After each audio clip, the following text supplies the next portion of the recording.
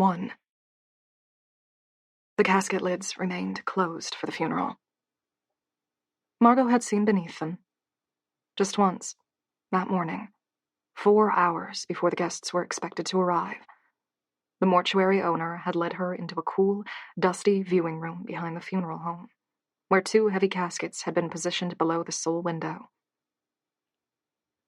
Margot blinked furiously. Her eyes were dry, but her throat felt rough, as though she tried to swallow gravel. She fixed her gaze on her clenched hands as she willed her stuttering heart to calm. There had been no question of whether her parents' funeral could include a viewing. Around her, old pews creaked. A lot of people had shown up, more than she'd anticipated. She'd found a seat about halfway back in the dim, cold church and sat surrounded by an ocean of black-wrapped strangers. Ahead, past the rows of gently shifting heads, the 2 caskets had been positioned on the raised platform. A pastor with a soft, well-creased face stood behind the lectern and read from loose pages of handwritten script. He talked about how the Lord was taking his children home, how they would be missed by all, how we might not understand why loved ones had been taken so suddenly, but that it was not for us to know. He wasn't telling her any of the things that really mattered.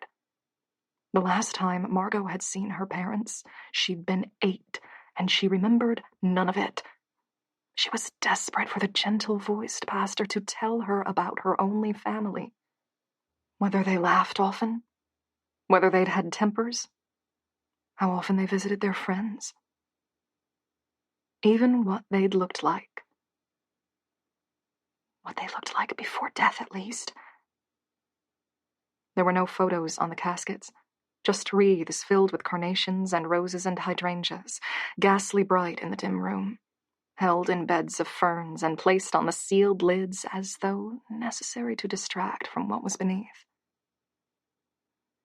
Under the stream of gentle platitudes, Margot was left grasping for any hint of what kind of people her parents might have been. A lot of guests had shown up. They were liked in town then, or at least they were entrenched enough that acquaintances felt obligated to attend. The caskets, bought as part of a funeral plan years before, were solid and carefully crafted, but their design was simple. They looked expensive, but not gaudy.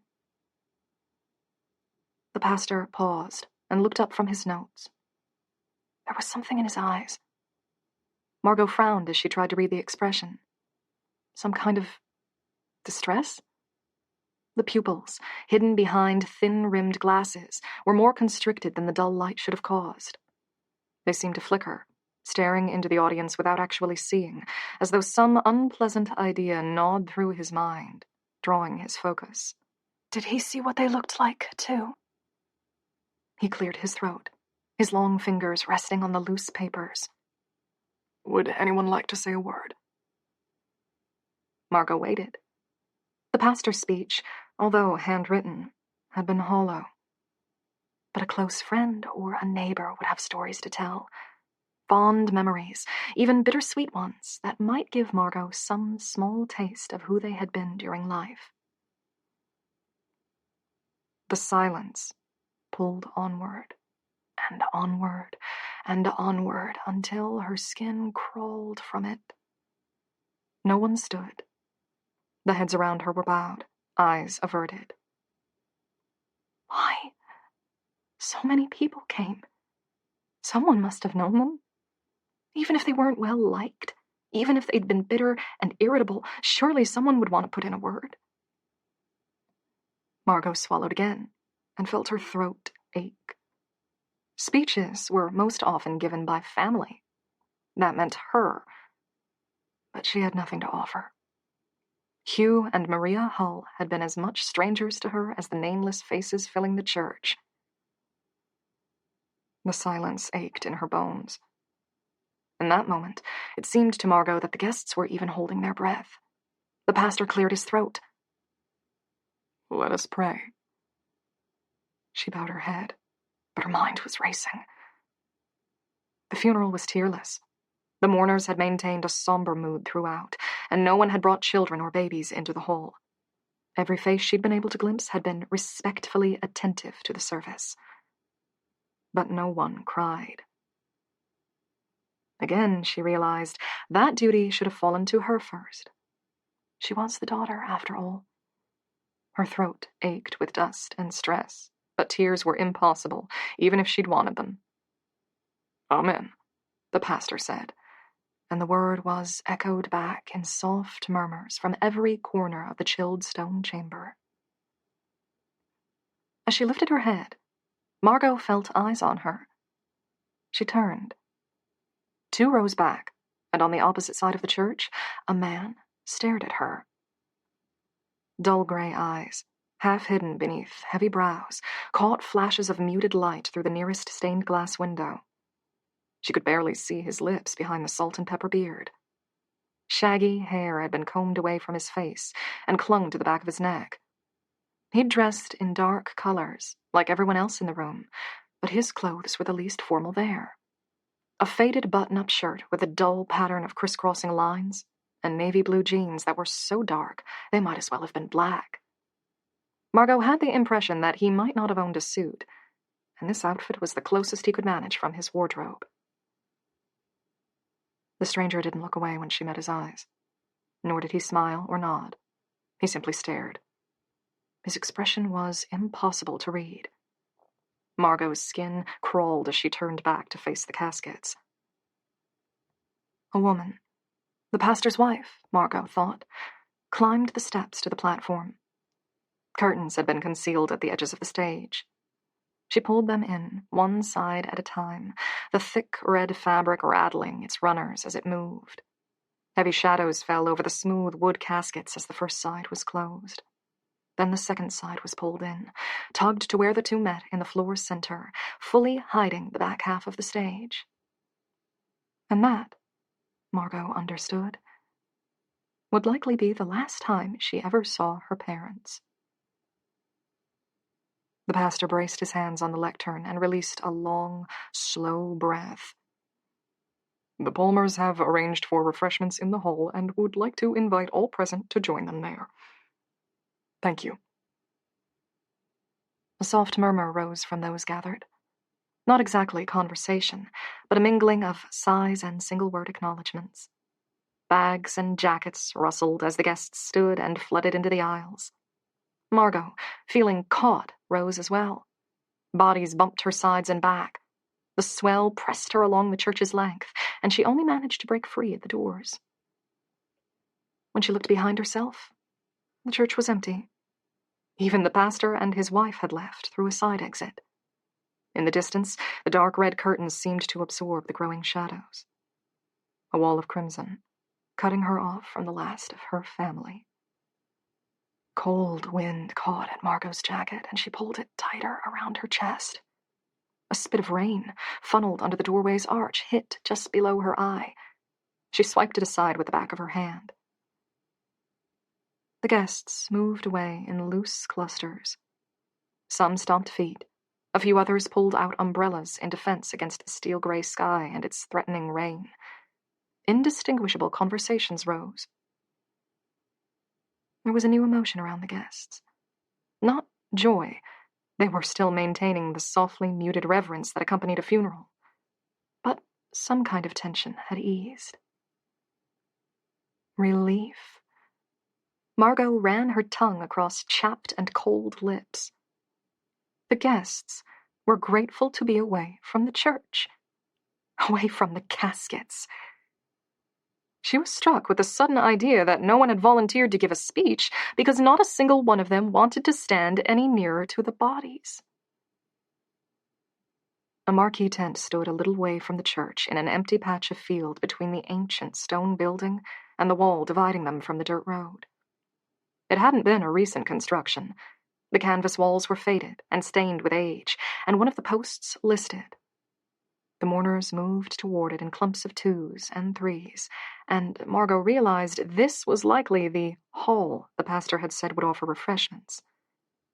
The church was too small to hold a milling congregation after Sunday services, and the building was too historic to build an extension, so the cloth tent served as a gathering point.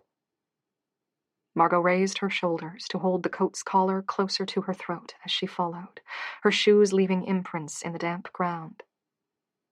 She felt faintly lost. There had been so little time to do anything, prepare anything, that she'd mostly flown on the idea that she would figure everything out when she arrived at Leaf Fell. Now she was here, and she felt more painfully untethered than she ever had in her life. The call from a lawyer had come just 2 days before. He'd said he was contacting her to share some unfortunate news. Her parents were dead. He didn't know the full details, but he'd been told they had passed of heart attacks. The funeral was already paid for, and a close family acquaintance was making arrangements for the service, so she wouldn't need to do anything at that time. Margot, still reeling, had leaned one shoulder against her kitchen wall as the call continued. He explained that her parents' sudden deaths had left Margot the sole recipient of their estate. That included their family home. The home she had, supposedly, grown up in. A home she couldn't even remember. And the family business. Gallows Hill Winery. The funeral had been scheduled for Wednesday, leaving Margot with just enough time to pack her cases before getting into her car for the 2-day drive across the country, stopping at whichever motels had vacancy signs out front and eating at whatever fast food places didn't require detours. She'd managed to arrive that morning with just a few hours to spare, and had gone to the funeral home first. The director hadn't seemed surprised. If anything, she had the impression that he'd been waiting for her. And he'd taken her to the back room for the only viewing of her parents that would be allowed. "We did the best that we could, but..." Her breath caught in her lungs. She quickened her pace, lifting her chin to catch some of the ice-laced wind to cool her suddenly burning skin. She'd been so focused on making it to the funeral home in time that she hadn't given much thought to what would happen after. There would be loose threads to tie up, but she didn't even know what they were yet. She'd been bequeathed their home and their business, but they wouldn't actually be hers until the estate had been settled. She wasn't sure if she would be allowed to stay in the house until then.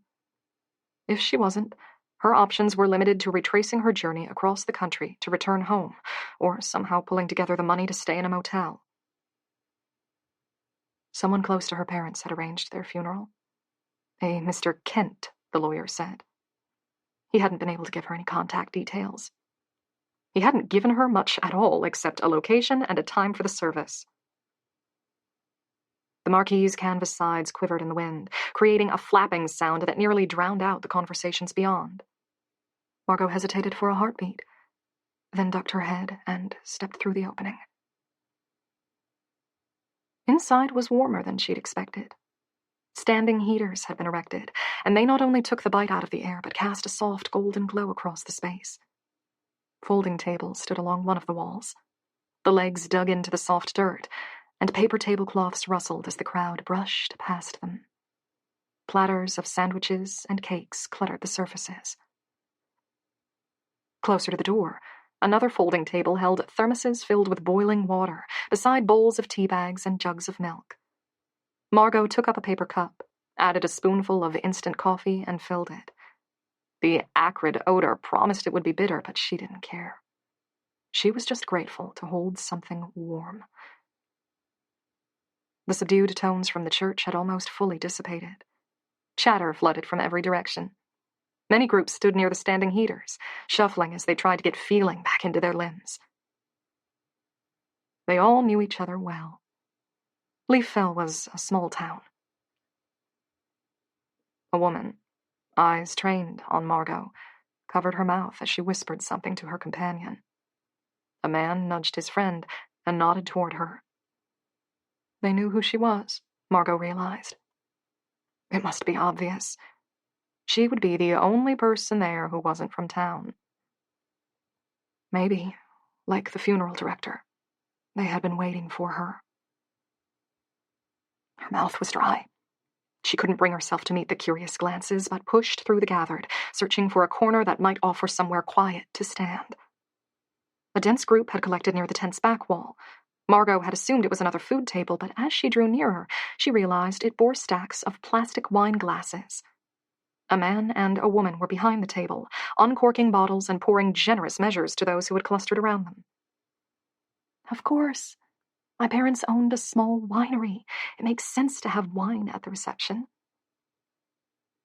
The bottles were dark, which let the stark white label stand out. The logo was simple. A tree's silhouette, leafless, its dead branches twisting into unfathomable and arcane shapes. Below that, in a formal serif font, Gallows Hill Winery. That logo touched something at the back of Margot's mind. A memory, or perhaps the impression of a memory. Maybe even a dream. Dark and dead branches, enormous, twisting, writhing. She turned away from the table, her heart racing as she tried to catch a hold of it. A fleeting memory from the first 8 years of her life. It flowed away from her like water between her fingertips, and the harder she tried to hold on, the faster it vanished. A cold, bony hand landed on her forearm, fingers dug in. Any noise Margot might have wanted to make died in her squeezing throat. The woman before Margot had to be at least 80. She barely came up to Margot's mid-chest. Her skin was an unsettling white and heavily creased, and Margot had the impression of bleached, crumpled crepe paper. Long, white hair had been plaited and then pinned into a knot behind her head. The only respite from the white came from her green eyes, blurred with cataracts, and the loosely layered black clothes. I'm so very sorry. The hand on Margot's forearm was so translucent that blue veins were visible as they pulsed beneath. The grip tightened a fraction. You're the daughter, aren't you? She struggled to smile. Yes. Oh. She made a faint, shushing noise. Poor thing. I am so sorry. I am so sorry. Those were common enough words at a funeral. But something about the way she said them made Margot's skin crawl. As though it wasn't just a platitude. As though she was apologizing. What? I should have been there that Friday. A rasping, coughing noise caught in her throat. The woman closed her eyes and leaned nearer. Should have, but I was sick. Pneumonia, yes. Couldn't get out of bed. Couldn't be there, and now... Margot's pulse beat hard, a tempo that pushed until she thought her very veins would burst. Such an awful thing, the woman murmured, and the coughs returned, deep, slow, and rasping, like a saw drawn through dry wood. She struggled to speak through them. They weren't perfect people, but they didn't deserve that. Do you... Margot's voice cracked. She was acutely aware of the bodies around her, the glances, the whispers, the pressing heat of 100 strangers crowded inside the tent. How did they die? The woman lifted her head. Her eyes were narrowed and, beneath the cataracts, sharp. One hand came up and pressed against Margot's cheek. The flesh was cold, clammy. Be careful, the woman said. Her final words were drowned inside the gasping, wheezing breathlessness. Be safe. She turned and vanished into the milling crowd, leaving Margot abruptly lost in her wake. No more. The tent's heaters had been a relief when she'd first entered, but the packed bodies were turning the space oppressively warm. The flapping tent wall beat its tune without pause. The scents of coffee and churned earth and wine burned her nose as they flooded down to her lungs. She needed to get out. Margot pressed through the crowd, acutely aware of the way people's eyes followed her when they thought she wouldn't notice. The space was packed, and the gaps between black-clad mourners claustrophobically narrow. Someone behind Margot laughed, the sound jarring. She dropped the half-full cup of coffee into a bin. The exit was close. Margot fixed her sight on the slice of natural light between the tent's loose door flaps. Bitingly cold air warmed across her skin as she drew near. A man moved in to block her path. Margot pulled up short, feeling a sting of shock as she recognized him. He'd mussed his shaggy gray hair out of the damp, combed arrangement she'd seen in the church. He stepped toward her, and Margot noticed a slight limp. "Hello, Margot." His voice, like his clothes, was rough at the edge, slightly cracked, slightly gravelly. His head tilted as his gray eyes searched hers. "It's good you made it in time." Margot's palms were damp. She felt exposed under his quiet scrutiny. Someone bumped her shoulder as they passed. Someone else near the tent's back wall laughed again, the sound a little too loud, a little too urgent. "Hope it was okay." The man's wide shoulders shifted in a brief shrug. His voice was soft and nearly swallowed under the rapid conversations around them.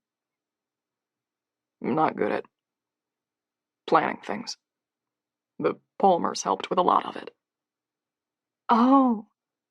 Margot took a sharp breath, reassessing him. Pieces clicked into place. "Mr. Kent?" "Can't," he said. "Sorry, Mr. Can't." "Just Can't is fine."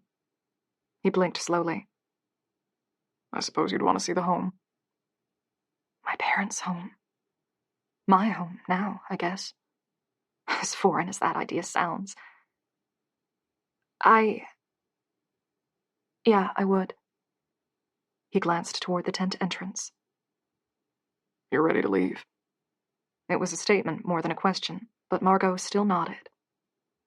"You have a car?" "Yeah." "Then follow me. I'll show you the way."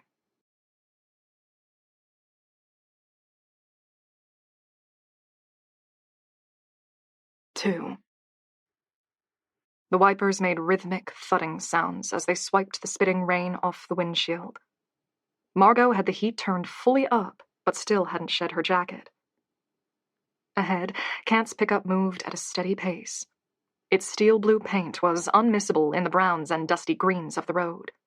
The area would have been beautiful and lush in summer, Margot thought, but they were in the early weeks of winter, and the shrubs and trees had withered into stark, barren angles. The pickup's left indicator light flashed, and Margot slowed. On the side of the road was a wooden sign supported by two posts. Gallows Hill Winery. The twisting, silhouetted logo caught the sparse rain and funneled it downward. Beneath, in a smaller font, it read, "Award-winning, small-batch vintage wines. Public storefront." Margot searched the image of the twisted, dead tree and waited for the flash of emotion she'd felt when she'd glimpsed it on the bottles. But this time it was barely a flicker. The black rendered branches appeared cold, grim. And although Margot opened her mind to it, no images came. She turned into the driveway, following the blue pickup. Trees flanked the path. They would have provided shade in summer, but the bare branches now formed lattices over the sky, slicing it into 1,000 jagged pieces of gray. The storefront appeared to her left as the driveway widened, leading into a parking bay with room for a half-dozen cars. The store, built of wood and steel, appeared modern. Wide windows faced the drive. Barrels were stacked around the entrance. A second sign, suspended on two posts, read, "Public storefront." The door was closed, though, and the windows were dark. Everyone would be at the reception. They followed the drive as it narrowed and turned in a slow arc. Her small hatchback lurched as it passed over a dip in the road, then rose onto a single wide bridge passing over a small, slow-moving stream. Margot had just enough time to glimpse clusters of dead leaves and slimy debris catching along the banks. Then she was past it, and following the pickup as they climbed a hill. The hill. Gallows Hill. Barren trees continued to flank the drive. Most of Leafell had appeared flat or with gradual undulations. From what Margot had seen, this might be the only truly significant hill in the region. It wasn't sharp, but rose steadily. A break in the trees gave her a view of the top. From that angle, it seemed immense. A hazy glimpse of something man-made, the house, appeared through the drizzling rain. Margot, hungry, desperate, strained forward over her wheel. She had an impression of a broad roof, but then the trees closed back in and smothered her view of the home. Kent held his steady pace, his pickup rocking over the road's uneven patches. Margot's hands itched as she flexed them on the wheel. She'd told herself not to expect anything, not to daydream, not to imagine scenarios, because there might be nothing for her in Leaf Fell. But every time she thought she might have stamped down hope, it rose again, aching in her heart and in her bones until she could barely breathe from it. Hope for what? She couldn't answer herself, but it throbbed through her again. A deep, desperate want, so powerful, she felt like she could tear her own chest open if she could just be rid of it. A side road split off from the driveway. Kent bypassed it, but Margot twisted to see down its length. There were more buildings in that direction. She caught glimpses of peaked roofs and fences, but then they were gone, and she focused back on the road ahead. They continued to climb. The path was never too steep. Her tiny hatchback was made for the suburbs, and even though the engine became growly, it didn't struggle. But Margot was conscious of how far they were rising, even though the bends in the driveway worked to disguise it.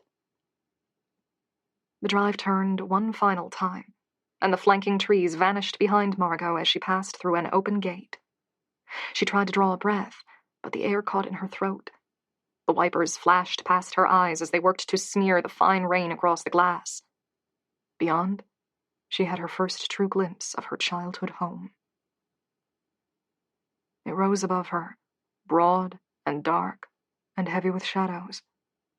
Although it had a second floor, it was still wider than it was tall. Rooms sprawled out to both sides, jutting at inexplicable angles. A wide porch wrapped around the building. Wooden posts supported the roof, rising out of the porch railings at regular intervals. Dark windows interrupted the walls. The roof was broad and ran at a low angle, and its gutters dripped excess water in a steady flow. The car resolutely piped hot air toward her, but Margot felt the cold invade her bones. This is home? She waited for something. Anything. Memories, emotions, even a sense of distant familiarity, like reconnecting with an old family friend. The house offered her nothing. Maybe they changed it, added extensions, renovated. It might have looked different when I was a child. No, she realized. The house was old. Far, far older than Margot herself. The wooden walls were a map of cracks and stains. The boards might have held rich colors once, but time and sun had bleached them to gray. The roof had been maintained. Smatters of new tiles intersected the mottled old. But Margot was hit by the impression that the building had not seen significant change in any recent generation. It was old enough to belong to the hill now, as much a part of the landscape as the ragged rocks poking through sparse grass. The blue pickup drew to a halt near a set of stairs that rose to meet the porch. Margot couldn't bring herself to drive that close. Instead, she pulled her car off the path several dozen paces away. Thin weeds grazed her ankles as she stepped out. Funneled by the wind that cut through patchy trees spaced about the house, the rain flicked across her face, catching in her lashes. Margot hesitated at her car's side, one hand still holding onto the handle, as though half prepared to step back into her car and let the house shrink in her rearview mirror. Kent waited at the base of the stairs, his weight resting on his right leg. His expression was unreadable. Margot had the uncomfortable feeling that he was gauging her reaction, that he wouldn't try to stop her if she turned around and left. No. You wanted to know about your family. You wanted it so badly that you cried yourself to sleep in that motel last night. It's too late for cold feet.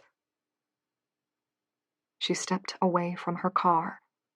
The wind pulled at her coat and snagged strands of hair across her face. Kant dipped his head slightly, as though accepting her decision, and turned to climb the stairs. There wasn't enough sunlight to define the shadows, but Margot still felt it when the estate's layered shade fell over her. Grass crackled under her shoes. Margot couldn't stop herself from watching the cold, dead windows as she approached. No lights were on inside the home, and it left the glass with a vacant, dark sheen.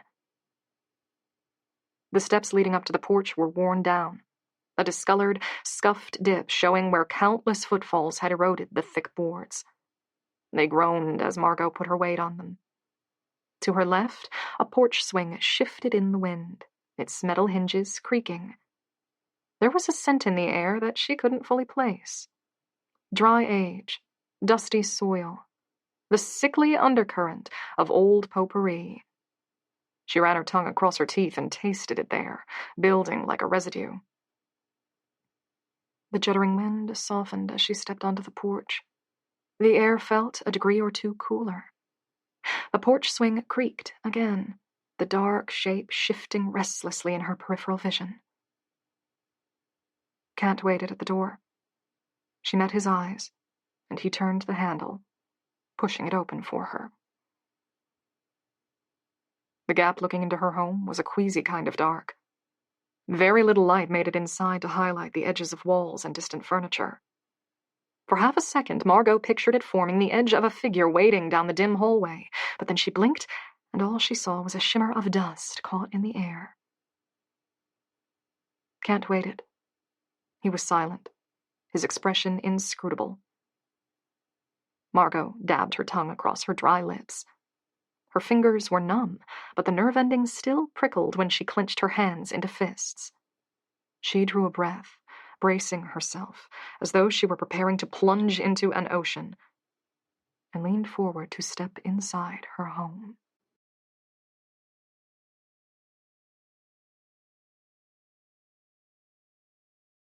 Three. A clock ticked somewhere deeper in the house, meting out small slices of time that couldn't quite match her heartbeat. A hall speared ahead, with open archways and closed doors on both sides. Limited light streaked through windows that had gathered years' worth of residue. A floorboard creaked as Kant shifted past her. He ran his fingers over a set of switches just inside the door, and the lights flashed on in bursts, starting above her and shooting down the house's length. The gold glow wasn't as strong as she would have wanted. It should have been enough to chase the shadows away, but instead it barely made them retreat. They clustered in corners, around furniture, along the walls. "Kitchen's this way," Kant said, shifting toward the open archway to their left. Margot didn't immediately follow. Her eyes tried to drink in the house's details, but even with the lights, they seemed to merge in unnatural ways. There was too much to take in at once. Too many lines and curves and corners. A flash of a paisley-patterned armchair to the right. A sitting room? Wood-paneled walls here, painted walls farther along. Old floorboards ran through the house. They were all worn down. Only the varnish closest to the edges had survived. The sound of running water broke Margot's hesitation. She moved forward, tiny flecks of dust spiraling around her as she stepped into the archway. The kitchen was dated, its cabinets and appliances all harking back to an older world and chipping around the edges.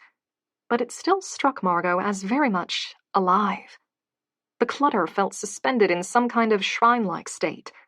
The wrinkled towels hung over the oven handle, the kaleidoscope of magnets scattered across the fridge, the half-empty jars of pecans and dried apricots pressed against the splashboard. They all told tiny pieces of a narrative that Margot badly wanted to hear. Kant had shed his coat and draped it over the back of a chair. He stood at the sink, refilling the kettle. The window wasn't large, but it did its part in highlighting the wrinkles across his face. His gaze didn't waver as he watched the water flow. Margot stopped, just short of entering the room. Her legs felt strangely unsteady. "You knew my parents, didn't you?" "Yeah." It came out as a short syllable. "Yeah," closer to a grunt than conversation. He looked at her over his shoulder, and his eyes softened a fraction. "You'll want to know about them. But I need something to drink first." "Right, sure." He placed the kettle back onto its stand, then indicated the kitchen cupboards. "Mind if I—" "Go ahead." She watched as he fetched 2 mugs from an upper cupboard and a jar of instant coffee from the rows of bottles beside the fridge. He was familiar with the kitchen. She wondered how many hours he'd spent in there, if he had a favorite seat at the small white-painted table, if one of the mugs was his. He wasn't family, but he belonged in the space so much more than she did. She struggled to put a smile into her voice. "It's kind of weird to be asked permission in a building I don't even know." "It's only polite." He gave her another glance. "Your house, after all." She leaned her shoulder against the doorframe, the prickling ache filling her throat all over again. "I mean, is it? Probate won't finish for another few weeks, so I'm pretty sure the court owns it right now." It had been an attempt at humor, but when she tried to laugh, the sound came out ragged and uncomfortably loud. She clamped her mouth shut to quiet it. The silence that followed was painful. "It was Hugh and Maria's house," Kant said gently. "They're gone, and that means it's yours now. No one would argue with that." She didn't know where to look, and fixated on the worn rope rug beneath the table. "You're sure? I'm not... I mean, I don't exactly belong here, in this town. I don't even remember what the place looks like." Kant's hand flicked aside in a cryptic gesture. "House is still yours. Both the good and the bad parts, I suppose. Do you drink coffee, Margot?" "Yes, thanks." She watched him as he opened a drawer to retrieve a teaspoon, then shifted slightly, pulling her shoulders higher. "How do you know my name?" "You don't remember me, I guess." The spoon clinked as he dropped both it and its load of instant flakes into the mug. "But I knew you when you were small." He held a hand at waist height, indicating her size. Margot's stomach dropped, her heart beating too fast for the conversation's gentle tones. Her early childhood had felt like such a thoroughly separate, thoroughly detached event that she'd never considered that Kant might have been present for it. "Oh?" "You'd follow me around while I did my work, asking questions. So many questions. I used to pretend to be exasperated." A hint of a smile entered his voice, but it vanished as soon as Margot detected it. "I didn't really mind it, though. Things felt too quiet once you left." Once I left. As though it had been her decision. As though she'd had a choice. He crossed to the table and placed the 2 cups of coffee down, pushing one toward her. "No milk. It went bad," he explained, nodding to the dark hue. "Suppose it was on the verge of expiring even before." "Even before they died." "That's how I like it. Thanks." She took the closest seat, pulling her mug nearer, while Kant lowered himself into the white-painted chair across from her. He exhaled as he stretched his legs out. One hand closed over the mug's rim, though he made no move to lift it. He stared down at the drink for a moment, watching the tiny eddies, then said, "You'll have questions?"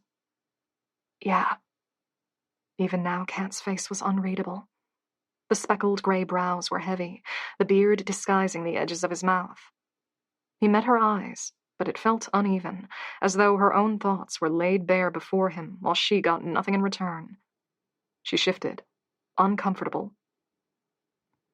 "You've known my parents for a while, I guess?" "Near 30 years. They hired me to be a manager for most of the practical half of the business. Live in the employee accommodations." He tilted his head toward the window, and Margot knew he was indicating the clustered buildings they'd passed on the drive up the hill. "Oh." She'd guessed that he must have been close to her parents in some way to be put in charge of their funeral arrangements. but she hadn't realized they worked together. It made sense, though. He probably knew them. Their routines, their preferences, their plans. Better even than a friend would have. She tried to remember what she'd seen of the buildings on the climb up the hill. The view had been obscured by the rain and mist and scrubby trees, but she was certain there had been more than a couple of roof lines. Margot ran her tongue across her teeth. Do other people live here too? Andrew does bookkeeping and sales work. His short fingernails picked at the edge of his mug. Nora and Ray run the public store, but they live in town and drive in each day. Otherwise, we have 8 full-time workers staying on property, plus seasonal employees. They bottle and ferment the wine, fill the casks, keep on top of the daily work. And his gray eyes flicked up to watch Margot's reaction. They're wondering if they still have jobs. A faint, tinny noise rang at the far back of her ears.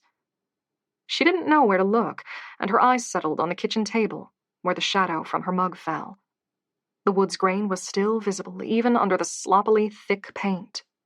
Weaving lines, uneven around the edges. She let her gaze track over them, following the rivers and eddies they formed, as her mind erased. The lawyer, the one who had called to tell her about her parents' deaths, had said the estate came with a business. He'd said very little about it, except it was a boutique winery. There had been no time to dig or question, and Margot, so focused on just making it to the funeral, had let herself imagine it was just a 2-person affair. Her parents handwriting labels and sticking them onto bottles that had fermented inside a kitchen cabinet. She'd been expecting a handful of loose ends to tie up, bills to settle, and supplies to sell. Little more. 12 full-time employees. It was larger than she'd ever expected. 12 people waiting for her decision. 12 people wanting to know whether their next paycheck would arrive. I can't. Margot caught herself, swallowed, and tried again. I'm not the sort of person. I haven't ever. Kent didn't try to hurry her, but waited as she fought to gather her scattered panic response into words. I don't know how to do any of this, she finally managed. 12 employees. She barely had enough in her savings to cover her own living expenses for the next 6 weeks. I can't, afford. Business has its own bank accounts. Kent raised the mug to taste the coffee. His brows scrunched together at either the heat or the bitterness, but it didn't distract him from continuing. Andrew manages the wages. Doesn't impact you. Okay. So, okay. She ran a fingertip across the thick white paint, trying to ground herself in small ways. It's just that I've never run a business before. I don't know how it's supposed to work or how wine's made. I know it's grapes, but you need to add something to them, right? I don't. As he watched her flounder, his features softened a fraction. The mug touched back onto the table with a soft click. Margot, you'll need to make a choice. But not tonight. Okay. Right. Okay. When she drew a breath, it was tight, whistling. I can manage things. Kent folded his arms on the table, resting his weight onto them. Gallows Hill pays for itself. If you want, we can keep it running the way it has. Nothing needs to change for the next few weeks, at least. I'll show you around the business, teach you how it works, and you make the decision in your own time. Okay. Her fingertip continued to scratch the white paint, but her mind was clearing in increments. If it doesn't work, if I can't stand it, I can always sell, can't I? If Kent says it's profitable, so surely someone would want it. They won't have to lose their jobs. I can show you around the winery and introduce you to the folks tomorrow, Kent said. I imagine you'll want to spend a night getting reacquainted with your house. She could feel it at her back. This sprawling monster of a home, rooms stretching in every direction, all of it foreign, all of it supposedly hers now. You'll have questions, Kant repeated. I can't guarantee that I'll always have the answers, but I'll do my best for you. Please. The coffee was cooling. Margot couldn't bring herself to drink it. Her question, the most important question, had stuck in her throat so long that she felt like she would choke if it stayed there another moment. How did my parents die?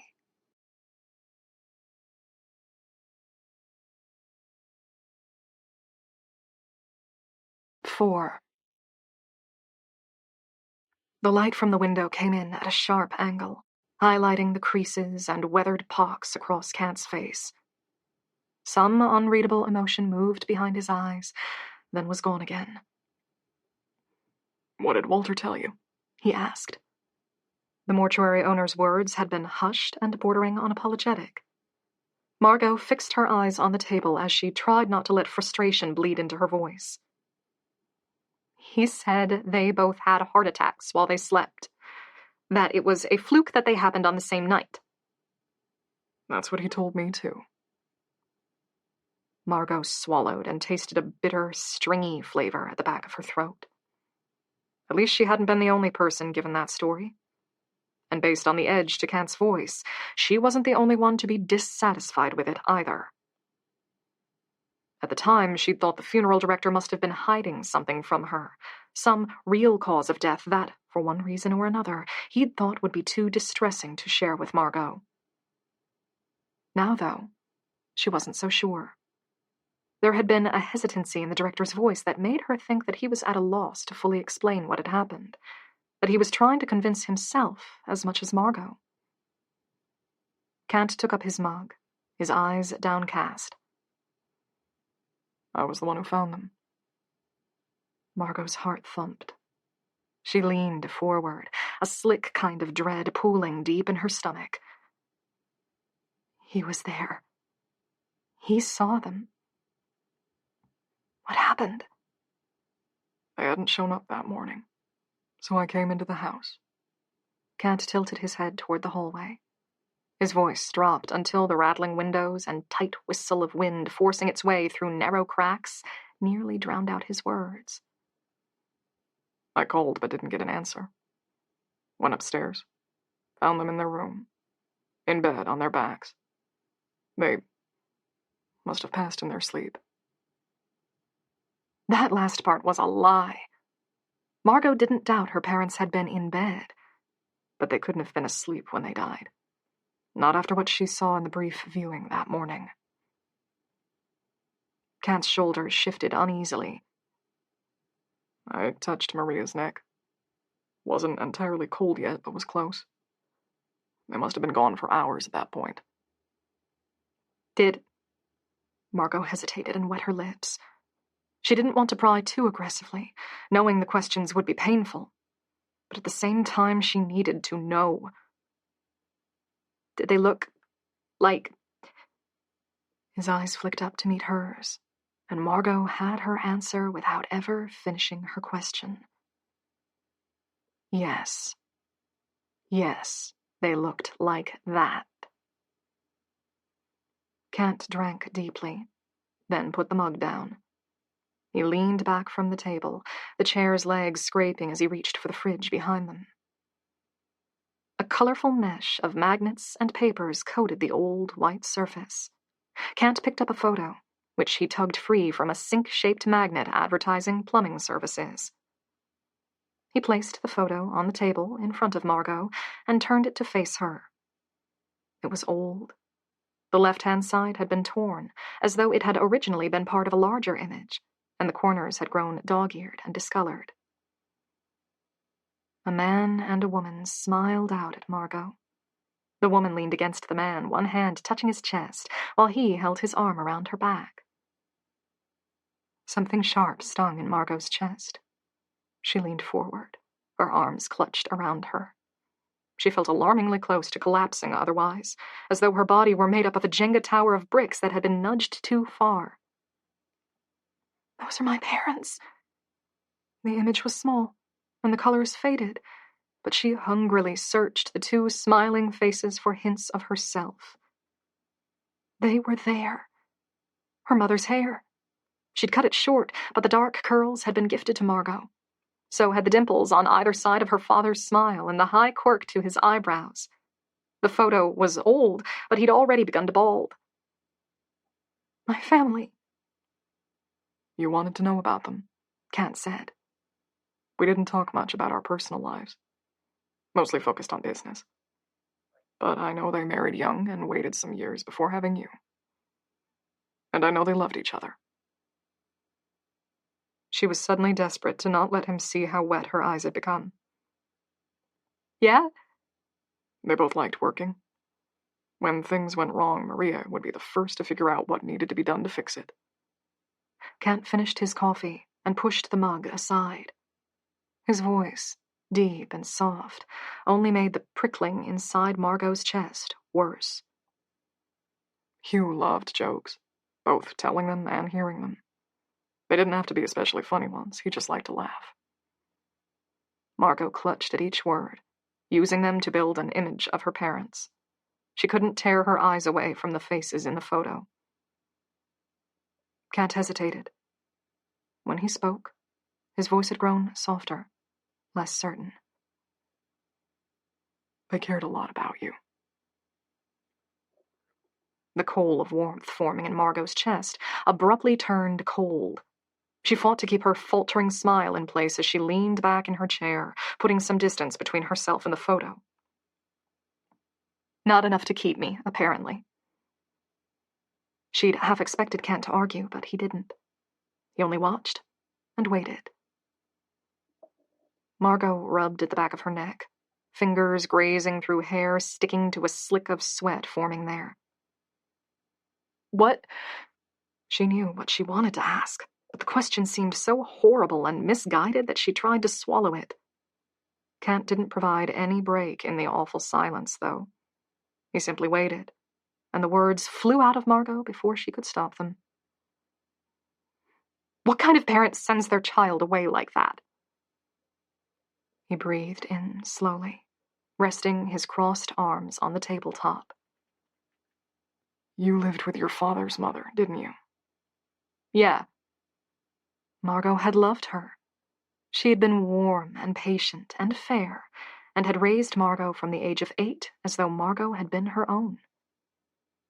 But it didn't overwrite the knowledge that Margot had parents, and that they had, apparently, been physically and financially capable of caring for her, and yet hadn't. They never called. Never visited. No birthday cards. No response to the invitation to my 18th birthday party, or to my graduation, or when I broke my leg and spent the night in the hospital. I thought they might come to Nana's funeral, but not even then. Her smile felt as though it was going to break her face.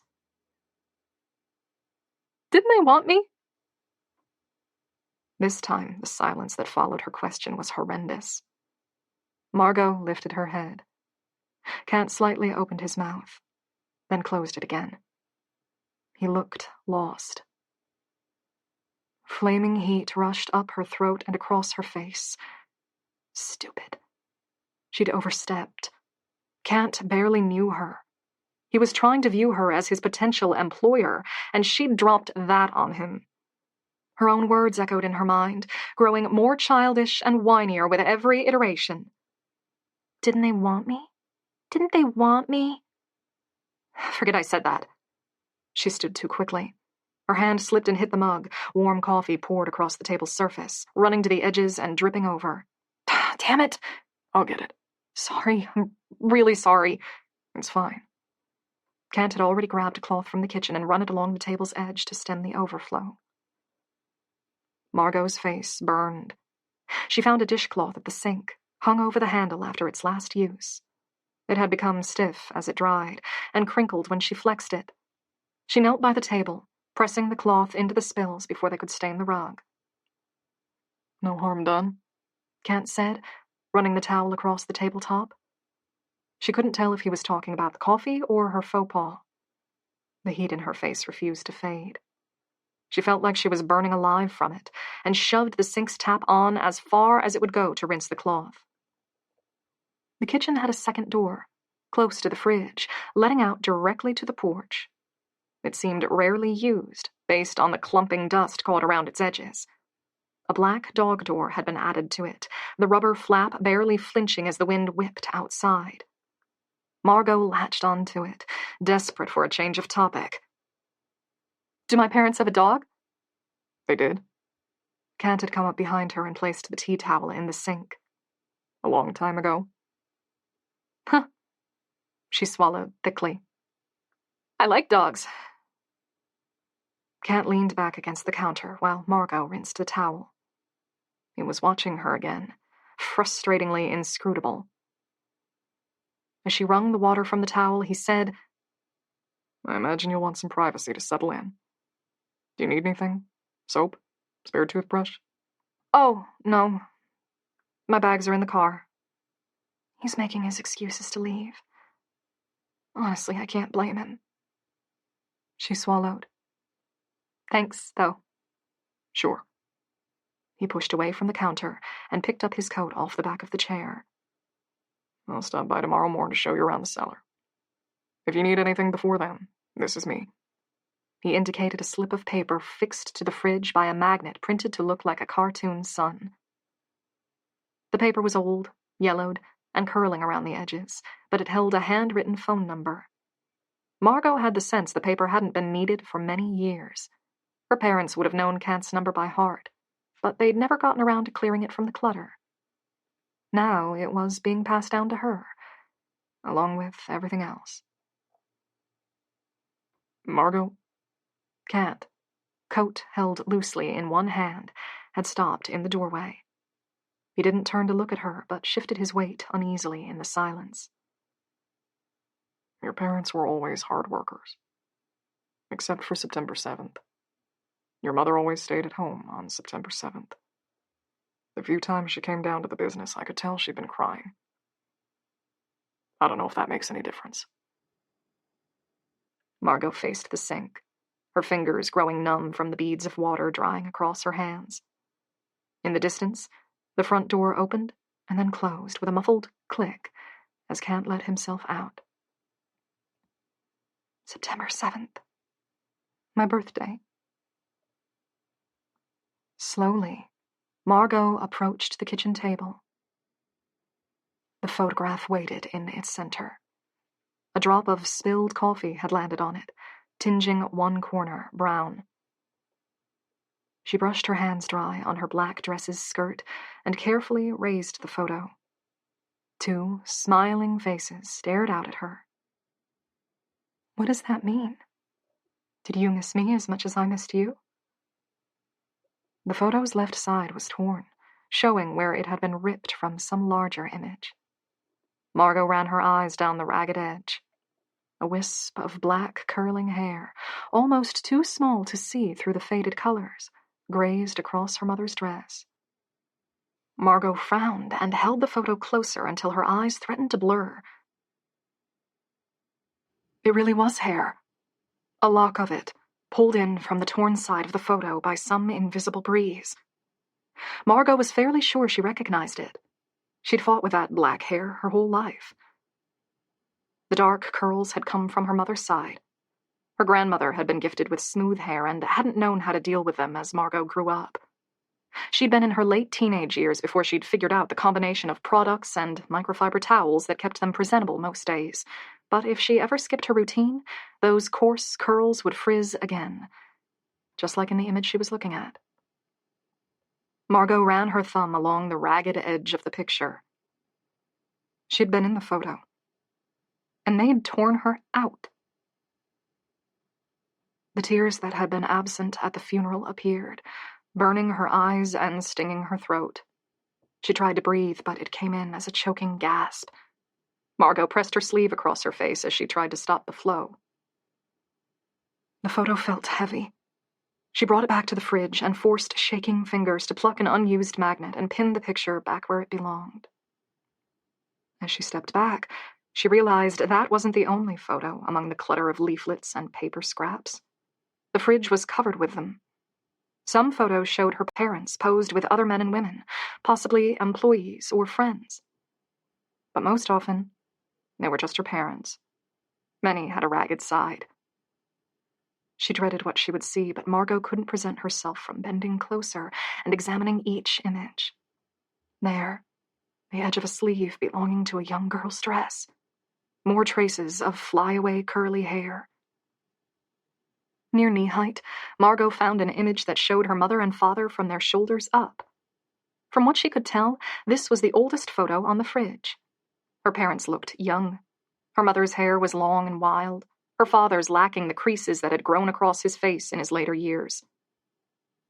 In the image, her mother's shoulders were lifted slightly, as though she were carrying something against her chest. That something was gone, though, the lower half of the image torn away. The only hint left was a flash of pink peeking above the ripped edge. If Margot wasn't wrong, that was the top of a baby's fist, reaching toward her mother's face. Margot backed away, her arms loose at her sides, her heart fracturing into painful shards that seemed to stab the pulpy flesh inside her with every movement. "Why?" she asked. Her voice echoed in the space, coming back in hollow loops. She swallowed a thick, unpleasant lump as her voice cracked. "What did I do wrong?" The empty house gave her no answer.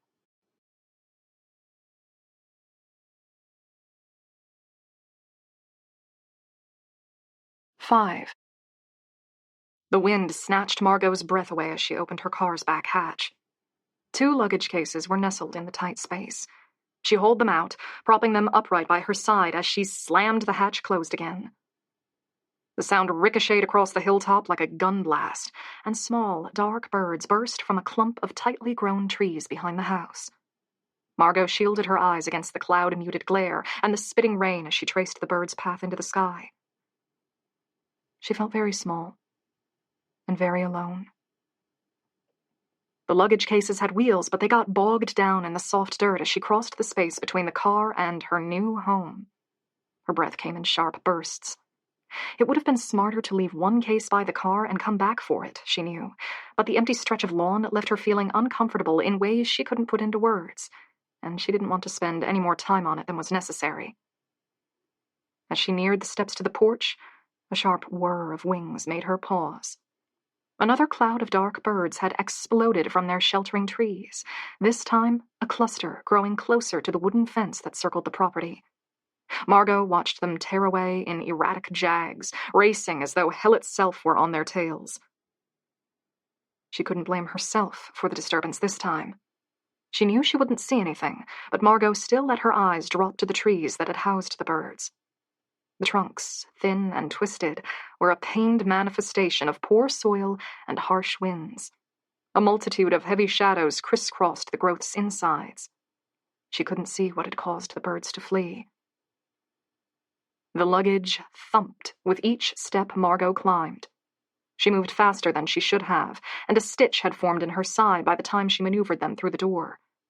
She bent over, inhaling stinging cold air. "Okay, take a minute. Figure out the next step." Margot left the cases against the hallway and gently closed the door behind her.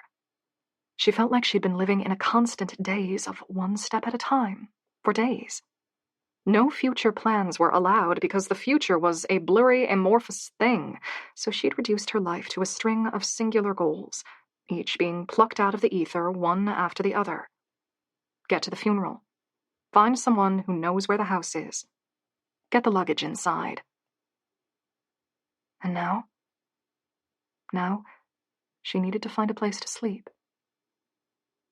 Margot pressed her hands into the dip behind her hips and stretched her shoulders and back. The house, left unheated for days, was dark and chilled.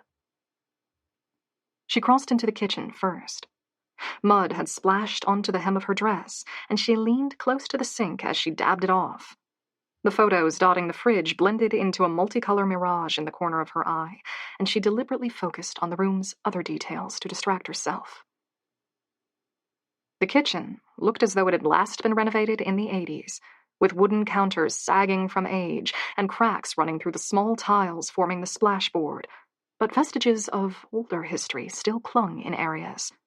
The metal hooks by the door had collected smears from many fresh coats of paint, showing they had likely been a part of the house for generations.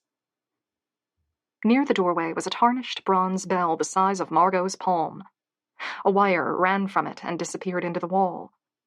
Margot approached it as she squeezed dampness from the dress's hem. She'd never seen that kind of bell in person before, but she recognized its design. Somewhere else in the house would be a cord that the home's owner could pull.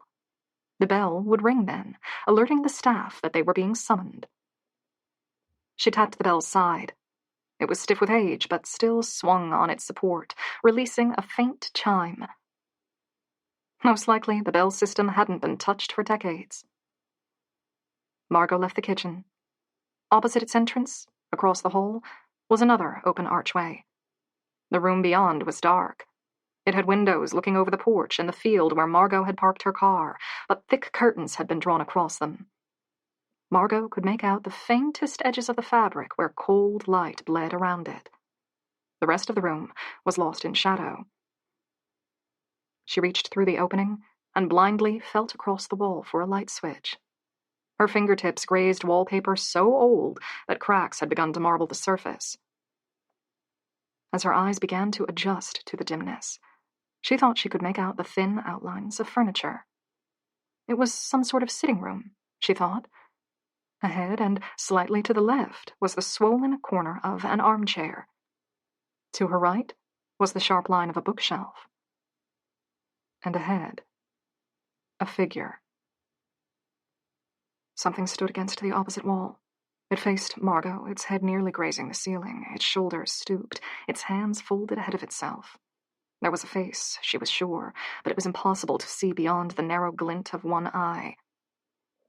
Margot's breath snagged in her throat. Have they been here this whole time? No. Stop. Calm down. It couldn't be a person.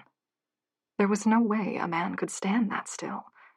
He was like a statue, not so much as a millimeter of give to him. The single, visible eye glittered.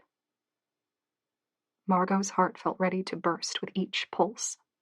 Her fingers, desperate to find the light switch, reached farther and finally touched plastic. She didn't dare take her eyes off the motionless form as she turned the switch. Dull light flooded the space from the overhead bulbs, wrapped in tulip-shaped shades.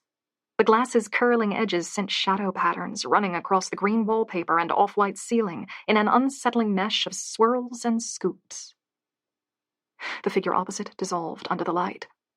It was only a patterned gray cloth, draped over a tall, narrow shape that reached nearly to the ceiling. Some kind of ornate coat rack, Margot thought. She felt tension drain out of her that she hadn't even realized she'd been carrying. A faint, nervous chuckle escaped, but the room was so cold and so unwelcoming to the intrusion of noise that Margot pressed her lips together to cut it short. She was in a living room. Couches and armchairs clustered around the left-hand side, all facing the opposite wall.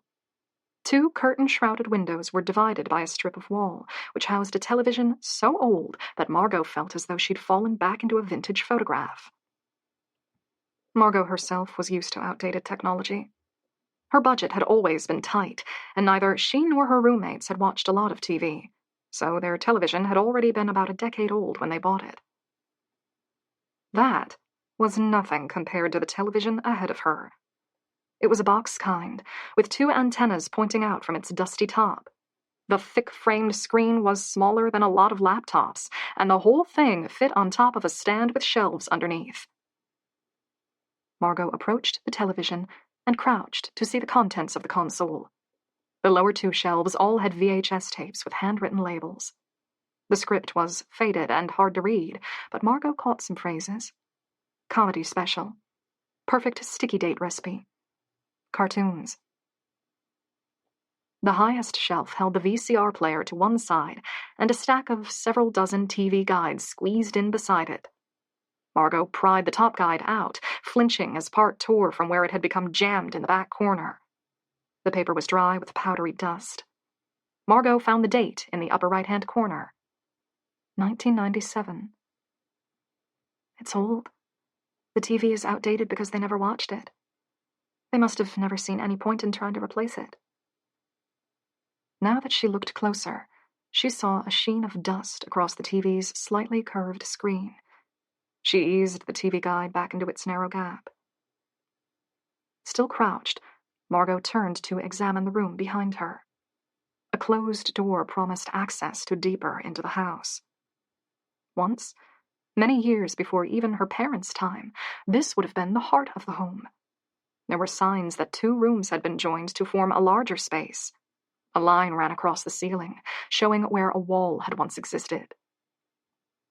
The house must have been relatively modest when it was first contracted, built with small rooms and sturdy doors to retain heat in winter. With each new generation that prospered, though, the house was made larger. An extension on one side, a wall knocked out here, an extra wing added there. Over time, it had sprawled.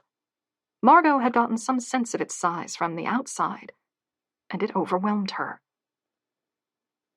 Her eyes were drawn back to the shadowed shape on the wall to her right. She thought she'd lost her fear of it when the lights came on, but a sticky, prickling unease continued to needle her.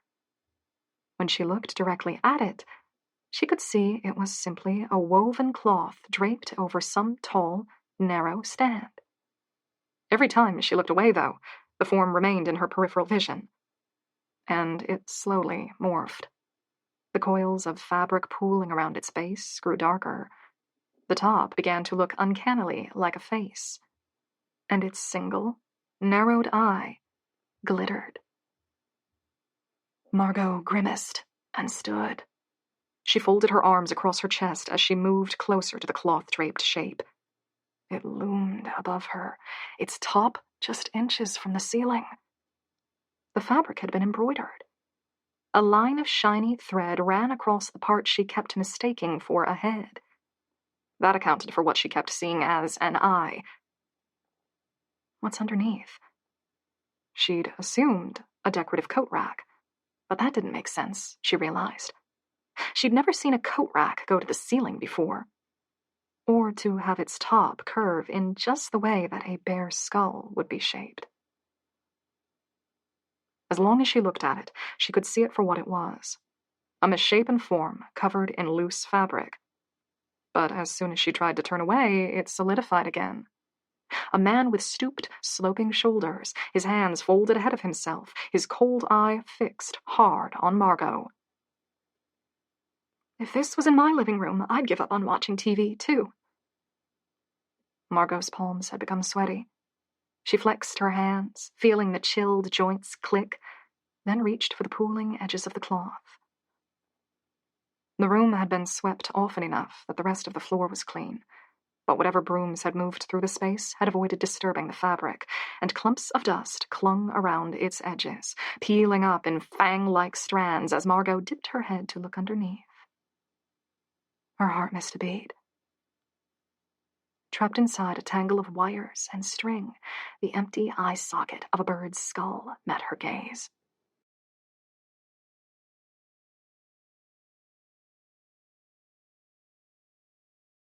Six. Thick dread coated the back of Margot's tongue as she met the skull's dried, fissured eye socket. Holes had been bored into the bone to allow tarnished gold and bronze wires to be threaded through, lashing the skull to something much larger underneath. She lifted more of the cloth. Tendrils of dust floated outward as they were disturbed for the first time in years. As the fabric moved still higher, the shapes beneath shifted. They set up a discordant rattle, bone against metal, stone grinding across wood. The noise ached in Margot's ears. Still higher, Margot stretched her arms overhead, gripping fistfuls of the gritty embroidered material. As the center of balance shifted, the fabric's own weight dragged it over and down. Margot let go of the cloth with a gasp and let it pool on the floor behind the shape. It's a person after all. At least, it's an effigy of one. The figure was monstrously distorted, but the inspiration was clear. It was a body, wider at the base, perhaps to imply some kind of robe, or maybe simply because it needed the support, then tapering upward to narrow shoulders and an elongated head. Is it supposed to be art? It has to be, doesn't it? Something postmodern made entirely out of... Her mind blanked. Part of her wanted to call it trash, or perhaps nature. But it wasn't entirely either of those things. Bones were incorporated, mostly small ones. Bird skulls, hip bones from what might have been a possum or a fox, and, most uncomfortably, teeth. Pieces of wood were woven between them. There were signs that the wood had been chosen carefully. Willow branches, longer than Margot was tall, had been braided into a cord used to lash other elements together. Shards of long, dried driftwood held elaborate carvings along their length. It wasn't all organic, though. Keys hung from it, interspersed with old, rusted spoons. They would have caused most of what Margot heard when she removed the cloth. Small pouches, some leather and some fabric, were hidden behind larger objects. The whole shape had been held together with wires. They looped through and around each element, tying into incomprehensible knots, turning it from a scavenger hunt collection into one solid form. Smooth river stones were dotted across it, clamped down by the fine, sharp metal. A deer's skull formed the figure's head. It loomed over Margot, all empty eye sockets and yellowed, elongated teeth. More wire threaded through it, tiny rivers of bronze sprouting out from the gaps in the bone and stretching across its bleached form. Margot tried to swallow, but her mouth was dry. Everything she'd seen about the house up to that point had suggested a comfortable, if mundane, life. She couldn't fathom why the couple who had been content with an aging kitchen and sagging couches might want something like this in their home. When she'd first tried to categorize it in her mind, she'd called it modern art. But that wasn't true. It was the opposite of modern, like a regression to a wilder, older world. Some arcane figure dragged forcibly out from history, powerful and patient, and not quite dead. Gooseflesh rose on the back of her arms, and Margot grabbed for the fabric. The embroidered threads prickled at her palms as she hurled it high, casting it back over the macabre figure. The material was heavy, and her aim was poor, and she ended up with a gap near the floor where parts of the effigy were still visible. She didn't want to fiddle with it, though. The structure was old, and, even woven through with wire, looked liable to break if she tried to pull on the cloth. And she didn't want to break it. Partially because it must have been, in some way, important for her parents to keep it in their living room for so many years. And partially because she felt as though damaging the form would invite some kind of horrific misfortune. You're being superstitious. It's a decoration. Maybe a gift from someone my parents didn't want to upset. Maybe a misguided crafting project by a now-gone relative. My parents didn't seem to like looking at it any more than I do if it was always covered. She'd have to decide what to do with it, eventually. Margot doubted she could let it stay in such a visible location. That meant breaking it up and throwing it out, or hiding it somewhere less intrusive, like a shed. But that would be a problem for another day. As she turned her back on it, Margot was once again struck by the unnerving way the cloth-covered shape seemed to morph into something human, something real, once it was only in her peripheral vision. Other than the archway to the main hall, the living room had one other doorway. At its rear, behind the row of couches. Margot approached it. She'd half expected it to be just a linen closet, but it opened into another hallway clad in desaturated wood paneling. Lights hung from the ceiling, but Margot couldn't see a switch. She squinted as she moved into the narrow passage. Her path was lit solely by the glow from the living room at her back. This part of the house seemed less used. Dust was thicker on the floor, and the air tasted stale. Occasional doors broke up the lines in the paneling, but she didn't try to open any of them. She was starting to develop the irrational fear that if she took too many turns, she might never find her way back to center.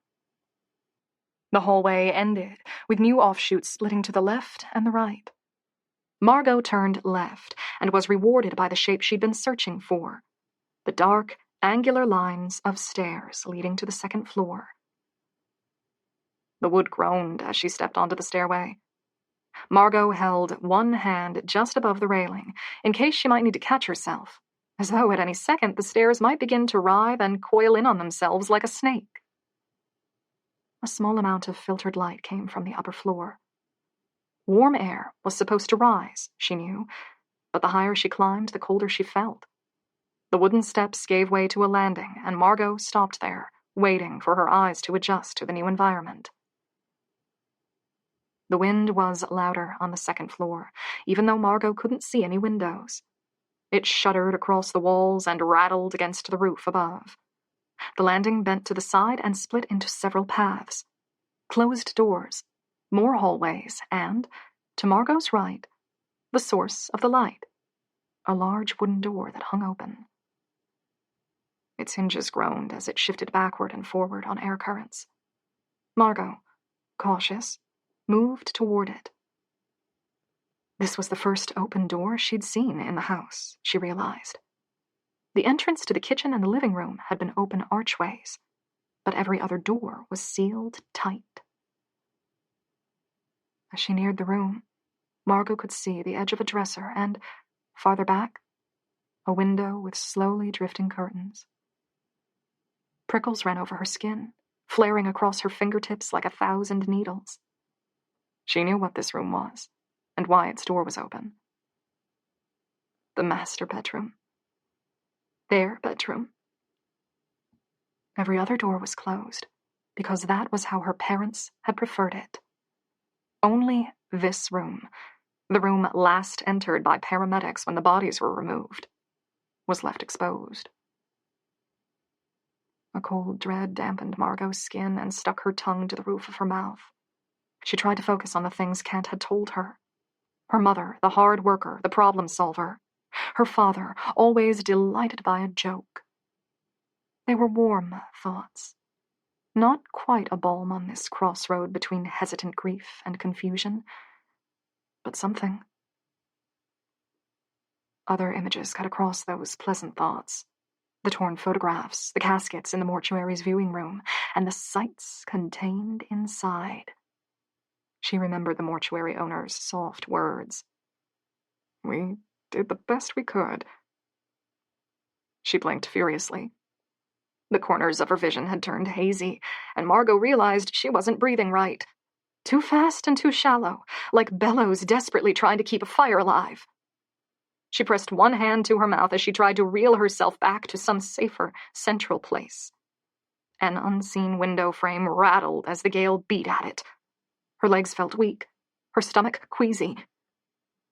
You came for closure, and you came for answers if there were any to be had.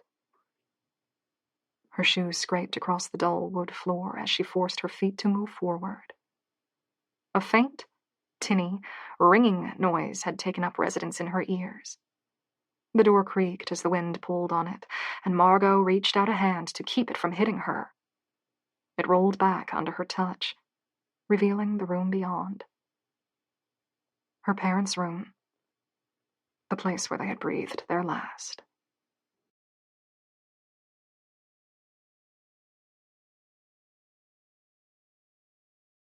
Seven. A queen-size bed took up the room's center. Its frame was made of heavy, old wood, much like the rest of the furniture. Opposite it was a chest of drawers. Beside that, double doors that most likely opened into a closet. A standing mirror was propped in the rear corner. It reflected a glimpse of Margot back to her, the heavy black dress and thick coat. her dark, curling hair going frizzy at the ends in response to the humidity. And her face, pinched and sunken and vacant, as though some part of the soul had already faded away, leaving a hollow vessel in its place. She didn't like seeing herself like that, and frowned as she turned away. The window on the back wall was flanked by curtains. Thick brocade formed dense lines of muddy green on the floor. Behind those, and pulled across the glass panes, were thin white curtains, designed to let filtered light through. They rippled in the wind, billowing toward Margot like waves. Another of the service bells hung beside the bed. That was strange, Margot thought. The master bedroom, of all places, should have a cord to summon the staff, not a bell to be summoned. Maybe the rooms had different uses when the system was installed. She took another step into the room. Her mirror self moved closer in response. The bed had been stripped. Only the mattress remained, faded and uneven from age. 2 indents, one on each side, marked the positions her parents had slept in most nights. The prickling, stinging sensation in her throat was back. In a strange way, those indents made her parents feel far more real than the photographs had. This was a stamp they'd left on the world. The shape and size of them, forever formed into the mattress, a tangible memory built across thousands of nights. Margot's hand shook as she reached toward the mattress. It was old, and likely at least a decade past needing to be replaced. The stitching had come loose in places, and the colors had faded into a murky gray blur. She touched it and felt a spongy kind of give. The sheets and quilts, unsalvageable, would have been removed along with the bodies. The mattress had been left, though. Someone must have decided it was too good to throw out, but Margot doubted anyone would want to sleep on it after it had cradled 2 corpses. She couldn't. Even if the house didn't contain a single other bedroom, she would rather sleep on the sagging couches next to the wire effigy than in the room where her parents had died. Some people believed that death stained a place. Margot didn't like to think of herself as superstitious, even though superstitious behaviors had a way of creeping into her habits. The slight skip over cracked pavement, the wariness during full moons. She would laugh at herself every time she knocked on wood. But it was hard to deny the unnatural sense of stillness in her parents' room. Their heartbeats had thrummed through the space every night until they'd abruptly stopped.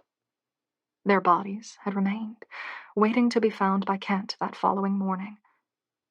But their selves, their lives, their souls, their personalities and hopes and fears and most private thoughts had faded into the ether during that night, sometime between 2 and 4 in the morning. And it almost felt as though part of that essence was still there, suspended in the air, waiting to be breathed in. "Who were you?" Margot's voice came out as a whisper. She leaned closer to the bed, dropping her voice even further.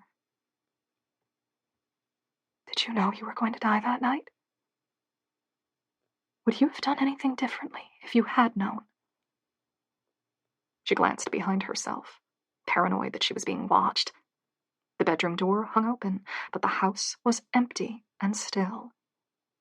Margot swallowed and, carefully, gingerly climbed onto the mattress. The springs creaked as they took her weight. Margot climbed across the space until she reached the shallow bump between her parents' indents, then lay down, her head next to where their heads had once been. The bed was stiff and smelled of must and age. The mattress, its springs soft, rocked under her with every small movement. Kent said they were on their backs when he found them. Margot rolled to face the ceiling. The plaster, a dull shade of white, stretched across the space, interrupted by the molding for the hanging ceiling lights. Directly above the bed was a crack. It started over Margot's torso and spread out in jagged fissures, and at its center was a stain. The discoloration was dark, the shade of fetid water and fungal decay. It bloomed like a flower, its overlapping petals showing where it had seeped and dried multiple times. Its center still looked fresh, moist. Margot stared at it, her eyes unblinking and her breath whistling between tightly pressed teeth. The fading light through the window seemed to catch on the dampness. She felt certain that if she lay there long enough, a drop of sour, greasy water would land on her. She sat up. Her heart ran fast. It's nothing. A leak. This house is old enough to have more than a few of those. It was immediately above the bed, though. And according to what Kant had said, her parents both slept on their backs. They must have been staring at it every night as they tried to fall asleep. And they hadn't tried to repair it. It could be fresh. Maybe it only formed in the last few days after they passed. That was impossible, though.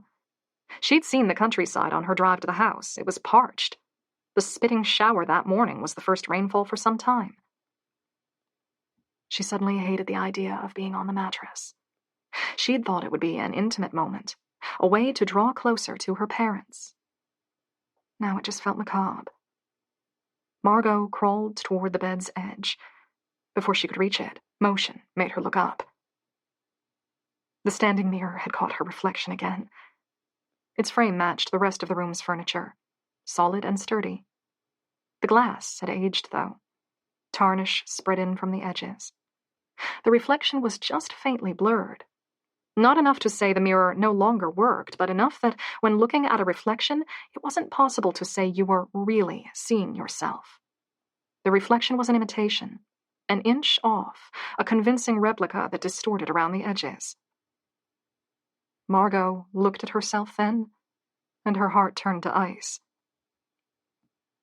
The mirror showed her, crouched on the bed, one arm reaching toward the edge. The black coat clung to her form. Her hair, dense and dark, and just starting to frizz at the edges, framed her face. And her face. Her skin had shrunken and puckered.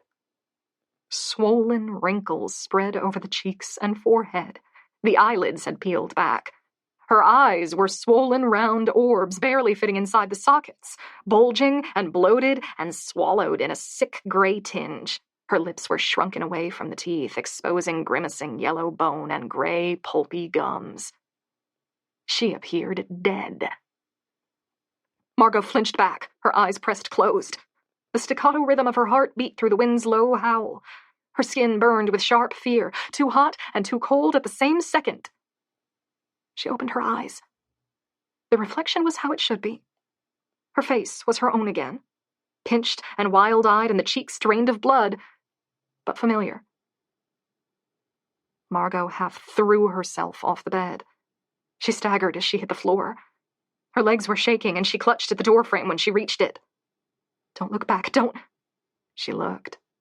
She couldn't help herself. The bed's mattress held 2 depressions where 2 bodies had lain over the years. Margot's own brief moment in the center was already erased, the mattress forgetting her as soon as she was gone. Past that, the white curtains rolled in huge billows. In that second, they almost seemed to be like white hands, reaching out, stretching toward her. In the far corner stood the mirror. It captured Margot in the doorway, normal and whole. At least, as close as she could be when she leaned on the house for support to stay upright. The phantom reflection, not quite in focus, not quite clear, stared back at her. Margot kept her eyes fixed on it, unwilling to turn away as she reached for the doorknob. She leaned back, watching, waiting for some trick of the light or shimmer in the glass to give her an explanation for what she'd seen. She kept watching until, at last, the latch clicked, and the only open door in the house was once again sealed.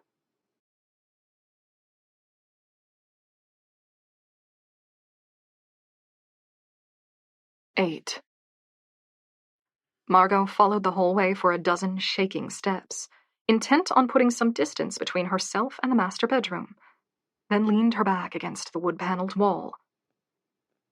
She slid down the surface in increments until her legs poked out at odd angles and her hands could lay loose in her lap. Then she waited. For what? For her heart to slow. For her mind to shake free from the sharp panic. For some kind of rationality to give her relief from the image in the mirror.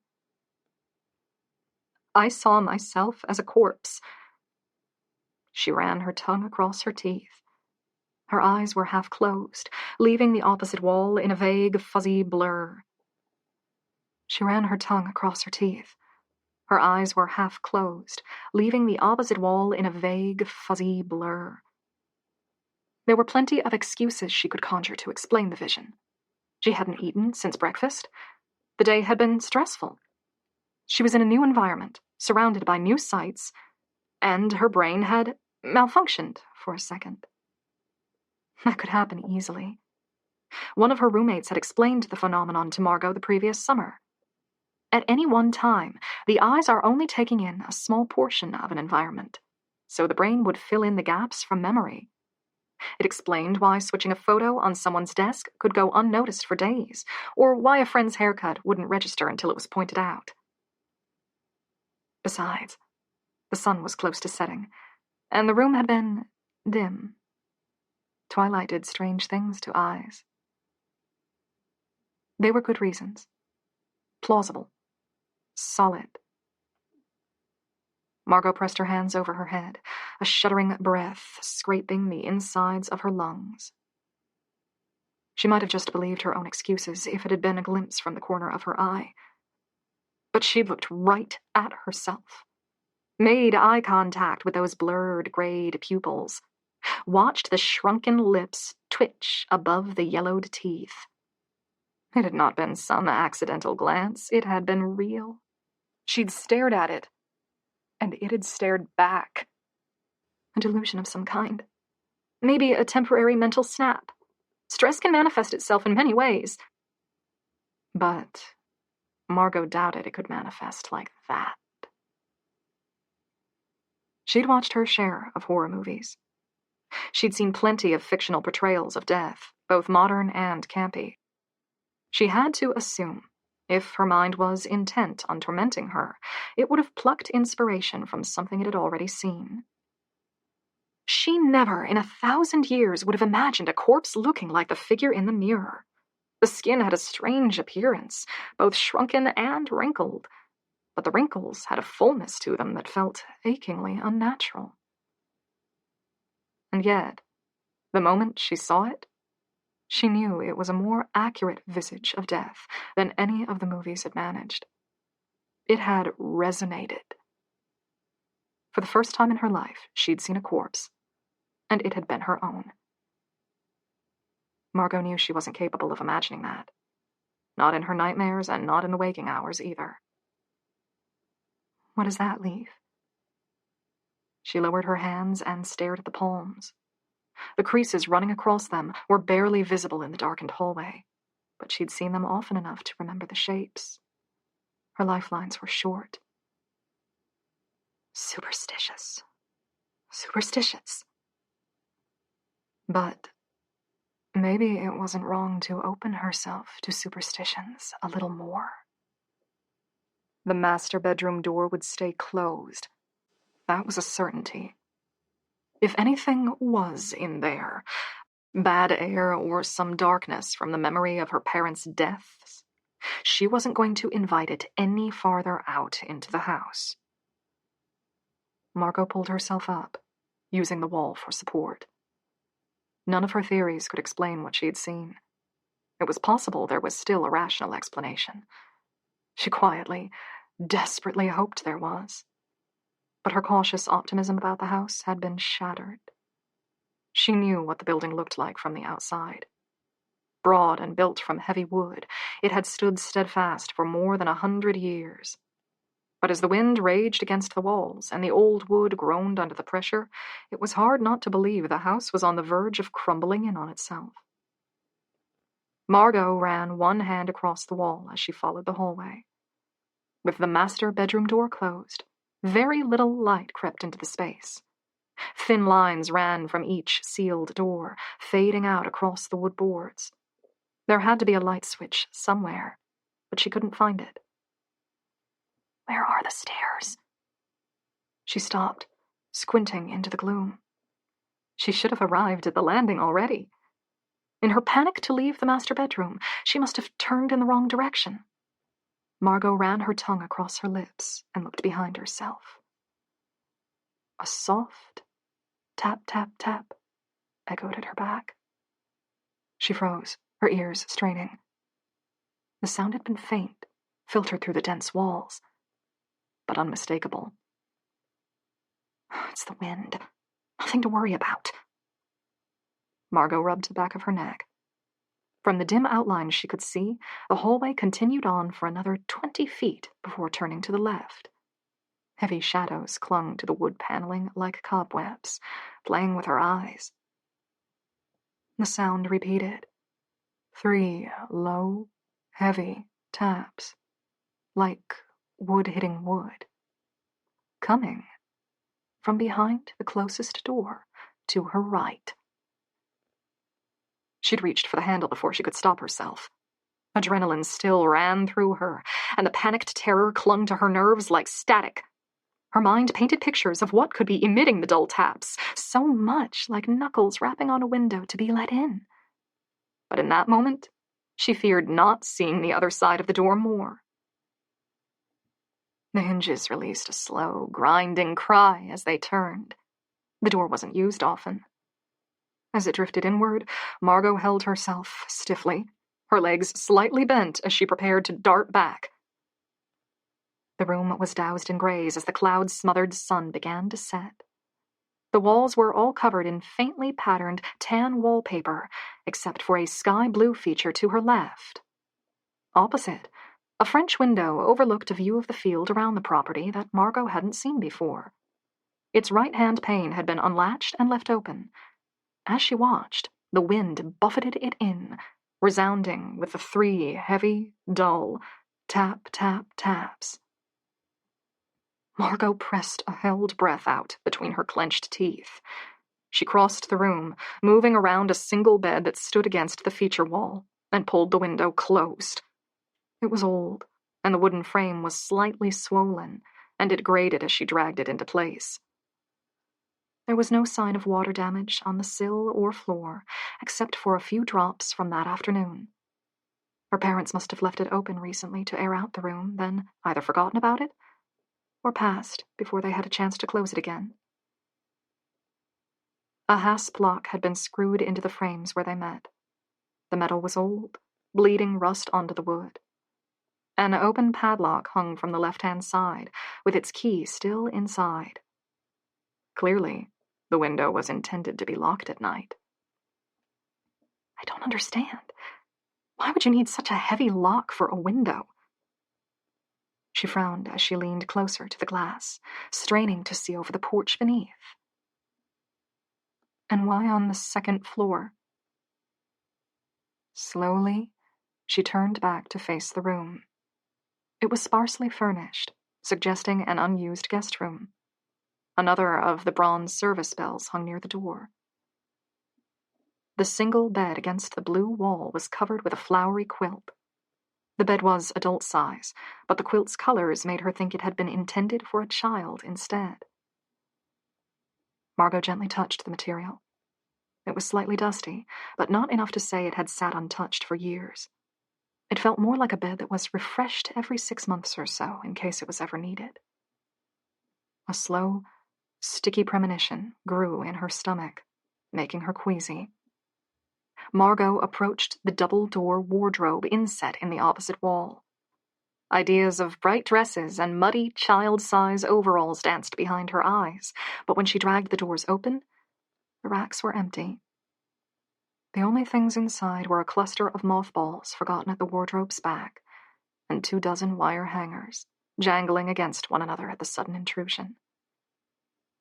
Margot slumped, resting her head on the door's cool edge as she stared at the barren wardrobe. A floor-length mirror had been attached to the back side of the door. It was milky and faintly tarnished, much like the one in her parents' bedroom, and Margot refused to make eye contact with it. A small white shape peeked out from between the mothballs. She crouched to reach for it, the wire hangers snagging at the flyaway strands of her hair as she plucked a small, folded piece of paper out from the back corner. The scrap was small enough to be swallowed inside her palm if she made a fist.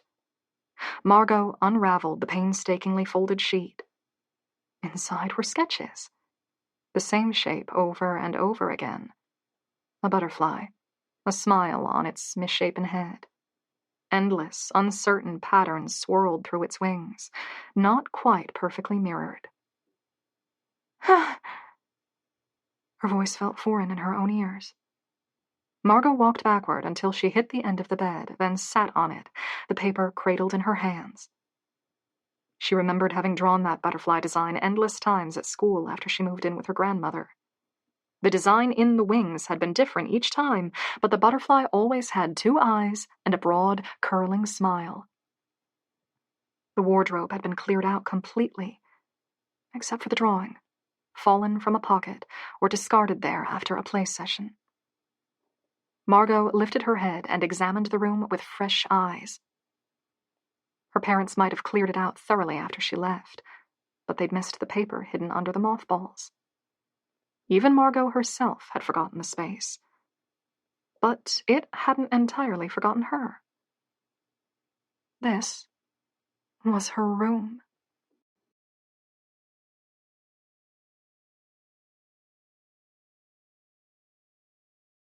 Nine. The sun had almost set when Margot left her old room. She felt heavier, like time had found ways to creep into the creases and linings in her jacket, and now pulled her inexorably toward the floor. If she turned left, she would retrace her steps toward where she knew the staircase had to be. But that would also mean passing by the master bedroom. Margot pressed her lips together and turned right instead. The hallway continued on for another 20 feet before turning. Margot had no sense of where she was in the house's layout, or even what might lie in that direction. But when she turned the corner, she was rewarded by the sight of a second staircase leading to the ground floor. She followed it down. The atmosphere grew lighter with each step, and as she ducked her head to see under the ceiling, she discovered why. Ahead was a straight hallway leading to a large outside door. Light flowed through an archway to the right, and propped against the wall were her 2 travel cases. She'd followed an elongated loop and found her way back to where she'd started. Margot retreated to the kitchen, where she feasted on something that probably shouldn't have been called dinner. 2 granola bars and a cold breakfast burger that she'd bought from a takeaway joint next to her motel that morning. The eggs in the breakfast burger had taken on a strange consistency, and bacon grease oozed from the bun with each bite. But Margot hadn't eaten for most of the day, and it tasted delicious.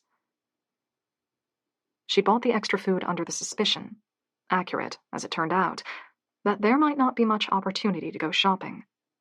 Already the sky was black, and the kitchen was lit by a dim bulb above her. As she folded up the empty burger wrapper and reached for the granola bars, her mind slipped back to the mirror in the master bedroom. Already the image had grown dull in her mind. The distorted face had gained a slightly cartoonish appearance.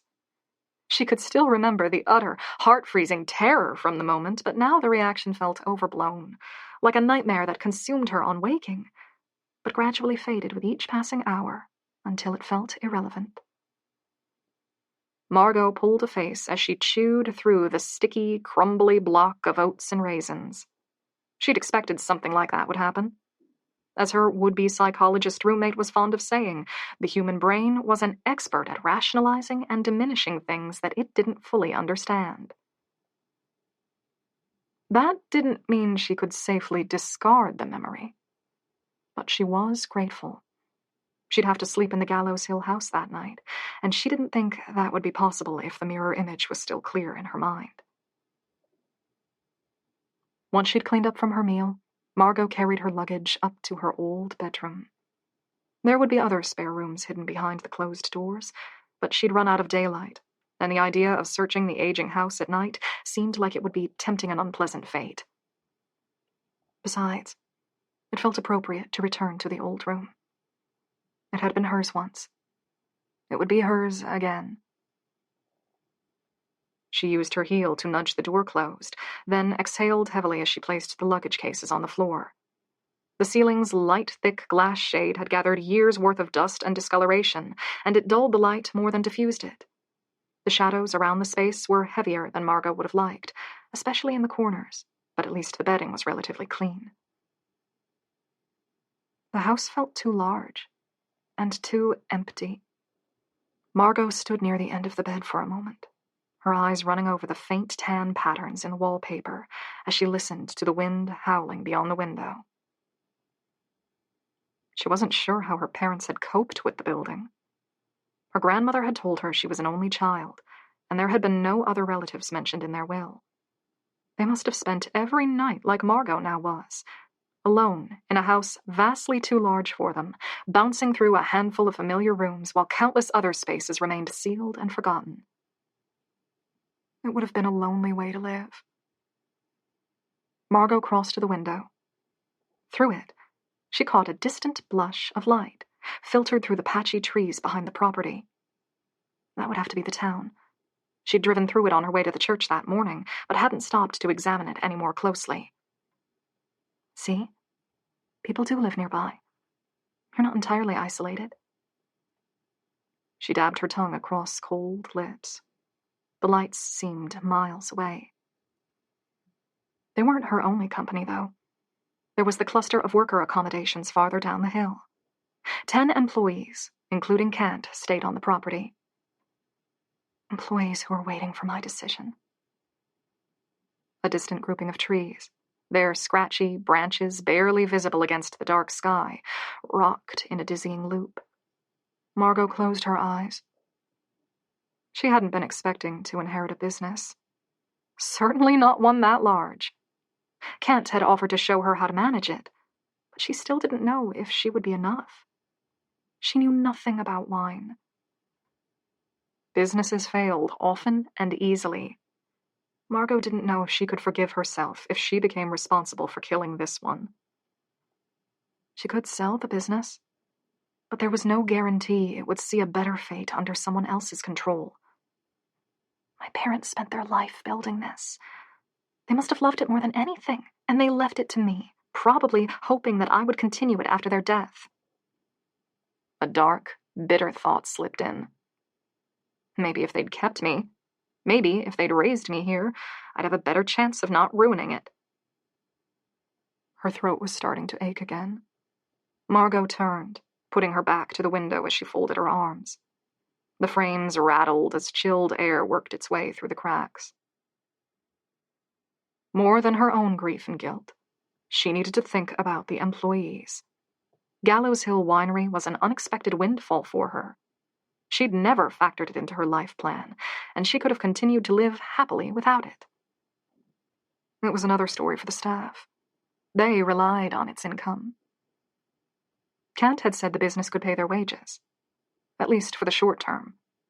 But a decision needed to be made, and sooner rather than later. She didn't have much else waiting for her back home since her Nana had passed. The junior sales position she'd held at a city clothing store had few chances for promotion and saw a high turnover. Margot had already been there longer than she'd planned. She'd asked for a week off for the funeral, but a simple phone call to the manager would see her taken off the roster permanently. She'd rented an apartment with 2 friends from her class, but one had emigrated overseas, and the other was talking about moving in with a boyfriend. Margot would need to find a new place to stay, eventually. Why not here, in Leafville? And then what? Then she would live at the Gallows Hill estate, in this enormous house. She would try to learn the business. She would give it her best attempt. 4 weeks seemed fair. That should be long enough to know whether she could survive in the business, and if, at the end of 4 weeks, she truly hated it, she would sell it instead. Who knows? You might be able to do this. You might even love it.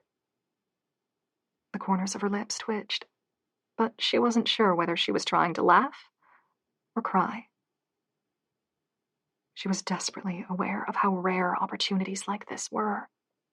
A house and a business, each worth more than all of her current possessions combined, had been handed to her. She felt achingly ungrateful for the way she was shirking them. Except that sometimes an unasked-for gift could easily begin to look like a burden. She would try, though, for her parents. Whatever their reasons for sending her away, she must have meant something to them if they had left all of their worldly goods to her. And so she would try to do the right thing, to keep the workers employed, to keep the winery running. And she would just have to hope that she was enough. Margot turned back to the window. The panes were closed, but she hadn't touched the padlock. It hung from its bracket, the shackle open, the key still in place. For a second she considered locking the window, as had clearly been intended. It was a ridiculous thought. And a terrifying one. What was she locking the window against? And why only in this room? None of the downstairs windows had locks, and if theft was any kind of concern, that was where they would be most needed. She gingerly lifted the padlock. It was heavy. Like many things in the home, it seemed old, but Margot suspected its mechanism would still work. She let it drop back again. The night was still early, hours before her normal bedtime, but Margot's sleep in the motels had been erratic, and she was ready for the day to be over. She lifted the first suitcase onto the foot of the bed and began unpacking. She hadn't brought much. A lot of her old possessions, furniture, board games, and the television, had been joint purchases with her roommates and left at her old apartment. That meant her life neatly fit into the suitcases. They could have belonged to a traveler. Stacks of clothes, a bag of toiletries, a few of her favorite novels, and a spare set of sneakers. Her bag held her cell phone, which in turn held everything valuable to her. Hundreds of photos with her Nana, her calendar would be shockingly bare once she asked to be taken off her old works roster, and contacts, mostly for people she hadn't spoken to in years. Everything else had been left back at the apartment, and could stay there. Margot chewed her lip as she considered how little her life had boiled down to. That wasn't much. Not enough to fill the house she'd found herself in, barely enough to fill the wardrobe, even. She hung her clothes on the clattering metal hangers, then carefully pulled off the black coat and dress. The coat was old, but the dress was new, bought from the store she worked at on the same afternoon she'd gotten the lawyer's phone call. It had been expensive, and would probably live out most of its life in storage, but she hadn't owned anything that would be appropriate for a funeral. As she hung the dress, she was faintly aware of her own movements in the mirror on the inside of the door. She glanced at her reflection. White lines ran like rivers across her torso, threading from her collarbone under her bra and ending near her navel.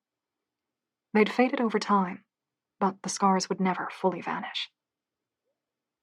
She remembered examining them at her Nana's house, back when she was a scrawny child with sharply jutting elbows and knees. They'd been brighter then, harsh against her skin, but not quite fresh at that point either. She'd run her fingertips across the jagged, overlapping lines like she was tracing roads on a map. They'd never made her self-conscious. She'd shown them off to her classmates, usually to shrieks or recoiling fascination. But now, as an adult, she mostly kept them hidden under high necklines. There wasn't any shame involved. She just didn't like the attention they drew. People would look concerned or ask questions, or very pointedly try not to stare at them. To Margot, though, they were no more noteworthy than her toes or her ears. Just a body part that she thought about rarely. One time she'd asked her Nana about them, she had gently explained that Margot had been attacked by a dog when she was very little. But there had been something in the explanation. Some lack of conviction that left Margot with the sense that her grandmother hadn't had all the answers either.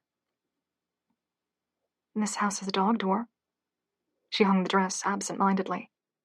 There were pieces of a puzzle there, but they didn't fit together quite right. She'd never been afraid of dogs.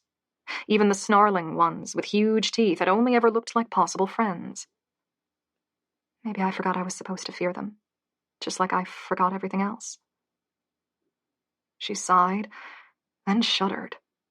The room was cold. She wished she'd thought to bring some kind of heater. Her creased flannel pajama set was thick at least. She pulled it on with trembling fingers, covering up the myriad lines. In the quiet between her breaths, she could hear soft taps at the window, telling her the spitting rain was back. Margot turned out the light and crawled into the bed. The old sheets were clean, but she still moved gingerly, as though there might be something old and rotten at the foot of the bed, waiting for her bare toes to press against it. She lay awake for a long time, kept sober by the pervasive chill as she waited for dreams to claim her. When they finally did, they were queasy and upsetting, full of memories of that morning, of approaching the caskets, of seeing what remained of Hugh and Maria Hull.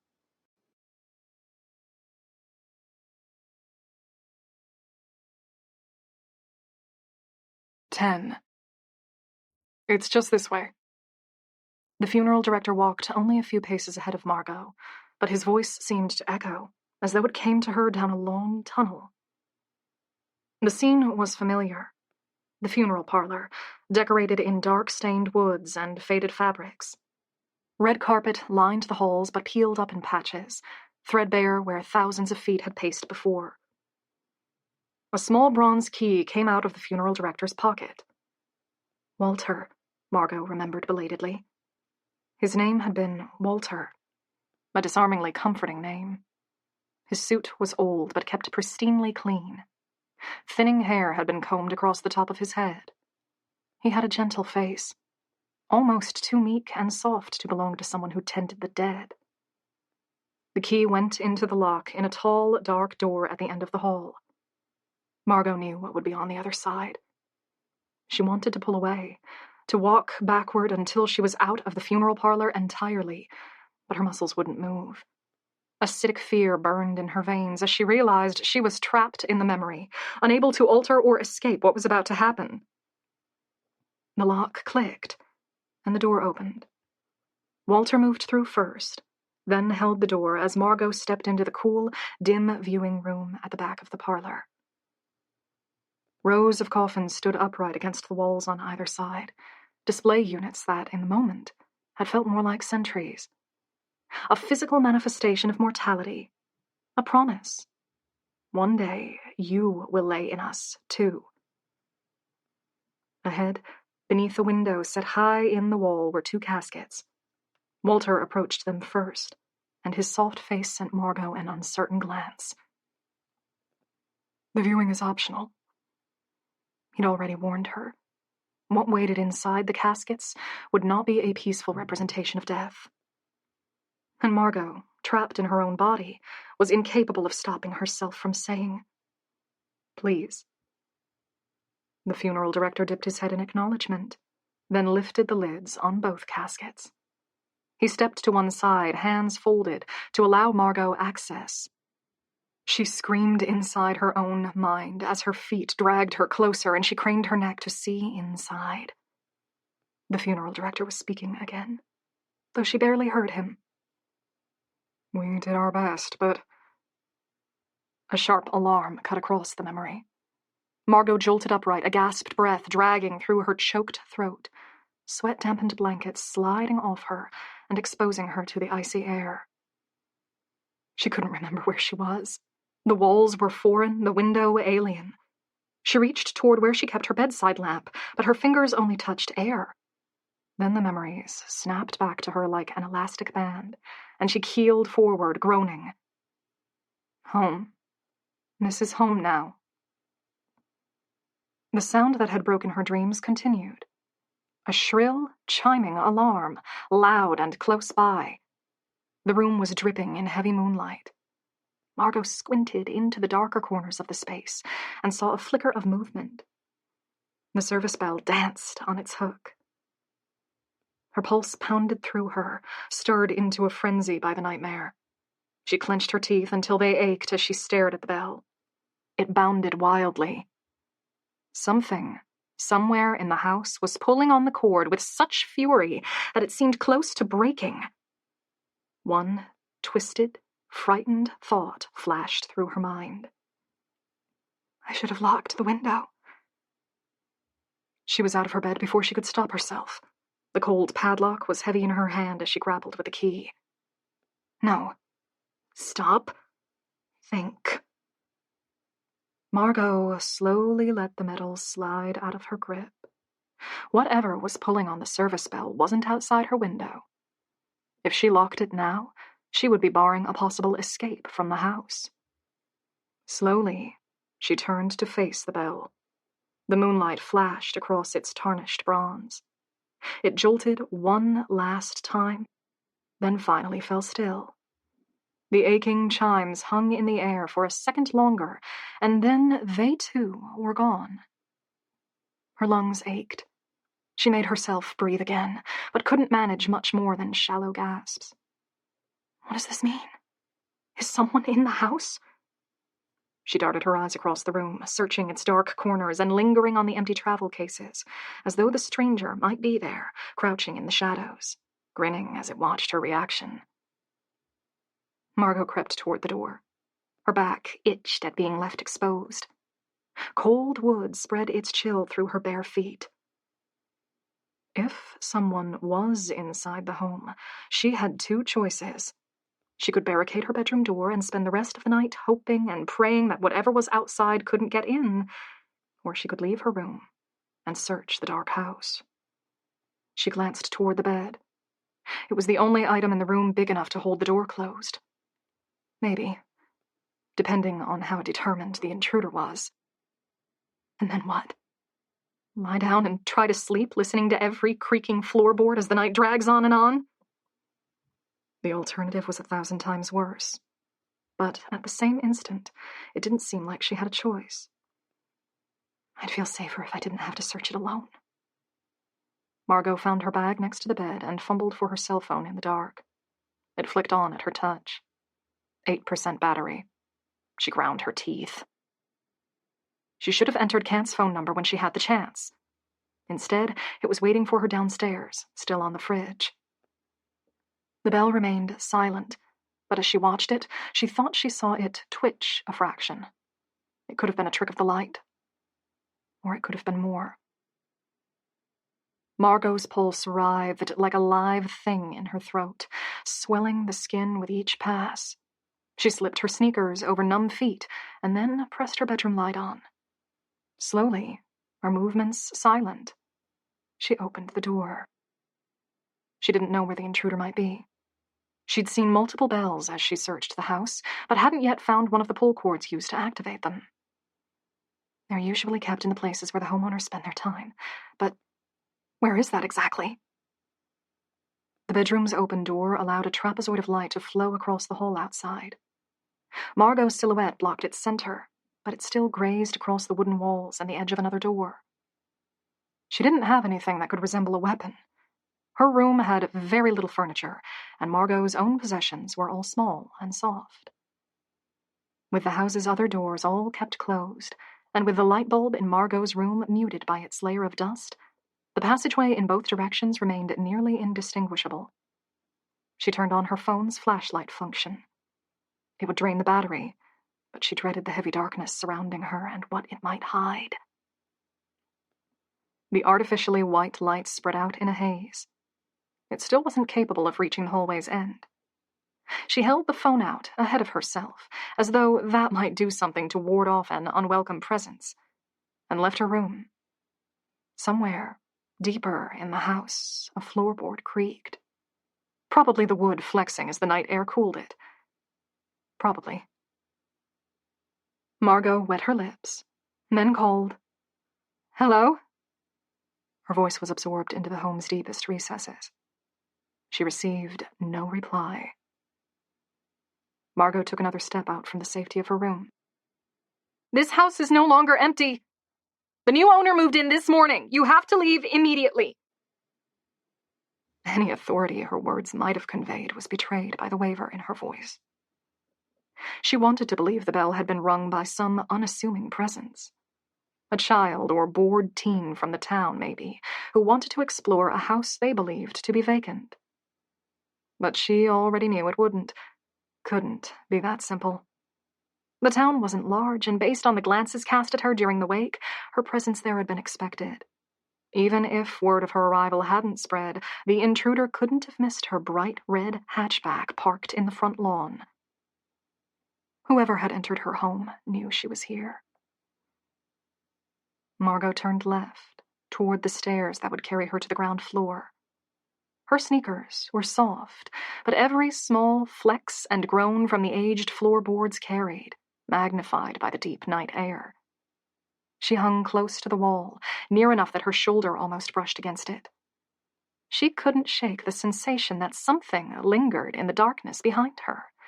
But every time she turned, her phone's light only hit the walls, the floors, and her open bedroom door.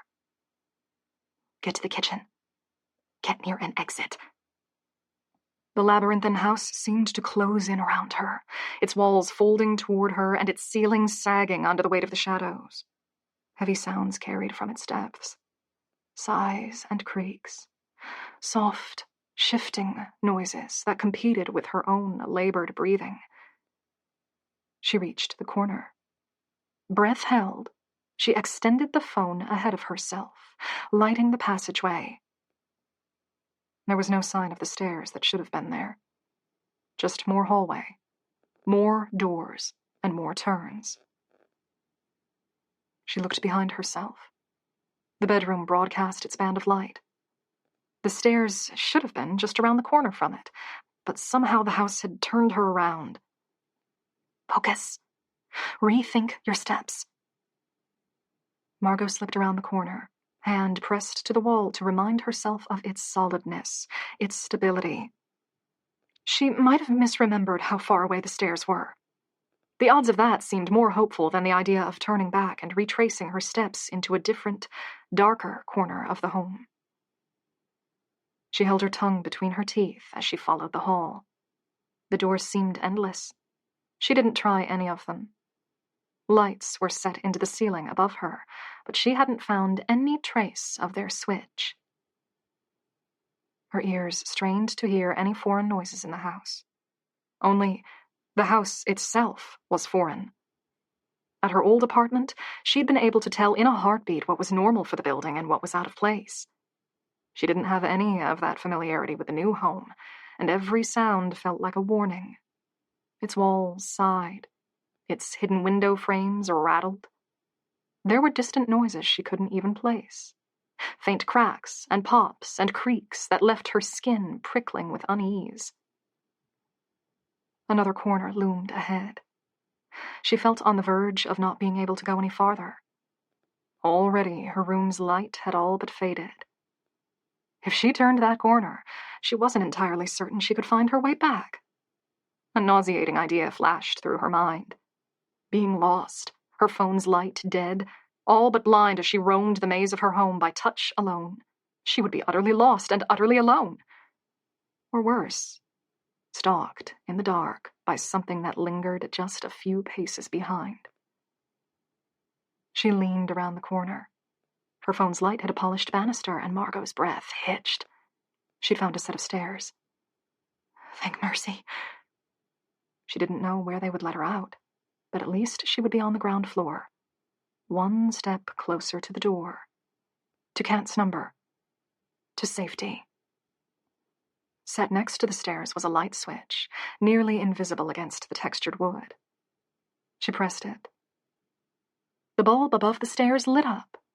It flared bright, brighter than Margot had expected, brighter than she thought the house and its aged, stained walls could tolerate, then burst with a sharp pop. The darkness rushed back in, leaving Margot gasping in its wake.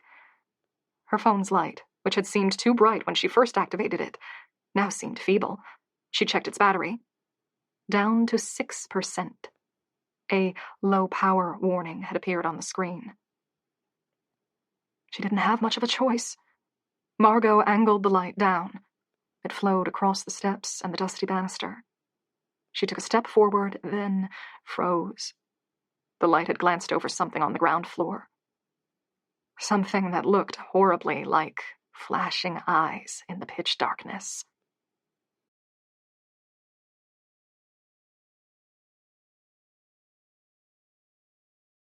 "11. Just the wooden floor. It's polished. It'll reflect light like that."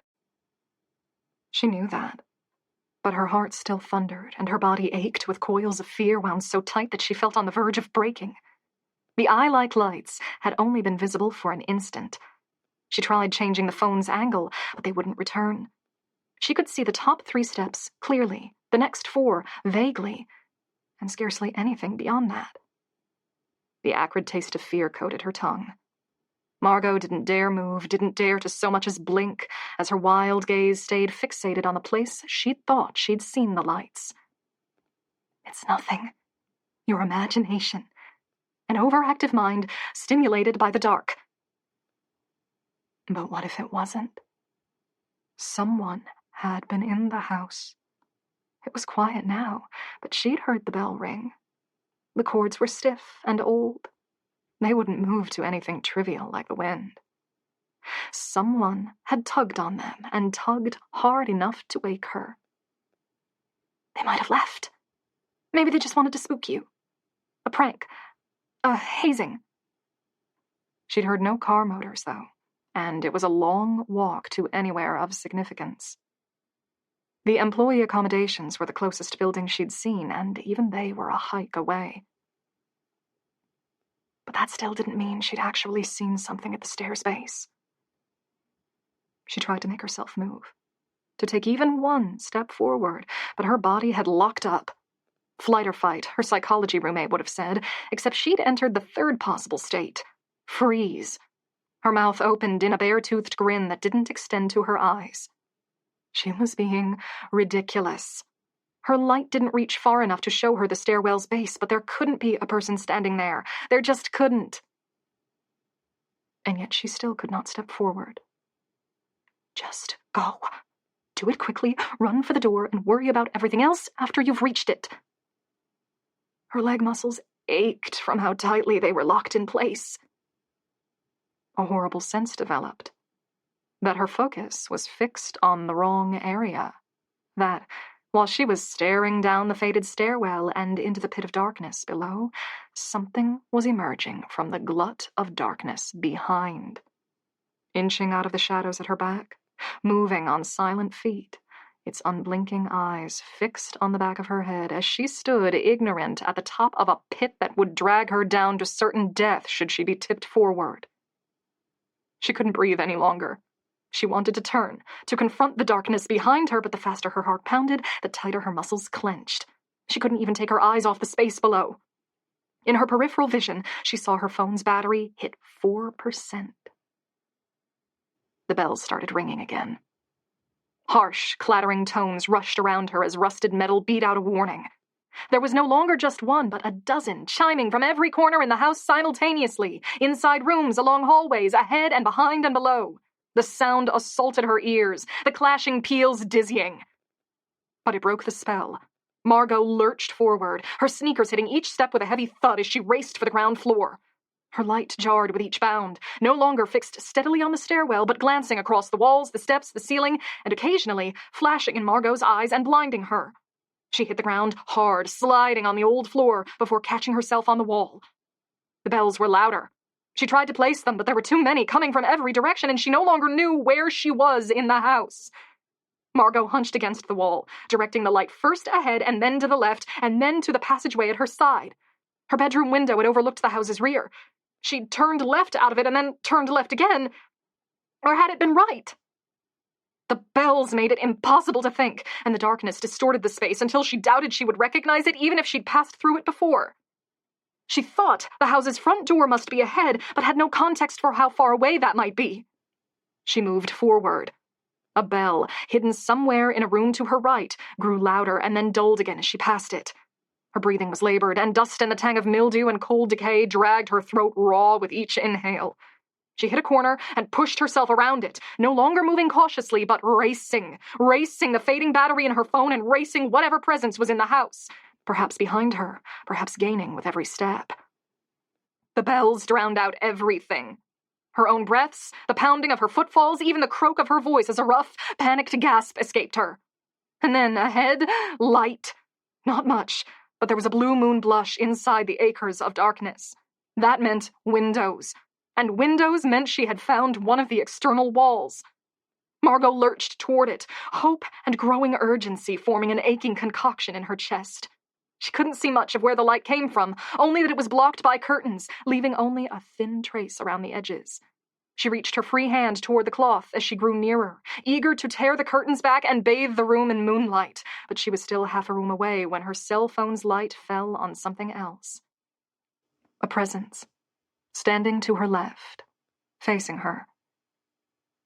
Two black socket eyes stared down at her from a deformed, ash-white face. Margot rocked backward, a wordless cry dying in her terror-choked throat. Her ankle hit something hard and unyielding. For a heartbeat, she grappled with her balance, trying to find her footing as she grasped at thin air. She fell, and she fell hard. Her elbow collided with the floor first and sent a jolt of raw pain along her arm. The phone bounced free, tumbling over hard wood floorboards before coming to rest, with its light aimed toward the ceiling. Eyes blurred by the shock and pain, Margot blinked as she tried to see through the diffused light and the flecks of dust free-floating around her.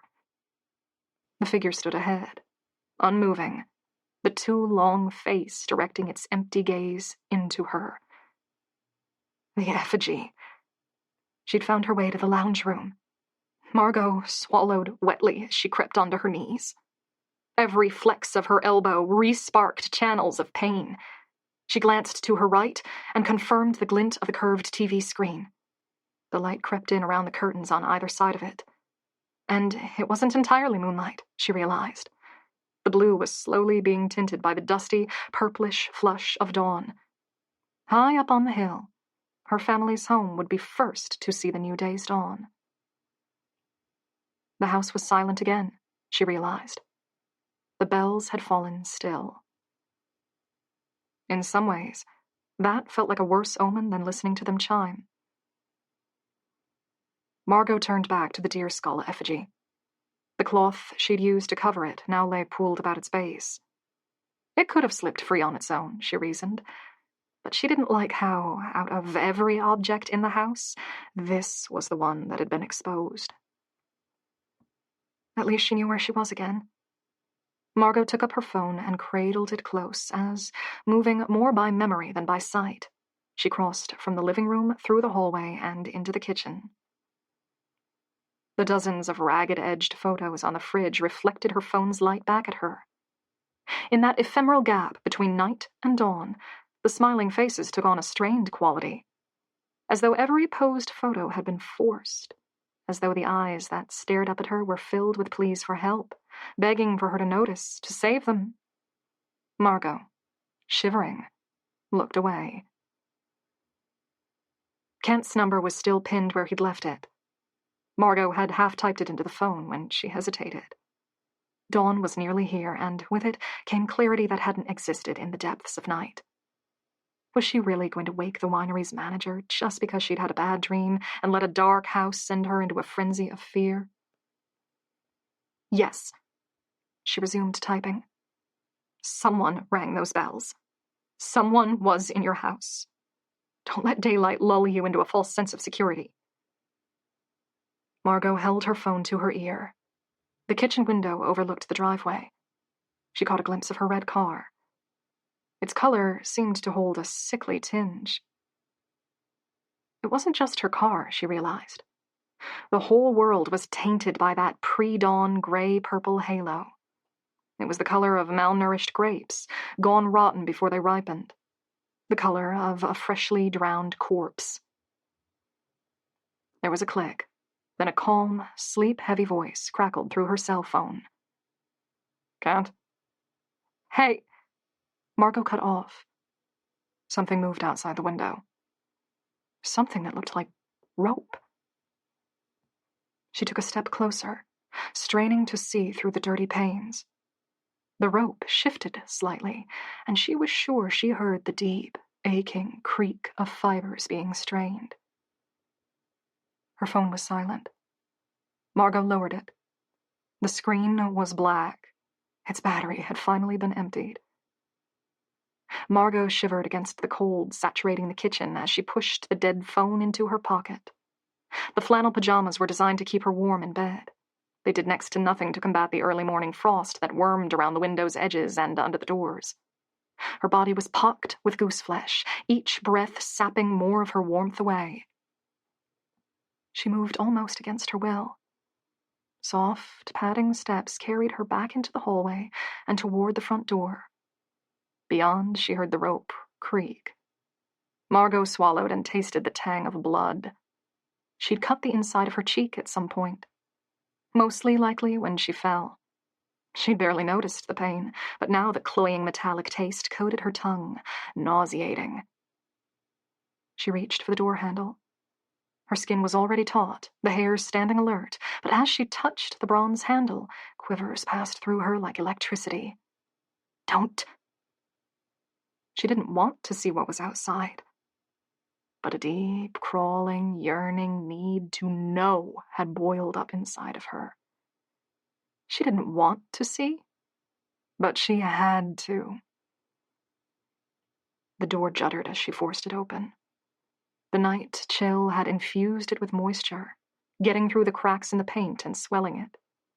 The hinges creaked as they turned, and beyond, the rope creaked in a matching tune. The hazy, sickly purple light flowed across her. Cold air whipped in, dragging at the loose flannel around her arms and legs. Margot tried to breathe but couldn't. Ahead of her, suspended directly in front of the door, was a length of rope. It was old. Dirt crusted it. Small threads wove around the twisting cords, likely loose fibers, but possibly roots. Possibly hair. The rope looked like it might have been lying on a forest floor for months. No, years. It was age-weathered, faded in places and stained in others, both heavy and fragile with age. The rope had been tied to one of the beams on the underside of the porch's roof. It trailed down to shoulder height, then curled back and tied to itself, forming a loop the size of Margot's head. She clung to the doorframe as her legs threatened to collapse. Her ears were clogged with a distant, tinny, ringing noise. Even as she watched, the rope swung loosely, and a slow, aching creak rose from where it was fastened. More movement appeared in her peripheral vision. Slowly, unwillingly, Margot turned her head.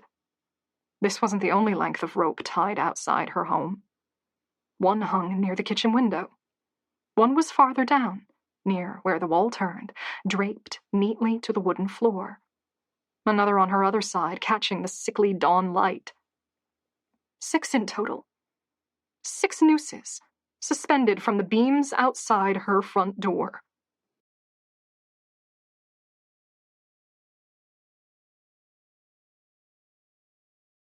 "12. Margot sat on the porch's top step. Her feet were numb, and the skin around her fingernails had turned blue. She couldn't bring herself to move, though. Not back into that home. Not back past the row of nooses suspended like a barricade around the doorway. She wasn't sure how long she'd sat there already, but knew it couldn't be long. The sun was barely rising, just in the earliest stages of transforming the sickly purple into its more vivid golds. In the distance, a figure moved toward her. She recognized the stride. Cant, moving in long, loping steps that made his limp more pronounced. He must have come because of her phone call. Margot was faintly aware that she wasn't in a good state to meet anyone.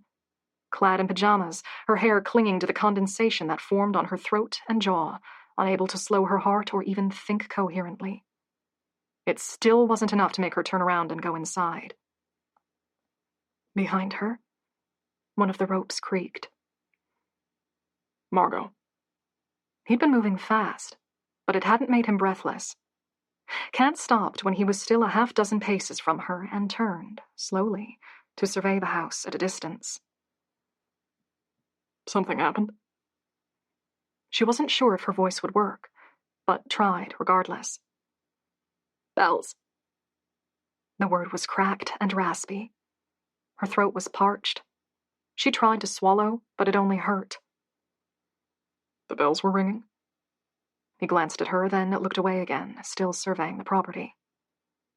Did anything else happen? She wasn't sure what he expected of her, but raised one numb hand toward the ropes hung from her home. Look. Someone wants me gone. He nodded once, calm eyes flitting across the nooses. I suppose it would look that way to you. Margot blinked furiously to calm her burning eyes. They're nooses. That's got to be meant as a warning. Maybe. But not toward you in particular.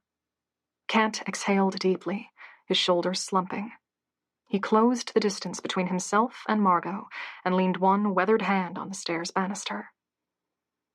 But nooses have been appearing around here for as long as I've worked the place. And that's near 30 years. Sometimes you won't see them for a few years at a time, and then they'll come in batches. Like now. Margot turned just enough to glimpse the ropes. Aged, fraying, clogged with dirt, they moved slowly in the wind. The knots where the nooses were tied appeared viciously tight. But why? You don't know much about the place, I suppose. His gray eyes scanned her, and there was something in them. Sadness? Or regret? He turned away before Margot could get any proper reading on it. Come up then. Let me get you something warm to drink. Kent knew the house better than Margot did. He found a thick blanket from somewhere and wordlessly passed it to her as she inched her stiff body into the kitchen. Kent turned the oven on and opened the door, presumably to heat the room, then set about making drinks. Margot wrapped the blanket around herself, then slid into the same chair she had taken the day before. The sounds, the kettle beginning to rattle, the soft scrape and slide of Kent's shoes, the way he sighed when he reached for mugs on a high shelf, were so commonplace, so banal, that it seemed almost impossible to fear the house in that moment. Almost. Margot leaned back in her seat. Through the open kitchen archway, she could see across the hall to the lounge room. The sun should have been hitting that wall, but very little light made its way past the thick curtains. She could barely see the effigy, shrouded in darkness at the back of the room. Where do the ropes come from? Margot asked. Kent leaned one hand on the counter as he poured hot water with his other. Can't answer that. It's been happening for years, and no one knows who's responsible? Margot pulled the blanket tighter around herself. The cold had invaded her very core. Hasn't anyone called the police? Sure. A couple times. Not much they could do. Kent returned to the table and placed one of the mugs ahead of Margot. It has honey in it. Will help with the shock. She frowned at the drink. But... Why nooses? Kent had somehow guessed her next question. He dropped into his chair, his shaggy gray hair catching light from the window. That's because of the place's history, I suppose.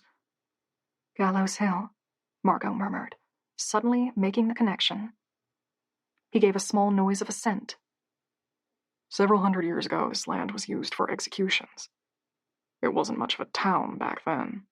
More like a wilderness with scattered houses clinging together for survival.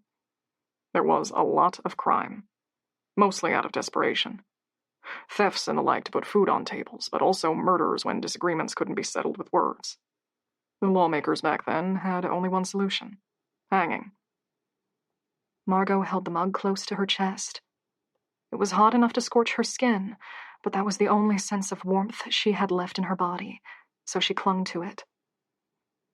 The hangings happened on this hill, Kent continued. There was an oak tree here, a huge one, pretty close to where the house is now.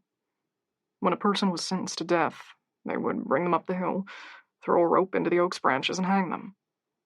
Left the bodies there afterward. It was far enough from town that the smell and scavenging animals wouldn't bother people, but you could look up and see the bodies each morning in the early light. They used them as a warning, I suppose, until the body began to fall apart, and then they would take them down and bury them.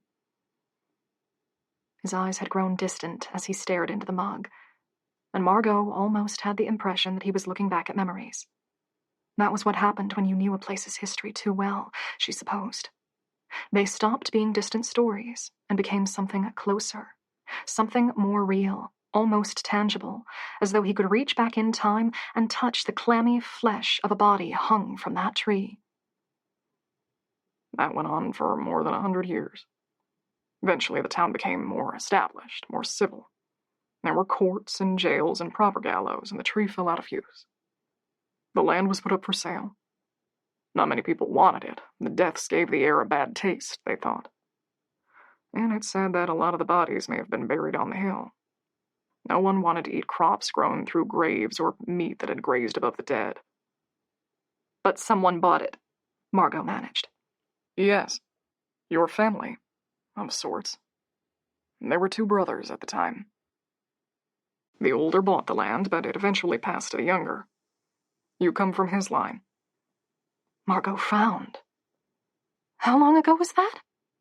1761. 17. She tried not to let the shock show on her face.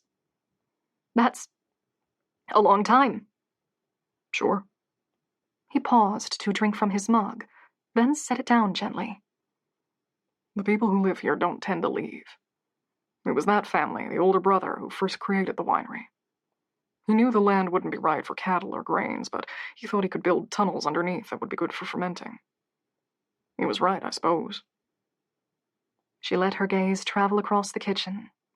The tiles and cabinets from the 80s had seemed old when she'd first seen them, but what if this was only the latest rendition of the kitchen? She imagined the walls, built with stone quarried out of the hillside. The house might have gone through a dozen remodels between its inception and the current day, but the bones could very well be hundreds of years old. Kant shifted, easing his stiff leg out at an angle.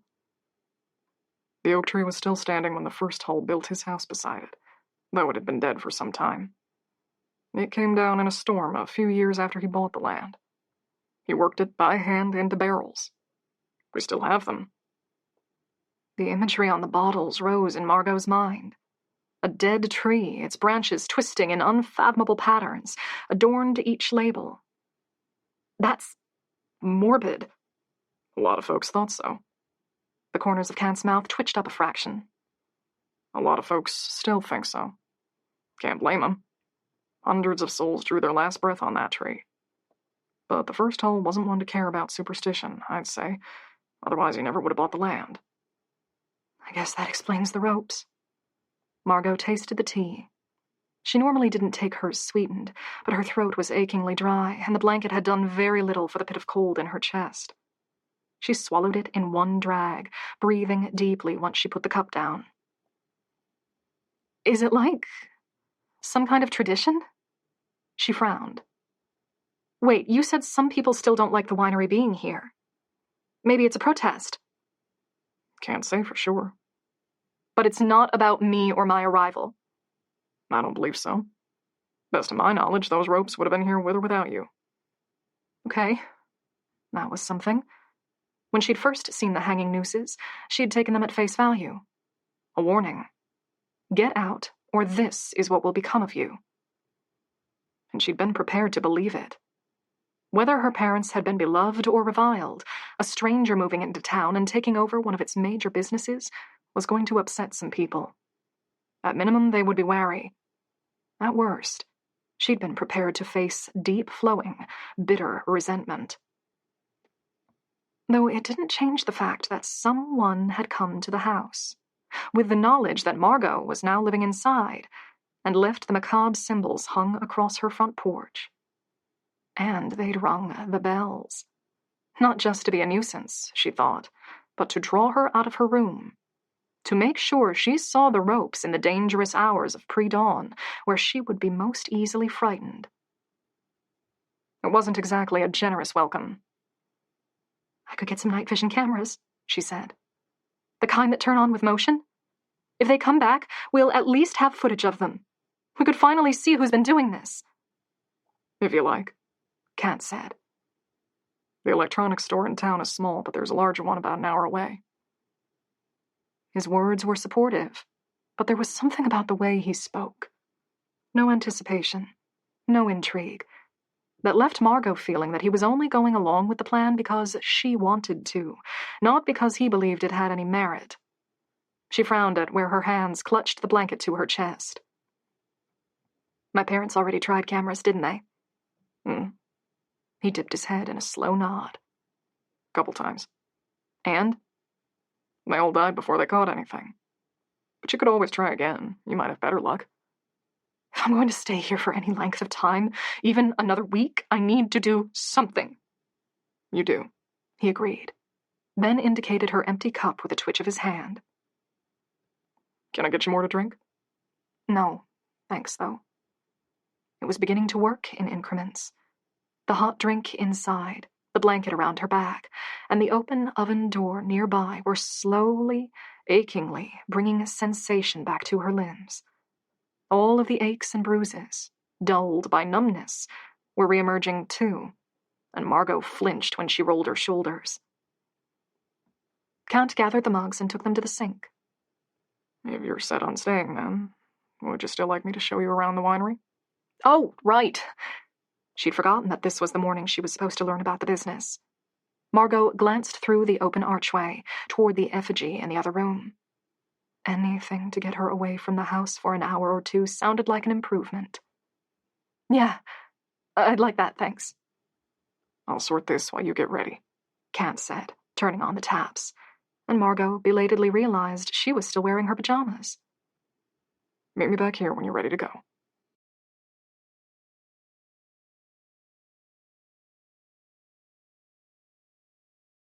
"13." Margot dressed quickly. Her room was chilled, and every second she spent inside it robbed more of the warmth she'd gained in the kitchen. Though her movements were hurried, her selections weren't. This would be the morning she met the business's employees.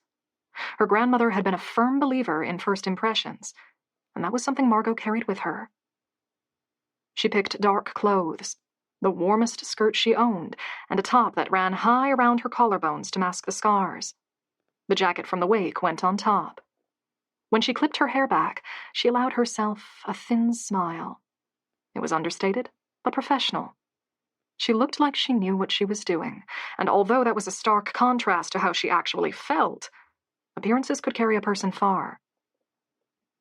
Margot slung her bag over her shoulder and moved back down the stairs to meet Kant.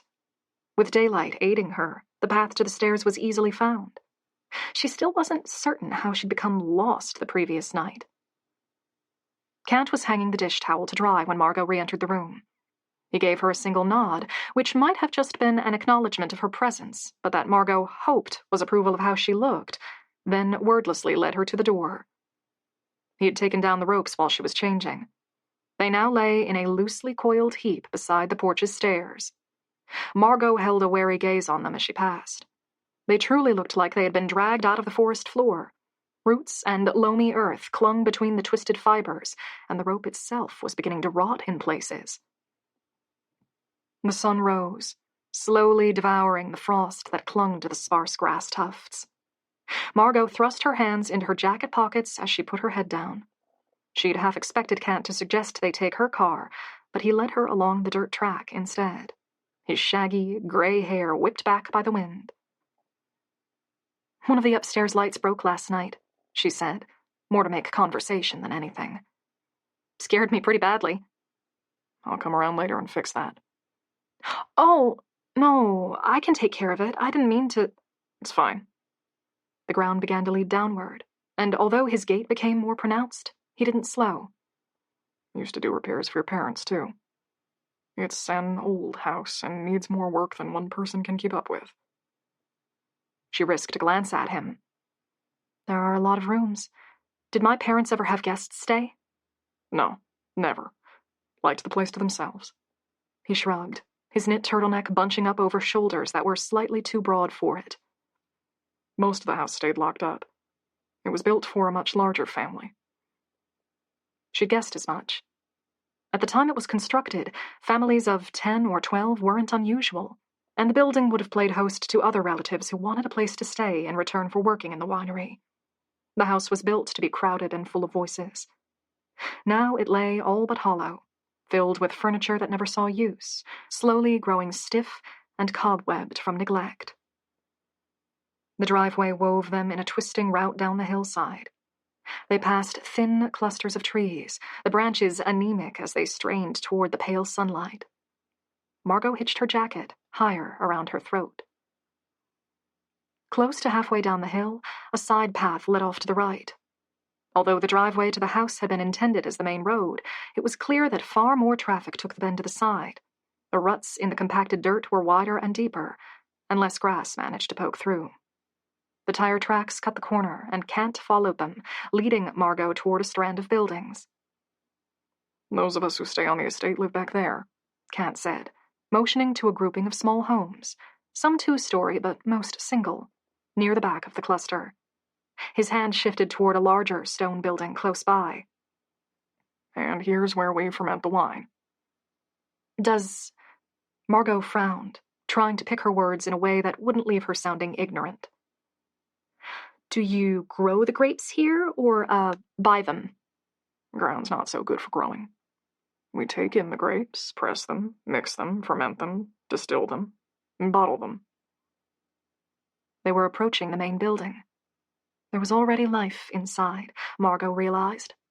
Lights glittered through narrow, paned windows, occasionally blocked by the movements of bodies beyond. "Most of the crew is here," Kant said. "Told them to be ready to meet you." The doors to the winery were massive and arched, made of solid, dark wood. They reminded Margot of church doors, even down to the black, ornate hinges that whined as Kant shoved an arm into one of them to force it open. Margot had a split-second glimpse of movement before the crisscrossing bodies abruptly fell still. Any conversations cut out. More than a dozen expectant faces turned toward her. The work area was below the door. 3 broad steps led down to a stone floor, which was occupied by clustered machinery Margot couldn't name, and enormous steel tanks. Bodies filled the spaces between the machinery, some holding crates, frozen mid-transport, and others with their arms full of paperwork. The heightened entrance made Margot feel as though she were standing on a podium, overlooking an expectant audience. Kant scratched his fingers across his scalp, pushing loose strands of hair away from his eyes, then let his arms drop back to his side. "Everyone, this is Margot Hull, owner." It was a perfunctory introduction, and the gap of silence following it left Margot reeling. She tried for a smile and raised one hand in a tentative greeting. "Hi." Public speaking had never given her more than a moderate dose of anxiety before. But there was something about the way the countless eyes had fixed on her that was desperately uncomfortable. There were too many faces, and they began to blur together, unreadable. She didn't know these people, but they knew her. And they were sizing her up, using these first few seconds to build an impression of her that she might never fully shake. She was overdressed, Margot realized with a mortifying jolt. She'd put on clothes that would be considered professional where she came from, but that was a city, and this was the country. She didn't look in control like she'd hoped. She looked clueless, and that was shamefully reflective of the truth. Below, a few of the bodies shifted, waiting. Kant made no effort to fill the quiet, and Margot realized she might be expected to give some kind of speech, something introducing herself, and she had no idea what she was supposed to say. Then a woman pushed through the group, arms outstretched, calling, "Of course, Margot!" And Margot could have kissed her. Margot stumbled down the 3 steps to meet her halfway, and the woman grasped her by the forearms, a broad smile showing her teeth and part of the gums above. Thick brown hair was tied in a braid that ran halfway down her back. "Nora," she said by way of introduction. "And Ray." Belatedly, she realized a man had followed, stacks of papers still clinched under one arm. He thrust out a hand, which Margot quickly shook. They were familiar, she realized. She'd seen them at the wake, standing behind the table laden with wine bottles as they poured drinks for the guests. "We run the retail store." Nora leaned back against her husband, who towered over her by at least 1.5 feet. "I'm not sure if you saw it. Down the lane a little way, closer to the main road." Of course. The building with the barrels out front? I didn't get to see inside, but it looked lovely. Nora seemed pleased by that, her smile growing broader. I hope you'll stop by sometime when you get the chance. Ray and I are always up for a chat, plus as many free samples as you'd like. Oh, I suppose you'll have no shortage of wine now that you live here. It's a lot bigger than I expected, Margot said, gazing about the room again. The place isn't always this busy. Ray's voice was easy and warm. But this is the hub. We call it the fermentation station. No one calls it that, Kant said. Ray shrugged mildly. It's where the mixing is done, Nora said. Happens once a year after the grapes are brought in. Afterward, it's all moved to the lower levels to mature. Kant asked us all to be here to welcome you. That's why it's such a crowd. Oh. This time, Margot's smile felt more genuine. Nora's words had flipped something in her. She was being sized up, yes, but so were the employees. Their clothes were casual but clean, and clearly picked with care. Hair was combed, boots scrubbed. Many of them held stacks of papers, reports and documentation in case Margot asked to see them. They were trying to make the best first impression they could. Just like Margot. Kant took half a step forward and raised his hand to indicate the people gathered around them. Nora and Ray Palmer handle tourist sales and sales to local businesses. You can usually find them in the store. He moved his hand toward a tall, ruddy-complexioned woman. Sonia, in charge of showings at fairs, reordering stock, and sales outside of Leafville. Then we have the crew for fermenting, casking, and bottling. Margot smiled and nodded at each face in turn as they were introduced. The names blurred together. She wished Kant would slow down. Sometimes men and women reached out to shake her hand, and she lost the train of words entirely. That's it for the crew, Kant said at last. They'd come to a halt beside one of the massive metal containers. It stretched more than twice Margot's height. She thought she could detect the tang of grape skins and something yeasty in the air. A set of movable stairs had been pressed against the tank's side to allow access to the top, where a paddle was perched to mix the concoction inside. The steel, freshly cleaned, reflected Margot's image back to her. She was distorted, her shoulders pinched tight, and the top of her head stretched as though she were about to explode. A funhouse mirror improvised in a fermentation tank. Kant noticed her staring. Merlot, he said, as though that explained its presence. He pressed one hand against the metal. Our last batch for the year. Whites are processed first, then reds. This will be ready for casking soon. Right. Margot was too aware of the eyes on her back, watching her, taking the measure of her responses. You'll want to see the cellars. Kant turned from the tank. He crossed the work floor and the bodies parted to let him through. Margot hurried to keep pace with him, her bag jostling against her hip, a coil of hair tickling the back of her neck as it came free from the clip. She was aware of her own twisted image playing in the metal tank she passed. She wasn't alone this time. Kant and the others were captured in the curving metal. None of the other reflections seemed as badly warped as hers, though. Her body stretched and broke, deforming repeatedly, and never quite fitting back the way it was supposed to. A set of double doors, very similar to the main ones, was at the back of the workroom. Kant put his shoulder against the wood to open them. Margot fixed her eyes ahead, refusing to look at the reflections any longer. The doors grated open. Beyond was a tunnel leading downward. Stone walls and floors faded into darkness. Margot blinked and saw the stairs in her own home the night before. The stairs, and the pair of eyes waiting at the base of them. Kant flipped several large switches set into the wall. Rows of lights blinked on, one after another, leading down before turning to the side. The path was divided in half. A set of steps next to a smooth slope, all built out of the same stone. We have easier ways to get the barrels down these days, Kant said. But this is the original entrance. He led the way forward. Margot made it as far as the doorway before pulling up. Steam and the press of bodies had kept the workroom humid and warm, enough that she'd been close to shedding her coat. That was a sharp distinction from the tunnel. The air was a breath of ice across her skin. It rolled out of the dim passageway, and with it came the smell of earth, of fruit, and of damp rot. The tunnel would take her underground. Fear, raw and hot like electricity, raced along her nerve endings. Margot couldn't handle underground spaces. She couldn't remember how the phobia had started, but it had been a constant presence through her life. She could sometimes go months or even years forgetting about it, until the wrong circumstances collided. It wasn't exactly claustrophobia. Elevators were fine, unless they carried her to a basement floor. Something about the knowledge that a thick layer of soil was suspended over her pushed her anxiety past the breaking point. Once, as a child, she'd had a dream of being tipped into a grave while still alive.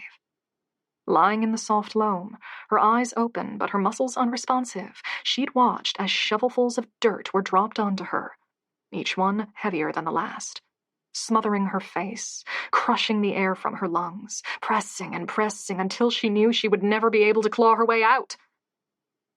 She'd woken drenched in feverish sweat. The next morning, she'd tearfully begged her grandmother to burn her when she died. She didn't like the idea of flames licking over her body either, but it was better than being buried. The bulbs hanging from the ceiling were enough to light Kant's shaggy hair as he stopped, 8 steps down, to look back at her. The light did very little to break the shadows that clung around his eyes. He didn't speak, but there was a question hanging in the silence. He expected her to follow. And she didn't have much of a choice. She'd agreed to this, a tour of the facility, including the cellars, as part of learning the business. If anything, this was the bare minimum. The staff behind her were still watching, waiting. She wished they wouldn't. She wished they could have just gone back to work after the introductions and left her struggle unseen. Kant tilted his head a fraction. His expression was inscrutable, the eyebrows too heavy and the beard too thick to see the angle of the muscles beneath, or to get any reading on his thoughts. The harsh bulbs glinted off the edges of his eyes. "You'd prefer not," he said. It was only a cellar that must be visited multiple times each day by multiple people. There couldn't be anything to fear, no matter how deep the tunnel led her down. Margot wet her lips. "No, please. I'd love to see it." He nodded once, then fell still again, waiting. She had to do this. She had no excuse not to.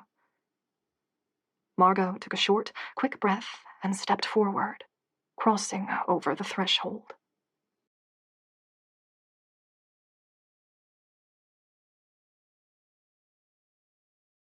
14.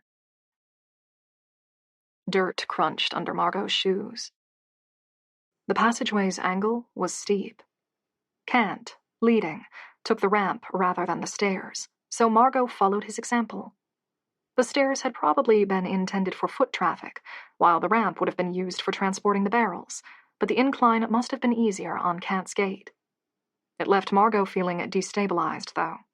She tested every new step, knowing a damp bit of stone could very well send her sliding down into the darkness beneath. Her skin crawled. It was all she could do to keep her breathing from growing noticeably panicked. The lights suspended above them were high enough not to hit either of them, but Margot still felt compelled to keep her head low to avoid them. They were bare bulbs, an unkind shade of white that sapped warmth and color from the walls, and they were not set closely enough to eradicate the pools of shadows that formed beneath them. Kant, familiar with this path, neither ducked his head nor struggled with his footing. He reached the floor below well ahead of Margot and waited at the doors for her to make up the lost ground. The scents were stronger there. Although there was no dirt visible on the stone walls or floors, it hung in the air, heavy and loamy. Margot began to pick up the velvety, astringent strains of wine and, strangely, vanilla. As she arrived at the level ground, Kant pushed the final set of doors open. "The cellars," he said simply, and he moved to one side so Margot could see past him. She felt her stomach drop unpleasantly. Despite all of her expectations that had been challenged so far, the number of employees, the above-ground facilities, she had not expected the cellars to be so enormous. Stone pillars rose out of the ground, connecting overhead to form massive, interlocking archways. Between them were barrels. They were all arranged on their sides, held in place with wooden supports, stacked 5 to a grouping, and they seemed to go on forever. All Margot could manage was... "Oh." "All oak barrels," Kant said as he closed the door behind them. "Some modern places use metal, but we've always been more traditional here." Margot took a hesitant step into the room, both hands clutching the purse's strap as though it were a lifeline. The lighting was dramatic, highlighting sections like a spotlight, while the ground between was absorbed by the heavy damp and dark. Margot took one more step forward to put herself under one of those lights. It felt safer there, as though the shadows were somehow alive, as though she would be consumed by them if she let her guard drop for even a minute. "Can't." She struggled to find words, but everything felt inadequate in the face of the place's scope. "How many barrels are there?" His glance seemed to carry some empathy. "It looks more drastic than it is. The whites age for only a short while, but the reds can be here for years. A lot of these barrels are just putting in their time until they're ready." Many had dust gathering on them, she realized. While the floor was kept swept, time had been allowed to settle onto the oak. Moisture made the air thick. The ground was dry as far as she could see, though many of the stones had been stained. Spilled wine, she knew, although in the dim spotlights, it could as easily be spilled blood. Kant moved forward again, and Margot once more followed, shirking away from both the pillars and the barrels, fighting with every step to keep the quiet panic from rising over her. The room had a weight to it. The great arched pillars held the ceiling up, but at the same time, it seemed to sag toward her, as though it were slowly but inexorably crushing down the supports as it pressed toward the ground. The further they traveled, the worse the sensation became, until Margot could almost feel it pressing onto her shoulders, forcing the stale, scented air from her lungs. And then they were at the opposite doors. She clung close to Kant, too close, near enough to hear his breathing as he unlocked the doors, as she waited to be let through. At her back were hundreds of barrels, identical, dark, clustered in stacks of 5. They were oppressive. The stains on the flagstone floor felt less like remnants of an old history and more like a warning. Then the door opened with a click, and Kant stood back to let her through. Margot held her coat tight across her chest as she entered another passageway. She'd expected it to lead up, but instead, it carried her straight ahead. The walkway held no lights, but an open door at its other end was a beacon leading her forward. "Go ahead," Kant said. She had very few other choices. As she followed the narrow stone walkway, the door behind them groaned closed. Then its lock clicked as Kant resealed it. So far, none of the other doors they had passed through had been locked. Margot had expected the passageway to lead them back outside, but apparently there was another stop on their trip, and this one warranted security. The room's light was a yellower hue than the harsh whites of the main cellar. It should have made the room warmer, but instead it set a sickly pall across the cracked stones. Margot reached the door and nudged it open. The room held more barrels, but far fewer than the cathedral-like space they'd passed through. Only 6 existed there, suspended on a wooden structure that lifted them to chest height and locked them into place. They dominated the room's left-hand side, while desks filled with papers, wine glasses, and an aged lantern took up the right. A tawny-skinned, spectacled man stood at the desk. He smiled as he saw Margot. "Ah, Margot, I'm guessing. Andrew. Glad to meet you. Andrew. The name was familiar. Margot cast back as she shook the extended hand. The accountant? That's him. Kant had entered behind her and closed and locked the door. I needed to fetch some papers, so I thought I'd save some time and meet you down here. Andrew, tall and lean and wearing a dark patterned vest, seemed wholly at home as he leaned a hip against one of the desks. I'm sure your tour has been thrilling. Kant is such a talker, sometimes it's a challenge to get him to be quiet. Kant grunted something inaudible. He moved around them, bumping Andrew's shoulder as he passed in a way that told Margot they knew each other well. Sorry about the lighting situation. Andrew nodded to the lantern at his side. This was one of the earliest rooms to be built, and electricity hadn't been invented back then, apparently.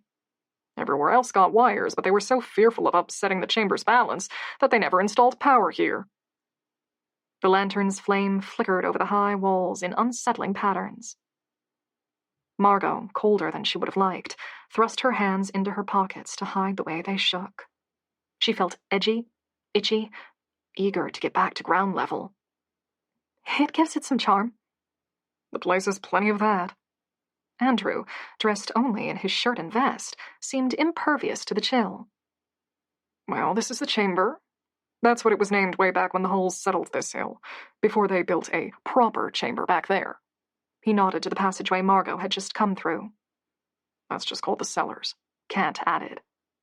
Andrew's eyes crinkled behind his glasses as he smiled. We got less creative with our names over time. Margot turned to get another look at the space. While the cellars had been grand, this room felt small and narrow and imperfectly built. It had likely been a project by the home's original owners, dug out and put together with their own hands. Despite appearances, this is perhaps one of the most valuable rooms in the winery. Andrew indicated the 6 barrels arranged opposite them. These darlings account for more than 30% of your annual income. Margot frowned. The room she'd just come through held hundreds, possibly thousands of barrels. She knew wine could vary in price, sometimes by a lot, but it was hard to imagine what could make this vintage so much more expensive than all the others. You remember what I told you about the old oak tree? Kant said, and Margot felt her heart skip a beat. He turned it into wine barrels. She carefully moved toward them. Now that she was looking for signs of age, they were abundantly visible. The wood was lighter than the oak in the main cellar. Older, drier. The wood's grain had pronounced texture. The oak. The gallows. Hundreds of bodies breathed their last while suspended from this wood. It had been changed, sawed and whittled and reformed until it was unrecognizable. But it still remembered, she thought. She reached a hand forward to touch one, but caught herself. She was being superstitious again, but this time she didn't chide herself for it. Trapped below ground in a lantern-lit room with 2 near strangers and the barrels of the dead, a little superstition felt wise. Then Margot remembered the comment about this room contributing 1/3 of her income, and recoiled. You still put wine in them? Yes. Andrew, candlelight flickering across his glasses, moved to stand beside Margot as he admired the barrels. Each batch ages for 5 years, and the result is incredible. It wins international awards and nearly every blind tasting it's entered into. Critics sing praises for its rich tones and complexity. Our other wines are good, mind you. They're handmade from excellent grapes and nurtured with care, but this line is famous. Kant stepped forward. He'd taken one of the wine glasses from the desk. A spigot was attached to the far left barrel, and he released it, pouring a small amount of wine in the glass. We're very close to bottling this batch, Kant said. Here. It's what your family is known for. Margot froze, staring at the glass held with unexpected dexterity in his rough hand. A tablespoon of vivid red liquid swirled in its base, heavy, leaving streaks of crimson where it washed across the glass. She stared, fixated. It was beautiful. and sickening. A vision that promised hedonistic delights and horrors in a single taste. She pulled back, her shoes scuffing over the stones as she retreated from the temptation. I'm sorry, I don't drink wine. Even as the words escaped, Margot knew how wrong they sounded. The prospective owner of a winery, and she refused to partake in her sole product. One of Andrew's eyebrows rose, but he made no comment. If Kant felt anything, he didn't show it. He made to turn aside. Don't throw it out, Andrew said. Kant passed the glass to him. Andrew tipped it back, draining the liquid, then put the glass back on the tray, his tongue lapping the taste off his lips even after he'd swallowed. Damn, that's what?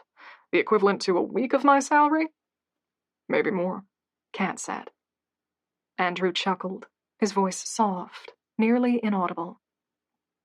It really is worth it. They made no attempt to question her choice, and Margot was grateful.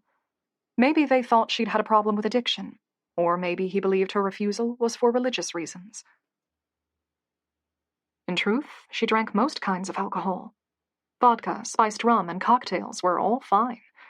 She didn't like the taste of beer, but she could still tolerate it. Wine, though, turned her stomach every time. Even the sight of it made her queasy. Is the wine that expensive? Margot asked. She was feeling lost again. Too small, even in that cramped room, wrapped in the heavy blanket of shadows. The previous night, she'd imagined she might actually be capable of taking on everything that the estate entailed. She was starting to feel that she'd never before been so deluded. It is.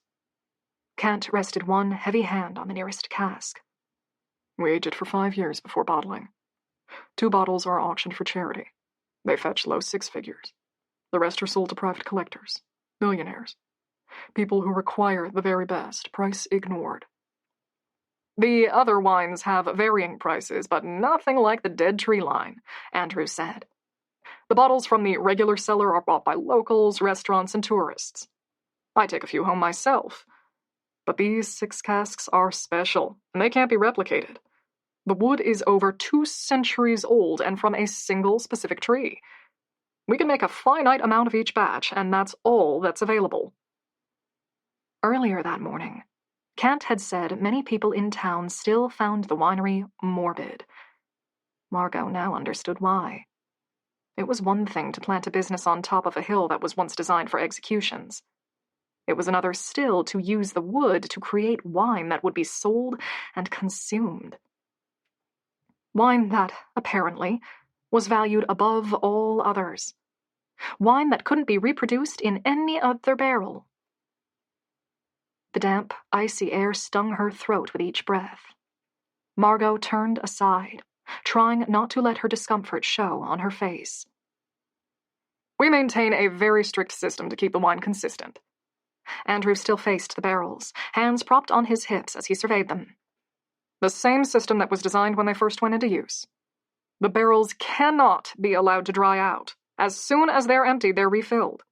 We keep them in the same room they were originally held in, with no electricity or other modifications, to preserve the intended temperature and humidity. Margot faced the desks. Behind them, the stone wall was covered with slick, glimmering light from the lantern. All except for one section. At first glance, it was easy to mistake it for a shadow, but as she stared into the dark, she realized, with slowly dawning anxiety, that it was a hole. A hole that led away so far that she couldn't see its other end. The desks had been positioned ahead of it to block it. No modifications. What about that? Ah. Andrew, his smile lopsided, rubbed the back of his neck. Yes. This was the original cellar for the founding hulls. As their business prospered, though, they expanded. But not without trouble. That tunnel collapsed only a few years after its construction. It was never filled in. There are a lot of those about, Kant said. Some collapsed, others abandoned. A network of old passageways connect them, with posts to mark the entrances. We keep clear mostly. Too dangerous. Margot lifted the lantern. Its metal was cold enough to sting her hands, but she leaned forward, extending the light to see down the passageway. Its walls had once been paved with stone too, though much of it had collapsed. Roots extended down, hanging like tendrils from the ceiling, catching the light in unnatural ways. Margot put the lantern back down. She felt queasy. A cold sweat was forming across her back. She fought her body's reaction, willing her hands to be still, her heart to stop its palpitations. Ready to leave? Kant asked. She flinched at the words, but fixed a smile on her face as she turned. Kant stood by a door opposite the one they'd entered through. An exit, she hoped. Her voice had become stuck in her throat like a blockage that couldn't be removed, so she gestured for him to go ahead. You go ahead. I'll pack up here, Kant said, as the ancient door groaned open. He stepped back to let them through, and Andrew entered first, carrying the lantern. Narrow stairs led upward. They were steep and less well-maintained than the passage to the main cellar, and despite how dry the floor and walls appeared, Margot swore she heard dripping. She glanced to her side and was just in time to see another pathway spearing off to the left. They turned a corner, Andrew murmuring, "Watch your step." Then Margot caught sight of a thin line of natural light far above them. "I didn't realize we were so deep," she murmured. Oh, the old hulls took full advantage of the hill. Passageways trail up and down through it, somewhat like an ant nest. The image sent Margot's skin crawling. An ant nest. And they were the ants. The steps grew steeper. She became breathless. The walls seemed to squeeze in at either side until even Andrew's lantern couldn't compete with their oppressiveness. And then, finally, Andrew hunched as they reached a ceiling. A thin line of light exuded from a trapdoor, tracing around 3 of its edges, razor thin. Andrew placed the lantern down on one of the higher steps and withdrew a keyring from his pocket. "You'll have one of these," he said. "You'll probably find it somewhere in your home. It'll get you into all of the buildings and any locked passageways, though I wouldn't recommend exploring on your own. It's easy to get lost." From far below, Kant's voice drifted toward them. "Sealed. We maintain an airlock," Andrew explained as he slid his key into the upper door's handle. "Just another precaution against damaging our main revenue." The lock clicked. A rubber seal seemed to sigh as it was pried loose, and Andrew shoved the trapdoor up and open. It hit the loamy earth outside with a heavy thud. Then Andrew climbed out and offered his hand to Margot. She blinked against the unexpectedly bright sun as she let him help her up the final few steps. The day had warmed up since they'd entered the cellars. A tang of pollen hung in the air. Margot tilted her head back, the overwhelming relief of being outside, of being free, making her muscles weak. The block of staff buildings, the place she'd entered the underground labyrinth, was far enough away that she could no longer see distinct parts of the architecture, but only the glint of sunlight off the roofs and a blur of dark glass windows. She hadn't thought they'd traveled that far. Kant moved up the stairs behind her, and Margot stepped out of the way. He dusted his hands on his jeans as he exited, and Andrew heaved the trap door back over, letting it land with a resounding bang. The key went back into the lock and fastened it with a soft click. "Right." Andrew fit his keys back into his pocket. "I'll need to get back to the office unless you want me to stay around for a bit. We should be all right from here." Kant ran his fingers through his hair, getting it out of his face. "Then I'll see you around, Margot." Andrew extended his hand one final time, and Margot shook it. "When you're ready to take a look at the numbers, come by my office. Kant can show you where it is." "Thanks. I'll do that." He set off, snuffing the lantern as he traversed the gentle slope leading down toward the staff buildings. Kant raised a hand to shield his eyes from the sun, then sighed. A tinge of relief flashed across his features before he hid it again. "Good. Witchetty is here."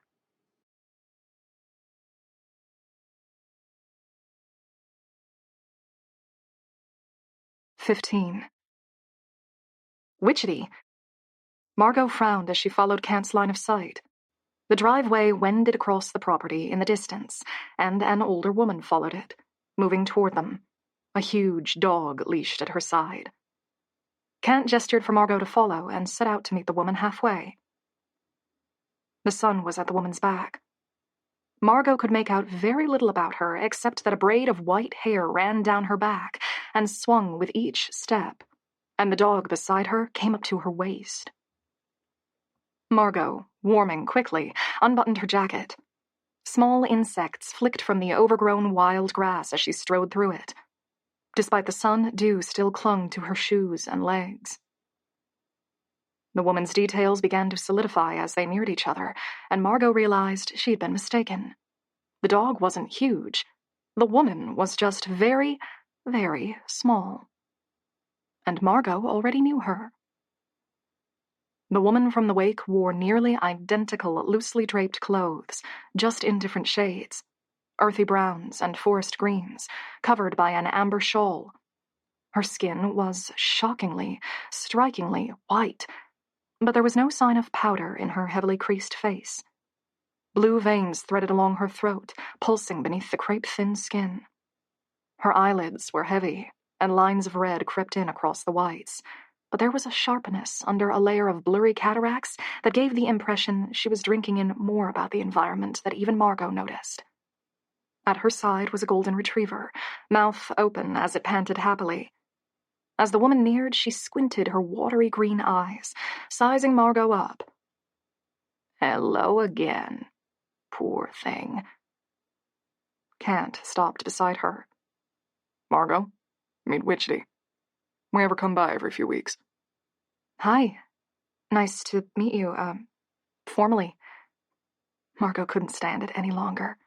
The golden retriever was smiling up at her, tongue lolling against off-white teeth, black eyes radiating warmth. Can I—" "Go right ahead." Margot dropped to her knees and buried her hands in the dog's silky fur. He responded immediately, haunches swinging from the force of his tail's reckless careening, tongue coming out to bathe her face. Margot, laughing, hugged him. "His name's Marsh," Witchetty said, "on account of how much he looked like toasted marshmallows when he was born." "He's gorgeous." The force of Marsh's affection nearly toppled Margot backward. She stood before she could ruin her jacket, but kept her hands on his head, scratching around his ears. "Figured you'd like him." Witchetty's voice crackled with barely repressed coughs. "You were thick as thieves with his great-grandmother." Margot snapped up, surprised, her mind flicking back to the dog door in her home. "My parents?" "Always loved Goldens. They had a girl, Clementine, when you were little. Gave me one of the puppies way back, and a few generations later we have Marsh." Her mind turned to her scars. They couldn't have been from the family pet, surely, especially not if Clementine had been as friendly as Marsh. Margot buried her fingers into the thicker fur around his neck and kissed the top of his head. His breath wafted over her face, wet and sweltering with the scent of saliva and dog food. And Margot smiled, despite herself. "Witchetty comes around once a fortnight to perform a blessing on the land," Kant said. "I thought you might like to continue the tradition, so I didn't cancel her." A blessing? Kant had seemed so comfortable around every part of the estate that Margot found it impossible to imagine him thinking that was necessary. He'd told Margot the place's history unflinchingly. Not even the barrels made from the hanging tree had fazed him. But, of course, Kant wouldn't have been the one to hire Witchetty. That would have been her parents. Maybe Margot's superstitious streak had been inherited. Maybe they, like Margot herself, had felt deeply uncomfortable about the property's past. "We pay her for her work," Kant added. "But you wouldn't need to worry about that. It's a business expense." Oh. She couldn't imagine what kind of gymnastics Andrew had to pull to make a blessing against evil tax-deductible. Then Margot's mind flashed to a different angle. Witchetty was old, at least 80.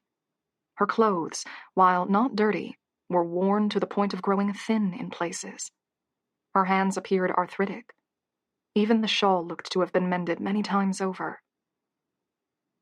Maybe Margot's parents hadn't actually been nervous about the land. Maybe, instead, this was their form of kindness, a way to give some money to a widow who would have been embarrassed to accept charity. The property's reputation simply gave them an easy excuse to hire her services. If that was the case, Margot wasn't going to turn her away. Of course. I'd love you to continue, please. Smart girl, Witchetty said. It's bad land. A lot of suffering bled into this soil. You've got to do everything you can to keep the evil at bay. Margot glanced at Kant, but he didn't return the look. Would you mind if I came along, or do you prefer to work alone? Margot asked. I'm not alone.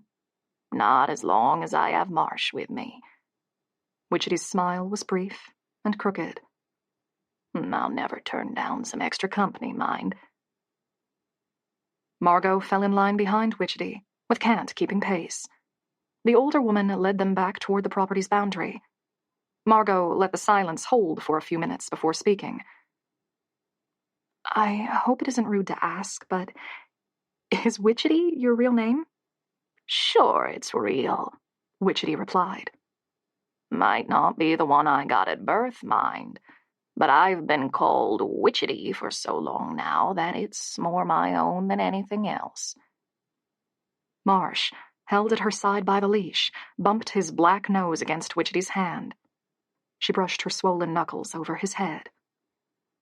My parents started calling me Witchetty Girl when I was little because I'd brew up potions in old bottles. I'd make them from snails and moss and once the foot of a dead bird I found. They thought they were teasing me, but I liked the name. I've always been interested in the unnatural. Never studied. I believe these things are more intuitive than a lot of people want to think. They reached the property's boundary line. A sturdy wooden fence ran along it, overrun by unmown grass and occasional saplings. Beyond that, past a row of trees that had started to twist and collapse from age, Margot caught glimpses of the road. There was no traffic on it. Witchetty wrapped the leash around her arm and then peeled back the shawl. Beneath, tied to her clothes, was a pouch. She opened it and withdrew a bottle that filled her palm. Holy water, she explained. I get the local priest to bless it for me. You should have some, too, in your kitchen somewhere. Let me know if you're getting low. It's not the kind of thing you want to run out of unexpectedly. Again, Margot glanced toward Kant. This time he met her gaze, but his thoughts were kept well concealed behind his gray eyes. Finally, Witchetty withdrew a talisman from the folds of the bag. Suspended on a loop of crimson thread was a cluster of strange objects. Margot frowned as she tried to get a better look at them. She recognized a bird's skull, possibly a crow's, the bones picked bare and sun-bleached. Several old and rusted keys. Dried flowers threaded with dried herbs. Loops of scrap metal. Tiny bells. Witchetty held it in one hand, the threads trapped in her palm while the excess hung over her fingers, not unlike the way a rosary might be clasped. Then she began walking. With each step, the clustered metals and bones knocked against one another and set up a faint, ringing tone. Witchetty placed her thumb over the bottle's open top and let water fall one drop at a time, each one catching the light for a fragment of a second before disappearing into the long grass. Show us mercy. Witchetty had her eyes closed. Margot's attention was torn between the ritual and watching the ground ahead, fearful that Witchetty might misstep and break an ankle on the rocky earth. The woman coughed, the noise dragging through her chest like a rasp, before continuing, Turn your anger from us. Let us have peace.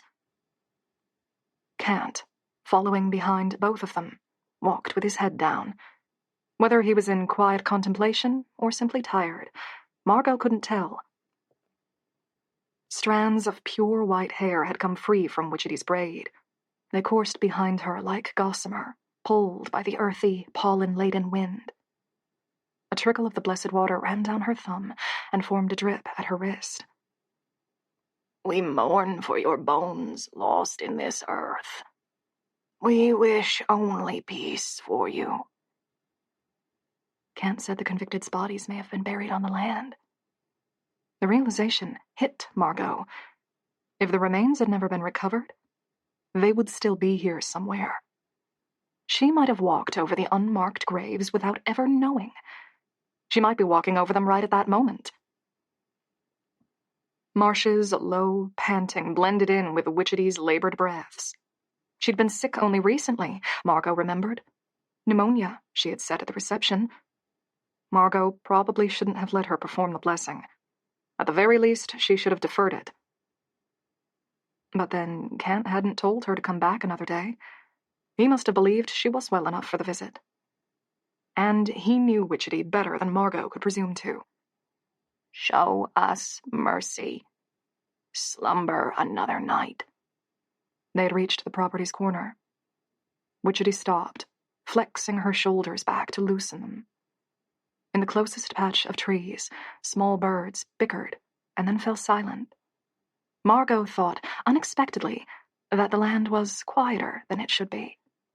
No insects hummed. No sounds came from the distant gathering of buildings.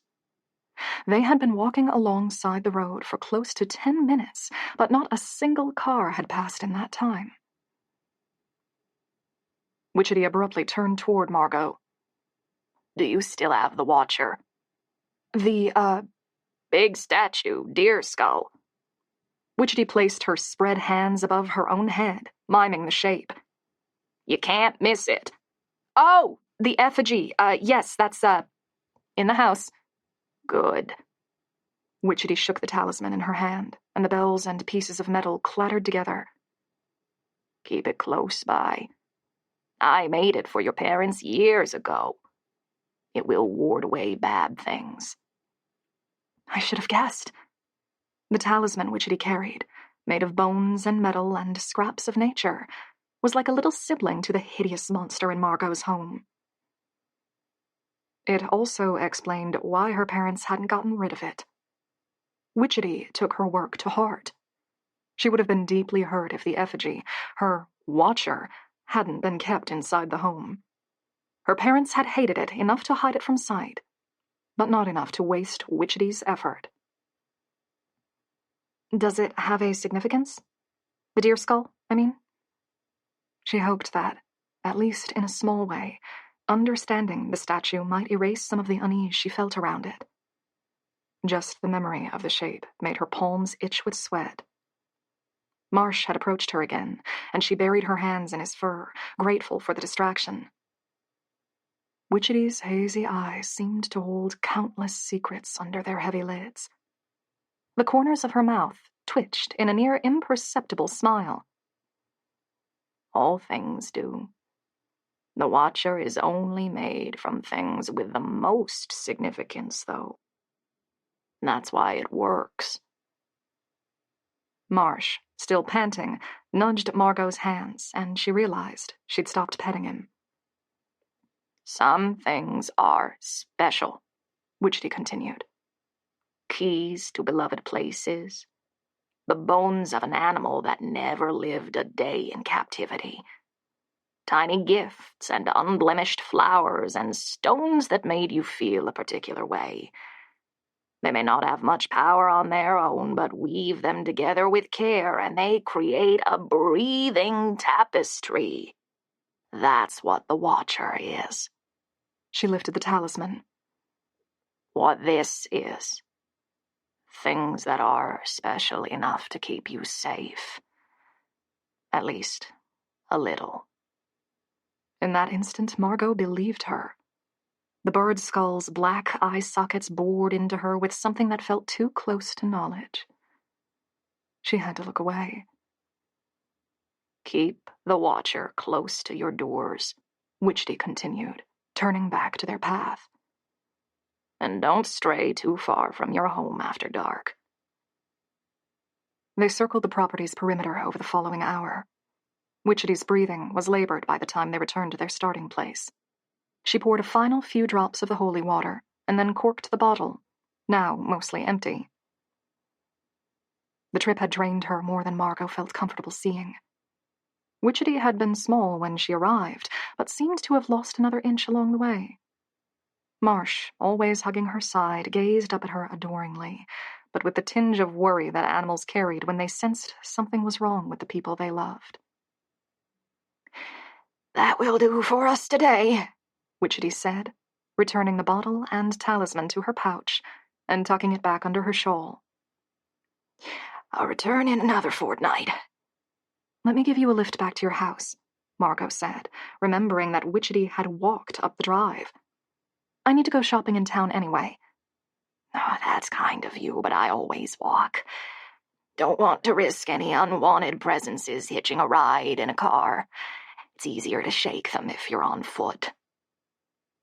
Margot turned to Kant. He caught her look. I'll call Don to pick you up in the laneway outside the property. Don't bother that old fool. Witchetty hitched the leash a loop tighter around her wrist. He hates being near this place.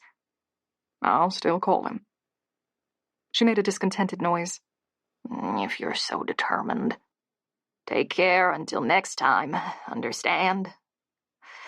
The earth feels bad, and it's growing worse. I can only do so much, you hear me, Margot? Stay safe. Don't go far from your home at night. Don't provoke anything you don't want to know better. Margot didn't know what got under her skin more, the words or the complete sincerity they were delivered with. She managed a cracked smile. Probably good advice for all of us. Witchetty turned her head a fraction, the heavy eyelids shielding her murky eyes as she surveyed Margot. The pure white eyebrows twitched down a fraction. I am sorry. What on earth for? You're very welcome here. I was supposed to come last Friday, but I was sick.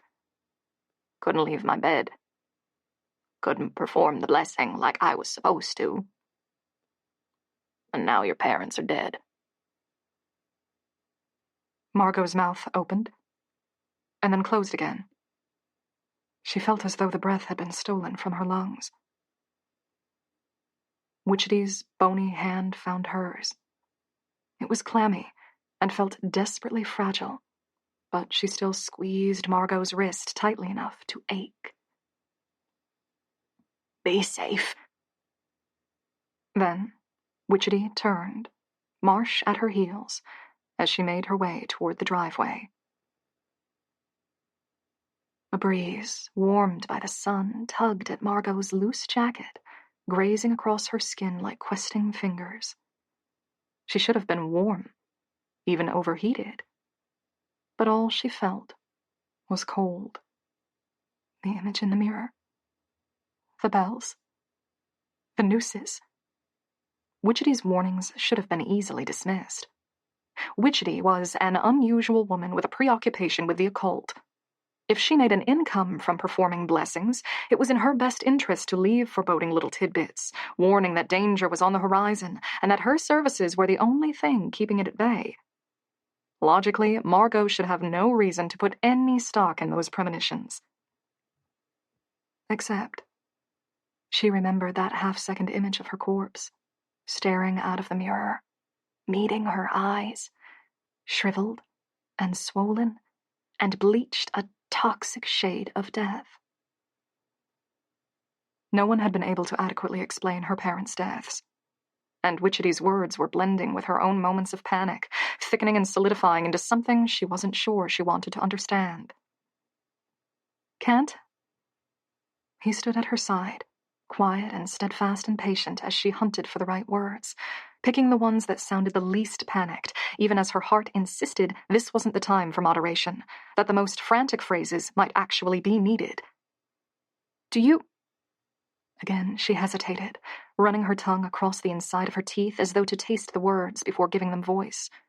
How much faith do you put in Witchetty? He made a low, throaty noise as he gazed along the driveway, where Witchetty was growing smaller, Marsh's tail whipping energetically in their wake. I've known her a long time. She's reliable. Last Friday was the first time she'd missed her booking in the years I've worked here. Oh. Margot's fingertips explored the leather strap from her bag, running along where it had been stitched shut and where some of the stitches were already pulling apart. I guess what I'm asking is, do you think Gallows Hill actually needs these blessings? She'd asked it like it was halfway a joke, expecting Kant to shake his head or smile or comment about how superstitious some people could become. Instead, he gazed down at her, the heavy brows casting shade over his eyes. He was silent a long moment. Margot could only imagine he was testing his own words the same way she had. Some people believe Gallows Hill is a piece of the town's history, and not much more, he said at last. Other people feel the deaths have turned it bad.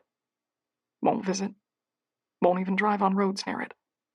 They talk about a Gallows Hill curse and think Witchetty is protecting us from something worse. Margot crossed her arms over her chest. More of her hair had come loose during the walk, and now buffeted around her face, itching at the back of her neck and sending minute shivers along her spine. What side do you fall on? Gray eyes searched hers. Then he said, I'm glad Witchetty comes here. I'd better make that phone call. Her neighbor doesn't like the place, but he'll still come and pick her up. He made to step away, then hesitated. Can you find your way back to the house on your own? Yes, thanks. Margot tightened her arms around her chest as she watched Kant pace back toward the staff buildings.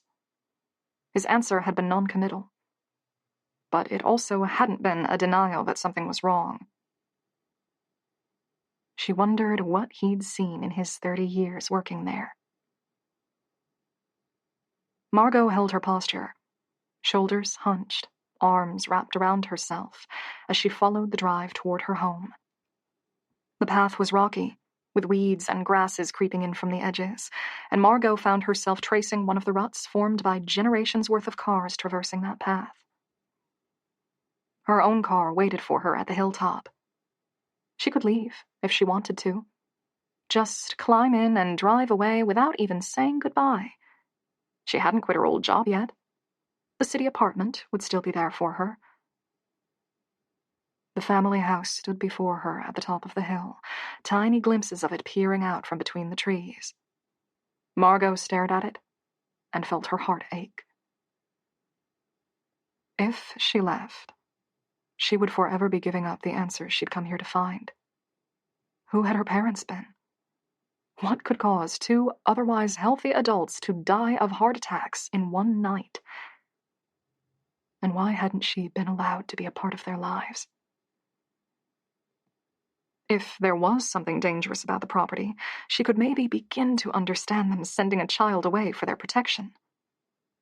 But Margot had been an adult for years. They'd never made any attempt to reconnect. Think it out. She spoke to interrupt the crunch of her footfalls, which seemed too loud in the otherwise still landscape. What am I asking myself here? If I got in my car, what would I be running from? She had no concrete answer, she realized. Witchetty had spoken in foreboding generalizations. The ground was turning bad. Margot needed to be careful. Was it some kind of curse? Bad energies seeping out from the dead buried under the hill. Was she going so far as to consider actual, literal ghosts? Or perhaps, was it something more physical than that?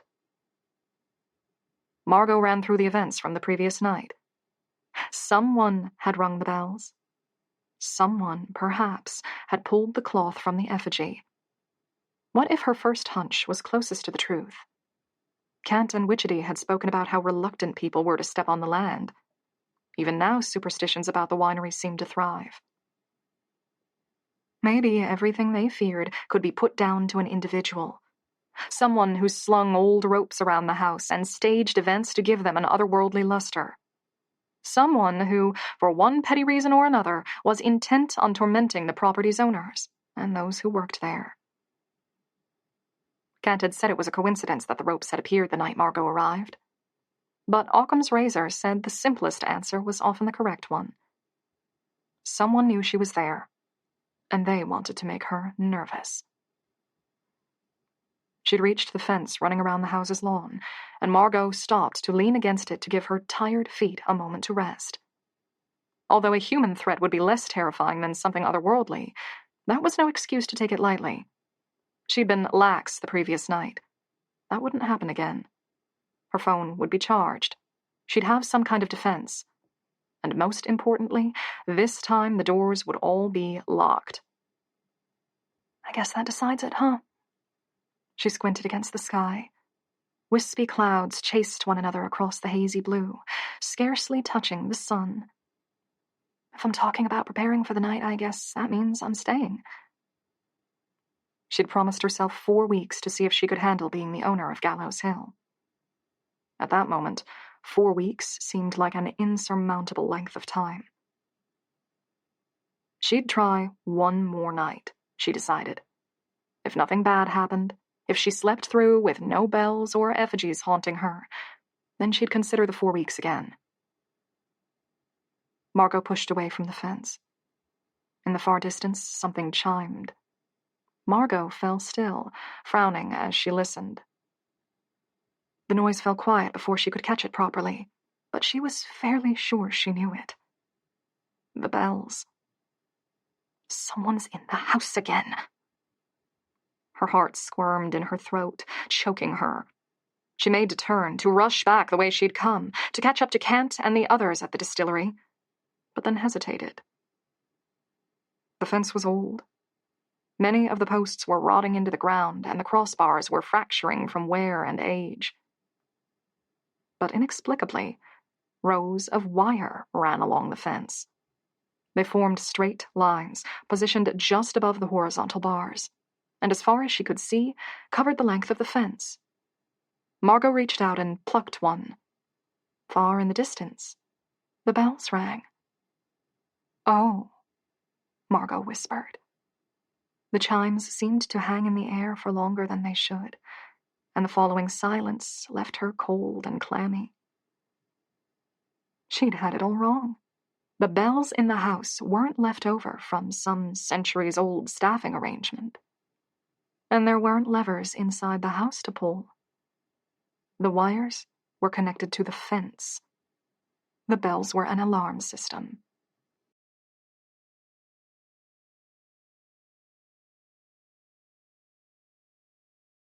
"16.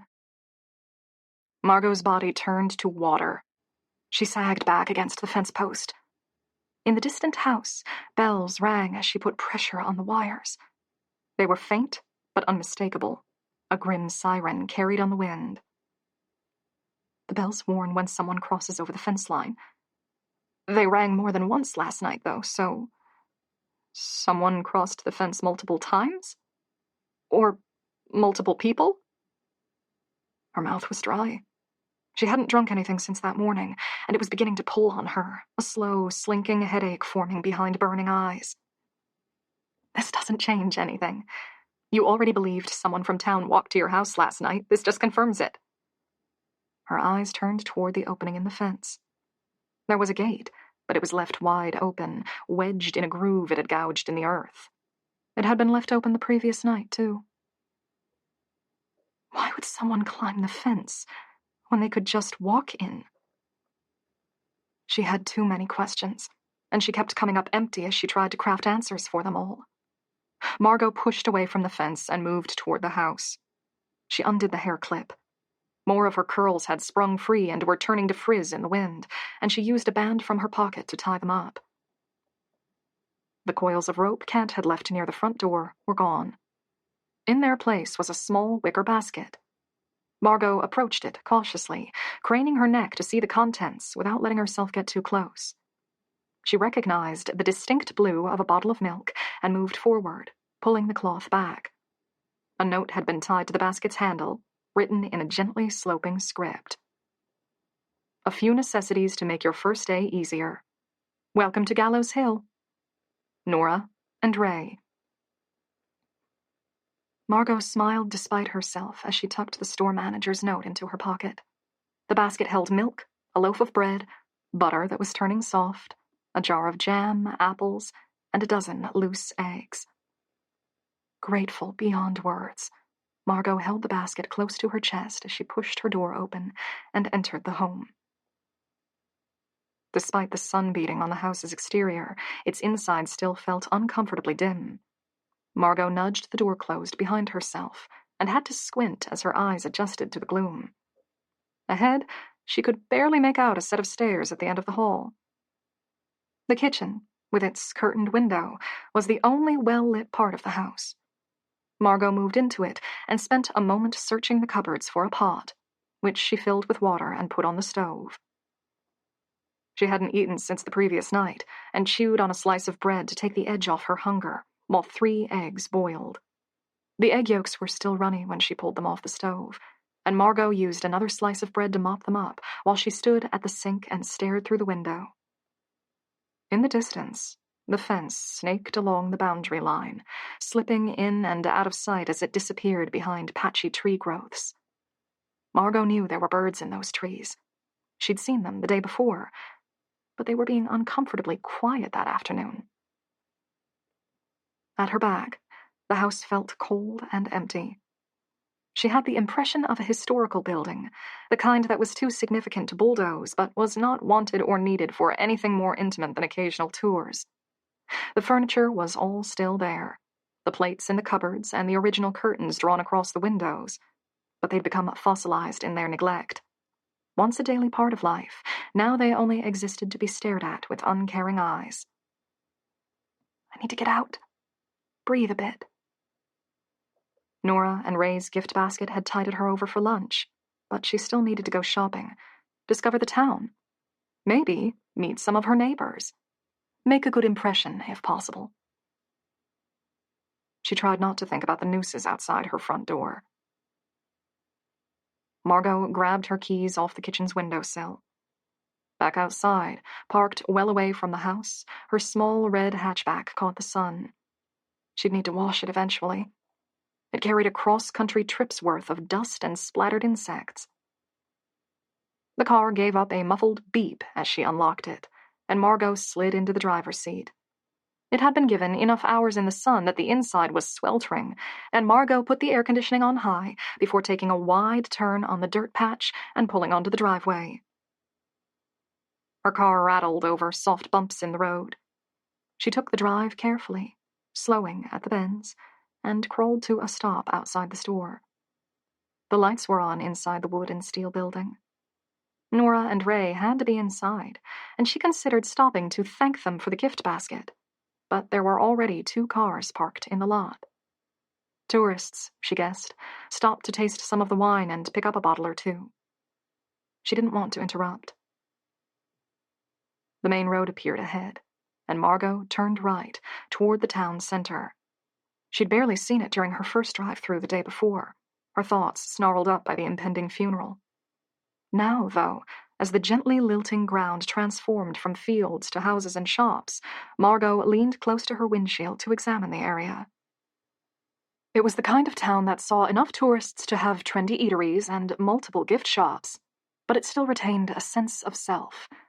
There were no fast food outlets, probably a choice made by the local council, and most of the cars lining the roads were pickups, like cans, or old sedans with blocky bodies and hand-applied tints on the windows.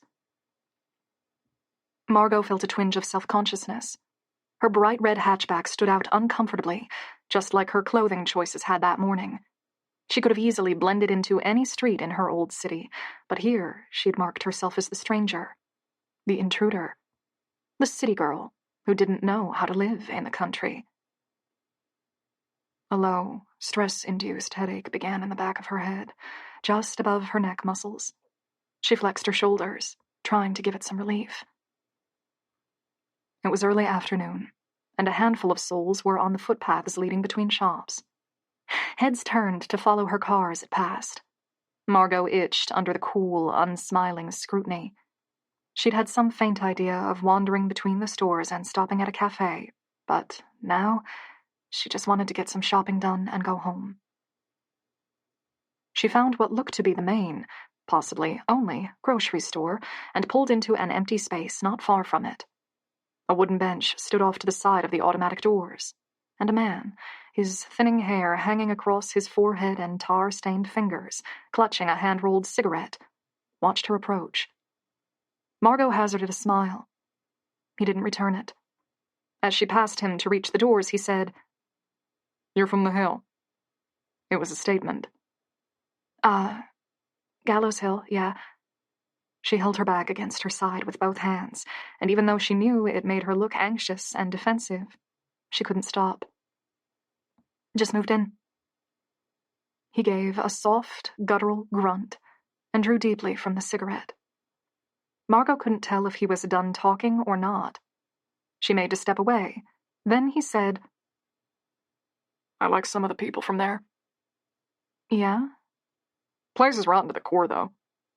The cigarette was only half done, but he dropped it to the ground, crushing it under his boot, then stood.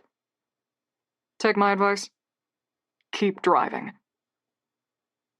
Margot stood out in front of the store, heart running fast as she watched the man walk away, head down and hands in his pockets. Her fingers hurt from how tightly she clutched her bag. The automatic doors scraped open with a hiss, making her flinch, and Margot shuffled out of the way as an older couple moved past, watching her from the corners of their eyes. The headache was growing worse. Margot made herself breathe in deeply, her lungs expanding as far as they would go, and then she stepped into the store.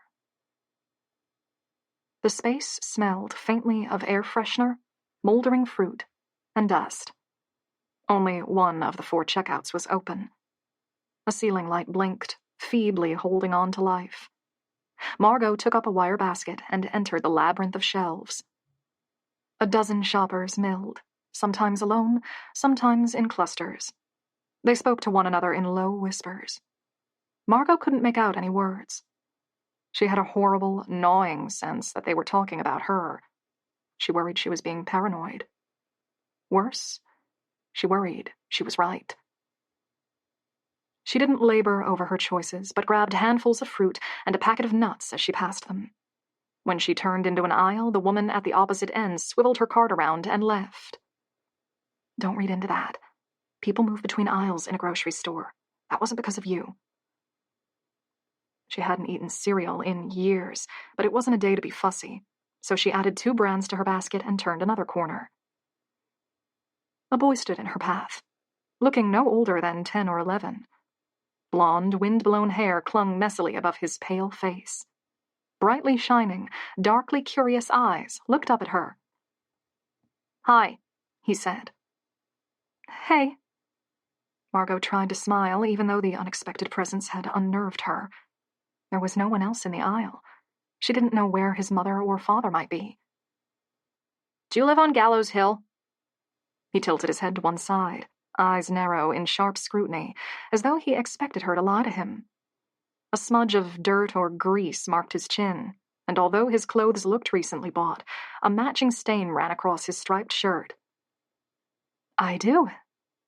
She tried to add some feeling to her voice, even though her smile was starting to grow stiff and unnatural, and her headache was burrowing into the backs of her eyes. She added, almost in defense of herself, "It's a very pretty place." The boy flicked his head slightly, as though to disregard that last comment. "My mom won't let me go near it. I'm not even allowed to ride my bike on the road behind it, even though Asher and Deacon both are." Oh. There was almost something funny about that. The small, jealous bite that can only be experienced in childhood, when your friends are given liberties denied to you. Well, you're not missing much. It's really just a hill with a house on it. Deacon said there were ghosts there, from all the people that died. His brown eyes bored into her, eager, hungry. "Is that true?" Her mouth opened, then closed again, The words shouldn't have startled her as much as they did. But Witchetty's hoarse warnings and even Kant's non-answers were burrs in the back of her mind, leaving her edgy, tense. Nothing about this encounter, this store, felt natural. The fluorescent lights hummed like fat insects. Music played, but she had never heard the song before. The headache was swelling. The boy kept staring at her, unwilling to drop the question, and Margot had no idea what she was expected to say. And then a woman inhaled sharply. A cart shoved past Margot's side, bruising her thigh, and the woman who had turned away from her in the previous aisle grabbed the boy by his arm. "Levi, what did I say about talking to people from—" The woman's eyes flashed in her direction. The pupils were contracted, tiny dots in an expanse of blue, the fear-laced glance of prey facing down a predator. Then she blinked, and the expression was gone, and she pulled the boy at her side as she marched down the aisle. "Don't talk to strangers!" He sighed, a beleaguered noise, but didn't fight her grip. As they neared the end of the row, he threw Margot a look over his shoulder, equal parts intrigue at her presence and frustration at being denied an answer. Margot felt sick.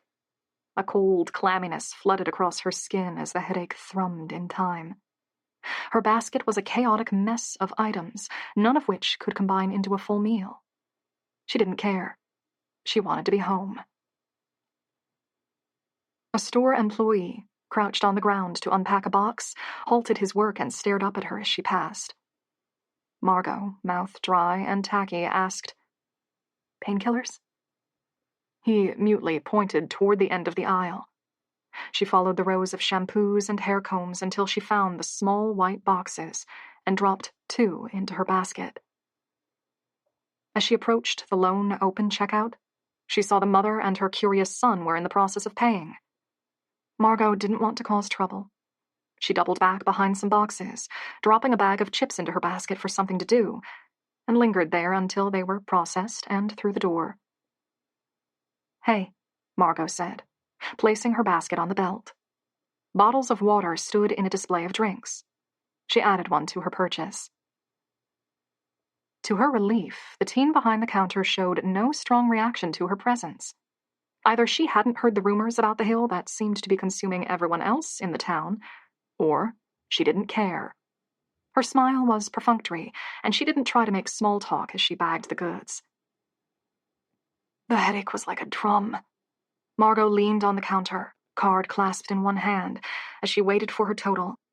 Then she hauled the bags up to her chest and moved through the door, silently cursing even the short distance between the shop and her car. In the driver's seat, Margot tore the plastic off one of the boxes of painkillers, snapped 2 out, and unscrewed the bottle of water. She washed them down, then leaned back, head against the headrest, eyes closed, as she waited for her thundering heart to calm. Kent warned me there were rumors about the hill. I had no idea it would be like this. She squinted her eyes open. A family crossed the road ahead of her. The father said something, and all 4 heads turned in her direction. Neither they nor Margot tried to smile. How did my parents cope? Did they get stared at like this every time they came into shop?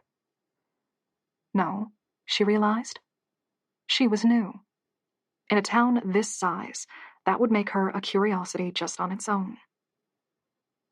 Her parents' deaths must have been newsworthy. Both owners of a prominent business dead in one night. No matter what explanations the mortician offered, people would want to talk. Hell, she herself was asking the same questions. Now their only child, missing for decades, had returned. People were going to stare. It wasn't just about the hill. She hoped. The headache refused to abate, and the pain tablets would take a while to work.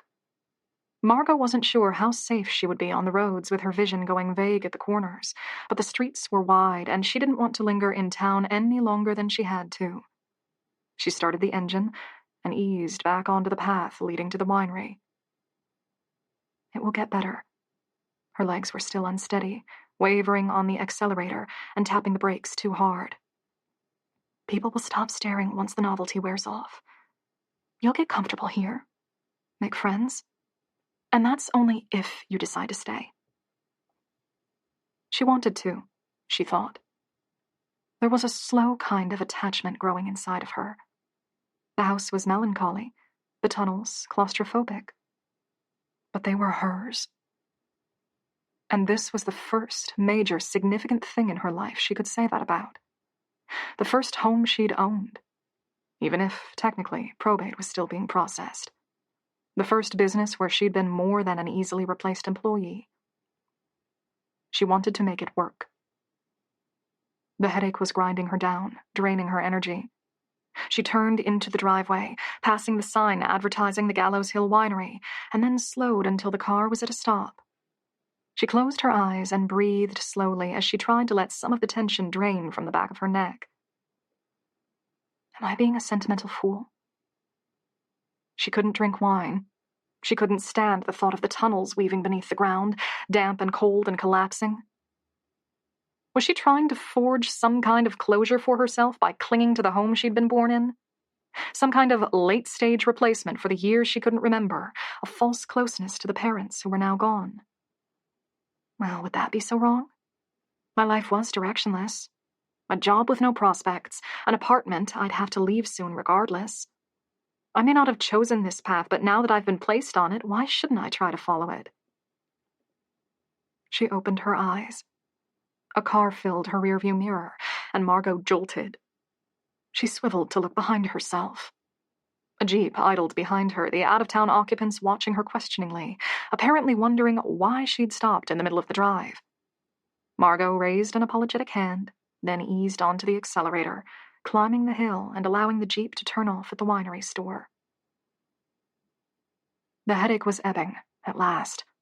The painkillers must have begun their work. She pulled onto the dirt patch ahead of the house, slightly closer than she'd dared the day before, and brought out her hard-won prizes from the general store. With both hands full of bags, Margot had to shuffle in an awkward dance to get the front door open. She tried not to look at the enormous watcher's silhouette in the living room as she turned into the kitchen. A distant creaking noise came from somewhere deeper in the house, and Margot hesitated halfway to the fridge. She carefully lowered the bags onto the round table, listening. There, again, a creak, low and slow and heavy, coming from somewhere behind and above, like a rope being strained. It's an old house, mostly built from wood. Margot swallowed and tasted the acrid tang of fear. It's going to make noises sometimes. The noise came again, and this time it was accompanied by something louder. A shuffle, like a footstep. They're back. They're back, and they're in my home. Margot felt her pocket for her phone, and her heart missed a beat. She'd left it upstairs, in her room that morning. Its battery had been dead, so she'd plugged it in to charge while she got dressed and had forgotten to retrieve it after. The car keys were still in her hand. She could turn and leave before the intruder even knew she was here. If it had been dark, she might have. At night, with the heavy cloud of stillness that the darkness brought, the world felt like it carried an extra layer of danger. That any risk, even small, would come with a cost. But it wasn't night. The sun streamed through the kitchen window at her back like courage, and in that moment the fear was almost, not quite, but almost, overridden by her anger. And something more. Curiosity. She wanted to know who had slung ropes across her porch the previous night, and why they felt entitled to enter her home. She needed to see their face. The dense light heated her back as Margot slid a blade out of the knife block at her side. It wasn't large, but it was big enough to do damage. She held it at her side, half nestled in her skirt, as she slipped from the kitchen to the hallway.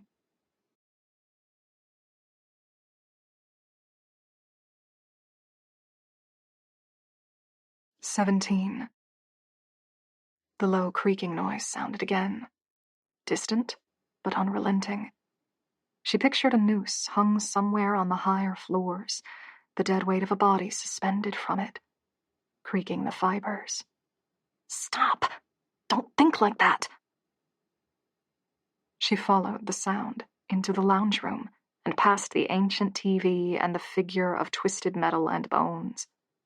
It loomed, dominating its wall, and she told herself she would cover it with the cloth again. There was a sound that might have been a sigh. Margot slipped along the hallway, rolling her feet, heel to toe, to keep each step as close to silent as she could make it. Her chest was tight, her breathing low, her headache pulsing in time with each heartbeat. She craned forward to see around the corner. The stairs were ahead. The same staircase she'd come down the night before, the one where the light had burst and where she'd become convinced that she could see cold lights on the lower landing, like a pair of eyes staring up at her. She flexed her grip around the knife, feeling the handle heat beneath her hot grasp. Something was at the top of the stairs. The light was bad. All of the infused courage from the kitchen had been strained and strangled in these deeper parts of the house, its closed doors and drawn curtains smothering the rooms in darkness. Margot squinted against the shadows, trying to understand what she was seeing. The shape was broadest at its base. From her angle, she couldn't see its top, but it appeared unnaturally tall. Her first thought was that Widgety's watcher had moved, that it had peeled itself off the living room floor and dragged its way along the hall, the bones and spoons and pebbles chiming against one another as it changed locations. So little else made sense that she might have believed it if she hadn't passed the watcher just seconds before. Margot took a step nearer. The knife's blade trembled against her thigh, her skin shielded by the skirt's fabric. She swallowed, wetting her throat in case she needed to cry out, even scream, though there was no one to hear her in the isolated house. The shape began to move. The higher part of it lowered, like it was folding in on itself. 2 heavy feet hit the floor. Then there was the click of a switch, and the upper landing was bathed in light. Margot, Kant said. He stood next to a stepladder, a small box in his hand. didn't hear you come home. Oh, she said, though it came out more like a gasp. I came to fix the light. Saw your car was gone and wasn't sure whether I should come in or not. He folded the stepladder and lifted it under his arm. Didn't mean to startle you. He moved down the steps, his limp heavy, and Margot took the second of distraction to slip the knife into her pocket where he wouldn't see it.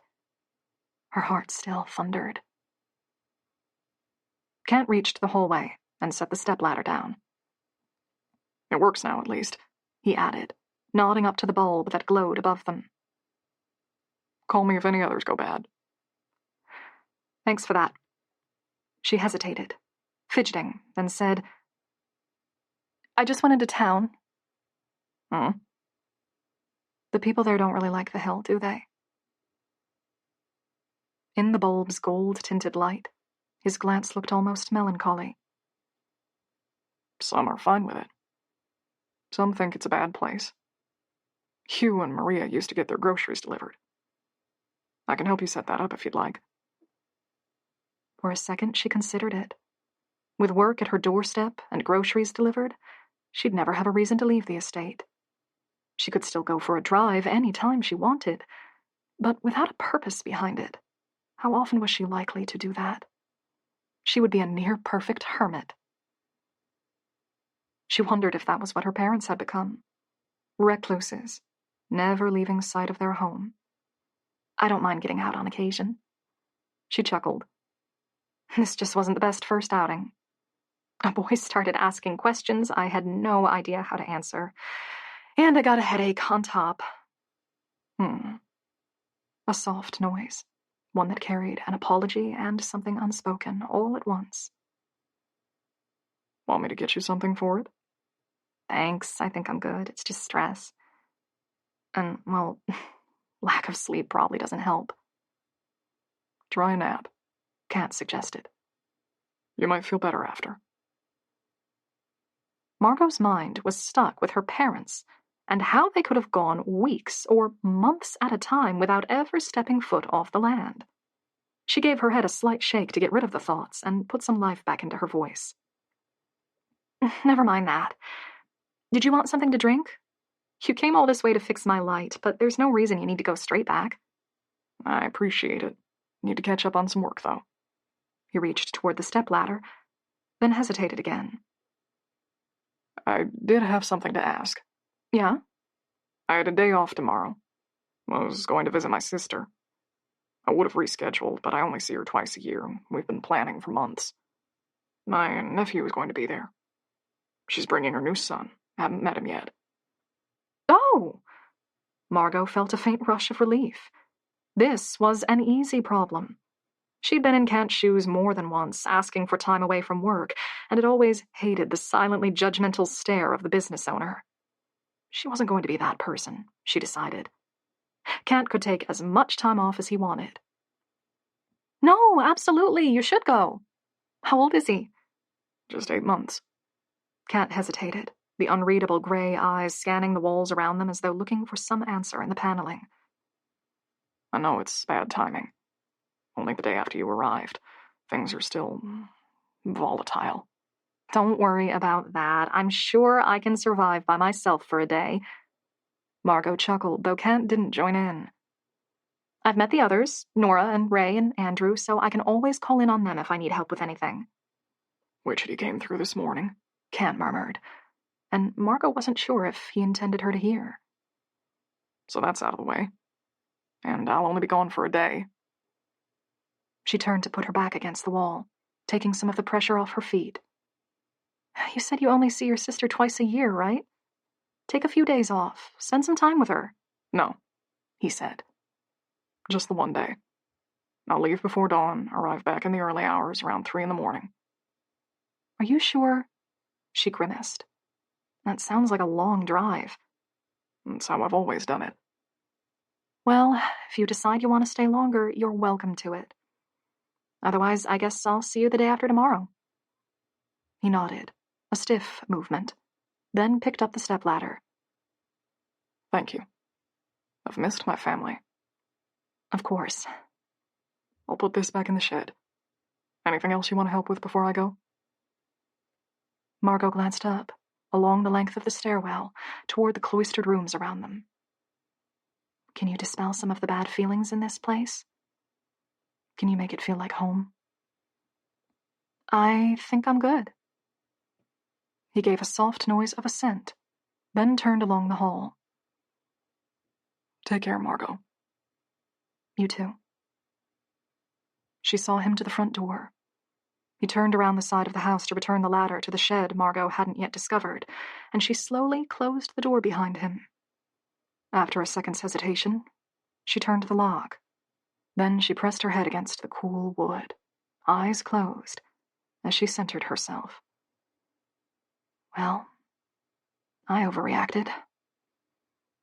She tried to tell herself she'd been rational, that the intrusion the night before made it more than justified to be on edge. But as she crossed to the kitchen and slotted the knife back in beside its brethren, she was only grateful that she hadn't embarrassed herself further by calling the police or shouting anything menacing along the hallway.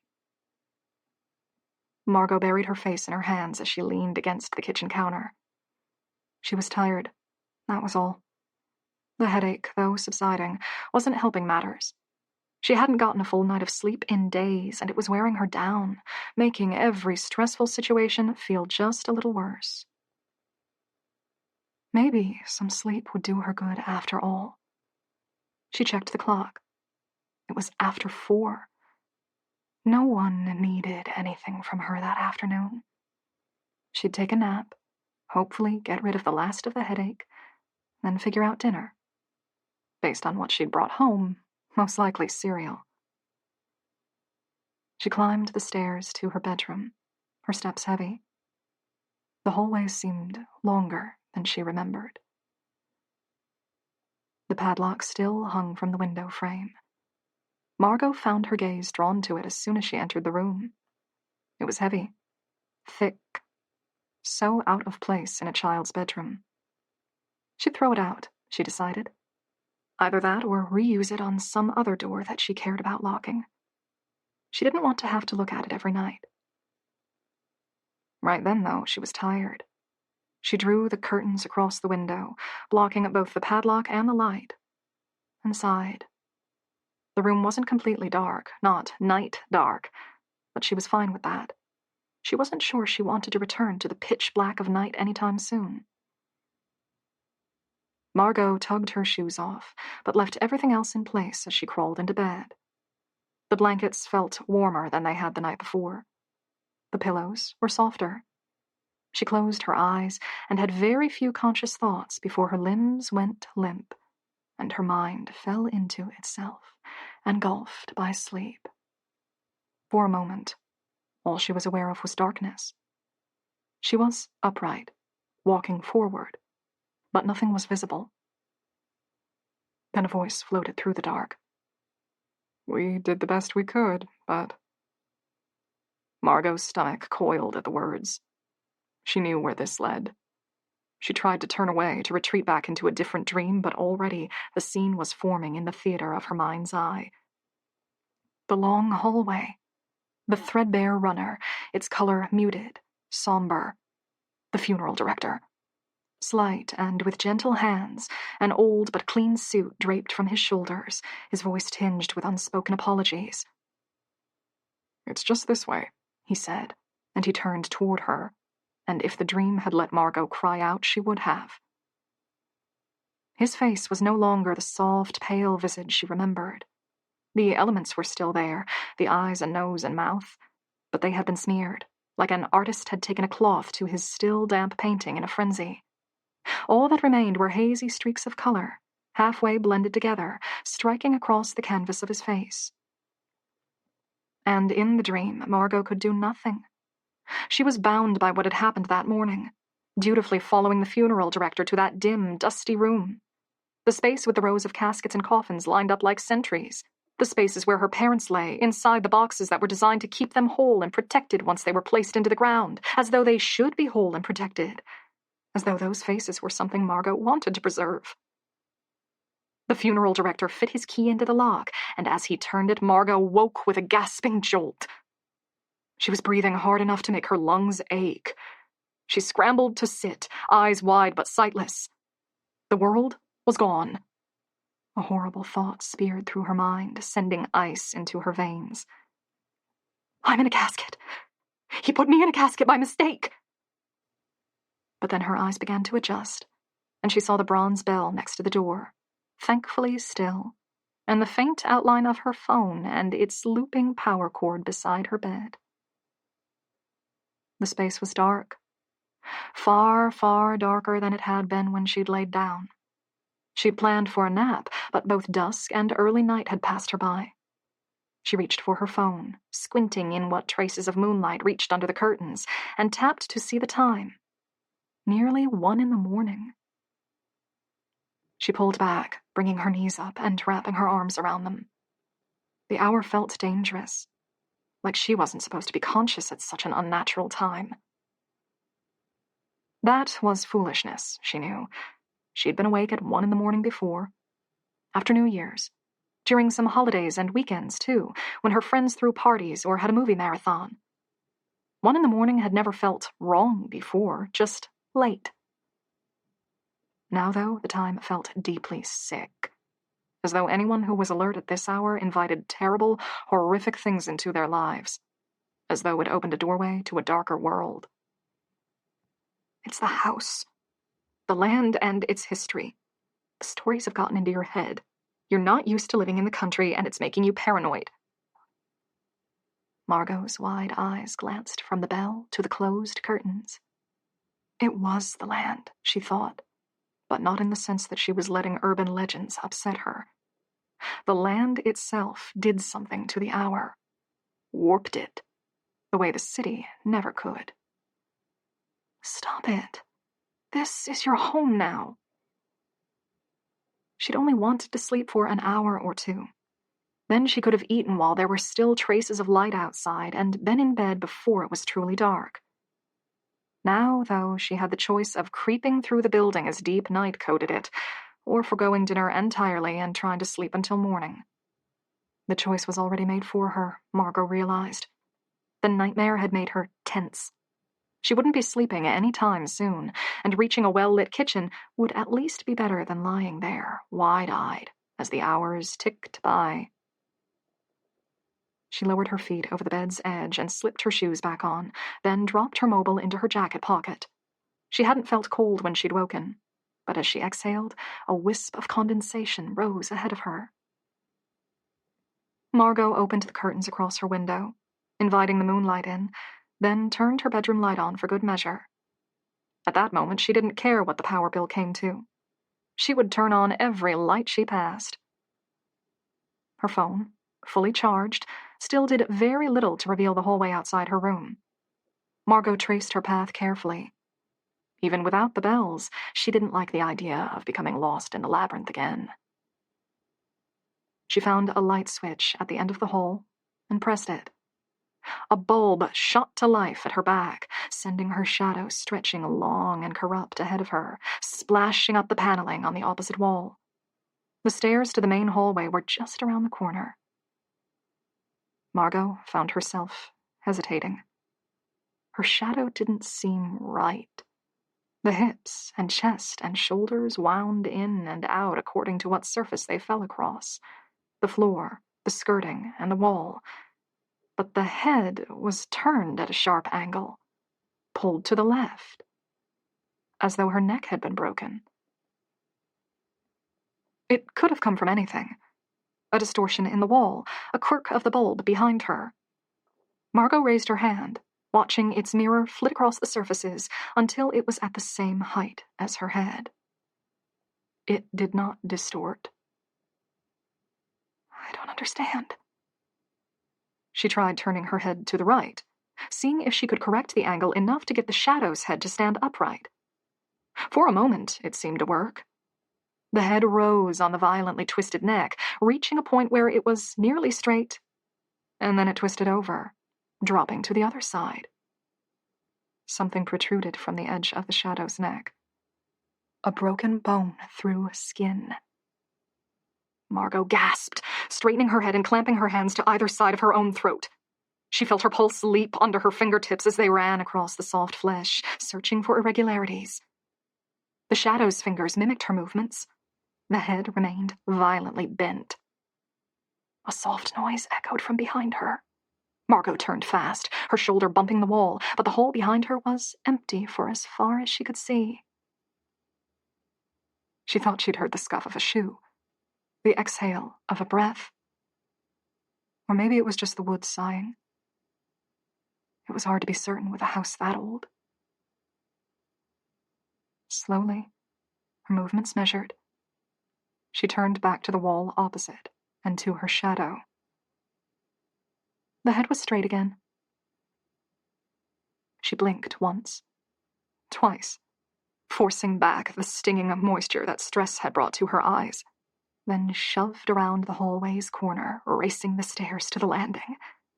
It had to be an optical illusion. She leaned her shoulder against the wall, relying on the hard structure to help her feel centered. Didn't it? I couldn't figure it out right then, but if I'd spent more time, tried moving my head in different ways, I'd see how it worked, right? It was the hour. It made the house wrong. Made Margot feel sick and hunted and lost. She breathed slowly, holding her breath a few seconds before each exhale, to slow her heart rate. Ahead, the hall led to the main entrance. Moonlight came through both the kitchen's and the living room's archways. She could see the light switches beside the front door. She'd turn them on, flood the lower levels with brightness, chase back the heaviness of night until she could forget the hour. Then she would make a drink and something to eat. She'd make the meal rich and heavy, more than she should really have so late, so that it weighted her limbs and pulled her eyes closed and let her drift off without any other care. She pushed off from the wall.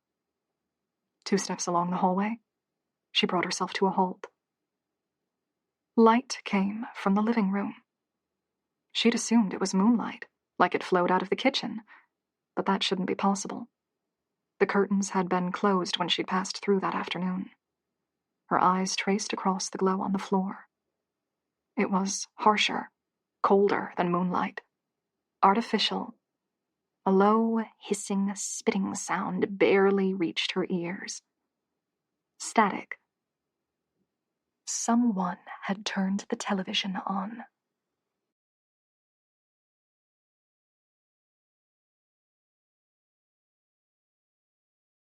"18." Margot's lungs froze. She inched forward, her feet gliding silently over the floor as she strained to see inside the living room. The hissing static grew louder as she approached. The ancient box television screen was lit up in flickering grays, painting a spreading rectangle of light across the floors and sagging seats. Someone's in the house. Her eyes flicked toward the front door. It was still closed. She'd made certain to lock it after Kent left. That means very little. There are other doors in this building, ones I haven't even seen yet. The house felt quiet, though. There was a heaviness to the air that made it hard for her to imagine anyone else disturbing it recently. She took another step toward the living room. The watcher was against the opposite wall. Its metals and stones shone in the reflected light, like 1,000 eyes blinking at her. How else could the television turn on? Could a surge in the power spark it to life? She had her phone in her pocket and let her hand linger over it as she edged closer to the screen. The staticky hiss, though soft, was playing across her nerves, stringing them tight. She slowly lowered herself into a crouch as she looked for a way to turn it off. Then she fell still, the harsh light playing across her hands as she looked down. A tape protruded from the VCR player beneath the screen. 2 words had been written across the label in heavy red ink. Margot's tape. It felt like a bad kind of invitation, like a fortune teller asking if you wanted to know when you were going to die. An invitation like that boded only harm and fear. But she couldn't turn away. Not from her own name, written in a hand she didn't recognize, on a tape she never remembered seeing. Her fingers trembled as she touched the yellowed, peeling label.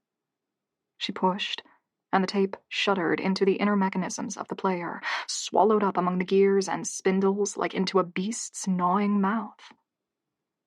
The equipment was so old that she half expected it to be broken.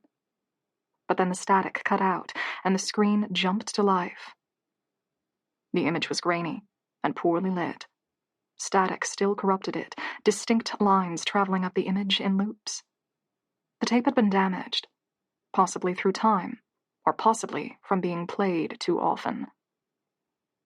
The image showed coils of red fabric, like stage curtains. They twitched, then pulled backward in stiff tugs, revealing a painted cardboard backdrop. It depicted a house on one side and trees on the other, both on top of a grassy field. The images were kept simple, almost cartoonish, but had been painted with reasonable skill. It held the atmosphere of low-budget children's programming from the 80s or 90s. This has to be some kind of kids' show. Margot, on her knees, face almost uncomfortably close to the screen, stared into the image's details. They held a disjointed, uncomfortable sense of déjà vu. As though she'd once known this tape very, very well. A woman's voice spoke. There once was a little girl. The volume was low. Margot scrambled for the buttons on the television's front, and green bars flashed across the screen as she increased the audio. A hand puppet appeared on screen, walking in front of the house. It wore a smock dress and had brown wool for hair. 2 marks from a felt-tip pen had been used for its eyes, but to Margot's discomfort, no one had given it a mouth. It stared out of the screen, the eyes wide-set and blank. The girl lived in a house with her parents, the voice continued. It had become distorted along with the tape, the words stretching and burbling and growing thick like molasses. All day, she played in the yard around the house. The puppet danced across the screen, limp arms swinging, black eyes staring into nothing. At night, her parents put her to bed and told her to stay there until morning. You see, the girl and her family weren't alone. Another family lived nearby. And just as the girl played during the day, the other family liked to play outside at night. The lighting changed, dimming and darkening until the green-painted trees turned to a heavy gray and the sky grew dull. The girl's puppet danced its way back to the house, disappearing off the side of the screen. There was a momentary pause. Then, from the other side, the side with the trees, 2 more puppets entered the scene. They were taller and thinner, made of gray material, their bodies seeming to sag on the hands that held them upright. Like the girl's puppet, they had been given dark dots for eyes. Below that were their mouths, long lines curving downward at the end. 3 large X's had been drawn across both of the mouths. The bodies swayed as they moved across the screen, approaching the house, their limp arms dangling at their sides. The other family would play outside from night until morning. The woman's voice had grown further distorted, static hissing across the words, blotting some of them until they were nearly unintelligible. They didn't like being interrupted. In fact, if anyone tried to disturb their games, they would be very, very angry. The gray forms moved back and forward, pacing between the homes and the trees. Margot leaned even closer, her breath condensing on the screen. The pixels were painfully bright. One night, the girl decided she wanted to play with the other family. Even though her parents had always told her to stay in bed until morning, she waited until her parents were asleep and then left her room. The girl's puppet reappeared, its cheerful smock seeming dour and cold in the dulled lighting. The mouthless face stared listlessly out at Margot as she tilted toward the gray figures. The girl wanted to make friends, but the other family didn't want to be friends with her. They were very, very angry that she'd interrupted them. The smaller puppet danced closer, wool hair jostling around her head, arms flung out with each forceful step. The gray puppets had turned to face her. Margot had fallen so still that she no longer even dared breathe. She gripped the television's sides with both hands, as though clutching it might clear some of the heavy static, might make the image clearer. The other family was so angry that they attacked her. The woman's voice had grown heavy, dark, angry. They scratched her and bit her and dragged her into the earth. Margot jolted back from the screen. The gray forms swarmed over the girl's puppet. The 3 of them thrashed together, limbs shivering, and then plunged downward, disappearing beneath the base of the screen. For several seconds, the image was empty, with only the static and Margot's own pulse interrupting the quiet. Then, a fingertip appeared from the screen's base. It was covered in some kind of dark paint. It smeared the color across the field backdrop, right where the girl had stood, then lowered out of sight. The lighting grew strong again, simulating daylight, and the streak of paint became clearer. It was a violent red, fresh and glistening across the painted grass. The girl's parents never saw her again. Margot bit her tongue, watching the image with sick fascination. A thicker section of paint dribbled downward, then the curtains closed over it, hiding the images from view. The camera moved, panning back from the curtains. Then the screen cut to black. Margot waited, silent, not willing to turn away in case she missed anything else. The VCR player rattled. It ejected the tape, and the screen returned to a wash of speckled white, too sharp and loud. Margot scrambled to lower the volume again. What kind of show is this? It's made for kids, young kids. What station approved this? Who signed off on it? She hunched back, arms folded defensively around herself. She'd seen something right at the end, she thought, as the camera panned away from the curtains. It had only been for a fraction of a second. Almost against her better judgment, she dug through the magazines cluttering around the television set to find the VCR's remote. It was dusty, its keys sticky. Margot pressed the tape into the player and wound back, then pressed play. The curtains closed over the smear of blood. The camera began to pan backward, a distant mechanical whir barely audible. Just at the last second, the view extended past the edges of the stage. She thought she saw a sliver of the room the video had been filmed in. Then the image cut to black. She pressed rewind, watching the images twist around one another, then hit play again. As the camera drew back, Margot waited until she saw just the edge of the space behind the set and hit pause. She was too late. The screen was black. She rewound again, pressed play again, waited, thumb just barely indenting the pause button, and squeezed it down. A fraction too early this time. A line of the background was visible, pencil thin, but it wasn't enough to reveal the image she thought she'd seen. Rewind again. Play, pause. Again. Rewind, play, pause. Rewind, play, pause. On her sixth try, she got it. The space beyond the curtain stage was visible. Not by much, but enough. It was dark, and the static clinging to it was heavy, disguising almost all details except one. A face stared out at her. Margot, kneeling with the remote clutched in both hands, stared back at it.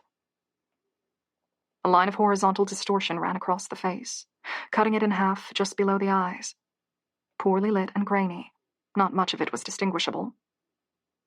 She was almost certain it was a woman, though. Most likely, the woman who had been narrating the clip. She hunched close to the miniature stage. Red lipstick created a gash of crimson color among the gray shadows. Something that might have been a pendant hung over her dark clothing. Margot ran one hand over her face and felt the clammy chill of her skin. The image on the screen, for all its distortion and obscuration, felt uncomfortably familiar. She dropped the remote and crawled to her feet. The lights on the lower floor were still off. Her mind was too wrapped up in the children's video to care, though, as she crossed the hall into the kitchen. Moonlight illuminated the table, the shopping bag she'd left on the counter, and the clean plates in the sink. Dozens of magnets dotted the fridge's surface, holding photos and scraps of paper in place. Margot searched the images until she found the one she wanted, pulled it free, and carried it back into the living room. She crouched back in front of the television, her skin painted in unnatural hues as she held the photo up beside the screen.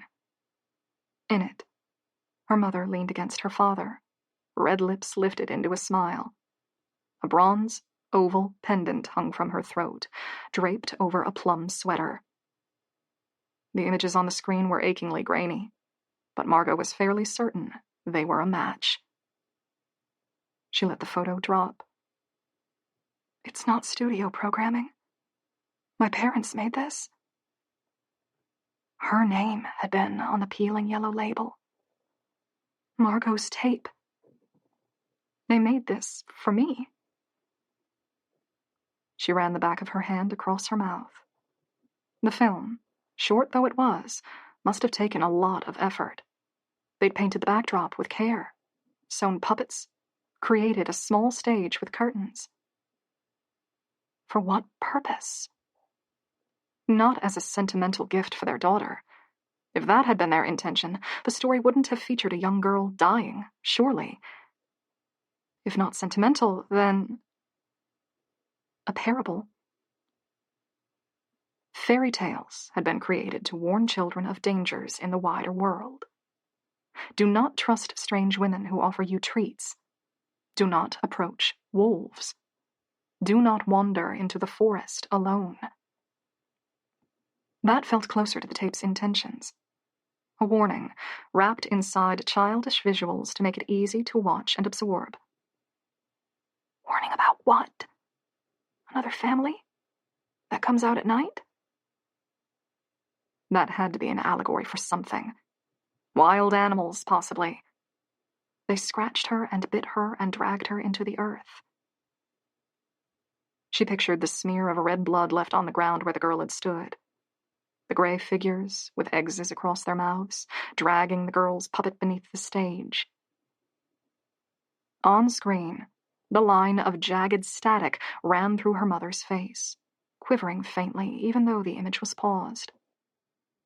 She pressed eject on the VCR.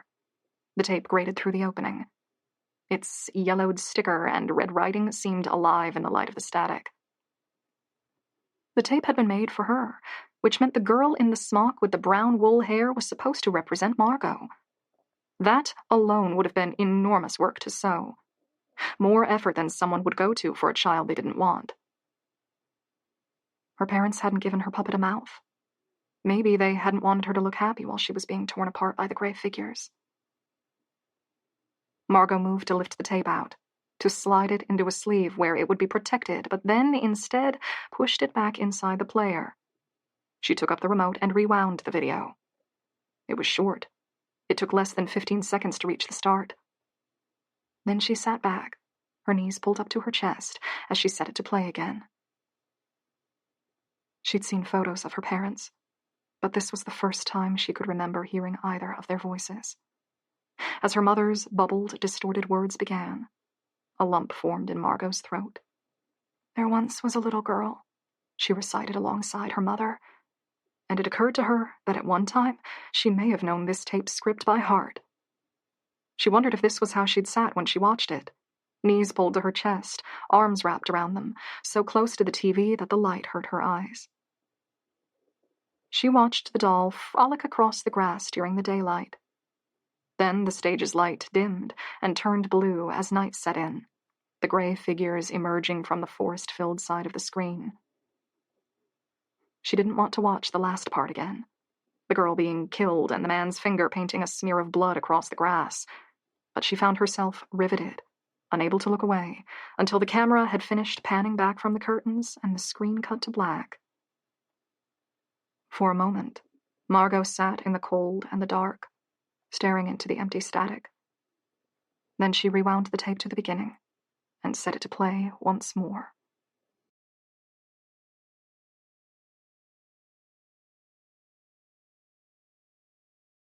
"19." A chime stirred Margot to wakefulness. She opened her eyes to see tulip-shaped light shades above her head. Her back ached. Her neck was stiff. She groaned as she rolled to her side and faced green-patterned wallpaper and a television playing static. She sat up, grimacing as she moved. The curtains across the windows kept the room dim, but enough light came in through the hallway to tell her she'd made it to dawn. The tape, Margot's tape, protruded from the VCR player. She couldn't remember how many times she'd replayed the video before falling asleep. At least a dozen times.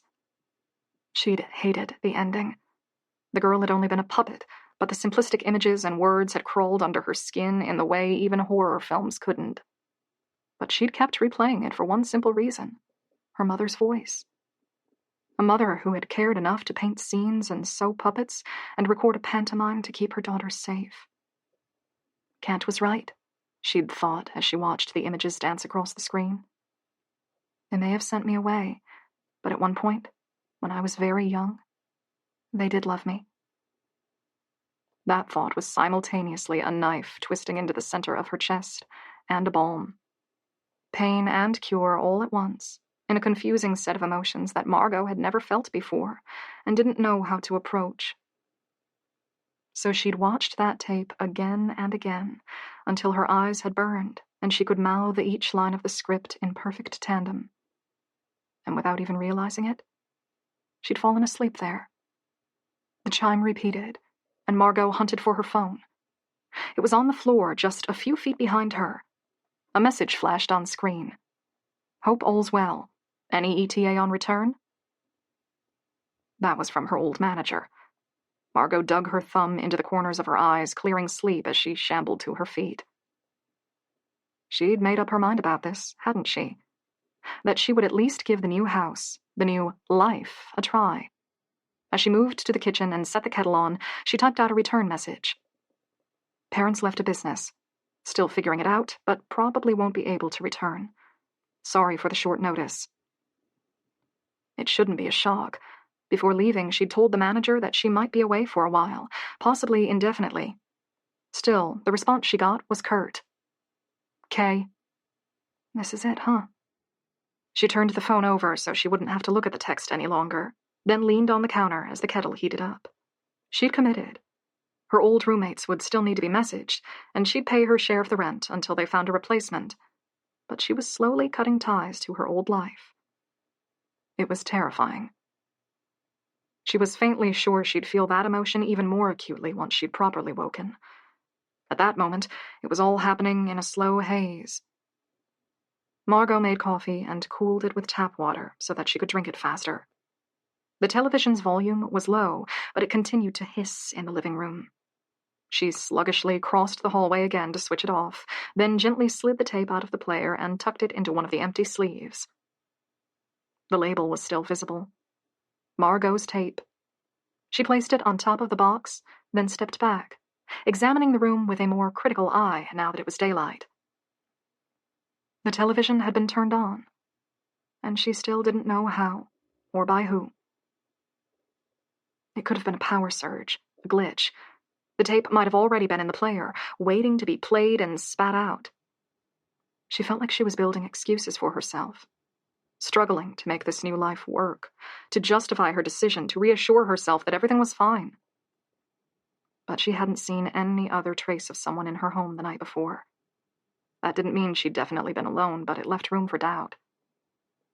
Maybe she'd jumped in too fast in quitting her job. The towering statue of nature and metal loomed against the wall behind her, its deer skull's empty eyes boring into her. Margot placed her coffee on a dusty side table and picked up the effigy's cloth. She refused to make eye contact with it as she threw the fabric over it, smothering it. She could make good use of the day, she decided. Kent had said he'd be leaving early, before dawn, so she wouldn't have a chance to ask him questions until the following day. Still, she could start something that was very overdue. An exploration of the house and the lands. The coffee smarted her throat as she drank it, but it felt good.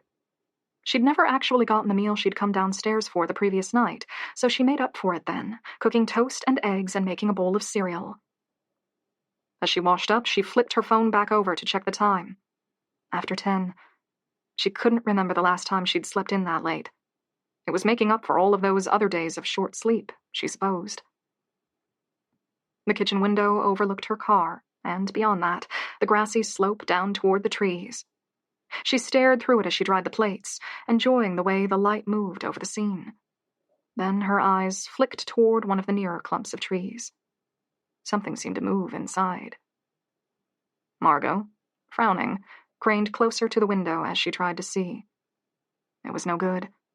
The glass was foggy, the sun at the wrong angle to make out any details. She crossed to the front door and stepped outside, following the porch's steps to the ground. Her neck craned as she tried to see between the sickly branches. The trees weren't thick. They shouldn't have been able to conceal anything large. Dead grass crackled under her shoes as she crossed the field. She couldn't hear much else. No insects, no birds. The trees had looked cramped and small from a distance, but as she neared them, they seemed to grow larger. It's daylight. She tried to smile at the thought, but the expression didn't form quite right. The video said I was allowed to play outside during daylight. There was something among the trees, though. Something that didn't mix properly with the outlines around it. A post had been left in the ground. It was old, crumbling, possibly a relic from some old fence that had long ago been removed. Margot let her hand touch down on it as she walked past. The shape in the trees seemed to move a fraction. Margot hesitated mid-step, eyes squinted against the light as she tried to see. Branches, nearly bare of leaves, swayed in the light wind. But the motion she thought she'd seen was different. She moved forward, letting go of the aged post as she put her full weight into her next step. The ground beneath her collapsed. Margot didn't have enough time to gasp. Her hands flew out, clutching at clods of soil as she dropped beneath the surface. The dirt gave out under her hands, falling down with her into endless darkness. Her left-hand side landed first, jarring her, the impact running along her ribs and through her shoulder. She squeezed her eyes closed, expecting worse, but the stabbing pain of broken bones didn't materialize. Her hip and side stung, but the landing had been padded. Dirt rained around her. Grains got into her mouth, thick and loamy and sour. She rolled to her side, spitting them out, then carefully opened her eyes. All around her was nothing but darkness. Her hands and knees pressed into soft soil. The air was cold, at least 15 degrees lower than the surface temperature, and smelled of earth and old decay. She lifted her head. A block of light came down from above, marking the hole she'd fallen through. It had to be more than 10 feet above her. It was a miracle the drop hadn't hurt her worse. Where am I? Margot struggled to pull her phone out of her jacket pocket with shaking hands. The flashlight came on, showing dirt walls reinforced in patches with wood and stone. It wasn't quite a pit. 2 of the walls pressed tight at her sides, but a passageway led in either direction. Kat's voice returned to her. A network of old passageways, with posts to mark the entrances. Margot grimaced. She'd discovered an access point for the old cellars. This is fine. She held the phone in both hands, afraid that she would drop it and lose her light entirely. This is okay. You survived the fall, and that's the worst of it over with. If this is an entrance to the tunnels, there must be a way to climb out. She found it at her back. A ladder, fixed into the haphazard stones on the walls. It would have been installed when the tunnels were first built, and it looked like it. The wood was soft and flaking, and when she pressed her thumb into it, she felt fibers collapse under the pressure. Parts had already decayed away entirely, corrupted by time and underground insects and damp. She was fairly sure it wouldn't hold her weight. Margot looked up, measuring the distance. 10 feet. Too high to jump. She still had to try to reach it.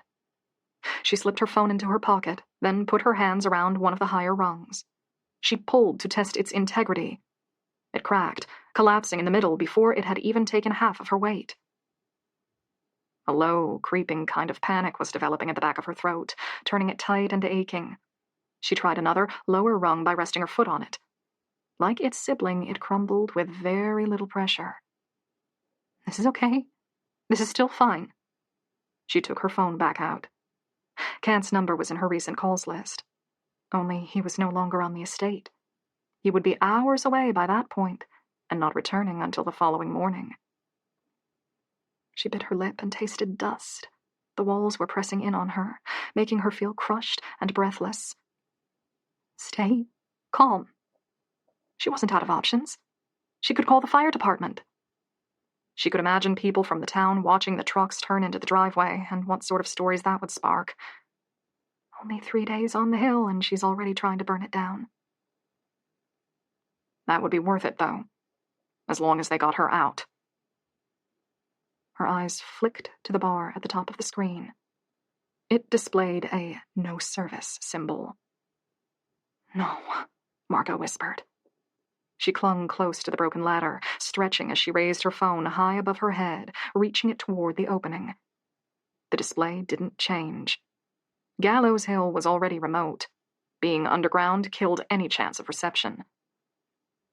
Margot put her back to the wall, breathing in short, sharp gasps. How long would it take someone to notice she was missing? How long until someone came near the hole she'd fallen into?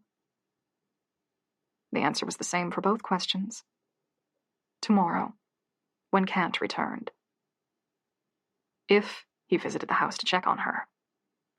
If he didn't extend his trip like Margot had suggested. If. No. We have another option. The tunnels continued through the hill, and their entrances would too. She couldn't climb out through this one, but others might be easier to get out of. Like the stone steps in the tunnel Kent and Andrew had shown her the day before. She just needed to keep walking until she found an exit.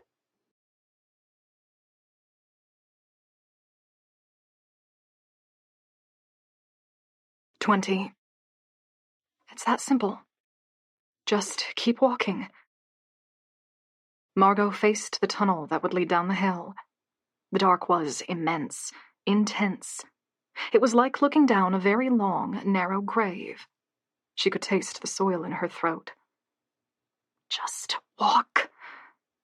She did, scraping 1 foot forward and shuddering as she passed beyond where the column of natural light could reach. Her skin crawled. Her breath hitched. It occurred to her that her phobia of underground spaces might have been spawned in one of these very passageways. Tightly enclosed areas had never fazed her too much. Only when they were enclosed below ground. Exactly like this tunnel. It's fine. You're okay. Her nerves were raw. Every instinct in her body begged her to turn around, to return to the narrow beam of light and the view of the sky. Only she knew what would happen then.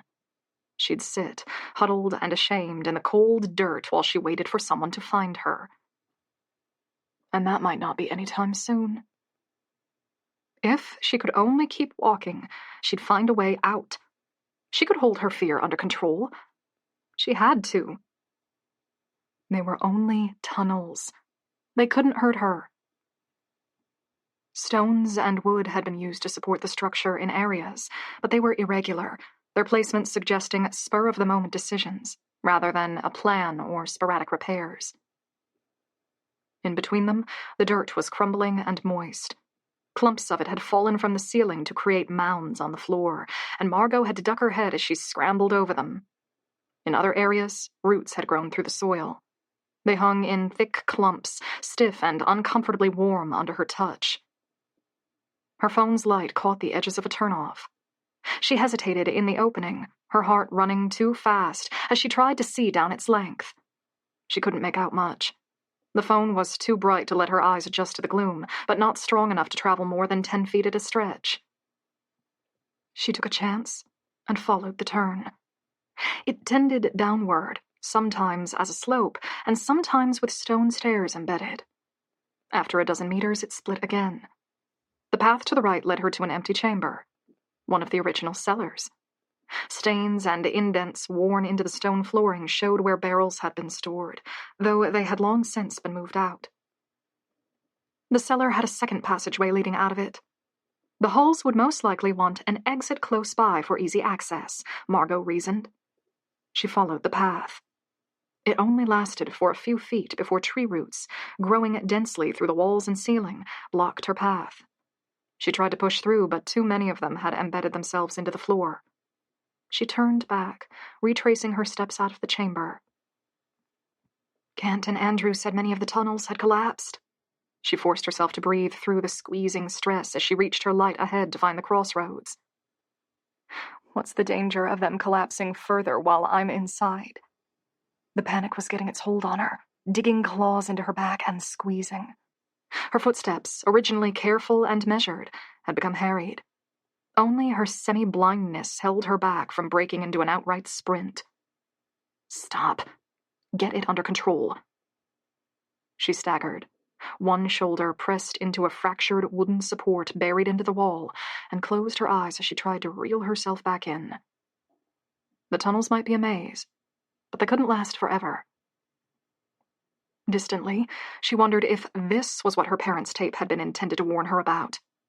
A child could see and avoid the markers over the tunnels during the day, but at night, they must have been all but invisible. It would be easy to fall in, just like she had. In the tape, the girl had been dragged into the earth, never to be seen again. But then, why add that part about the other family? Why include biting and scratching?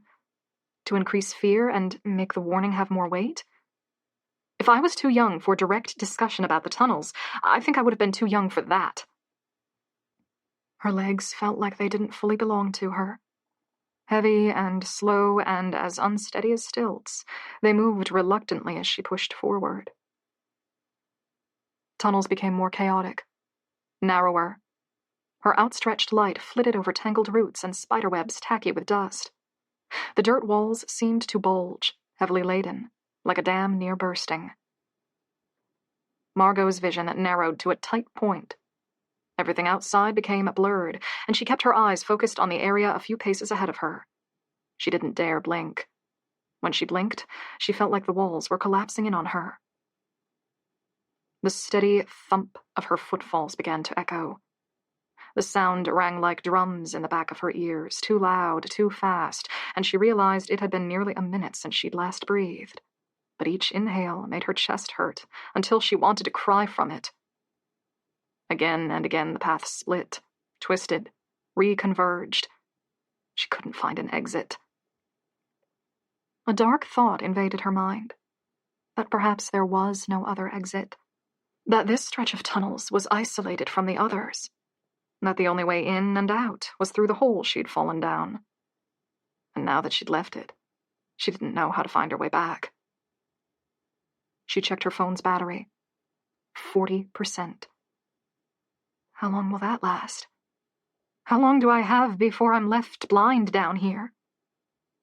The panic choked her, and she doubled over, trying to get air in, trying not to retch. As she waited for the emotions to slow and ebb, the echoes from her footfalls played in loops before fading out entirely. Margot blinked, and her eyes burned from dirt and unshed tears.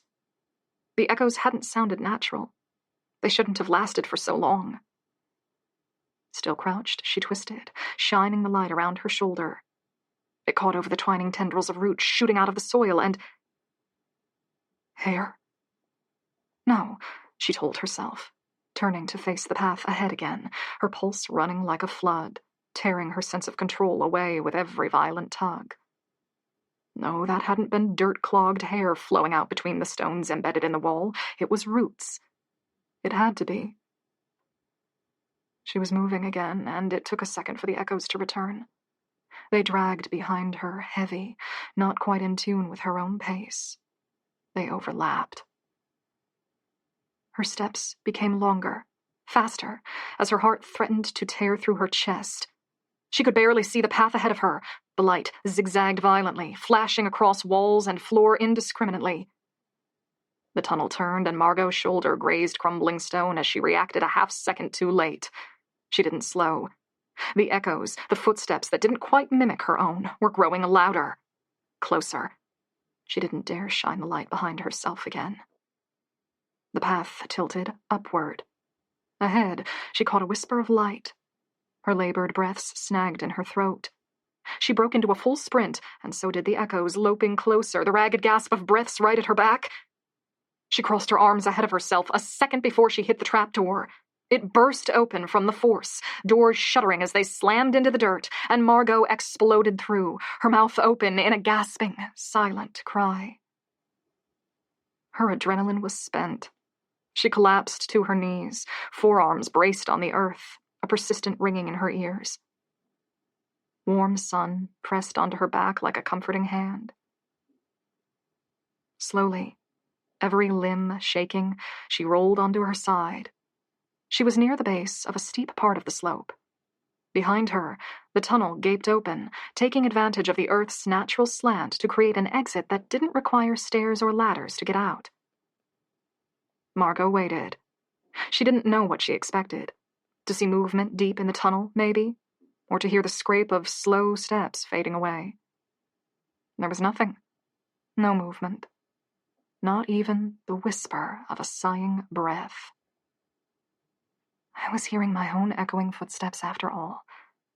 She collapsed back and felt the prickly grass dig into her back. Part of her wanted to laugh. More of her wanted to cry. Her emotions had her now drained, empty, and instead of doing either, she lay there, letting the sun heat her shaking limbs and waiting for the ache in her chest to abate as oxygen flowed through her once more. She'd let paranoia snatch her up, letting her imagine the echoes were something more.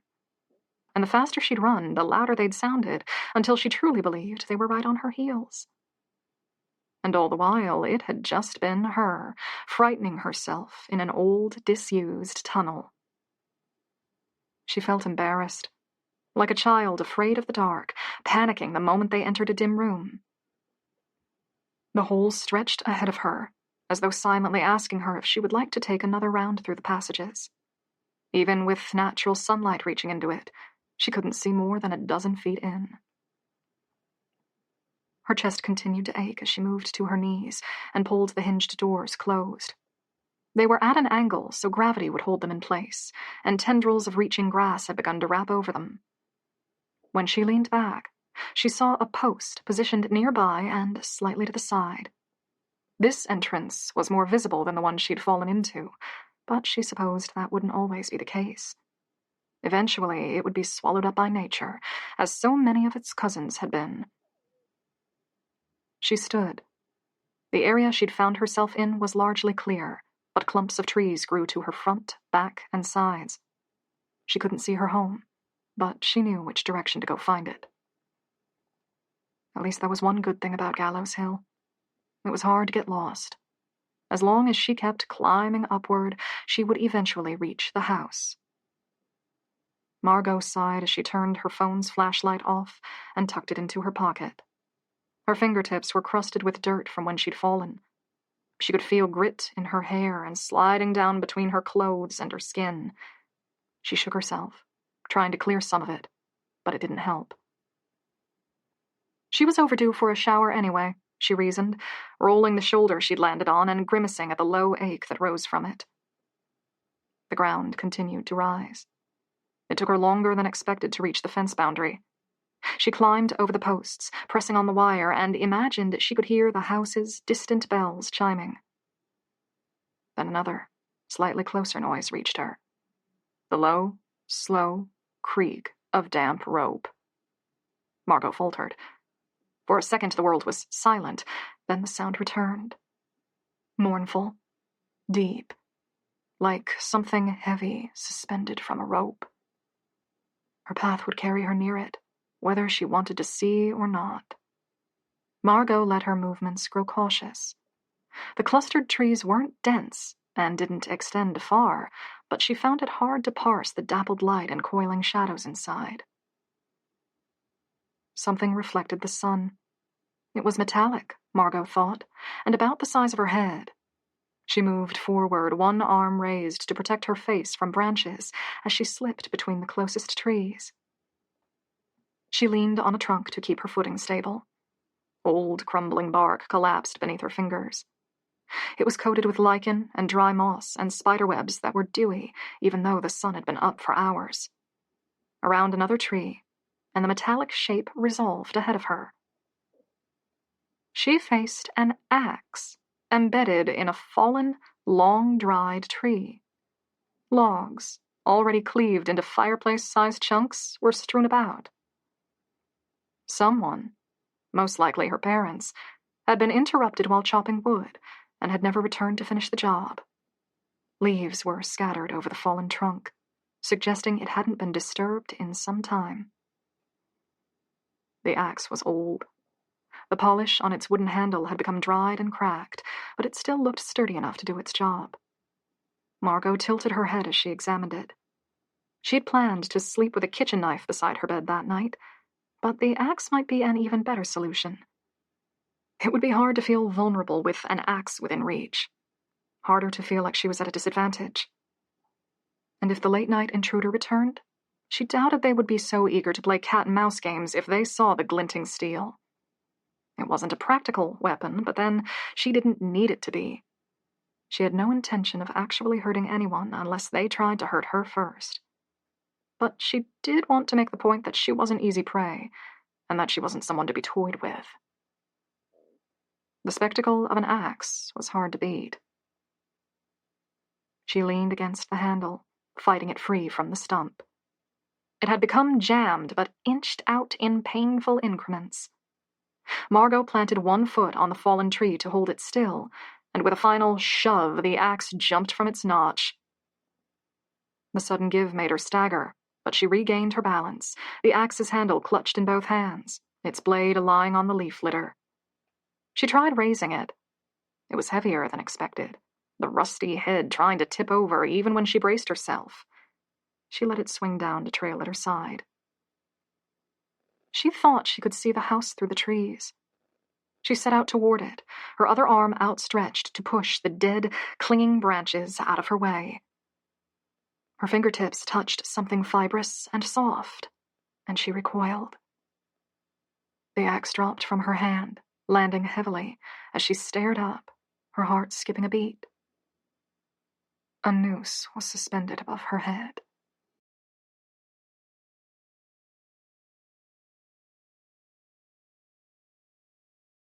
"21. The noose turned languidly, revealing strands of fiber or roots, or possibly hair trapped in its coils. It was a sibling of the rope she'd seen on the front porch. Fraying from age, clogged with dirt, the color faded, the fibers losing their stiffness. And just like the ropes on her porch, it had been tied into a noose, with one end attached to a high tree branch. Margot reached up. Her fingers closed around the open loop and pulled. The branch, long dead, gave way under the pressure and sent the rope snaking down in a cloud of debris. She stepped back, letting the rope drop to the ground, and stared up at the canopy. It hadn't been the only noose. There was another to her left, higher, almost invisible between the leaves. Two more to her right, hanging just about at head height. One straight ahead. "They're probably from the first night," she told herself, picking up the axe and holding it close to her chest. "They left them here at the same time they tied them around the house." She pushed through the trees, her pace quickening, eager to get out from under the slowly turning, softly creaking ropes. Ahead stretched the clearing leading up to the house. Her red car stood out like a marker drawing her to the front door. She could see the kitchen window and frowned slightly as she carried the axe up the gentle slope. This was the clump of trees I saw through the kitchen window, wasn't it? The trees with something inside. To her right, she found the post marking the hole she'd fallen through. She gave it a wide berth. The edges of a crumbling trapdoor were visible, surrounding a pit of pure darkness. Margot hadn't expected seeing the house to feel like so much of a relief. She exhaled heavily as she stepped through the front door and let it swing closed behind her. The space was quiet, faintly chilled. She left the axe in the hallway. Her scalp itched, and her clothes were scratchy from the dirt she'd collected in the tunnels. She hadn't yet found a place to shower in her new home, but she couldn't put it off any longer. Margot turned right, moving through the living room to access the hallway behind it. She opened the first few doors she passed. A sewing room, back from an era when homemade was cheaper than store-bought, the machinery and fabric swatches now gathering dust. A formal dining room with high-backed chairs positioned around a dining table. And then a room with only clutter. Tables and desks and chairs of different eras stacked around one another, expelled from their original rooms and relegated to this forgotten space. She spent a moment staring into that room. The furniture would have been expensive at the time it was built. Hand-carved wood, the chairs elaborately upholstered in florals and paisley and velvets. There were pieces of the home's history in that room, if she only knew how to put them together. Some of these pieces must be at least 100 years old. She traced her fingertips across a nearby dining table. Its edges had been carved into a leaf-inspired design. Kant had said her family had lived there since first buying the land. Each new generation must have gone through the process of shuffling out old furniture to make way for newer styles, though these pieces had been deemed special enough to be kept. She turned to leave the room, then stopped. There were scratches on the inside of the door. Margot gently nudged the door so she could see them better. The wood had been stained dark, but its outer layer had been scraped off by hundreds of little scratch marks tearing up splinters of wood. A quiet nausea ran through her. Don't overreact. Her parents had owned at least one dog. Scratch marks weren't exactly shocking in that context. Except... She lifted her hand to trace along the scores. They ran from her mid-chest to head height. It would have been a big dog. Margot left, firmly shutting the door behind her. She followed the hallway, but didn't try looking into any of the other rooms. A staircase loomed ahead. She recognized it.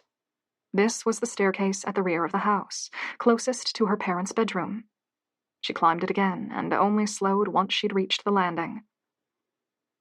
She was fairly sure she remembered the halls around her. Ahead, the master bedroom door was closed. Her mind flashed to her memories of the space. Lying in the stripped bed, staring up at the ceiling and at the dark, stained cracks above. Margot shivered and forced herself to turn aside. She moved along the hallway and tried the first door she passed. It led into a bathroom. To her relief, a shower stood against the back wall. She left the door open as she found her room and retrieved her toiletries. She hadn't showered since her last night at a motel, and she leaned into the hot water. As she inhaled the steam and let the soap carry away a buildup of grime, she began to feel increasingly in control again. Not normal. She didn't think it was possible to feel normal when her life had changed so enormously and over such a short time. But she felt less like there was a typhoon dragging her in its wake.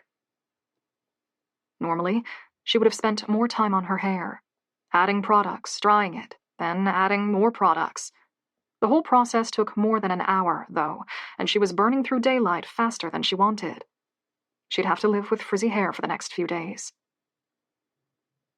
Fresh clothes felt good on clean skin. She traded her skirt for dark jeans and her shirt for a blouse.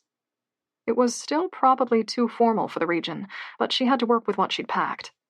She brushed her teeth, relishing the burst of mint, then tied her still wet hair into a tight bun. Back down the stairs, then through the front door again. She paused on the porch for a moment, staring at the aged growth of trees she'd emerged from. It was too far away to be certain, but she thought she could make out the nooses twisting there, a dark warning at the edges of her vision. She left the porch and faced the house. Black, dull windows stared back down at her. The roof tiles, highlighted by the sun, seemed older and more lichen-heavy than when she'd first arrived. The previous day, Kant had used a stepladder to change the light. He'd said he was returning it to his shed. It couldn't be far away. I can get the answers to one mystery at least. As long as she could find attic access somewhere in the house, Margot could get into the roof and search for the source of the stain she'd seen above her parents' bed. Odds were that it was just water damage that had never been properly patched up. But she needed to be sure. Margot turned right and began to circle the house's exterior. As she'd thought, it was a winding, wild kind of building. Extensions jutted out at unexpected places. New wings, new rooms, all added as the family grew, and then allowed to molder as the descendants dwindled down to just a few. She tried to count both the doors and the windows, but there were too many of the latter. Broad panes with their views dampened by curtains, narrow glass lattices and tiny windows, ones so small that Margot might have fit one arm through, but no more. Instead, she focused on the doors, trying to form a hazy map of the place in her mind. The doors had been added in strange places, clusters where she wouldn't have thought more than one would be needed, then long stretches with no exit in sight. A grapevine had been planted along the house's side. It was probably a symbolic touch, a way to connect them to the produce created farther down the hill. But it had been allowed to grow uncontrolled and reached far past the trellises that had been provided for it. Clusters of grapes still grew between the coiling leaves and tendrils. It was late in the season, and many had fallen to the ground, where they slowly decomposed into the dead grass, but several bunches held to the vine. She stopped beside them, a low kind of melancholy forming in her chest. She was the descendant of a family that made its name producing wine, and she couldn't even sample the bottles that her parents had created. The vine's leaves fluttered as a breeze passed through them. The clustered grapes, deep crimson to the point of being almost black, looked glossy and full. She might not be able to drink the wine, but she could partake of at least this much, couldn't she? Margot carefully picked a grape from the end of its bunch. It was still warm from the sun's touch. She raised it to her lips, but the moment her teeth closed around the grape, she knew something was wrong. It collapsed under the pressure, spilling foul, sour pulp over her lips. She heaved forward, spitting the grape onto the ground. In the splatter of split skin and rotted flesh, a thick, white grub writhed. Margot backed away, her stomach heaving as she spat and spat again, desperate to purge the sourness from her mouth. Witchetty's words returned to her. The land feels bad. Margot wiped the back of her hands across her lips, then rubbed them clean on her jeans. She began walking again, faster this time, eager to put the rotting vine to her back.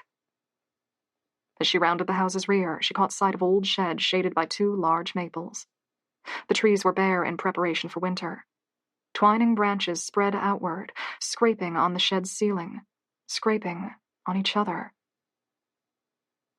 She blinked and saw the business's logo again. The hanging tree. Larger than the maples, and heavy with age. Heavy with death. Margot shook her head to clear the image, and then crossed the patchy grass toward the sheds. One of the doors had been left ajar. The metal rang out with high, straining wails as the wind pulled it back and forth an inch at a time, like a pendulum. She tried the left-hand shed, putting her shoulder into the door to gain access. Inside was dim and musty and smelled like earth. Margot squinted against the poor light. She hadn't brought her phone, she realized. It would still be in the bathroom, tucked among the clothes she'd changed out of. She'd promised herself she would be more careful about where and how she spent time around the building, but she was already slipping up, leaving her phone behind and herself caught in the dark. Still, enough light came through the door that she could make out a tumble of old objects strewn about the place. Power tools to her left, old chairs and door frames cracked beyond repair, gardening tools caked in rust. And near the rear of the shed, she caught sight of the stepladder. Margot stretched to step over a stack of old garden pots. Faintly, she could hear the other shed's door creaking. Inside her own metal echo chamber, the noise sounded distorted, like a woman releasing low, wrenching wails. Chills prickled over Margot's skin. She kept her head down to avoid a row of gardening tools hung from the ceiling. As she eased around an old rocking chair, she saw a small, strange scuff mark in the dust-laden floor. It looked, strangely, like a footprint. Not a shoe mark, though. She could see clear outlines for the toes and the curving hollow where the arch belonged. This person had been barefoot. Barefoot in a shed, in the middle of a field. Margot crouched, squinting as she traced the outline. It was large. A man's foot, she thought. The first toe's imprint was bigger than her thumb. It was smudged around the edges, though, blurring forward, as though the owner had been dragging his feet while walking. She tried to guess whether it was fresh or perhaps years old, but the light was too poor. She traced one finger over the impression, and it came up smeared in dust. The other shed's door continued to move, scraping, wailing, and it really, truly did sound like a woman crying. Not just sobs, though, but wails, deep and guttural and howling, raw enough to set flame to Margot's nerves, harsh enough to ache in her teeth. It's growing louder, isn't it? Still crouched by the footprint, Margot held her breath, listening. The wind teased at the edges of her hearing as it whistled through narrow gaps in the shed's metal plating. The maple branches scraped across the shed's walls and ceilings. They sounded like fingertips dragging across the surface, asking to be let in. The door's wails heaved rhythmically. A howling cry, then a stuttering breath in, repeated. And then, abruptly, the voice cried out, "Ezra!" followed by a raw, aching scream of grief. Margot felt her limbs turn to lead. She swiveled on the balls of her feet, one hand gripping a broom handle to hold herself steady. The half-open door created a narrow band of light. The hazy illumination grazed across the edges of shelves, crates, and tools. And a figure.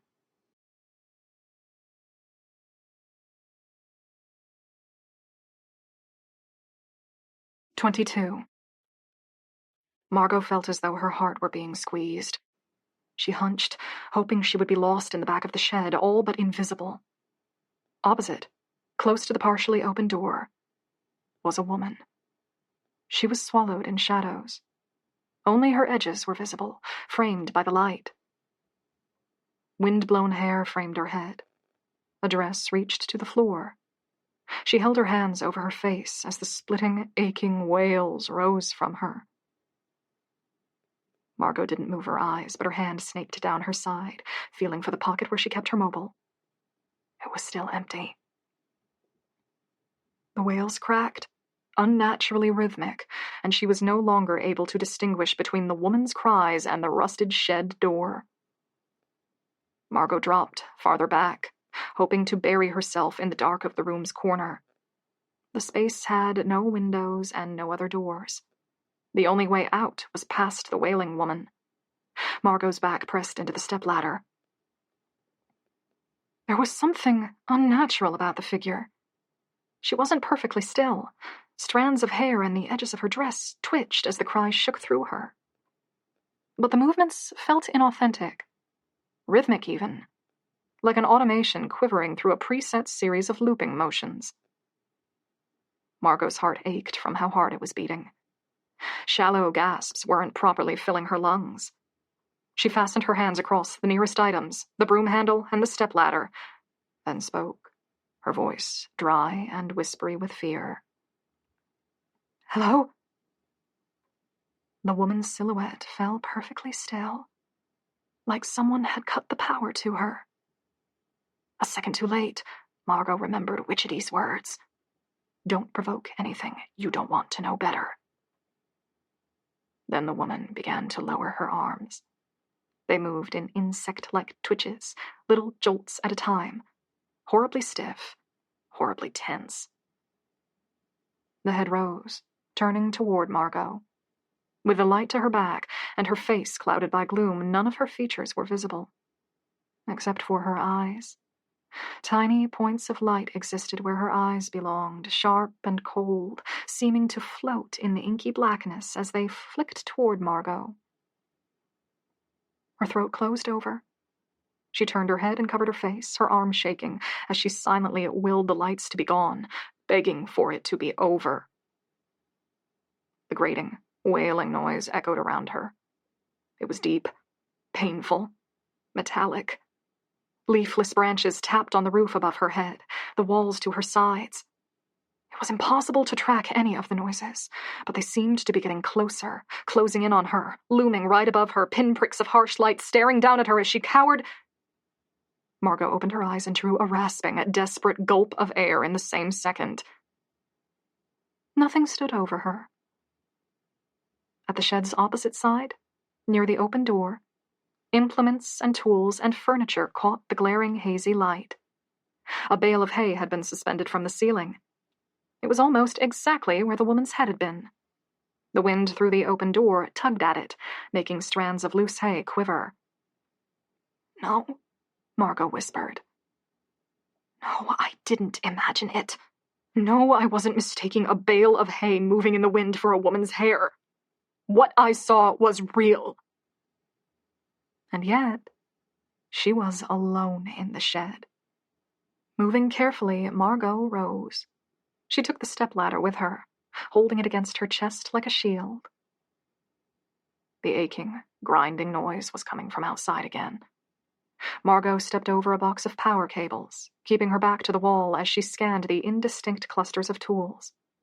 As she got closer to the door, she turned a wary eye toward the suspended hay. It was exactly where the woman had stood. She couldn't have been there without her head passing through it. I didn't imagine it. Yet, what had she seen, exactly? A woman's outline that moved in a way that didn't seem human, 2 pinpricks of light, and the wailing, which had been caused by the open door. The shed had been very dark. Nothing, including the woman, had been visible with any kind of clarity.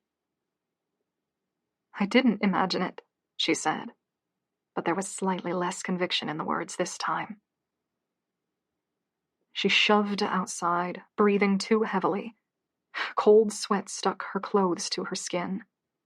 Margot dropped the stepladder from the defensive posture and held it under one arm as she backed away from the shed, scanning its dark insides a final time. Next to it, the second shed's door, half buried under the leafless maple branches, groaned as the wind pulled at it. Margot broke into a jog as she returned to the house. She left the stepladder in the hallway while she turned to the kitchen and dunked her face under running tap water. The cold felt good on her flaming skin. She let herself relax there for a moment, draped over the sink, water pouring across her face and spilling into her hair. I need to know more about this house. More about the people who lived here, whether the woman with wind-blown hair once grieved for a man named Ezra. She pulled herself out from under the water, breathing deeply as she used a towel to dry her face. Kent was her most reliable contact at Gallows Hill. He'd answered almost all of her questions so far, but his answers tended to be short, and he wouldn't be back until the next morning. There was another avenue Margot thought might be more helpful. Nora and Ray, managers at the store, had invited her to have a chat with them. Nora had mentioned she could tell Margot about the place's history. Margot went upstairs. As she passed her room, she couldn't keep from glancing inside. Although she'd scattered some of her possessions about the space, clothes in the wardrobe, books on the bedside table, it still felt more akin to a hotel room than something that belonged to her. She found her phone in the bathroom and slipped it into her pocket. Then she returned downstairs, pressed through the creaking front door, and set herself on the winding driveway that led to the main road. Her grandmother's home had been in a tightly packed suburb, where there were always children riding bikes along the street and bodies gathered at the bus stop. University had been so crowded it was sometimes hard to find space to be alone, and after her grandmother's death, she'd moved to the outskirts of a city, where she shared an apartment on a 4th floor overlooking a wall of similar buildings. Her life had been a string of densely populated areas. Until now. Gallows Hill felt sparse in a way she'd never known. She could have filled her lungs with air and screamed at the top of her voice, and she doubted anyone would hear. Even as the driveway took her past the staff buildings, they were still far enough away that she couldn't make out any of the bodies moving between the houses and the work areas, and she didn't think any of them were able to see her as she continued down the gentle, swelling slope. The sun was already at a long angle. Margot checked the time on her phone and grimaced. She'd burned through more of the day than she'd expected. She wouldn't have more than an hour before dusk started to darken the horizon. Witchetty said to stay indoors after dark. She'd have to keep her visit short. Nora and Ray were probably preparing to close the shop anyway, if it wasn't already shut. She hadn't thought to ask their opening hours. In the distance, the dark form of the storefront appeared through the anemic trees. Margot thought she saw a glow of light coming from its window, and quickened her pace. The parking area was empty, so she ducked around the sign welcoming visitors and skirted the display barrels to reach the door. "Oh, she's here!" Margot, still a half-dozen steps from the entrance, caught herself at the voice. Nora pulled the door open and leaned through, her smile showing lines of gum above her teeth. Come on in! I didn't expect we'd get a visit from you for a few more days yet, so this is very welcome." "Thanks." Margot ducked into the building, warmed by Nora's enthusiasm and grateful to be with human company again. "I came to thank you for the basket you left, but I wasn't sure what time you close." "Oh, the official hours are 10 to 4, but we tend to hang around for a bit afterward, as you can see." Nora put a hand on Margot's back and led her toward the counter. The shop was small, but modern and clean. The sales counter was kept largely clear, except for a point-of-sale system and a row of wine glasses for samples. Ray was behind the counter, shuffling to put a novel away, his sloped shoulders and gentle smile seeming fully at home in the place. "Take a seat!" Nora was all eagerness, her quick, flitting hand movements reminding Margot of a bird. "How about we get started with some samples, Do you like whites more, or are you a reds girl?" Kent hadn't told them about her refusal to drink wine yet, she realized. Margot felt a small pang of gratitude for his discretion as she lifted herself onto one of the 4 stools spaced along the customer side of the counter. Actually, I might pass. I just came to have a chat, really. Nora had already taken a bottle out from beneath the counter. She hesitated, the cap half unscrewed, and glanced toward her husband. You go ahead, Margot added quickly. You're here after hours anyway. I'm pretty sure you deserve it. Oh, that's kind. Nora flipped 2 glasses and poured a generous helping into each. Her hand trembled, sending the flow of wine shivering. Margot turned on her stool to admire the place. The store was largely built out of warm-toned woods. Golden ceiling lights added to the ambiance, lending the place a sense of decadence, even if the actual design was closer to modern rustic. The counter, made out of a single slab of wood, narrowed and widened in small curves as it followed the tree's natural shape. The shelves behind the counter held what must have been 100 display bottles, all bearing the same stark, black and white design of a dead oak tree on their labels. On the wall to Margot's left was a menagerie of framed photos. A few were in color, but many were grayscale. Old. Pieces of the property's past.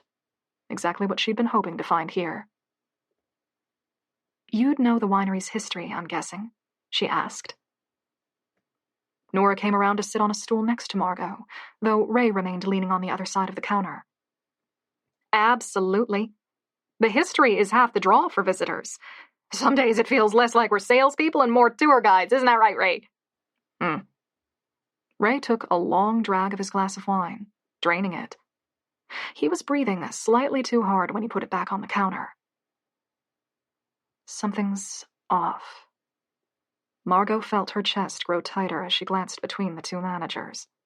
Nora was fidgeting, her hands moving in quick flicks as she adjusted her wine glass, folded a napkin, adjusted the glass again, and then brushed an invisible crumb off the counter.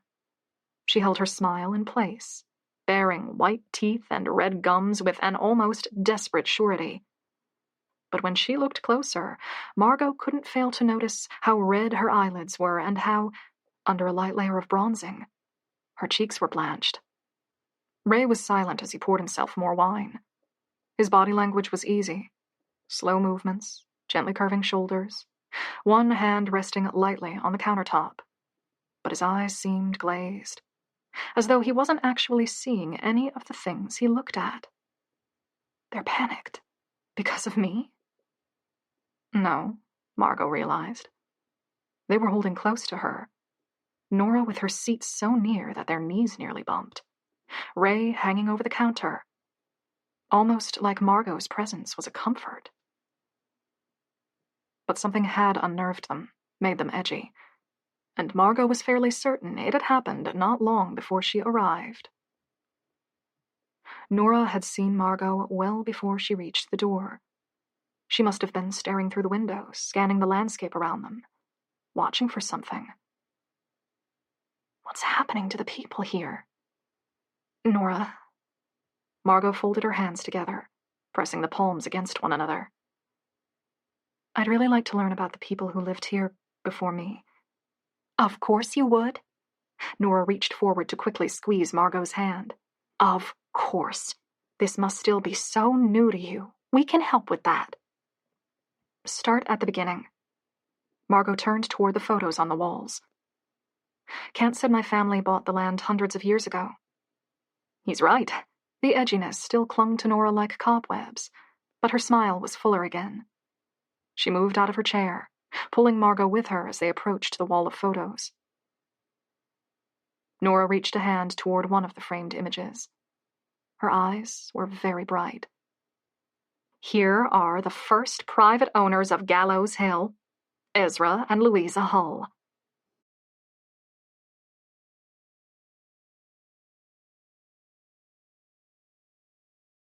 "23. Ezra." The name was like electricity across Margot's skin. It couldn't be a coincidence. The first owner of the property, the name she'd heard wailed in the shed. The frame held an ink illustration. Margot doubted it would be an original. From what she could tell, it had been photocopied and enlarged to show the details. Age stains bled across the image. In it, a family stood ahead of a massive, twisting oak tree, its branches bare. In the center were a husband and wife, the husband clad in a coat that went to his boots, and the wife in stays and long skirts. 4 children stood at the sides, 2 boys and 2 girls, ranging from early teenagers to young adults. Margot's eyes were drawn to the wife. The illustration, though intended to be a realistic representation of the family, lacked detail. A few strokes implied the eyes, a line for the mouth.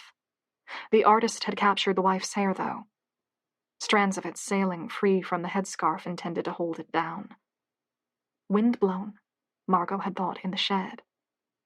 She hadn't been able to see the woman's face at the time, but now she stared into the illustration's barely represented eyes, fixated by the black pits. "Tell me about them." Her words cracked. She hated the edge of desperation that was creeping into her voice, but Nora didn't hesitate to oblige. Ezra Hull and his family moved into the still-forming town of Leaffell to seek better prospects, Nora said, admiring the image with narrowed eyes. Ezra had always wanted to own land, and so when Gallows Hill was put up for auction in 1761, he bought it with an inheritance he had received from the sale of his late father's estate. The asking price wasn't very high. Very few others bid, and Ezra turned his remaining money toward building a home for his family. The same house I live in now, Margot guessed. A much smaller version of it. Ray leaned across the counter, forearms rested on the old wood. It's had a few renovations, but at its core, yes. What you have now is built around the original floor plan. Ezra Hull chose to use the hill to age wine. Many people in town predicted the business would fail. Nora moved to another frame. This one held an ancient deed to the property, cracks forming in the parchment where it had once been folded. Margot struggled to read the smudged ink cursive. People didn't look too kindly on the hill, and the town was small. At that time, wine was a very different business. The wealthy and the aristocracy would have their bottles imported from France. Local-made wine was usually bad. But for Ezra, it worked. She moved to another frame. This one contained a label, carefully mounted on cardstock. The wine's name was handwritten, along with a year, 1768. Above that was an early version of the twisting oak tree logo, faded from age. He bought grapes from nearby farms, fermented them and bottled them. What he had likely intended to start as a hobby quickly grew as word spread and the wine's reputation increased. Within 6 years, the bottles were being bought by socialites and governors in the larger cities. The family became wealthy. They expanded the house, hired workers, built additional cellars. For a time, they thrived. Margot found herself drawn back to the original drawing. It might have been prepared for one of the news periodicals of the day, she thought. She found herself scanning the barely represented faces, looking for some clue to their thoughts, their personalities. What happened? Nora turned away. She eased herself into one of the stools by the counter and picked up her glass. No one's entirely sure. There was something haunting about the barely there eyes. They were only illustrations, but Margot found herself fixated by the youngest daughter, positioned at the far left. The illustrator, whether deliberately or by accident, had sloped the girl's mouth. It gave the impression that she was on the edge of tears. You're not descended from Ezra Hull, I'm afraid. Nora held the wine glass with both hands, the splayed fingertips lightly balancing the bowl between them, her thumb testing the rim. They seemed destined to prosper, but, well... Go back to the beginning, Ray urged. I am, don't rush me. Her eyes crinkled as she smiled up at her husband. He returned the look, some deep fondness in his gaze. Kent said... Margot, still focused on the illustration, struggled to recall the conversation. It had only happened the previous morning, but it felt like half a lifetime ago. There was a younger brother. That's right. Ephraim Hull, the junior by only a year. Nora stretched her legs out, brown pants grazing her ankles as she paused to drink. She looked almost relaxed, except for the way her fingertips continued to move around the glass, fidgeting. The deceased father's estate went entirely to the eldest son, Ezra, which was what allowed him to purchase Gallows Hill. That caused an irreparable rift between the brothers. Giving everything to one son sounds like favoritism, but it wasn't unheard of at the time, Ray said. Wealthy families tended to pass their inheritance only to the oldest, to ensure the family line maintained its land and fortune, instead of breaking it up into little pieces for each son. Only the Hulls didn't come from a wealthy family. They were from the working class. And apparently, Ephraim had been under the belief that he would receive half of his father's money. He fought with Ezra about it, Margot guessed. Well, probably, but not in public at least. Nora had finished her glass and placed it on the counter. Ray refilled it for her before turning the bottle back to his own glass. Historical accounts all agree that a deep bitterness formed between the siblings, though. One that only grew worse as Ezra Hull prospered. The inheritance wasn't all that much, really, Ray said. But Gallows Hill multiplied it many times over. And Ephraim, struggling to make a living in town, saw the winery's success and believed it should have been his. Nora released a slow sigh. If the rift hadn't formed, perhaps Ezra would have invited his brother to live and work with him, and they both could have thrived. But there was too much bad blood between them by that point. Ezra had a carriage, employees, nice clothes. Ephraim, who had 10 children by that time, seemed trapped in a life of struggle. The younger brother, feeling cheated at every turn, seeing that he worked just as hard, deserved just as much, but never got it. The brother I'm descended from. Margot's voice sounded hollow. What did he do? Nora exchanged a knowing look with Ray. Well, according to him, nothing.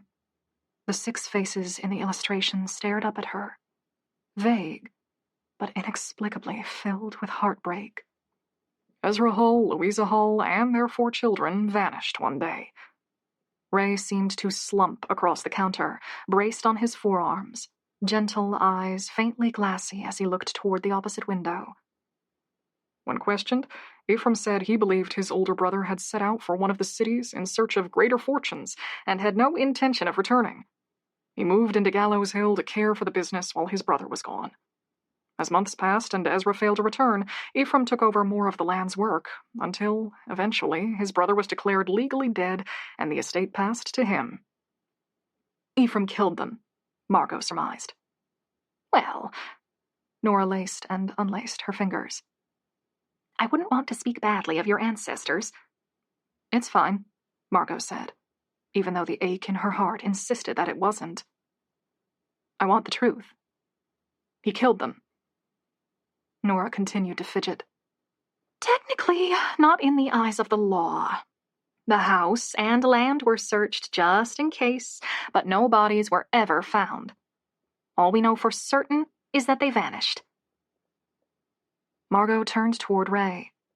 He still held the empty glass, slowly rotating it as though to swirl wine that no longer existed. His smile felt almost apologetic. No evidence was found against Ephraim or his children. But yes, even at the time, it was fairly widely believed that he murdered his brother, along with his brother's family, and buried them somewhere on the land. Ezra had no reason to leave without saying goodbye to his neighbors. And most agreed that Ephraim wouldn't have moved into his brother's home unless he was certain he wasn't coming back. Margot nodded and returned to the photos.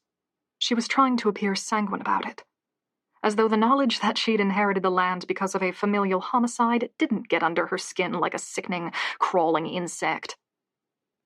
Ephraim built the business up further, Nora said. The wine increased in popularity and value, beginning to earn a reputation even overseas. But misfortune seemed to chase Ephraim. He had 10 children in total. All but 3 of them perished before their 30th birthday. The 1700s weren't an easy time, Ray acknowledged. But bad luck seemed to fall especially heavily on Ephraim. Some of his children died from diseases, others from accidents around the estate, machinery malfunctions, trampled by the family horse, drowned in the creek. Each year seemed to bring some heavy news until Ephraim himself perished by falling, or jumping, or being pushed, the details were never clear, into one of the vats used to ferment wine. He wasn't found until the following morning, by which time he'd drowned. "That's him," Nora said, and Margot followed her finger to another illustration. It depicted a clean-shaven man standing in front of a house. The same house from the background of the first drawing, Margot thought, except the building was larger and the tree was missing. The illustration looked as though it may have been privately commissioned. The lines were cleaner and tighter, and swabs of pastel color had been applied to give it life. She met the man's hard, blank eyes and had to look away. "That was done the year before his passing, when he was 50, Nora said. From there, the estate went to his son, and then to his son. Each generation has stayed on the land, renovated the home, and expanded the business. And now we've finally reached you." A dozen more frames ran along the wall. Margot followed them, watching the images turn from illustrations to black and white photographs, and then, finally, to color. Some images had been taken inside the winery, showing the family stirring the vats of fermenting grapes. Some were taken in the cellar, with rows and rows of dark barrels stacked up behind the posed men and women. She watched each new generation change them subtly. The addition of deeper complexions, Mediterranean features, thickly curling hair, all blending together to form Margot herself. At last, she reached the final photo, a picture of her parents. It looked as though it might have only been taken a few years before. They were posed outside the house, just like their forebearer Ephraim had been. Her father held his arm around her mother's back. She leaned into him, smiling. "Your mother was the 11th generation," Nora murmured.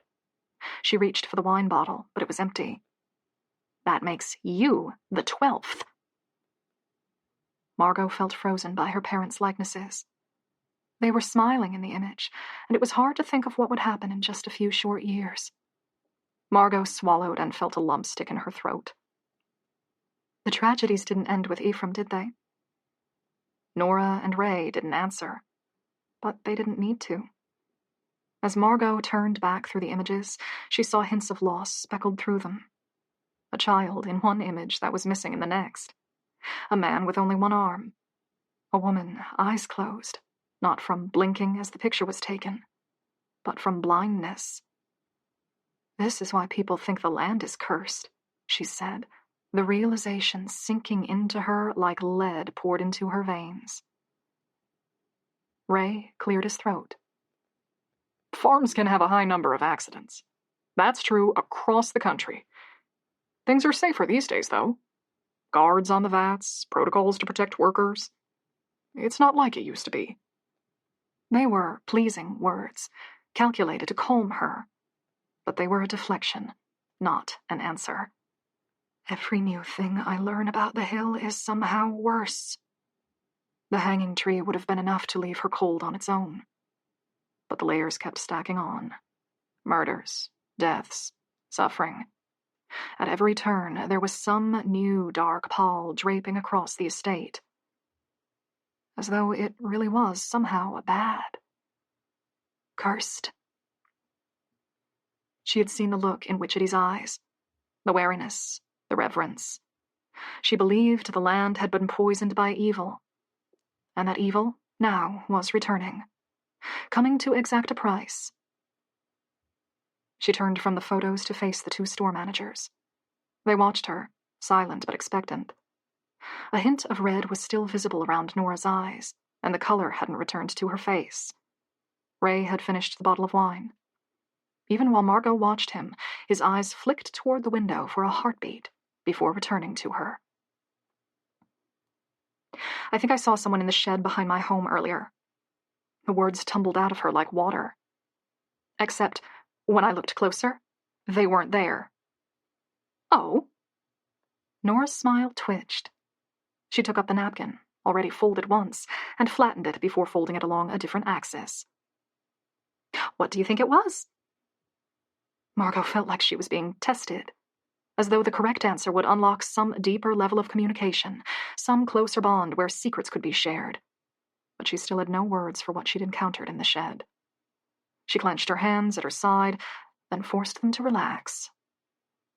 I don't know, but I don't think it was natural. The words hung, unanswered, and Margot pushed further, urged on by desperation. I think it might have been Louisa Hull. Nora and Ray shared a glance that lasted half a second. Their faces were blank slates. Then Nora ran her hands over her pants, picking out tiny flecks of lint. Well, that sounds like a strange kind of experience. Oh, it's already dusk, Ray said. His voice was mild, his smile gentle, as though they'd been discussing nothing more interesting than the weather. We should probably head out. We've been here plenty long enough, haven't we, Nora? I'd say so. Who's best to drive? That would be you. Ray placed the glasses into a tray behind the counter, which already held several others waiting to be washed. I suspect I'm over the limit. Margot felt as though she was deflating. She'd been certain that Nora and Ray had seen something, heard something, knew something. But they were not only failing to confirm her suspicions, they were ignoring them entirely. Did I misread things? Something had upset them before I arrived, hadn't it?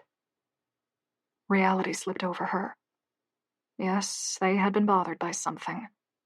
But Margot had been presumptuous to assume they were tormented by the same kind of apparition she thought she'd seen.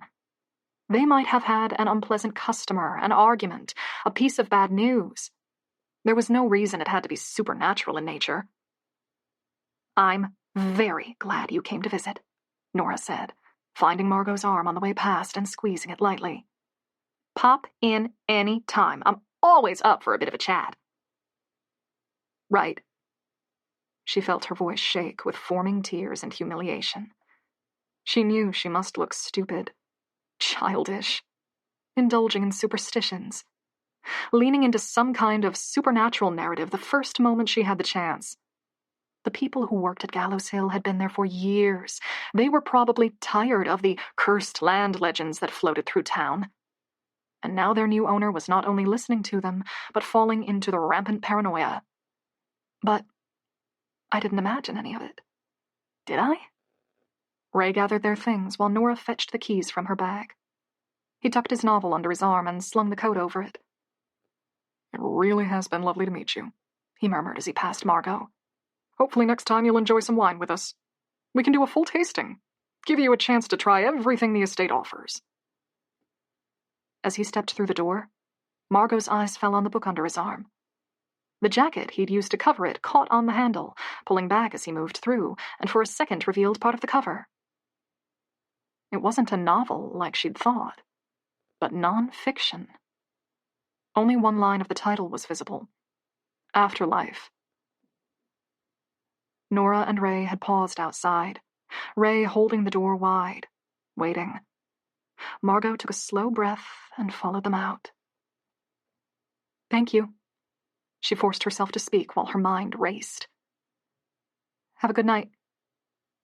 Nora, locking the door, sent her a small, fond kind of smile. Unlike earlier, it didn't extend to her gums. You too, Margot. Stay safe. She waited until Nora and Ray had gotten into their car parked behind the building, then turned back to the drive leading to her home. Stay safe. It was a common enough way to say goodbye, but Margot didn't think she was wrong to read more into it. She'd gotten some of her answers, but not enough. Not nearly enough. She needed to look further, and she needed to do it before the sun faded entirely. She needed to get into her house's attic.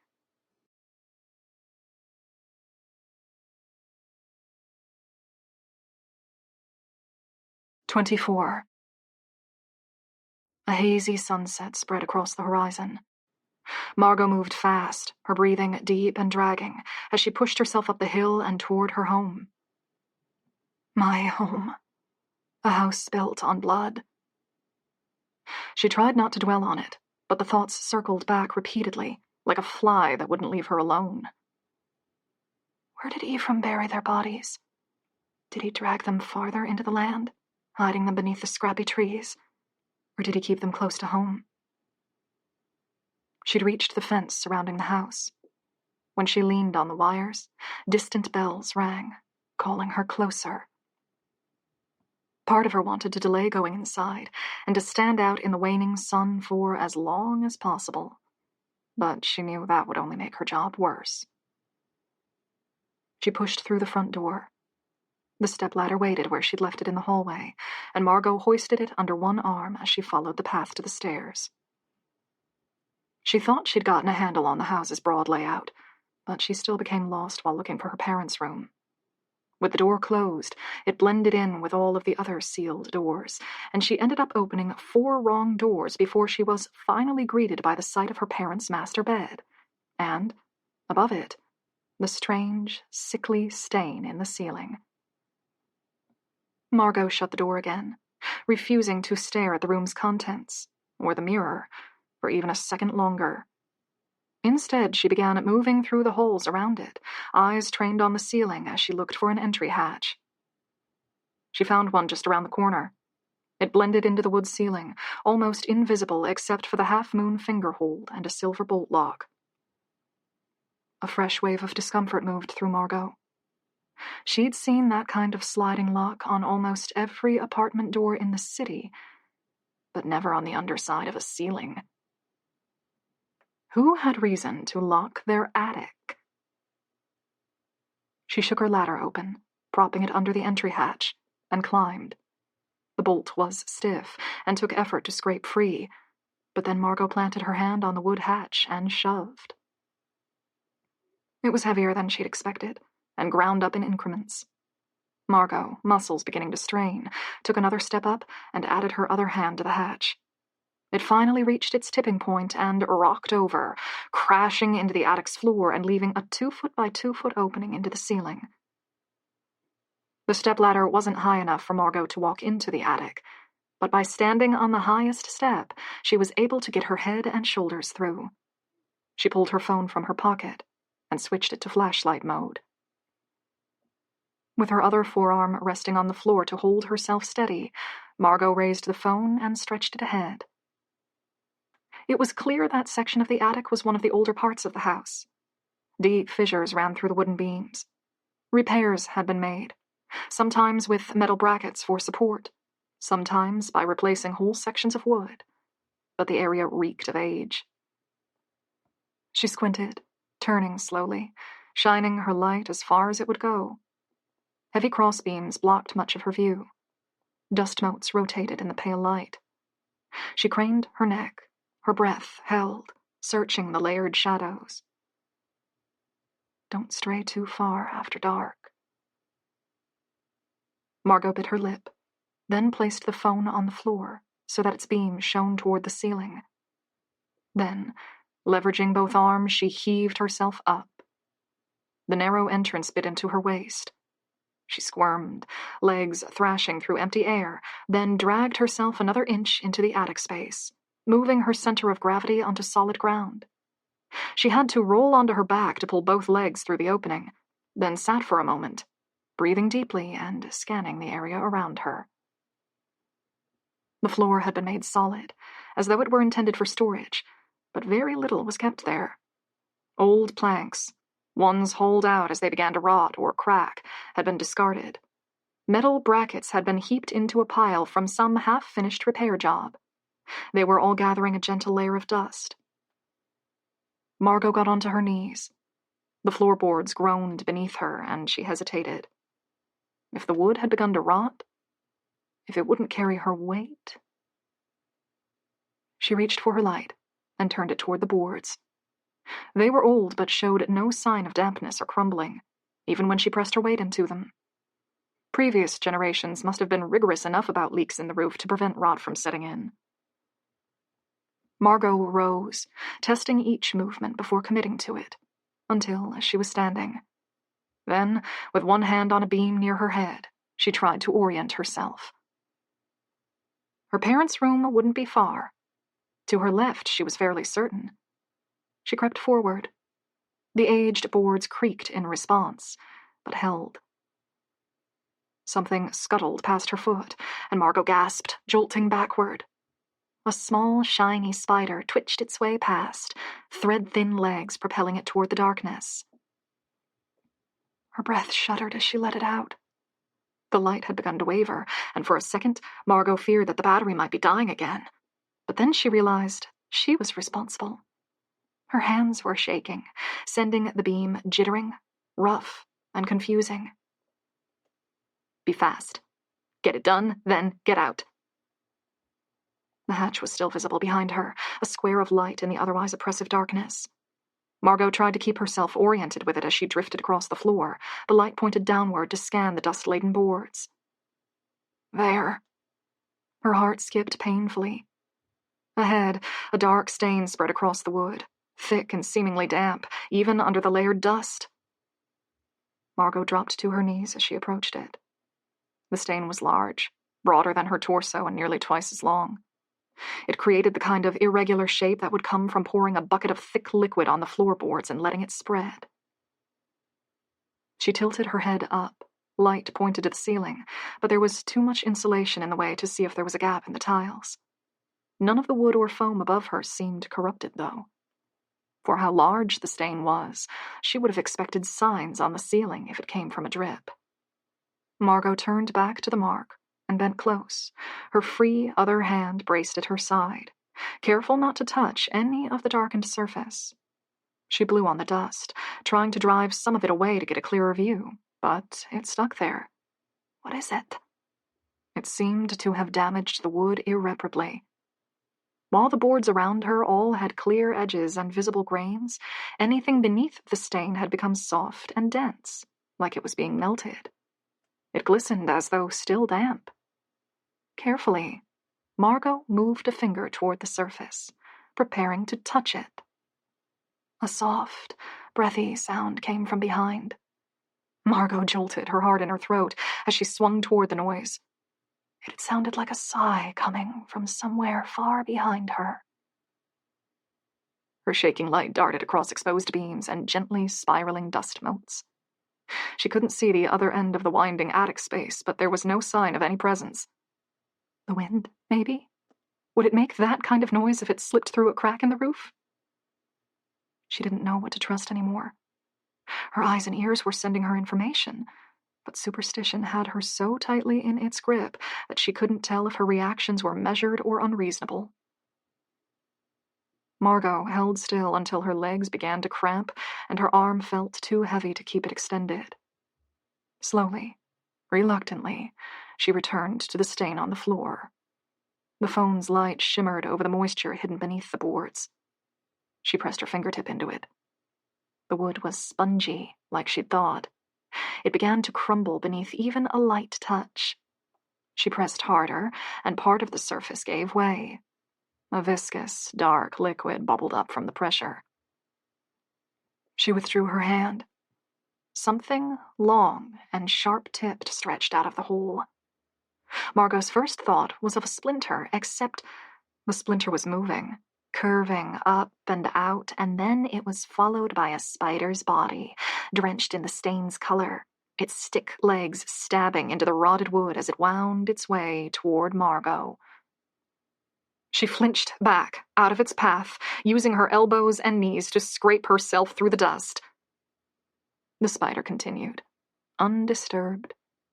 She could swear she heard the faint clicking noises of its legs hitting the floor as it roved past the edge of her light and vanished deeper into the attic. Margot pulled her legs closer to her chest. Her skin was crawling. She raised the hand she'd used to break through the stain and shone her light on it. The stain had been damp after all. The smear left across her finger was a deep, vivid red. Mine? No. Blood. She bit her tongue as she turned her light across the attic again. Every foreign shape was suspect. Every shadow felt like a stranger lurking just out of sight. Watching. Waiting. Stop it. Calm down. It can't be blood. No one has been in your attic in years based on the dust. That was true, at least. She could see her own path through the space, footprints eventually switching to broad scuffs as she dropped to her hands and knees. Her marks were the only ones near the stain. This house has had its share of murders, though. Enough to find blood bubbling out of the floorboards. It was the paranoia again, digging its claws into her, interpreting every scrap of cloth as a red flag. The stain was slick on her hand, uncomfortably thick and tacky. That didn't mean it was blood.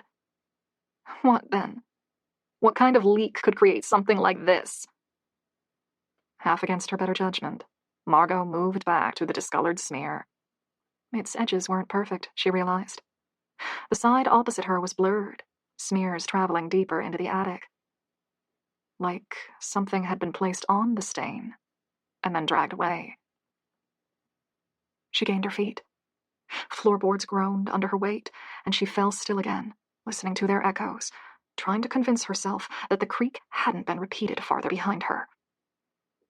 She stepped around the stain, moving the light in broad arcs to keep the space around her lit as best she could. The room's atmosphere felt heavier than when she'd entered, as though a poisonous miasma existed in the air, and it was multiplying with every minute she spent in the space. Stop it! Stop it! The house groaned as she moved through it. The smear ran for a few feet, gradually growing thinner. She bent to trace its path as it lightened, until it was almost unreadable between the dust and the wood. Eventually, she reached a point where she couldn't follow it any farther. Margot took a step back. The streak had been moving in a long, slowly curving arc. She found the point where she could definitively say she lost the path, and then followed that trajectory. Her light held close to the floor as she panned in circles, searching for clues. There! A drop of old, dark color had splattered onto the floor. She followed it, and a few steps on was a smudge no larger than Margot's finger. Another half-dozen steps beyond that, and she found where the stains had been leading. Another hatch existed in the floor ahead. This one was still closed, only visible because of its raised edges and a crescent-shaped finger hold. Margot fit her hand into it and pulled, but the hatch only shifted a millimeter before jamming. It was locked on the other side, just as the other entrance had been. A whisper-soft sigh echoed from Margot's left. She swung her light toward it. A spider crept across the floor, its body shiny black and its shadow stretched long by the artificial light. Margot held her phone still, even as the spider crawled past the edge of its glow. Farther into the attic, masked by darkness so heavy that her light couldn't reach it, were 2 pinpricks of light. Margot didn't dare move. The lights weren't a reflection. They shone on their own. 2 small discs of the harshest, coldest light Margot had ever seen. Her mouth was parchment dry. It seemed as though the lights were a part of some larger form, something that stood very still, cloistered in the shadows that hung to the attic like shrouds. If I could just move a little closer, spread my light farther. She crept 1 foot forward, but then stopped. She shouldn't be approaching anything she didn't understand. If she was smart, she would back away, follow the stain back until she reached the hatch door.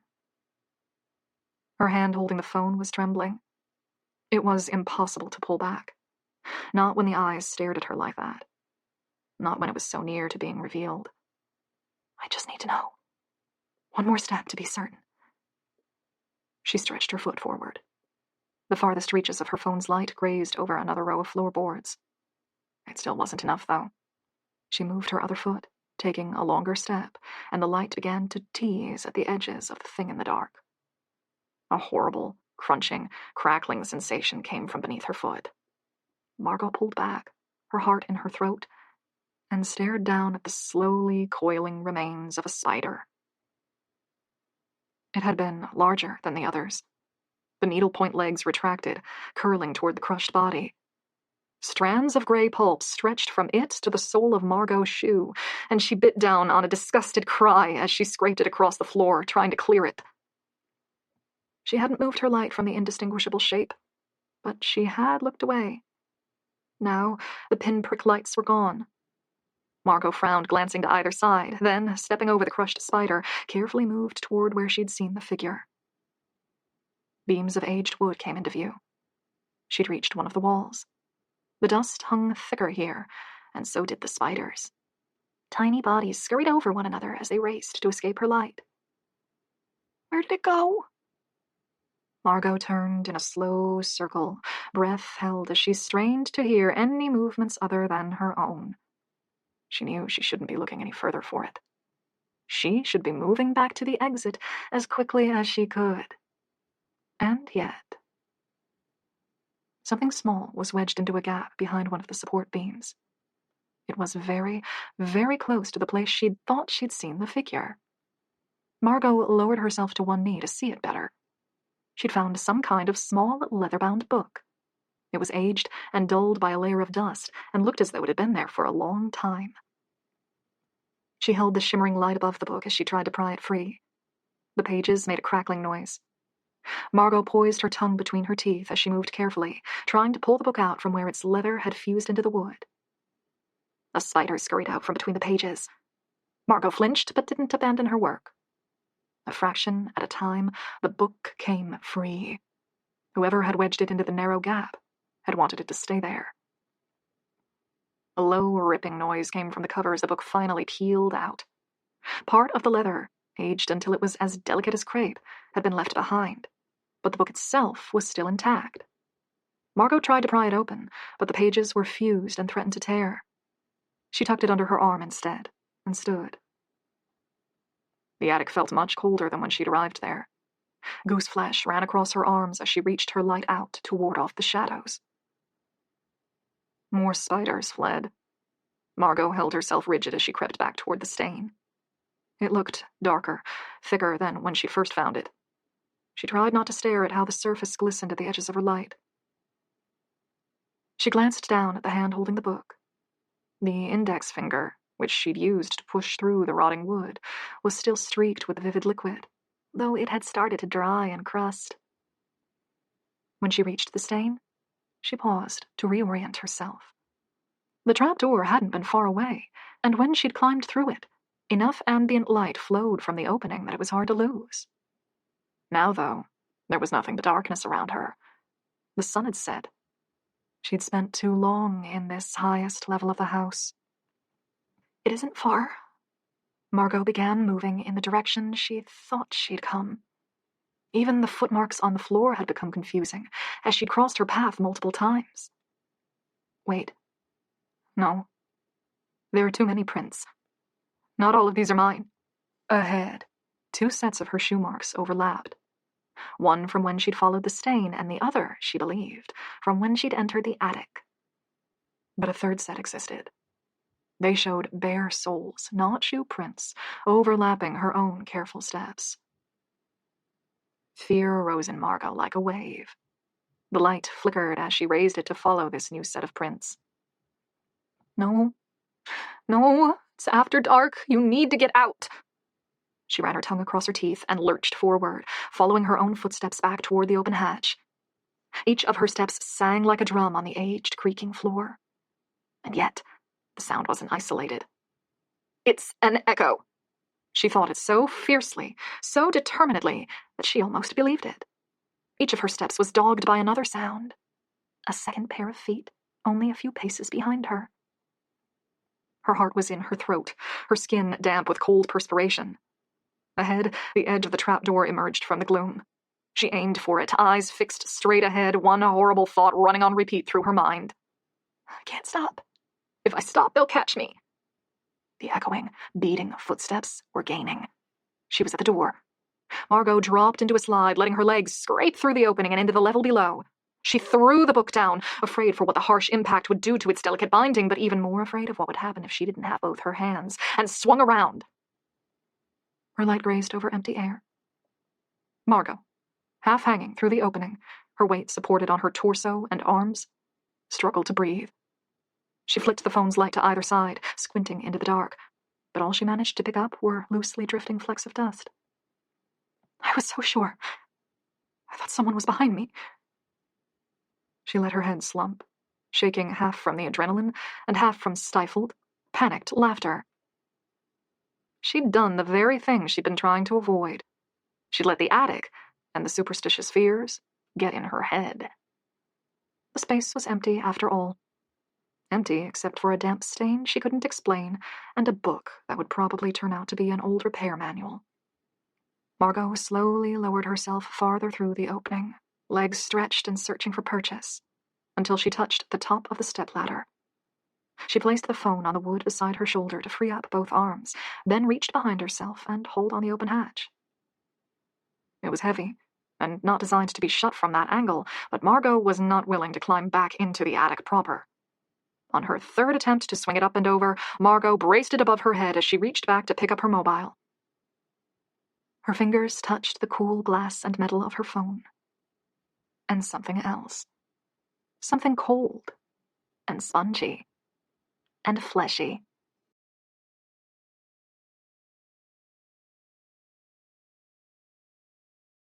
"25. Margot felt as though a knife had been sliced into her heart. Pinned under the hatch, she could only half turn her body. Her cell phone was still where she'd placed it, but she'd put it the wrong way down, and the light shone into the wood floorboards. Scant traces of illumination escaped around the edges, a whisper of sight all she had. Her hand rested on top of the phone, and so did another set of fingers. She could barely see them, but she knew they were pale, unnaturally warped. Parts of the ring finger and little finger were missing entirely, leaving pale stubs. Above them, the two discs of light shone, fixated on Margot. She convulsed backward, a scream catching and dragging in her throat. The phone skittered, sliding over the edge of the hatch and hitting one of the ladder steps before smacking into the floor. Margot felt herself losing her footing. The ladder tipped beneath her. The hatch, balanced by one arm and her head, was heavy. Her spare hand scrabbled, trying to hold on, but she was already gone, falling into the dark hall below. Her shin scraped the stepladder's edge. The ladder fell away, hitting the wall with a crunch, and Margot landed hard. Her ears rang and her knees and hands smarted. For a moment, she simply hunched there on the floor, swallowed by the darkness of the house, waiting for the pain to register. It came in smarting strips and dull, throbbing pulses, mostly along her leg, but in her hands and wrists as well. It wasn't enough to keep her from moving, though. No broken bones. No torn muscles. She could still stand. Margot did exactly that. Her legs shook as she fumbled to find the closest door. It creaked as it opened, and Margot pushed it wide, allowing the pale moonlight shining through the window to flow into the hall. The trapdoor above her was closed. Margot backed up, watching it, daring it to move. It stayed still, quietly indistinct against the wooden ceiling, as though it had never been opened in the first place. The fear had left her lungs raw and her body quaking, but Margot forced herself to keep moving. She pulled the stepladder away from the wall. It had left a nasty scrape in the wood. She straightened it onto the hatch and climbed 2 steps. Unsteady fingers found the bolt and drew it home as hard as she could. She tested the lock, checking it again and again before daring to apply pressure to the hatch. It refused to open. Finally reassured, Margot gingerly returned to the floor. She found her phone several feet away. It lit up at her touch. A crack ran along one corner of the screen, but after the distance it fell, she was just grateful that it still worked. She opened the Recent tab. Kant's number was listed there, from when she'd called him after the bells rang. She pressed it. The phone went straight to voicemail. Kant hadn't recorded a message. A digital woman's voice calmly informed Margot that the recipient was unavailable, but she could leave a message at the tone. She ended the call before the beep. Kant would still be visiting his sister. He said he'd be back late that night. Margot slumped her back against the wall as she scrolled through her other contacts. She hadn't thought to get numbers for anyone else on the estate, and except for Kant, no one in her phone lived within 20 hours of her. She'd had some half-formed idea of calling the winery's manager and asking if she could stay in the staff's accommodation that night. Or anywhere, really, as long as it was away from the house and the thing inside of it. That was still an option. She could walk to the staff buildings and knock on doors until someone answered. She glanced toward the only visible window. Night had fully set in. She'd be walking by her phone's light, and Witchetty had told her not to stray too far from home after dusk. How many of Witchetty's words do we take as gospel? Does she know what's actually happening here, or is she just guessing? Margot wrapped her arms around herself to ward against the cold and turned toward the stairs. Her foot hit something small. The book. She'd dropped it through the hatch first, and it now lay on the floor, its leather cover torn and threads from its binding hanging loose. She picked it up and carried it carefully, making sure not to damage it any more than she already had. Once downstairs, the house's layout started to feel more familiar again. She switched on lights as she found them and worked her way to the kitchen. The book went onto the little table. Then she turned the sink's water to hot and leaned over the counter as she waited for it to heat. Her fingers still held a smear from the stain, but it had now darkened into a heavy brown. It truly did look like blood. If she'd had more emotional fortitude, she would have examined it more closely, smelling or prodding at it, but her curiosity had been almost entirely drowned under revulsion. She poured liquid soap onto her hands and plunged them under the water, scrubbing and scrubbing again until the water had run clear for a solid 5 minutes and her fingers began to sting from the heat. She dried her hands on a towel as she faced the room and considered her next move. Someone had known there was something bad in the attic. Maybe her parents, or maybe someone from a generation or two back, had attached the bolt locks to the ceiling hatches. That meant they had been living with the thing in the roof for years. Based on how old the bolts were, it had been at least a few decades. And they had survived it fine. No, my parents didn't. She bared her teeth as she tried to squeeze down the blooming sense of panic in her chest. She pictured the stain in their ceiling, bubbling through the plaster and paint right above their bed. They'd survived there for decades, she reminded herself. Decades of living with that thing above them. Margot could get through one more night, especially if she was careful, especially if she was cautious. That would mean she'd have to return to her room for the night, try to close her eyes, try to forget about what was above her at least for a few hours. But she'd be cautious. She had the axe now. She wouldn't leave the house. She wouldn't open any windows or doors. No more exploring. She would keep to the parts of the house she already knew well. That meant the kitchen and her bedroom and very little besides. As long as she stayed careful, didn't invite anything else inside, didn't make herself vulnerable, she should be able to get through one more night.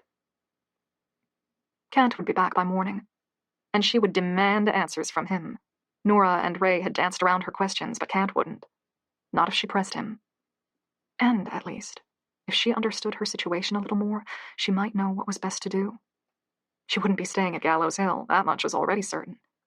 But she needed to know whether to sell the business or shut it down entirely. Margot pressed her palms into her burning eyes. The staff had seemed so nervous to meet her. So polite, so hopeful. Because they didn't want to lose their jobs. But why would any of them continue working at the winery once they knew what was happening? Kent will be able to tell me. He's been here for 30 years. He must understand the place better than anyone. In the meantime, she had one final night to get through. Margot dropped her hands. A multitude of small aches radiated across her. She tugged up the hem of her jeans and saw she'd scraped a layer of skin off her shin. Minuscule drops of blood beaded across it. Her parents must have kept a first aid kit somewhere. Margot began looking through the kitchen cupboards. She found 8 kinds of napkins, 3 sets of wine glasses, fancy plates and plain plates, multiple strainers, and baking tins in almost every shape imaginable. Her parents had not been fond of throwing things out, apparently. In the cupboard above the microwave, she found a large, clear glass bottle. Its label had been written on with shaky pen. Holy water. It was empty. Margot didn't know what to think of that. She replaced the bottle and moved on.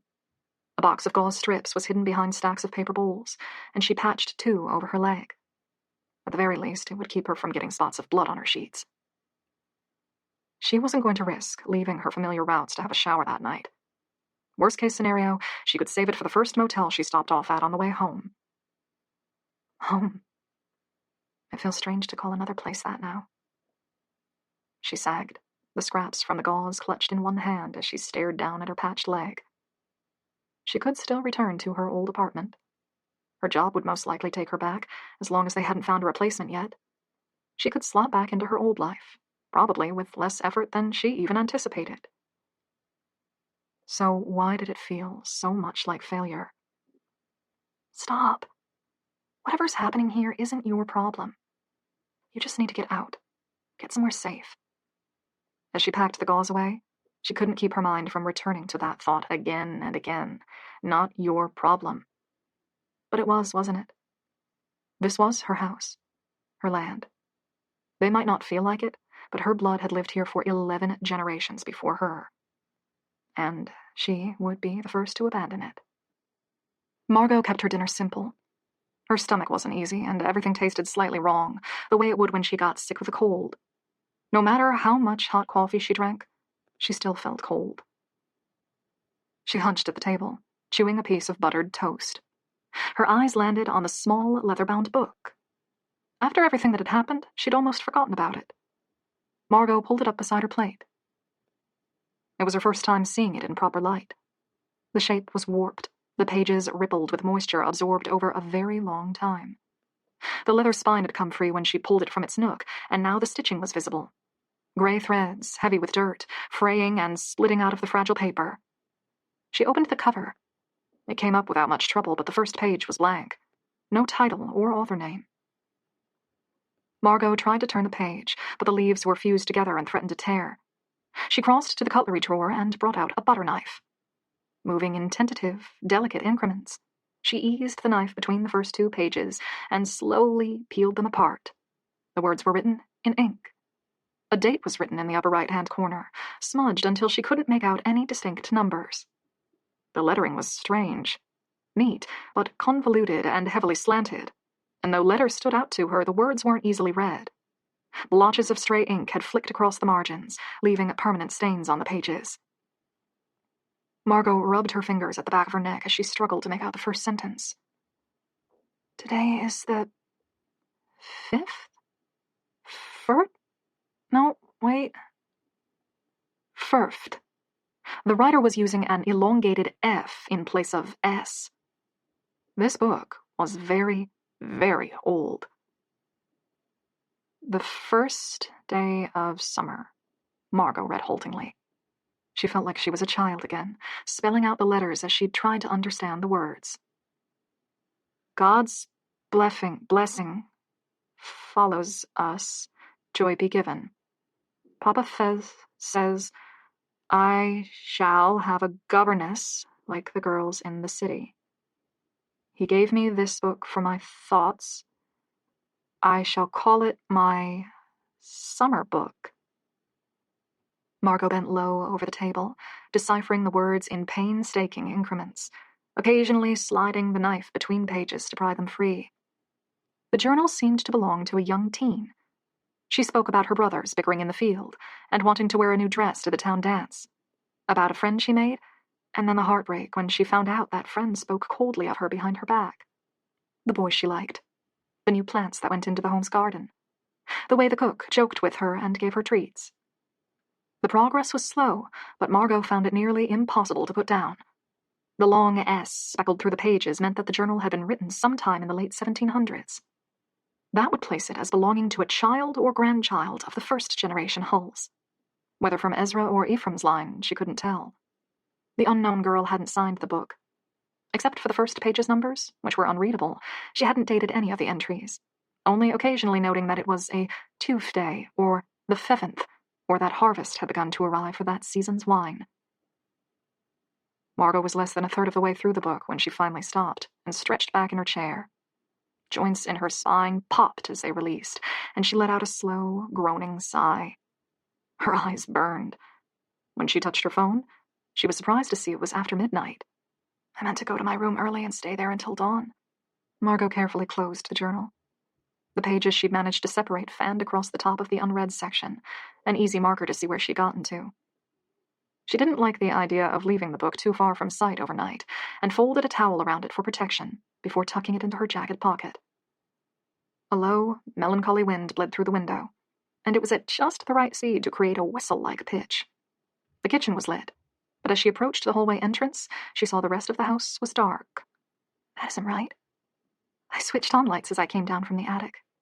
Didn't I? When did they go out? She hesitated on the kitchen's threshold, staring into the barely distinguishable lines of the lounge room's opening and the edges of the closest couch.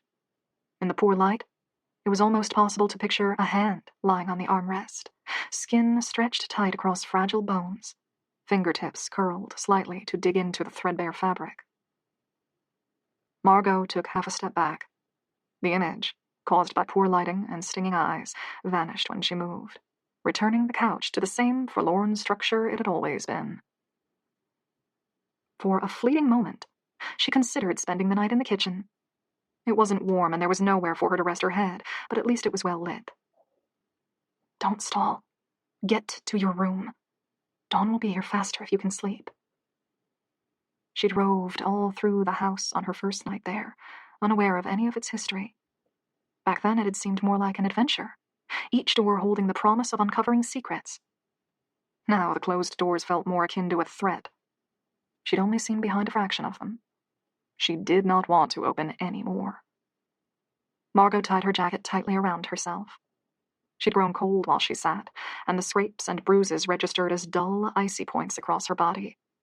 The mournful notes from the wind dug at her, setting her nerves on edge. Do it quickly. Margot fixed her eyes ahead, then stepped over the threshold and into the dark.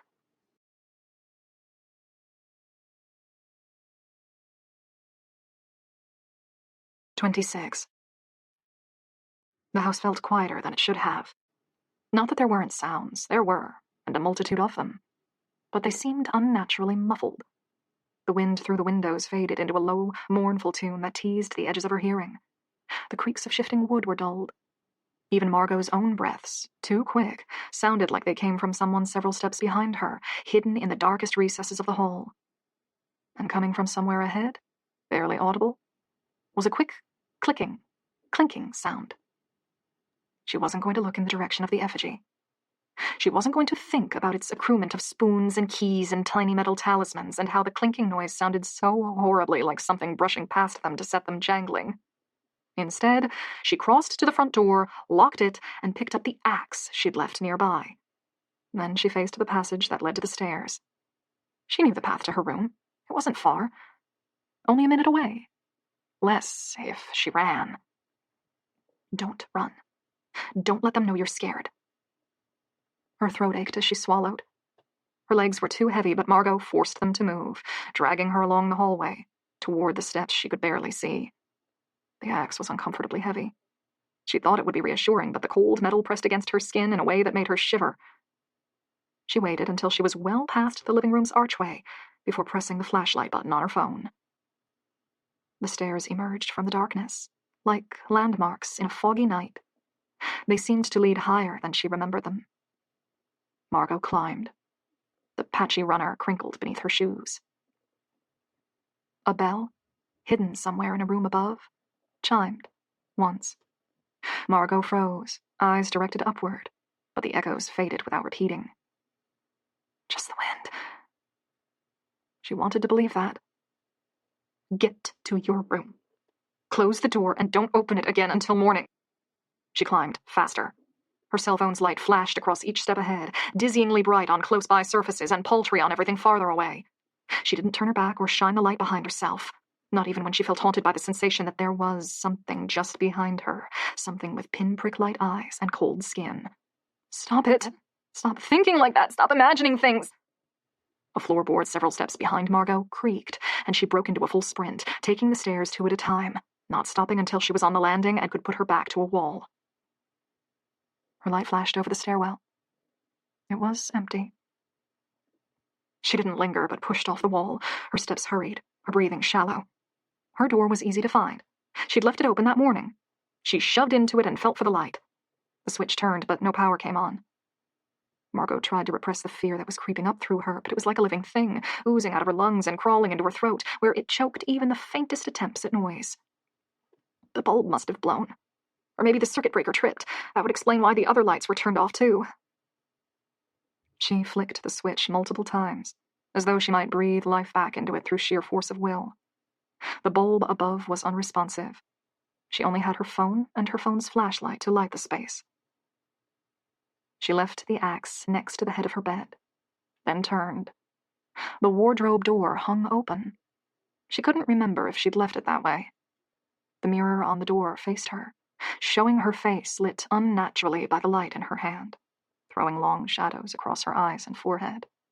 The image, blurred, felt unreal. Her skin looked too ashen, like the blood had been let from the veins, and now she stared at an empty husk, an upright corpse. She turned her head, but the image was still there in her peripheral vision, degrading with each passing second, the skin withering and the lids drooping away from her eyes, and Margot launched herself toward it in 3 quick steps and slammed the door closed, her breathing rough. She didn't want to spend the night in this room, but there were precious few alternatives. The kitchen had no guarantee of being any safer. She could still risk leaving the home and running for the employee quarters, but she wasn't certain she could find her way in the dark. Besides that, what was happening on the estate likely wasn't restricted to her home. She'd seen the figure in the shed, and she couldn't discount how unsettled Nora and Ray had been at the store. Is the poison inside more deadly than the poison that must be out there? Slowly, her fingertips numb and unsteady, Margot eased the wardrobe door back open. Her reflection was normal, a little desaturated in the artificial light, and her features drawn from the late hour and the unrelenting stress, but unmistakably her. Damn! She shut the door with a solid click, sealing the reflection away again, and leaned her head against the cool wood. Damn this whole thing! She didn't know how much she could trust her own eyes or her own ears. She'd spent hours in the kitchen undisturbed while she was absorbed in the journal. It was only once she put the book down and began to focus on the house that things started to turn bad. Does that mean my mind, too stressed to cope, is conjuring these images? Or does the house only come alive once I turn my attention to it? Just get through to dawn, Margot whispered. Her bedroom door didn't have a lock. She cleared the lamp and books from the bedside table and pushed it in front of the door. It wasn't as heavy or as sturdy as she would have liked, but it was something. Then Margot turned to the window. The padlock was still there. Cold metal stung her raw fingertips as she slotted it into the hasp lock and then turned the key. It clicked as it sealed. She rattled it, tugging and jangling to check nothing would come loose, then dropped it back against the cold panes. Will locks work against what lives here? She didn't know the answer. Her parents seemed to believe in the locks for all the good it had done them. Finally, Margot plugged the power cord into her phone.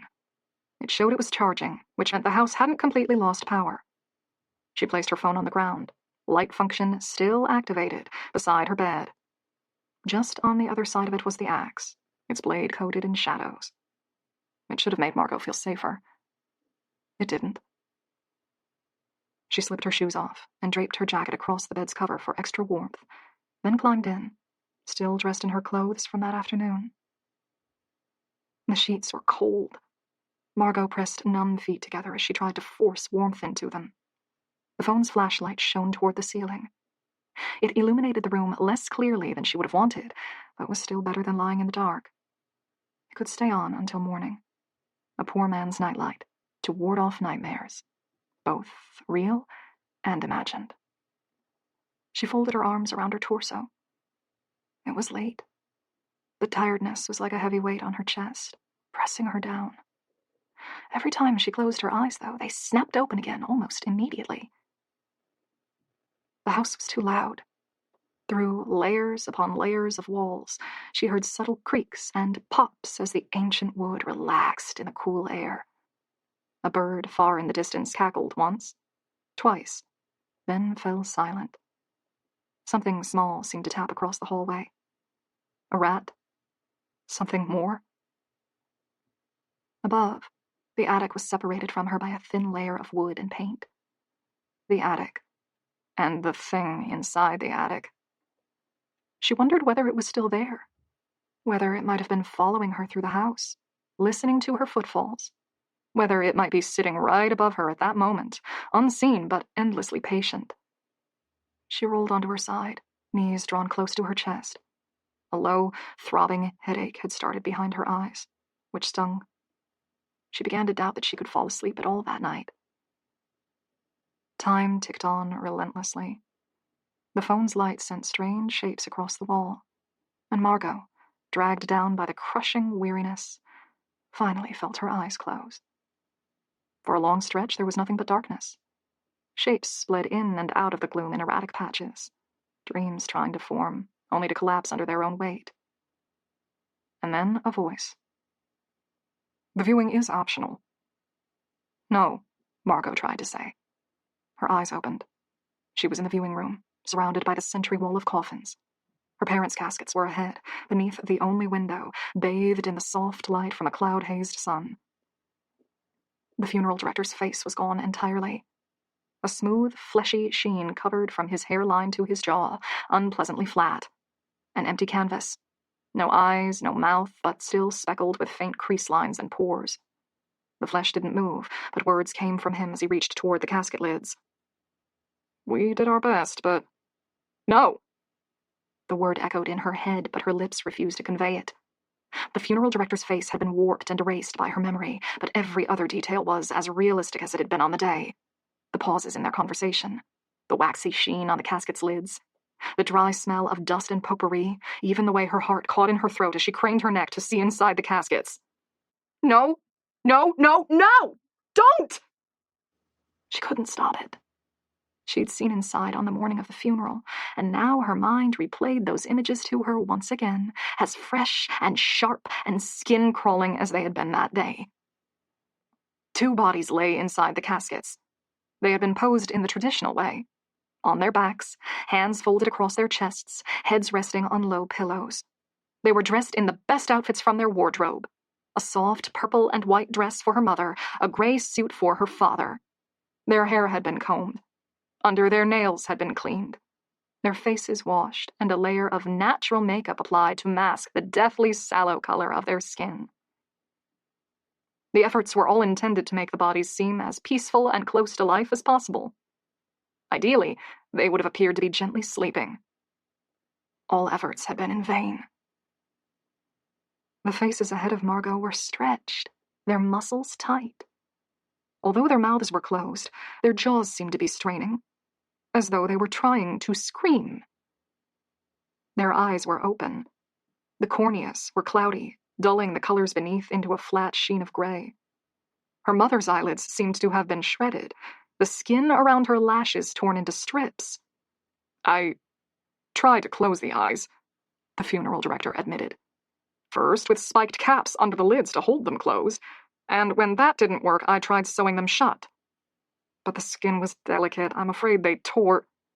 A spiral of black thread still clung to the edge of her mother's left eye, its sharp end stabbing into the gray sheen below. "Why is their skin like that?" she heard herself ask. At the time, like in the dream, she'd felt numb and cold and sick. "I'm not entirely sure." He moved a hand across her father's cheek, indicating without quite touching the skin. "I wasn't able to ascertain what happened." The veins were black. They created dark rivers beneath the skin, threading across their cheeks, their foreheads, their noses. The thickest branches ran down their throats, and the funeral director had tried to disguise them by giving them clothes with high collars. "They were like this when I received them. It looks like blood, but it's not," the smooth-faced figure before her said. His voice was low, halting, uncertain. "Their blood was drained and replaced during the embalming process. The formaldehyde should have removed any discoloration, but..." "Formaldehyde." He drained their blood and filled them with formaldehyde. The thought was like a punch to her stomach, and Margot felt nausea rise through her. Everything about this was wrong. Bodies were supposed to relax after death. Rigor mortis should have set in and then faded again, leaving them limp and soft and malleable. Peaceful, even. They were anything but. The rictus frozen faces stared blindly at the ceiling. The hands folded over their chests were frozen into grasping claws. Every muscle was taut, stretched to their limits, ready to snap. Their mouths were wired shut, but she was certain at the moment they died, they had been screaming. She tried to open her mouth to speak, but in her dream and in reality, words had failed her. She couldn't breathe. A snap rang through the room like a gunshot. Her mother's jaw flew open. The wire holding it in place had given out, and Margot lurched back. The stretched mouth was unnaturally long, the way that could only happen when the jaw was broken. Inside, pulpy, blackened gums were swollen tight around the teeth. The funeral director moved forward, slamming the lids down in quick succession. A gasping cry escaped Margot. The lids were shut, but the image was still burned inside her mind, inescapable. The gaping, silently howling scream. The last time she would ever see her mother in the flesh. "I am very sorry," the funeral director's smooth face whispered as he leaned unsteadily against the caskets. "I think it would be best to keep the lids closed."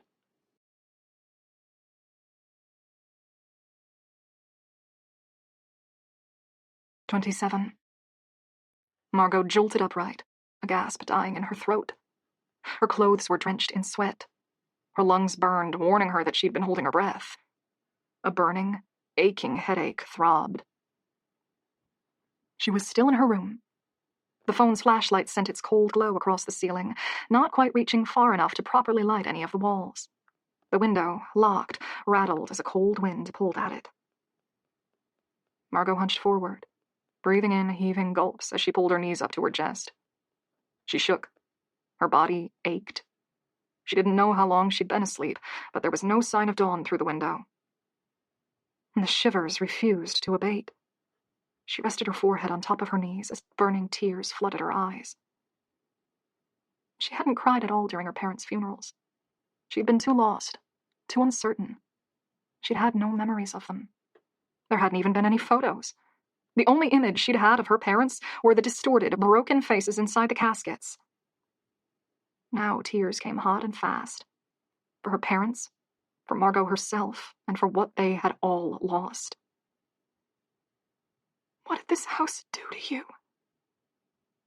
She lay back on the bed, sheets and clothing sticking to her clammy skin, and stared up at the ceiling as she let the tears fall into the hair on either side of her face. Distantly, in some far part of the house, a bell rang. Margot closed her eyes and pressed her palms into the aching lids. "Go away! Go away! Go away!" A second bell began to ring. This one was closer and on the ground floor. Then a third started along the hall outside her room, and finally the bell near Margot's own door leapt to life, pealing out its warning as it twitched and thrashed on the end of its hook like a living thing. She moved her hands from her eyes to her ears, teeth grit and face damp as she waited for the sound to stop. It only seemed to grow louder, ringing from every corner of the house, ceaseless. And then it did cease. All at once, like the wire had been cut, every bell fell still and silent. Margot watched her room's own alarm. It was barely visible in the shadows, except for the way it faintly swayed. She rolled onto her side again, facing the window so she wouldn't have to look at the door any longer. The tiredness was still there, but worse, stretching her like taffy, pulling a little more with each second to see just how far she could go before she broke. But now that she'd woken, she couldn't fall asleep. Her pulse was alive, jumping as though to keep time with the now silent bells. They're not in the house. Not yet. That's only the boundary line warning. But it means they're coming. Whatever they are, they're on their way. And I don't know how long it will take them to get here, but they're coming for the house. She strained to see any trace of light through the window, but the sky was heavy, only a trace speckling of stars to show it existed there at all. Margot squeezed her hands into fists and held them under her throat. Her skin was sticky there with still drying sweat. She forced her eyes closed and willed the darkness to calm her racing heart. How far away are they now? Half the distance? More? She squirmed. The knowledge that something was coming beat at her mind. It was impossible to think of anything else. The bedroom door's barricaded. The windows are all sealed. I have my light. I have an axe. They were all defenses that had seemed good in the light of day. At night, they felt like nothing. Margot began to believe she'd be trapped like that until morning, stuck in a limbo of suspense, waiting for something that might not ever arrive. There's nothing you can do about it right now. The bells have rung before and you've been fine. Think of something else, anything else. Her mind flitted across a dozen subjects in a heartbeat. Nora and Ray's smiling evasion of her questions, Witchetty and her withered hands holding the talisman, the disc-light eyes staring at her through the darkness. She pressed a hand across her face, so tired and broken that she felt as though her body could crumble like a sand sculpture. And then she heard it. A quiet sound coming from far away. Something at the walls. Fingertips prying at the doors. She bit her tongue as she waited. The doors were locked. She'd sealed the only entrances she'd used during her time at Gallows Hill, and she'd trusted her parents to have kept everything else locked. They couldn't get in. Could they? Her heart throbbed in her throat as she waited. Slow, shuffling footsteps moved outside, beneath her window. She pictured bare feet slapping into the cold stones, impervious to the cuts and bruises being inflicted on them. If she went to the window, she might be able to see. No. Stay where you are. Wait for dawn. Her light was still on. It had seemed like the wisest choice when she'd gone to bed.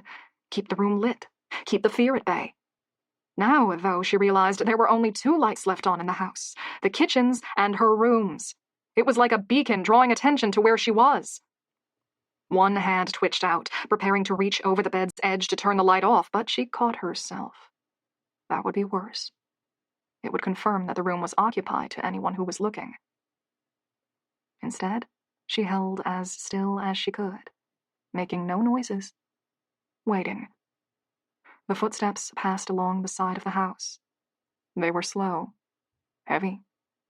Each step was punctuated by a pause, and Margot tried to visualize it, the figure below her room, its blank face and wide eyes staring into the darkness, maybe staring up at her window as it followed its circle along the house's edge. She listened until the noise had faded beyond hearing. The doors are locked. The windows are shut. There's no way in. Her nerves were on fire.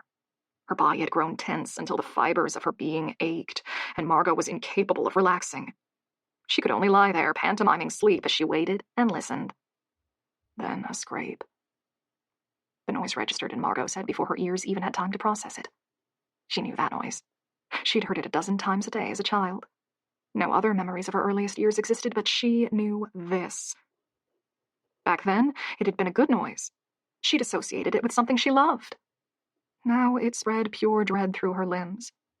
The scrape came from the dog door as it swung open. Far in the distance, a hand slapped onto the kitchen tiles. She pictured an emaciated body writhing through the hatch, hands and legs spread out like an insect. Another slap, a scrape as something heavy dragged itself through the narrow opening. Then the soft whoosh, clack, clack, as the flap swung closed again. Margot's mouth gaped open, but she didn't dare make any noise. She felt frozen, locked in place, her body turned to lead as the terror tore through her. The downstairs floorboards creaked.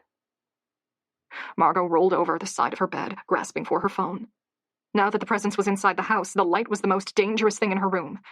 She fought with the button, switching it off, and silently prayed the creature that had paced outside her window didn't remember where her room was. I could move somewhere else, run into one of the other bedrooms before it gets to the stairs. That was foolish. She didn't know the house or what she might find elsewhere. At least, in this room, she had a weapon and something to barricade the door. They were slim advantages, but they were more than nothing. She hunched on the floor, phone pressed to her chest, eyes staring blindly at the opposite wall. The presence didn't keep her waiting. A heavy, dull footfall thumped on the lowest stair. Margot grit her teeth, fear flowing through her veins. It was coming upstairs already. It had to know where she was. Stay calm. Clear your head. Think. The stairs groaned under the intruder's weight. It had to be large, weighty, physical. Not a ghost. Not something I can put my hand through. Each step was slow and ponderous, but they came unrelentingly, each one moving it closer. It was more than halfway up the stairs. The axe! She was on her feet before the thought had fully registered.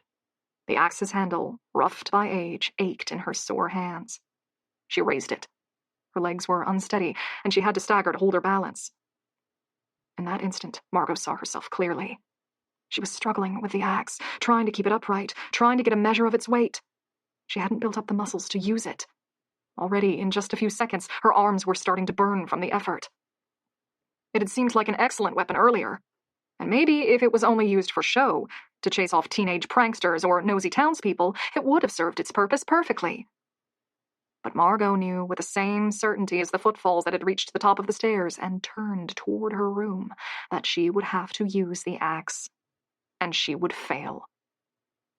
It was too heavy, too blunt, and her body was already exhausted, its adrenaline nearly drained. She wouldn't be able to put any speed behind the blow, or even angle it accurately enough to be sure the blade would hit home. If she couldn't hit the intruder on the first strike, there wouldn't be enough time for a second try. Margot let the axe drop onto the bed. The mattress creaked as it flexed under the weight. The horror of her miscalculation ground her insides raw. The footsteps were in the hallway, louder now, growing clearer with each one. The intruder had no doubts of where she was. Its path hadn't erred even once. Margot snatched her phone off the floor. Fear had robbed her of clear thought. She should have called someone on it as soon as she heard the footsteps outside the house. Instead, she'd watched its light burn like a beacon. Shaking fingers dialed the emergency helpline. She pressed the phone to her ear. The footsteps were close. How long would it take for police to arrive? Did Leafell even have its own station? She couldn't remember seeing one. How can I direct your call? A man's voice asked. Help! Her voice shook. She didn't need to whisper when the footsteps already traced a path toward her door, but the impulse was impossible to override. Home intruder! Distant clicks from a keyboard came through the speaker. What's your address? Her head burned. Her heart felt like it was going to burst from the effort it took to beat. It's Gallows Hill in Leafell. She couldn't remember the address. Had she even been told? Everyone called it Gallows Hill, nothing more. Kant had shown her the way to it. She hadn't paid attention to the street or to the number on the letterbox. I need an address. The man's voice was too calm, too uninvolved. Can you get somewhere you can see a street sign? She ended the call. When she blinked, tears ran over her lower lashes, unbidden. Think! You can't be out of options! Her fingers felt too slow, too clumsy as she navigated to her recent calls. Kant's number was still there. She pressed it. The footsteps stopped outside her door. Margot fell still, phone held away from her ear so that the rings wouldn't override any other noises. Her door didn't have a lock. The bedside table blocking it was flimsy. Her only hope was that, despite the weight of the footfalls and the creaking floorboards, the entity on the door's other side couldn't push through the barrier. For a second, the world was an unnerving level of quiet, disturbed only by the faint, chiming rings from Margot's phone. Then the door handle turned. She moved on instinct, lurching forward and slamming herself into the bedside table. In the same instant, the door began to grind inward. The door scraped back, but only by an inch. Margot leaned her entire weight into it, but it wouldn't move any further. Can't. She still held her phone in her right hand, but the voice, distant and distorted, barely registered. She didn't have the breath to reply. Her bare feet dragged over the floor as the door shifted inward. Something began to reach through the opening. No, think! The axe was still on the bed. A poor chance, but her last one. She dropped the phone and abandoned the door as she raced for it. Her body was shaking, its energy spent by days of stress and sleeplessness, the last of her adrenaline striking through her in thin, erratic bursts. She heaved the weapon up, its monstrous head held above her own, and turned to the door. Something was forcing its body through. It was a man, enormously tall but thin, his head grazing the doorframe. And he was dead. His skin was ashen and bruised with old, settled blood. Limp hair clung across his scalp, matted with damp soil. Smears of the substance ran across his naked flesh. His shoulders carried bare strips of what might have once been clothes, but had long since rotted into rags. His toes and fingernails were dark with mud. Margot's eyes fell to his mouth, and she felt her heart freeze. His lips were sealed shut, sewn closed with lines of black thread, but behind them his jaw hung loose, elongating his face. The eyes were a milky white, but there was a presence behind the slack muscles. The eyes, seemingly sightless, had fixed on her. Margot didn't think she could make her feet move, but they did as a gasping cry escaped her. The axe arced down. She'd aimed toward the creature's neck. It missed its mark and sliced into the arm instead. The sound the axe made reverberated through Margot's head. It wasn't loud, but it was something she knew she would never be able to forget. Heavy and wet, like a fist slamming into raw meat. She staggered back. She tried to keep her hold on the axe, but it had been too heavy, the muscles in her hands too weak. It hung in the creature's arm, embedded in bone just below the shoulder for only a second, and then it fell. The jarring clatter as the heavy weapon dented the floor barely registered to Margot. The dead man was climbing through the doorway. One long arm, the arm that had taken the axe, reached out to shove the table away. The blade had cut through skin and muscle and sinew and part of the bone, but there was no blood. As the arm flexed, the severed flesh flapped open, exposing gray, bloodless veins and off-white marrow. A maggot fell free, its fleshy, white body writhing. Margot's discarded phone lay on the floor. As the dead man stepped through the doorway, his bare foot landed on it, splintering glass.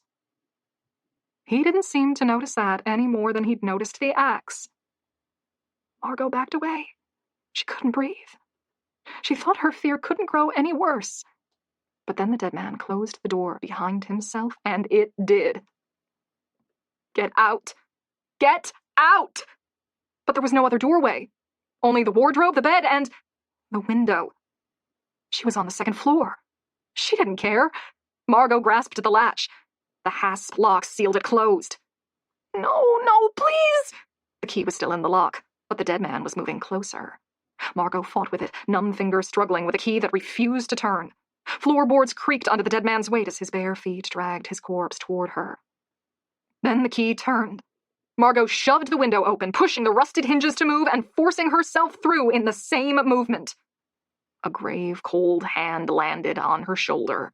Rigid fingers dug into her, long nails biting through her flesh, and Margot screamed. She writhed, half mad with fear, and her shirt tore as she slid through the window and out of the creature's grasp. The porch's roof ran beneath Margot's window. It slanted at an angle, just gradual enough for her to cling to it as she slid toward its edge. Hot blood flowed from her shoulder. The edges of her vision blurred. She thrust one leg out and jammed it into the gutter, preventing her from slipping over the edge entirely. The window frame creaked above her.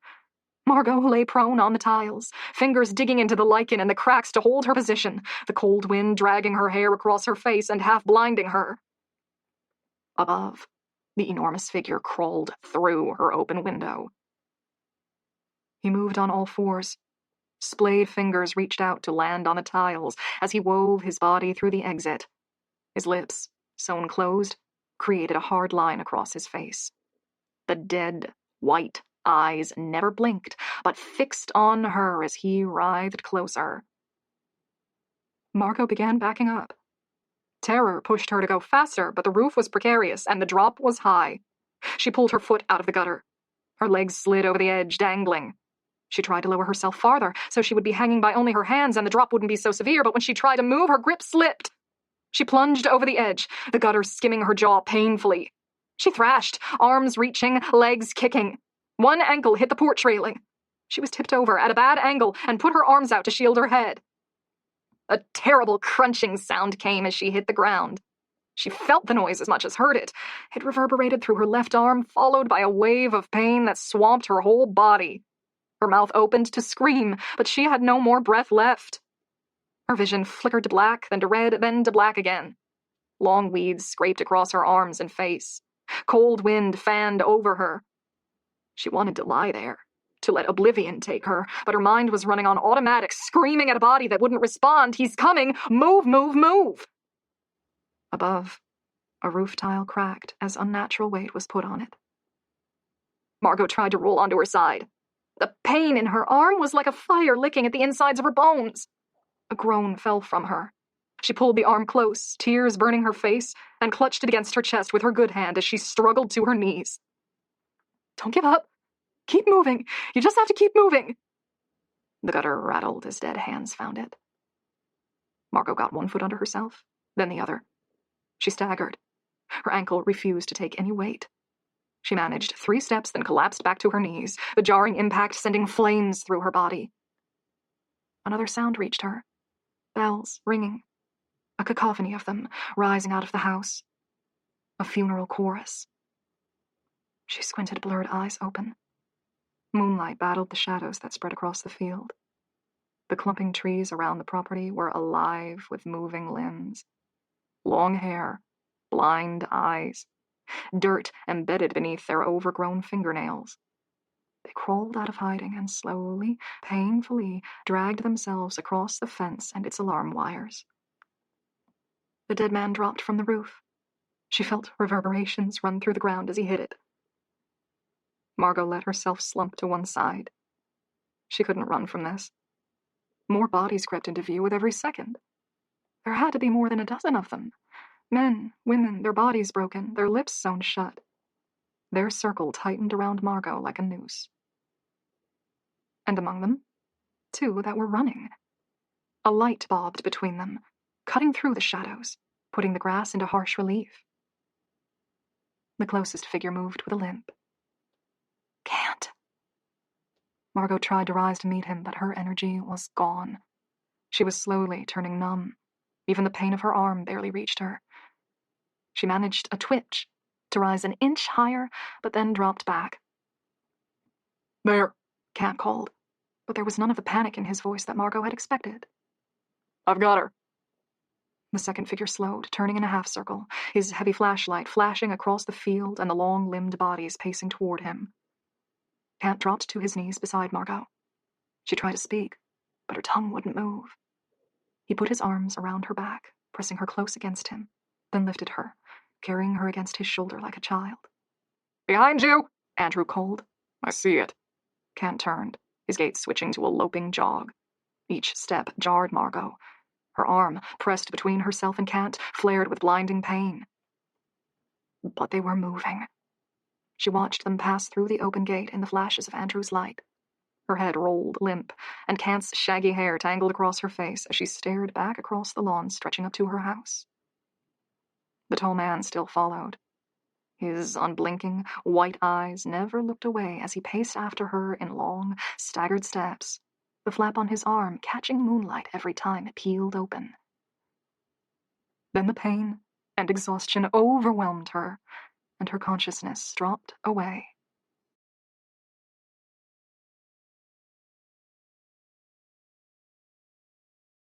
"28. Hazy lights bled through Margot's closed lids. Something tugged at her arm as the soft slice of scissors wormed its way into her awareness. She forced her eyes open a crack. A tall, wiry woman bent over Margot. Her hair had been clipped back tightly from her face, and in the dull light, her skin looked almost like basalt. She worked the scissors along Margot's blouse sleeve, cutting it off. "Leave it, I'm too tired," Margot tried to say, but the words came out as a mumble. The woman glanced at her, a tight frown drawing sharp lines around her eyes, then returned her attention to the arm. Margot blinked, trying to draw the room into focus, but colors and shapes blurred. The space was lit by a gas lamp, she was fairly sure. Opposite, Kent sat, his elbows resting on his knees, hands hanging limp between them. His shaggy hair had half fallen across his face, hiding his expression. Another man. Andrew, she thought, paced. The sleeve came off entirely, and the woman paused, her head tilted. She ran a fingertip across the skin near the shoulder, and Margot knew she was tracing one of the scars. "Is this from—" Kent sounded only resigned when he replied. Yes. "You lied to me," Margot tried to say, but her tongue felt like it belonged to someone else. She let her eyes close again, and was swallowed by the darkness. Her dreams were fleeting and strange, as distorted images flowed through before degrading into nothing. When she next opened her eyes, the light had changed.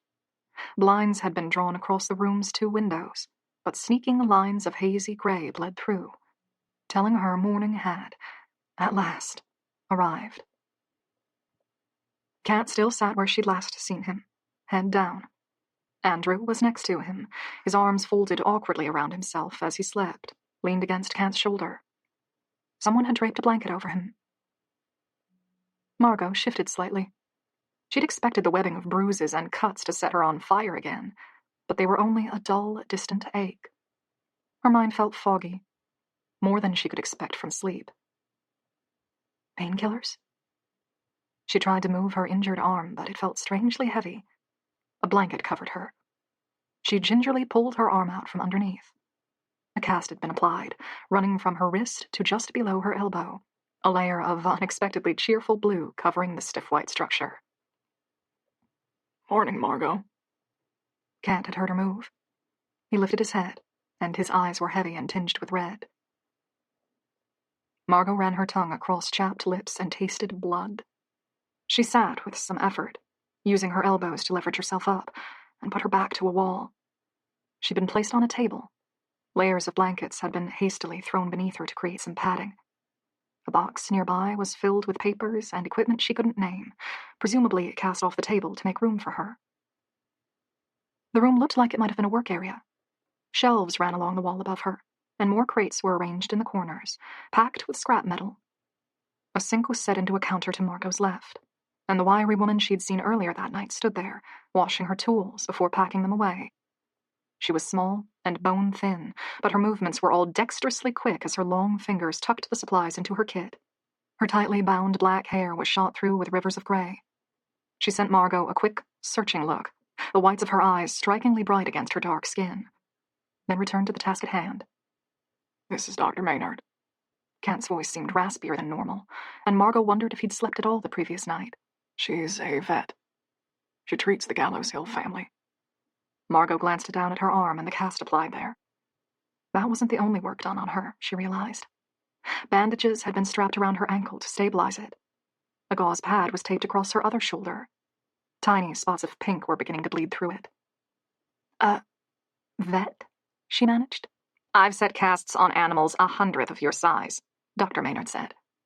That one's as good as you'd get in any hospital. Cat's shoulders shifted in something that might have been a shrug, and Andrew, still resting against him, began to stir. None of the local doctors will make house calls to Gallows Hill anymore, and we couldn't move you. Dr. Maynard's been helping the family for years, a soft voice said. Margot turned, squinting in the dull light, and saw they weren't alone. Nora and Ray sat against the back wall, pressed tightly together, holding hands. Nora's smile was tiny and broken. She's very good. Dr. Maynard's misplaced sense of empathy works against her better interests, Dr. Maynard said. She took a quick, deep breath, her chest rising under layers of loose clothing.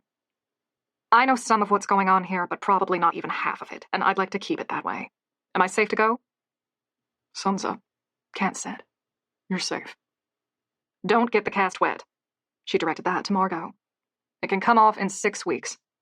I left pain tablets on the counter over there. You can take one in another 2 hours, and then every 4 to 6 hours after that as needed. She hitched her kit under her arm and strode to the door without looking back. A block of glaring sunlight came through, cutting around her silhouette and revealing dust and several tiny, fluttering insects. And then Dr. Maynard was gone. The door closed firmly behind her. We can open the windows now, right? Andrew, bleary, rubbed sleep out of the corners of his eyes. Cat nodded without looking up from his hands. Andrew rose with a sigh. He crossed to each window, and Margot realized the covers weren't blinds, but metal shutters. They clattered as they retracted into coils. Silence fell across the space as Andrew snuffed out the lantern. Margot felt lost. She couldn't stop running her fingers across the edge of the cast, where it looped around her thumb and finished just short of her knuckles. It was real. She knew that. But it didn't seem real. Not much did. Nora was the first to break the silence.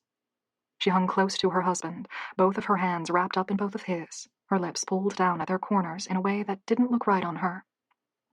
"I'm so sorry. We should have warned you." "We wanted to, back when you visited the shop. But it's bad luck to talk about the curse," Ray said, his voice gentle and faintly raspy. "No, more than bad luck, really. It attracts it. Makes it worse. We thought we could keep you safer by not saying anything." "Can't have gotten much worse than this, can it?" Nora asked him. "We both know it can." Nora's face scrunched up, and for a second she looked like she was going to cry. And then Ray pulled her against his chest, his hand running over her hair. They were talking about her parents. Their deaths. That was what happened when it got worse than this. Margot shuffled forward on the table so she could let her legs hang over the edge. Her feet were bare. Her shoes had been left back at the house. The memories felt frantic, unreal, like she'd dreamed them. A miserable scowl pulled at her face, and she couldn't stop it. "I thought I could sleep through this. That I'd be safe if I pretended nothing was happening. If I just kept to myself and didn't go looking for answers." "I expect you're angry," Kant said. He hesitated, then added, "You have good reason to be." Margot didn't respond. What she felt wasn't anger. Not exactly. More like betrayal. He'd led her to her house, shown her around it, made her drinks in the kitchen. And he'd never once tried to warn her of what was going to come. "My job is to help you," he continued. "I'll answer your questions as fully as I know how. You've heard plenty enough rumors about this land. Most of them are true." He closed his eyes briefly, but when he opened them again, his gaze was as steady as always. "Gallows Hill is cursed." They're not denying it. They're not keeping it a secret any longer. It should have been a relief. A weight lifted. Instead, it felt like peeling a scab and revealing a black and bleeding wound beneath. There was no good here. Only ugliness. "The land isn't right," Kant said. "It won't follow natural orders. Sometimes you'll see things that shouldn't be there. By people. Sometimes you'll hear things." "Okay." Her throat hurt. Her voice was like a rasp. She couldn't stop touching the cast. "Why?" "We don't know." "All the wrong that's happened on the land, most likely," Nora said. The tip of her shoe scraped along dust lining the floor, drawing lines in it. "The executions, then the original Hull family going missing. But that's just a guess. If anyone knew exactly what caused this, they were lost generations ago." Kant lowered his head in a gentle nod. "In truth, we don't have all the answers. We have rules to keep us safe, but we don't know why. Witchity's ritual helps, but again, we don't know why." A quiet, simmering panic was rising through Margot's stomach. The cool light felt too bright in the dim, dusty room. "Tell me what you do know. Last night, there were..." She didn't know what to call them. Names ran through her head, none seeming quite right. Monsters. Corpses having crawled from their graves, the damned. "I saw... things last night," she said. "People. Or something like it." "Those hung from the tree," Kant said. "and buried in the ground. Back from before the Hulls bought the land." "Why are they like that? Why are they coming back?" "We don't know. They just do. Only at night, though."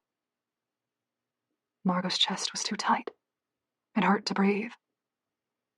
"Their lips were stitched shut." "That's something they did back then." Ray rubbed his thumb into the corner of his eye, clearing moisture. "There was a myth that the dead would plead for mercy even after hanging, so they sewed their mouths shut to keep their damned words inside. And they'll hurt you if they can get to you." His eyes dropped to the floor, and Margot wondered what he'd seen. "So, we try to keep away from them." "It's not always like this," Kant said. His gaze was steady, the gray, bloodshot eyes asking her to trust him. "Most of the time, the land is peaceful." Nora nodded. It comes and goes. I've never seen it quite as bad as it's gotten right now, mind, but it should ebb soon. You just have to wait it out, and once it's past, this place feels no different from any other hill. Okay. Sure. A strange, twitchy smile rose in time with a quiet hysteria. I'm not doing that. I'm not staying here. Thank you for helping me and for calling the vet, but I'm going to go now. The land is yours. Sell it or let it rot, whatever you want. I'm done here. Oh, Nora whispered, glancing at Ray. Andrew cleared his throat, running his fingers through his dark hair. Margot. Kent clasped and unclasped his hands, running the calloused thumbs across one another.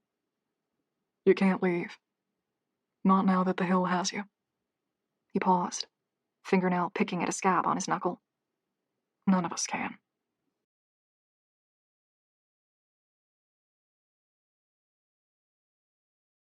"29.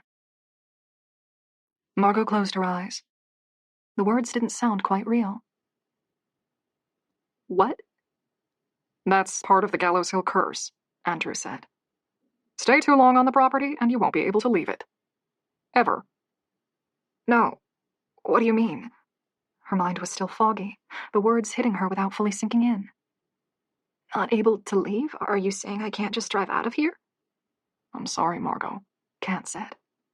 The place chains us to it. Nora tried for a small, sad smile. Ray and I have been lucky. It's not as bad for us. We can still live in our house in town, provided we spend the daylight hours here. But the noose is slowly tightening on us, too. We've been having to spend more and more time here to keep the symptoms at bay.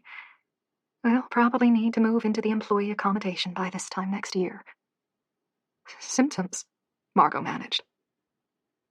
In the window's gray light, Kent's face appeared washed out, as though she wasn't looking at him, but at a memory. It's different for everyone. Some people get nauseous. For others, it's exhaustion or shaking limbs. For others still, migraines, Margot guessed, and Kent dipped his head into a nod. She remembered the slow, pulsing ache that had started behind her eyes when she'd visited town, and how it had swelled to a roar before finally abating as she returned to the land. We get little bits of tether, Kent said. I can still visit my sister a few times a year, but I had to get the trip done in one day. I can't sleep away from the hill. It won't let me. The longer you're gone for, the worse the symptoms get until you can't fight them any longer, Ray said. His wife still leaned against his shoulder, and he kissed the top of her head. It's like it consumes you, piece by piece. Margot let her cast-bound hand hang loosely in her lap, while her other arm wrapped around her torso, where bruises were beginning to form. How many does it have? Us, Kent said. The people in this room, plus half a dozen of the other employees. Ray nodded. It takes a while for the curse to take effect. The seasonal workers will be fine. They just can't stay more than 1 year. We're careful to bring in a new lot each season. Most of them don't even know about the Hill's lore. She felt hollowed out, like someone had taken a spoon to her insides and carved them out and was still scraping, searching for a scrap or two more. The conversation wasn't making as much sense as it should, and a low throb was starting in her arm as the painkillers began to wear off. Wait. She pressed her eyes closed, trying to hold on to her thoughts before they could evaporate entirely. You said people needed to stay here a while before it affected them. I've only been here for 3 days. That means I can still leave. You're different, though, Margot. Sadness pulled at Nora's features. You are the owner, Kent said. You have different rules from us. You're a Hull. The land is bound to your bloodline. It became yours the day your parents were placed into the ground, and it will remain yours until your death. A slow, squirming, writhing dread was creeping into her like maggots into a corpse. She took a breath, and it whistled on the way down. I can't do this. I can't stay here. I can't. Oh, sweetheart. Nora rose and moved to Margot's side. One hand went around her shoulders in a half-hug. The other patted Margot's hand, limp in her lap. "You'll be all right. It's hard now, but it will get easier." "We were hoping this bad patch would pass before you even arrived," Andrew said softly. "They normally don't last this long. We wanted you to move in during a peaceful stretch, give you time to adjust and prepare, but this one has been bad. It was already going for a week before your parents... Well, and it's getting worse. I wouldn't have left if I'd known the bodies were likely to rise again," Kent murmured. "I can't tell you why they're so restless, even after Wichity's visit. They shouldn't be. But this can't last forever. It will pass." There was something unspoken in that. It will pass, presuming you can survive it. Her parents hadn't, and they'd lived there for decades. She didn't know the house or the land or understand the curse even a fraction as much as they must have. She already bore injuries from the previous night's encounter. Her left arm was near useless. She was tired, run down to the verge of breaking, and they expected her to survive however long it took for the badness to abate. Nora must have felt the shudder move through her, because she made soft shushing noises and began to rock Margot. It was intended to be a comfort, but Margot's skin crawled at the touch. She was too hot, too short of breath. She felt like she was suffocating. "You're not alone," Kent said. "We're going to help as much as we can. We've already called Wichity for another cleansing," Ray said. "Things are usually calmer once she's been through." Margot blinked furiously and felt wetness bead around the edges of her eyes. "Does she know what's happening here?"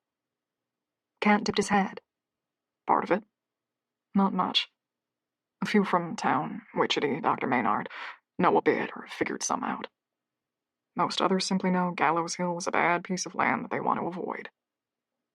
It will probably be bad tonight, even with another visit from Wichity," Andrew said.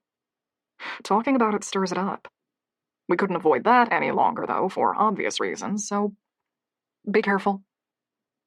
"We'll show you what we know," Ray said. "Help you make a plan for tonight. Help you prepare." Kent's shaggy hair caught the window's light as he nodded. "Right now you should rest. You're safe during daylight. Get some sleep while you can. If you don't want to go back to the house, you're welcome to stay here for a bit." He glanced at the others. "There'll be time to make plans later. Let's give her some space." Ray and Andrew rose, gathering coats.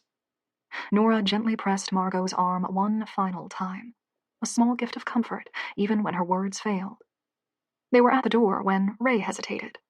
He cleared his throat. "I know this is probably too much all at once, but the funeral home called. I was supposed to pass on a message later," Kent said. Margot swallowed. After the previous days, secrets felt like poison. "No. You can tell me." Ray glanced aside, then cleared his throat. "There was, vandalism involving your parents' graves." Someone from town, glad to see them gone. Her eyes burned. Someone who wanted to leave me a message. "Tunnels were dug down to the caskets. The funeral director is having them removed for inspection now, but he's pretty certain the bodies are missing." Ray fidgeted, shifting his weight from one foot to the other. He sounded deeply apologetic, said he's never had anything like this happen before. Margot's stomach was in knots. She dug her uninjured hand's fingernails into her upper arm, feeling the ache in the back of her consciousness. "That's connected to the curse, isn't it?" "We're not sure." Kent spread his hands, then folded them again. "I've only been here during your parents' time, and they didn't tell me everything. There's still a lot we don't know. But yes, we suspect so." "Okay." Margot clutched herself tighter. Nora, Ray, and Andrew filed out, leaving the door open. Kent reached for something at his side. "You'll have more questions," he said. "I'll get you a drink, and you can ask what you like. But then, if possible, you need to sleep. There might not be much peace tonight." He drew the object into the light. A prosthetic leg. Margot had felt overheated before, But now she just felt cold as she watched Kent roll up his jeans leg and fasten the prosthetic into place, below the knee. The curse did that to you, didn't it? She guessed. His glance was brief, but not cold. The hill takes something from most of us, eventually. Margot still felt dangerously empty, like a vital part of her had been stolen away the previous night. Her naivete, maybe. But there was no wisdom or better knowledge to replace it with. Just emptiness. And the others were all acting as though she would be fine, as though they were fine. Nora and Ray spoke regretfully of not being able to live outside the hill, but they were already resigned to the idea. And Kent had explained the mechanics of the curse as calmly and easily as if he were explaining a piece of machinery. This is no longer shocking to him. He's had 30 years to get used to it. And she, likewise, would have the rest of her life to confront this new existence. If she was lucky. Tears burned her eyes. The cast was too heavy. She tried to flex her hand and hated how rigidly immobile it was kept. Only the fingers could move, and not far enough. You'll do better after a drink, Kent said. He let the jeans fall back into place. Margot never would have known he wore the prosthetic if she hadn't been shown it. Coffee? Or something else? Her mouth opened, then uselessly closed again. The tears were close to spilling. She couldn't breathe. I need a minute, she managed, and pushed off the table. Kent stood back so that she could get through the door. Margot paused outside, the glaring sun momentarily blinding her. She was in the employee building block, like she'd guessed. Either a maintenance shed or a storage room. It was near the outskirts of the cluster, and Margot moved away from the other buildings, toward the patchy trees and the drive leading down to the main road. Her breathing was ragged. She didn't have any kind of plan, just an urgent, inescapable need to get out. A handful of employees paused as she passed them. She was still wearing the clothes from the day before, she realized, rumpled and blood-stained and with one sleeve missing. Her bare feet dragged through the grass. The band holding her hair back had either been lost or broken, and now her curls ran like a mane behind her, tangled and wild and sticking to her skin. The stares. Pity. Or curiosity. Or shock. She didn't meet them long enough to tell. Were overwhelming. She turned toward the nearest trees. They would hide her at least. A bird exploded into angry chattering as she pushed through the branches. The trees were too thin, too sickly. None of the plants she'd seen on the hill had ever thrived. A dozen paces brought Margot out the cluster's other side, facing the long, slow slope of grassy field to the driveway's end. She wasn't ready to stop moving yet. Her pace lengthened, letting the downward momentum carry her faster than might have been safe. Her sprained ankle ached with each step. Tiny rocks dug into her feet. She still didn't slow. There was an overwhelming, horrific sense that if she stopped moving, the hill would open up its massive jaws and swallow her like a morsel. A quiet crunch sounded on the dirt path behind her. Margot flinched, glancing back, but it was only Kent. He followed at a distance, his head raised to watch the sky instead of her. Leave me alone. She didn't want them to talk to her any longer. She didn't want to hear explanations or commiserations or promises that she could get through this if she just held on a little longer. She wanted to be gone. Away from the hill. Forever. Margot broke into a sprint as she passed behind the store. Long grass slashed across her shins like tiny whips. The building's windows were dark.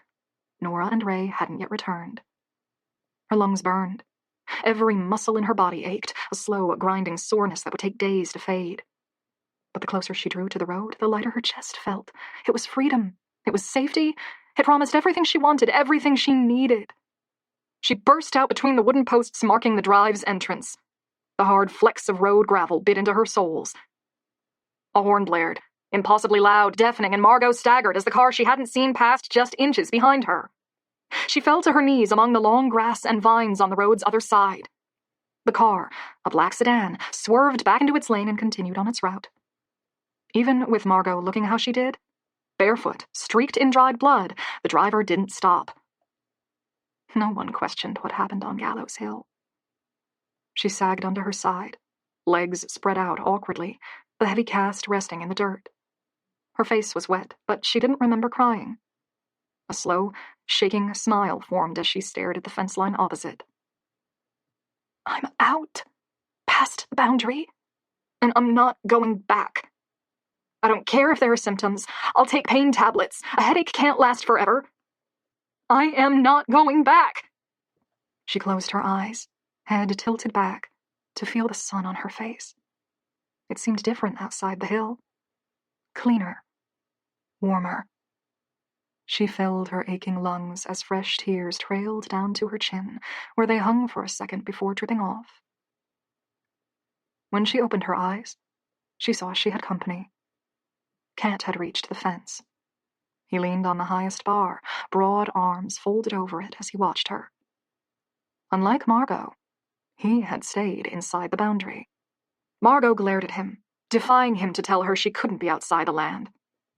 He didn't try to speak, though, but only watched her with none of his thoughts showing on his face. I'm not going back. I won't force you, he said. Margot let her eyes close again. She had very few plans for what to do next. Her car was still parked outside the house. She would abandon it there, along with her clothes, her cell phone, everything she had. She'd hitch a ride away from the town. Or if no one would pick her up, she'd walk. Everything beyond that was hazy. But it didn't matter. All she really cared about at that moment was being away from the poisonous, hateful land and its twisted, broken house. Being safe. For that moment, it was enough to be outside the barrier. Her feet ached. The throbbing in her arm was starting to awaken. She wanted to rest and think and gather herself. She opened one eye. Kent was still there, silent, patient. To fill the quiet, she said, You remember what happened when I was a child, don't you? Why they sent me away? He took a slow breath. You were always curious. Asked me endless questions about my work. Always getting into the tunnels and the cellars. Curiosity is good for a child. But not in Gallows Hill. She shifted forward, trying to ease some of the tension out of her aching muscles.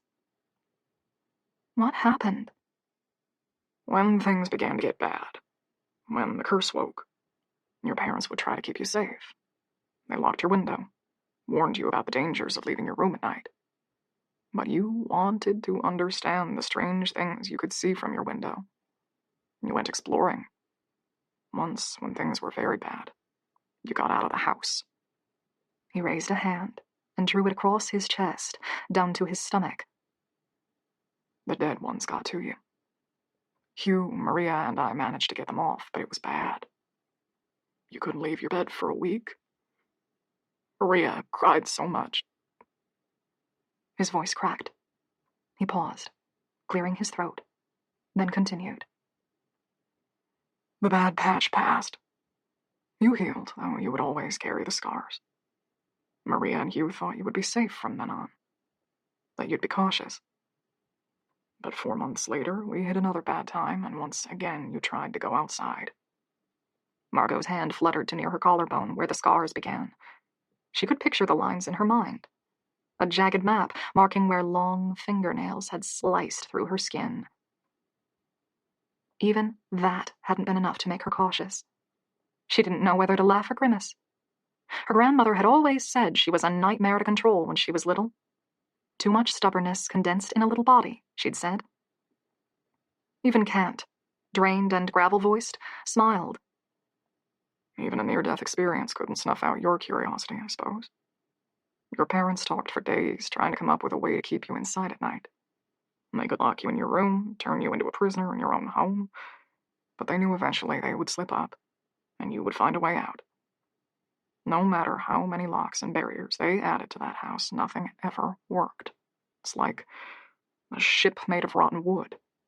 You seal one leak and another one springs open. The dead ones will find a way in eventually. She believed him. Through the dog flap, through the attic, through a dozen other holes and forgotten windows I don't even know about yet. It took a while, but they finally agreed that the only way to keep you safe, keep you alive, was to send you away. Maria's family had always lived on the land, but Hugh's mother had a house in another state. They didn't tell her about the curse, but she still agreed to take you. How did they know it would work? Margot asked. I'd lived my whole life there. I should have been trapped already.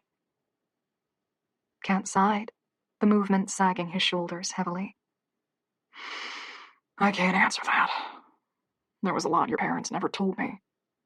I gather that the curse doesn't impact children the way it does adults, though. Maria told me stories about going on holidays with friends when she was a child, so I suppose she had first-hand experience. I remember starting a new school after I moved in with my Nana, Margot said. I remember meeting friends, getting lost the first time I visited the shops. But I don't remember a single thing from when I lived at Gallows Hill. Is that a part of the curse? Perhaps. I can't say for certain. She raised her good hand to press at the stiff muscles at the back of her neck. A slow, throbbing headache was starting there, feeding across the top of her skull. It was still fresh, minor, barely noticeable, so she pretended she didn't notice it. They never spoke to me again, Margot said. I guess visiting was impossible, but no letters, no phone calls, not even on birthdays. Every generation of Hull before them had grown up on the land and slowly been swallowed into the curse as they matured. Your parents had an idea. They thought that if they could remove you from the house entirely while you were still a child, remove every single trace of you and never even speak your name, the house might forget about you. That you might be free from it. For a while. She thought of the photos. She had been torn out of each one. Her childhood bedroom, cleared empty. They'd tried to scrub out every memory of her so thoroughly, it was as if they'd never had a daughter to begin with. But it hadn't been enough. For all their efforts, they'd left traces. The child's drawing lost in the back of the wardrobe. The wisps of frizzy hair dancing in from the photo's edges. The estate, and the curse, had always followed the bloodline. So they feared it would catch up to you eventually, no matter how well they tried to shield you. I guess they always imagined they had more time to prepare, to figure things out. But then time ran out and no better plan had been made, and so you inherited the house. Grass, fluid in the wind, grazed across her skin. She stared at it instead of Kent. When we heard you were arriving for the funeral, Nora, Ray, Andrew, and I talked it over. Nora thought we should try to prevent you from getting to the house at all. That maybe you'd spent long enough away to escape the curse, as long as you didn't get too close. Kent shifted his weight, resting more heavily on the wooden bar. I didn't think that would work. The house remembers blood, Maria had said. Trying to keep you away from the building could only delay it, not prevent it. When you became unwell after visiting town, I knew the land had marked you as its owner. The headache was still there, mild but slightly harder to ignore now. Margot flexed her neck, as though she could blame stiff muscles for its existence. I can survive a headache, she said. I don't think I can survive Gallows Hill. Other people have said the same, Kent noted. 2, in the time I've worked here. If we think someone might have stayed on the land too long, a seasonal worker who didn't move on fast enough, say, we call them up after a couple of days, see how they're doing. If we're sick, we tell them to come back to the land. Sometimes they don't want to. They think they're only unwell with a cold that will pass, or that we're joking. Margot pulled her legs up, resting her knees under her chin. The cold, heavy dread was creeping back into her as Kent continued. We call back a week after, and then again a week after that. Usually, by the second call, we get a family member. The final call, that family member will tell us they're not long back from a funeral. He paused, letting the words hang, then added, 2, in my time. More in the generations before me. No one's been able to escape it. Margot put her head down, burying her face into her knees and hiding beneath her hair. The headache was still only lapping at the edges of her mind, but it was growing worse with each minute. She wondered how long she could hold out against it. Painkillers could only prevent so much. Would she wait until she wept from the pain? Until she couldn't stand? Couldn't speak? Would she, like the unnamed employees, hold out until it claimed everything there was to take from her? It throbbed again, slightly harder. Not enough to really hurt, but a warning. "I don't want to do this," she managed. She wasn't sure if Kent could hear her words across the road, but he replied, regardless. "I'll help you." She didn't answer, but sat for a long while, letting the new knowledge move through her in increments. How the darker side of the estate had fascinated her as a child. Her parents putting together the puppet show videotape to teach her to stay off the land at night. How not even a chest covered in scars had been enough to deter her. "For most of my life, I thought my parents sent me away because they didn't want me," she said at last. "Your parents cared for you deeply." Kat's voice was so soft she could barely make out the words.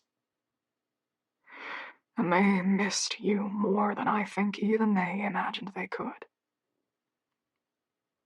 She pressed the back of her hand to her eyes, wiping tears away before they could fall. The pain her parents had gone through, all the grief and loneliness they'd endured, had been for nothing.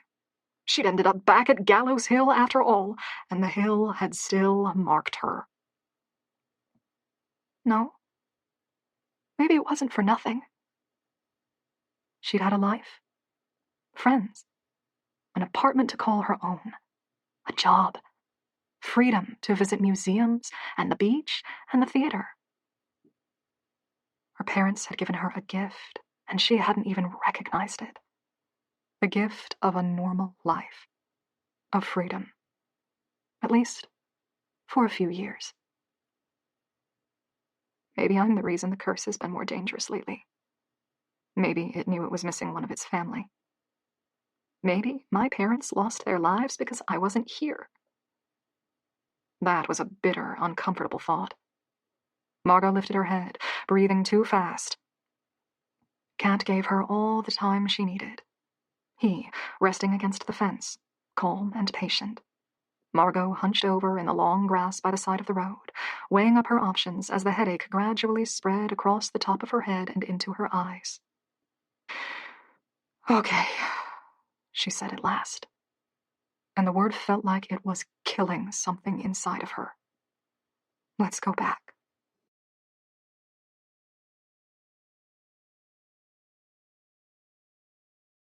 "30. The gravel was painful and hot under her feet as she limped across the road. Kant's eyebrows lowered as he watched her. "Wait for a moment, I'll fit your shoes." "No," she said, passing through the 2 posts that marked the entrance. "Don't bother." Now that she had her momentum, she didn't want to sit, not even for another minute, because she was afraid she might never again get the courage to return to the house. Kant matched her pace, walking at her side. The headache still throbbed, but it was beginning to slowly recede. She used her good arm to hold her cast against her chest, so its weight wouldn't hurt her shoulder. Kant opened his mouth, then closed it again. Margot looked up at him, expectant. "The curse is a heavy cost to bear," he said. The words were faltering. "But life here is not empty of meaning. The business thrives. Townspeople are wary, but there are still friends among them. And as bad as the curse grows, there is plenty of joy to be found in the peaceful times." She knew he had to be right. 11 generations of Hulls couldn't have survived on the hill if life was entirely bleak. They had married, had children, raised up new generations to take on their mantle. With a small twist of discomfort, Margot realized a lot of them likely saw the curse as a fair price to pay for the prosperity they enjoyed. The business was thriving. Their wine won awards, earned them respect, even fame. The house alone was more luxury than Margot had ever imagined owning. Maybe she could learn to live here, like her parents had. Margot blinked and saw the dead man entering her room, his lips stitched shut, unflinching as her axe buried itself in his arm. No. No amount of goodness can make up for that. They passed the public store. She caught a glimpse of Nora and Ray inside. Nora ran a dusting cloth along the photograph frames. Ray was unpacking freshly washed wine glasses from a tray. It was still too early in the morning for tourist visits, but they had to be on the land until dusk started to set in. They're playing a pantomime, she realized. Visitors come and Nora and Ray tell them the history of the land, as though those shocking details are all there is to it. As though the hill doesn't hold a darker secret, one that's silently consuming them. The townspeople knew, or at least guessed some of it. Margot remembered the flash of fear in the mother's eyes as she dragged her son away in the grocery store. The driveway was hard on Margot's feet. She stepped off it and exhaled as cool grass pressed against her soles. Kent stayed on the drive. The harder ground had to be easier on his own feet. He moved closer to the edge, though, so they wouldn't be so far apart. Something rose up from Margot's memories. I tried to call the police last night. I didn't have the address, but I told them I was at Gallows Hill. Will that cause problems? No. If a call is made, it will be routed to the local police station, and they'll dismiss it without response. They only come if... He caught himself, eyebrows lowering. Can't? Well, if there's been a death. That's the only thing they'll come for these days. Right. Margot swallowed, trying to take that fact in stride. They said the curse will get worse after we've talked about it. That tonight will be bad. She realized she was facing the very real possibility that this might be her last day alive. That, by morning, the local funeral home might be receiving a call to pick up her body, just like they'd done with her parents. I need to understand this. You need to tell me everything you know. What makes it worse? What will keep us safe? Please, Soon. He sighed, and the sigh was tinged with heavy sadness. You only had a few hours of sleep last night. Rest first. Then we'll help you form a plan to get through tonight. She nodded mutely. They were approaching the employee buildings. Voices rose in the distance, calling instructions, then breaking into laughter. For the staff, it was business as usual. Kent had said that the seasonal employees didn't know about the curse. That, to them, this was just another job, one that would eventually fall into the back of their memories once they moved on, all but forgotten. Will you sleep here or back at the house? Kent asked. Her feet were sore. Her arm ached. And Kent was right. The exhaustion weighed heavily on her, making it hard to even think. More than anything, she didn't want to be alone in the great home again, or back in the room where the dead man had broken through her door. Here. Kent led her toward the small storage room she'd woken in. He held the door open for her, and Margot stepped inside. Even with the shutters open, it was a dim space. Margot felt a chill travel through her as she gazed across the cluttered shelves and dull, rusted sink. Kent approached a mug that had been left next to the sink and glanced inside. Andrew made you coffee. She accepted the drink from him, and as though he could read her mind, Kent followed it with a bottle of pain tablets. She dipped one into her palm and drank it down while Kent wordlessly shook out the layers of blankets on the table against the back wall. The drink was lukewarm, but she was parched, and she swallowed it all in 2 deep draws. Kent fished a pillow from one of the higher cupboards and lifted on the end of the makeshift bed. He then moved to the windows and began rolling the shutters down. I guess those are more than a stylistic choice, Margot said. This is a place to stay if you find yourself outside during a bad night. He shrugged slightly. Not completely safe. No area really is. But people like the shutters. Makes them feel protected. Margot filled the mug from the sink and drank that too. As she surfaced, she couldn't help a grimacing smile. You've had a lot of practice at this. My fair share. He finished closing the second window. The room wasn't perfectly dark. The lines of light under the shutters lent the space a muted glow, but Margot preferred it that way.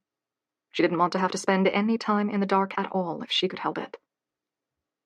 Rest now, Kent said as he crossed to the door. I'll be back in a few hours. She waited until he was gone, then curled up in bed. It was hard to slow her mind. The headache was steadily fading, but enough of it remained to be distracting.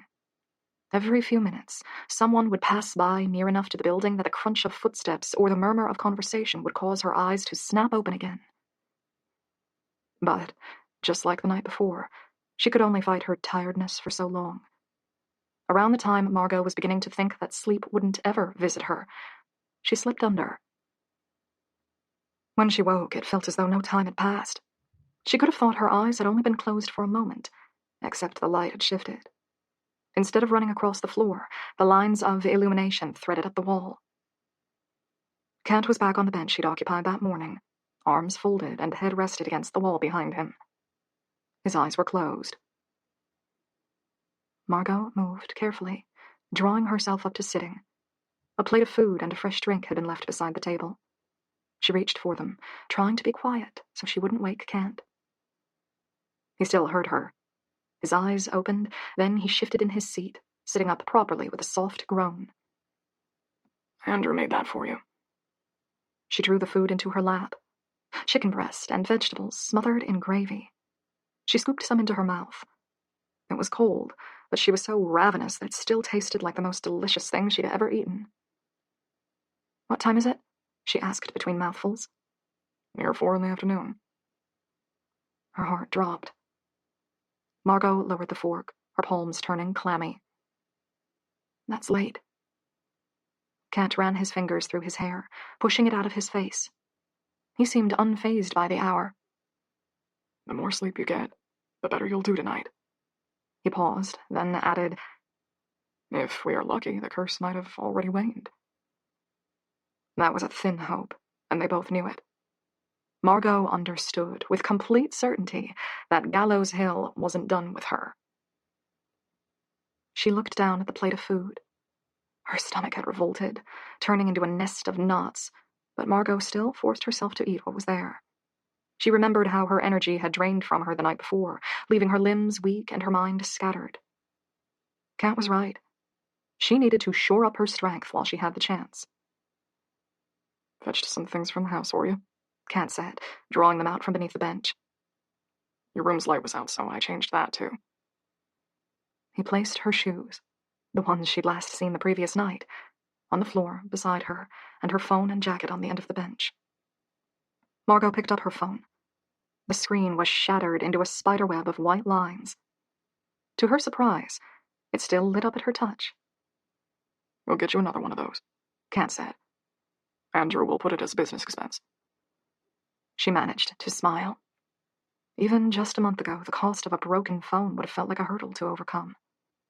Now, it barely registered. Death can put anything into perspective.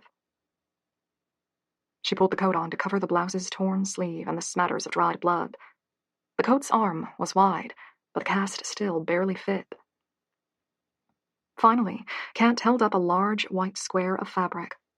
It could have been a handkerchief, except it was wildly oversized. Margot frowned slightly. What? For the cast, he said, and she felt a rush of gratitude. Margot stood while he helped her tie the sling around her shoulder. It immobilized her arm further, but at least it took the weight off. Kent stepped back, checking the knot wasn't biting into her, then nodded. When you're ready, he said. She glanced about the small room. There wasn't much for her there, but it had given her a chance to sleep without fear of being disturbed. That was a luxury on Gallows Hill. She took up the bottle of pain tablets and slipped it and her phone into her jacket pocket, then turned back to Kent. Ready? They left the shed. The work areas were quieter. Margot wondered if Kent had dismissed the staff early. They followed the path back to the main driveway and climbed until the distant house came into view. 1,000 questions sparked through her mind, coming fast and chaotic, but her tongue didn't want to move. Dread was rising in her, growing worse with every ticking second that brought them closer to night. The sun was low. Long shadows speared across the land. And the house, dark and foreboding, stood like an enormous monument ahead, silently waiting for her. 3 bodies sat on the porch outside the front. They rose as Margot neared them, and she recognized Andrew, Nora, and Ray. They smiled at her, but the expressions were tinged with mixes of sadness and concern. "Witchy's performing a fresh blessing," Nora said, dipping her head to the right. Margot followed the indication and, in the far distance, saw a small body and a large dog moving along the boundary fence. "In case the last one didn't stick." Margot couldn't take her eyes off the distant forms until they were swallowed behind a patch of trees. "You said the blessings make things better?" "Oh, yes, usually," Ray said. "Fewer accidents since she started doing them. Fewer bad patches with the curse. We don't know why exactly it works, but it does. We have a regular schedule with her, but she makes special calls if we need them. Like now." Margot tried to take that as a comfort. After what had happened the night before, though, she wasn't ready to put much faith in anything. "We promised to help," Andrew said. "And we're going to do that. Our collective knowledge of the curse is far from complete, but we can tell you what we know. And try to help you prepare." "Daylight's fading," Cat said, and indicated the house's door. "Let's begin."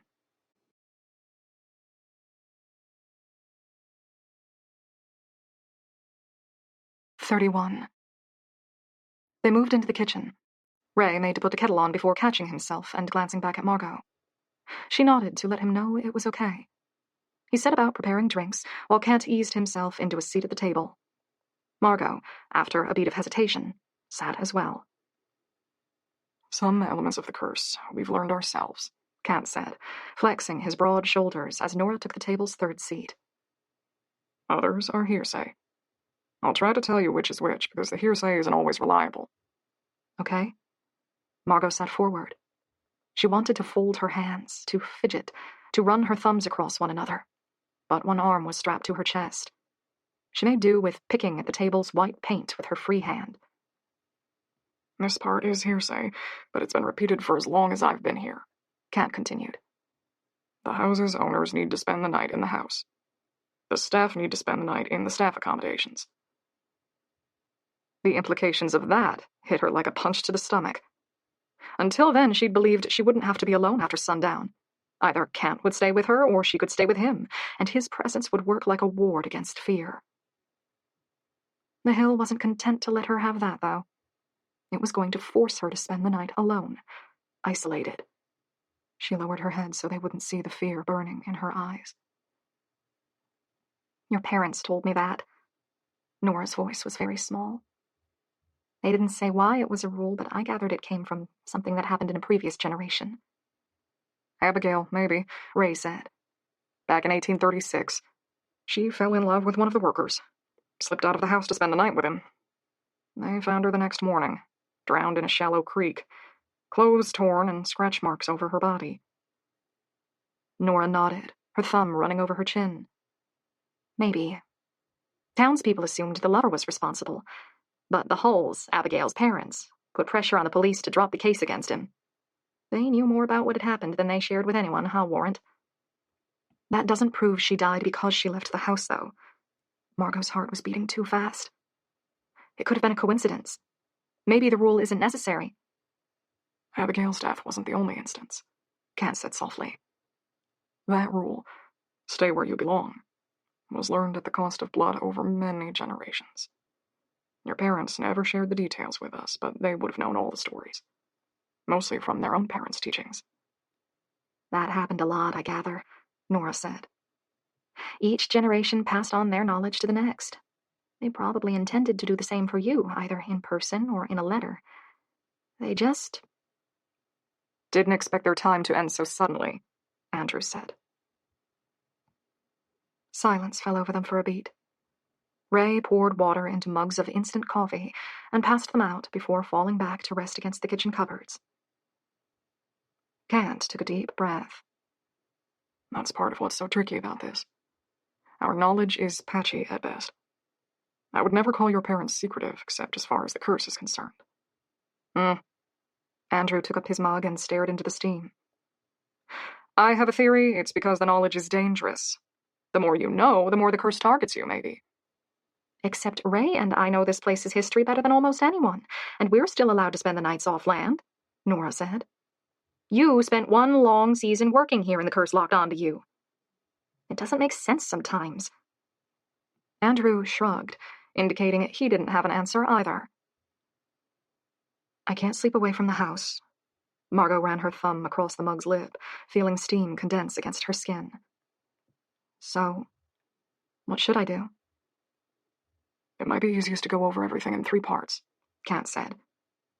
Before the bells, after the bells, and once they're in the house. The dead ones don't work on any kind of schedule, Andrew said. He'd been clean-shaven when Margot first met him, but now stubble darkened his tawny jaw. Hints of dark shadows lingered under his eyes. They might come quickly, or they might take a long time and not show themselves until it's close to dawn. Or they might not turn up at all. We're hoping for that last option. It can't stay this bad for long, Nora said. It'll burn out. It has to. Ray dipped his head in a nod. That's what we're hoping, at least. That last night was the end of it. But it might not be. So it's best to prepare before the dark fully sets in. You'll feel like you should lock the doors, Kat said. And you can do some of that.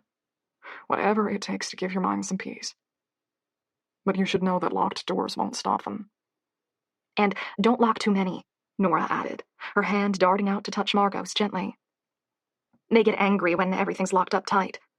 It's better to leave some doors open, even if that goes against what feels like common sense. That's a rumor, Kat said. But yes, it seems to be the case. A few padlocks are fine. About what you'd expect in a normal house. Not too many more. Her fingernails ached from how hard she was digging them into the wood. The house already has a lot of locks. For the attic. And in my room. Yes, Kat said. Human nature. Everyone tries the locks. The dead still get inside. But it's a hard instinct to repress. If you've opened any curtains, you should close them. Andrew, standing near the archway, held his mug in both hands. Traces of steam condensed on the edges of his glasses. It's best if they can't see into the house. Or see you. The biggest thing you can do to prepare is going to sound silly. Nora's smile was hesitant. It's to feel calm. And I know, how can anyone feel calm about this? But it's how you'll get through the night. It's why we were eager for you to get as much sleep as you could, Andrew said. When people feel overwhelmed, they start to panic. And panicking leads to mistakes. And mistakes can cost you everything. Nora said, whatever it takes, try to go into tonight feeling like you're in control. Take a long bath, cook a good dinner. Nothing too heavy, but enough to sustain you. Read a book or watch some television. Are you a deep sleeper? Ray asked. Margot couldn't find her tongue to answer, but shook her head slightly. That's fine then, he said. You can nap if you think you're able. The bells are loud. They're hard to sleep through. And that's stage 2, Kat said. When the bells ring. Margot turned her head slightly. The old bronze bell that hung beside the archway seemed innocuous. When she first arrived, she'd imagined it hadn't rung for years. Even now, with the blood-red sunset running through the kitchen window and painting streaks of crimson across the metal, it looked like just another faded relic in the kitchen. They'll give you some warning, Kat continued. You'll have at least 3 or 4 minutes. Nora said, you can keep the lights on until the bells, but once you hear them, you have to turn them out. And quickly, Ray added. This is another part that goes against instinct. You'll feel like you want the lights on, but it just draws them in faster. Like moths to a flame. Andrew raised his mug to sip from it. His fingers, tightly clenched around the ceramic, seemed to tremble, but he covered the movement before Margot could be sure. Except in this case, the moths aren't the victims. Small lights are okay, Nora said. You'll have to use something if you move through the house. Flashlights covered with fabric or a heavily shaded candle can work. But keep it small and snuff it out as soon as you don't need it any longer. Ray, still leaning against the counter, shifted his weight. Try not to make noise, or move too much. Once you hear the bells, you'll want to make the house seem completely dead, like no one's home. Does that work? Margot asked. We think so. He shrugged. You see, they don't come into the house normally. In most cases, they'll walk the hill, maybe enter the yard, and stare up at the house. It's only when the curse gets very bad that they enter your home. It's why I thought it was safe to visit my sister. There was deep regret in Kat's voice. I believed you'd stay indoors, and I believed that would be enough. It only happens very rarely, but once they decide they're coming in, there isn't much to stop them, Ray said. But it depends on the night. Sometimes the dead ones will take their time coming to the house and then just walk around it, tapping on windows and rattling doors until they leave again. If you're very quiet and very lucky, you might get through to dawn without actually laying eyes on one. Her mouth was dry, and even drawing from the instant coffee didn't do much to wet it. Let's say I'm not lucky. What then? Stage 3, Kat said, his voice heavy. Once they're in the house. The dread in the back of Margot's mind turned to full-blown static. She lifted her cup just to have something to do, but the bitter liquid caught in her throat. She lowered her head, breathing heavily. Nora fished a mini pack of tissues out of her bag and placed it beside Margot's hand. She didn't try to touch it. What do I need to do? She asked. At first, Andrew took a slow breath. He placed his own cup aside and folded his arms across his chest.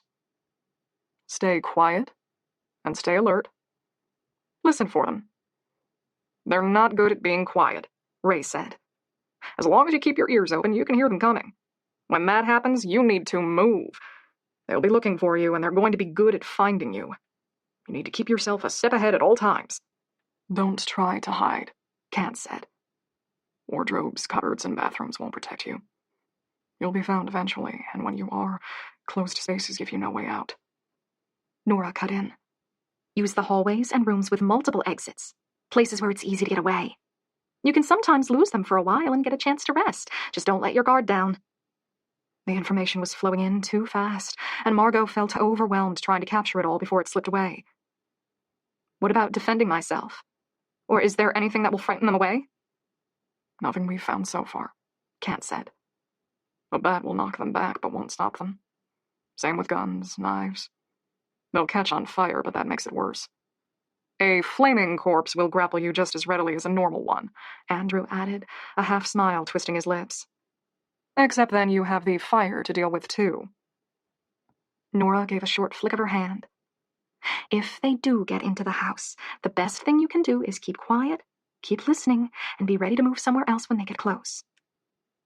They'll be gone come dawn, Kat said. Keep your head. Most people who get hurt were panicking. Finally, remember, you can call us. If you're cornered, if you don't know how to get out, if you're hurt, we'll do whatever we can to help. Margot grimaced. The rule about staying in our areas, though. We'll still come, Kat said, quiet and certain. Just like last night. All us, and we'll come. That was the line that tipped her over. She buckled forward until her forehead rested on the table and let the tears flow, her face twisted into a silent grimace. You'll be okay, Nora murmured, one hand running over Margot's back like a mother comforting a frightened child.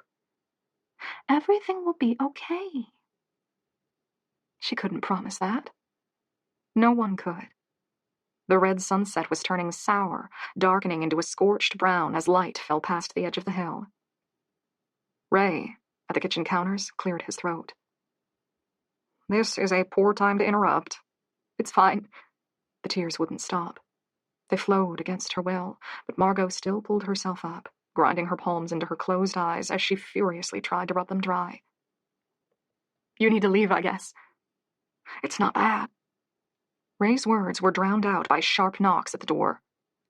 He pushed away from the counter, an apologetic smile on his face. Wichity's finished.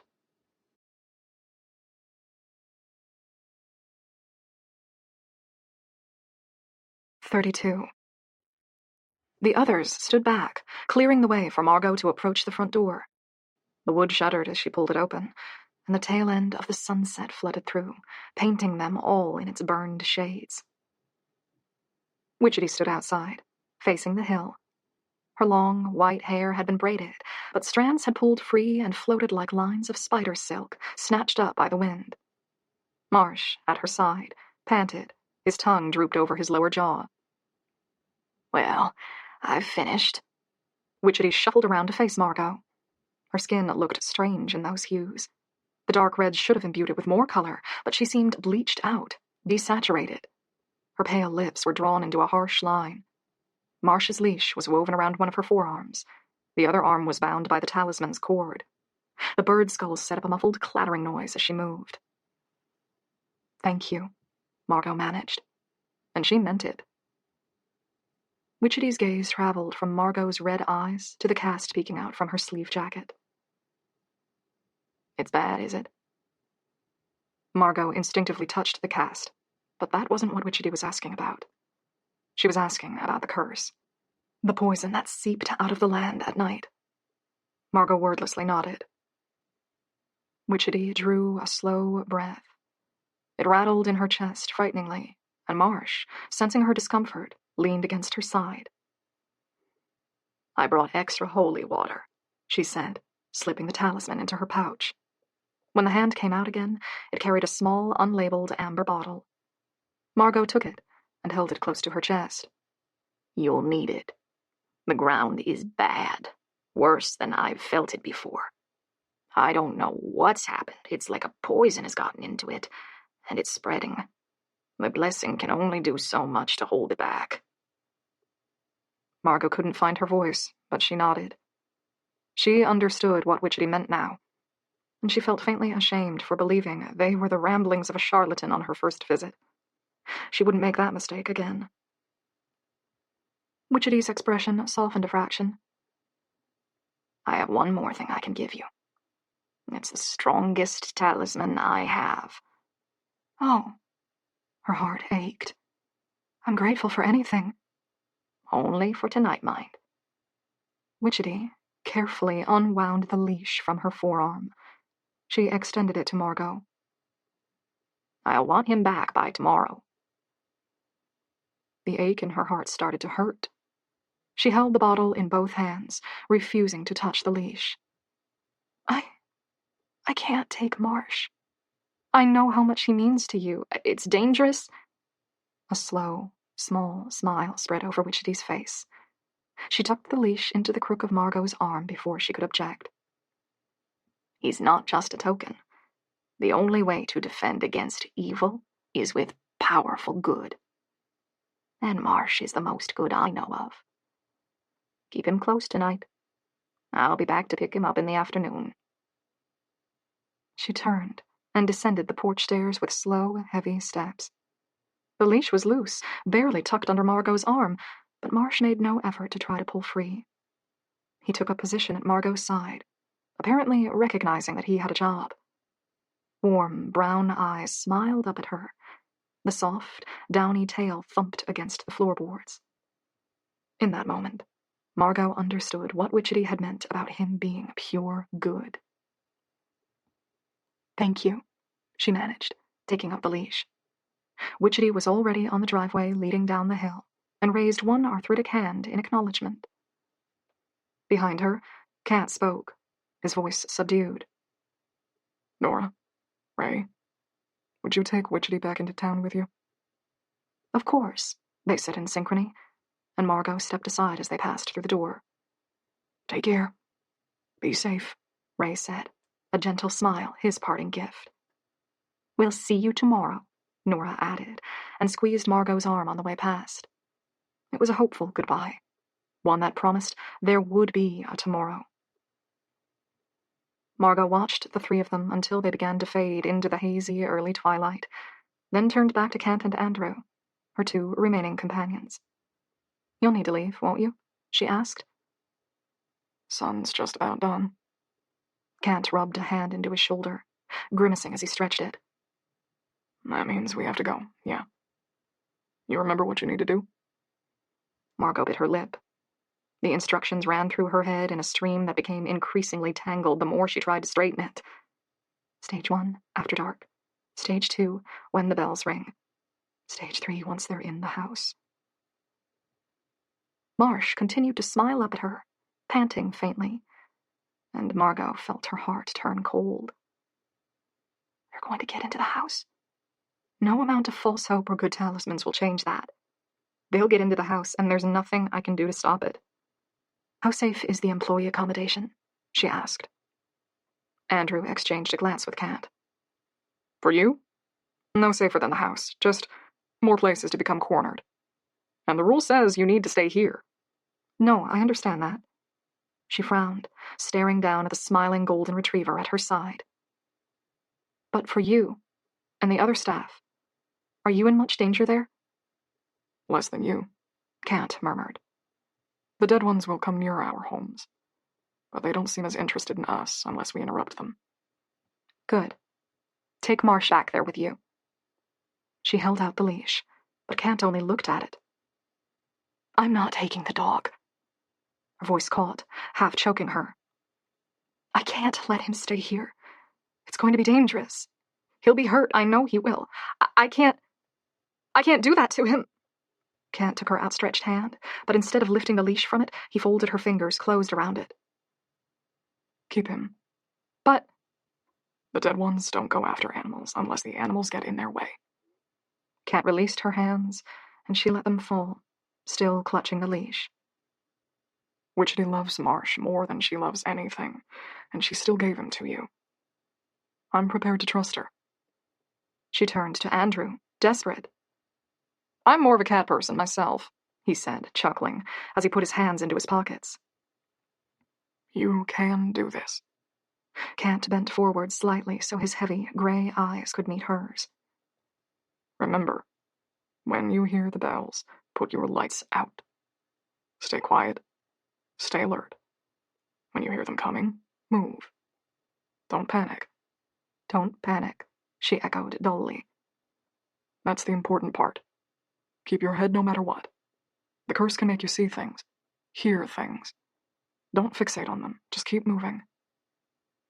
Margot thought of her reflection in the mirrors, the spiders in the attic, the way her shadow's neck had seemed to break. The sun was bleeding out on the horizon, its last traces of light dying by the second. Kat gazed through the open door at the twilight landscape and exhaled deeply. His shoulders seemed to droop, as though some of the life had gone out of him. We have to go. I'll keep my phone beside me. You do the same. Good luck, Margot. Thank you, she managed. Good luck, Andrew echoed, and he briefly shook her hand on the way past. She stayed in the doorway for a long moment, watching the two silhouettes as they descended the drive, passing through the open gateway. Both heads turned to look back at her a final time before disappearing behind a crop of trees. Margot raised a hand. They raised theirs in return, and then they were gone. The lump in her throat ached painfully as she closed the door. Marsh, excited at movement, stood, his tail swishing furiously. Margot crouched beside him and buried her hands and face in the thick golden fur. His whole body shook as he stomped in place, licking any exposed part of her face, delighted with the attention. She let the warmth of his body and the sticky, hot breath flow over her, calming her, distracting her. Then she rocked back onto her heels so she could look Marsh in the face. His black nose repeatedly bumped into her cheek and chin as he tried to move closer, and despite herself, despite everything, Margot laughed. Okay. She hugged Marsh once more, then stood on unsteady legs. Okay. Stage 1 before the bells. Nora had said she needed to do whatever it took to feel in control, to eat a good meal, to shower, to distract herself. She didn't think a shower would do much to calm her. She wasn't certain she would hear the bells if she was under the water, and although Kat had said they would give her plenty of warning, she didn't like the idea of frantically trying to dry and dress herself while the dead were encroaching on her house. But she could eat. That was easy enough. Margot unclipped Marsh's leash. He hung close to her side as she moved into the kitchen and looked through the cupboards. Her parents didn't seem to have any dog food. She was fairly sure they hadn't owned a pet within the last few years. She took her poor, cracked phone out of her pocket and opened the browser, searching up what was safe to feed dogs, then set to work creating a dinner for the both of them.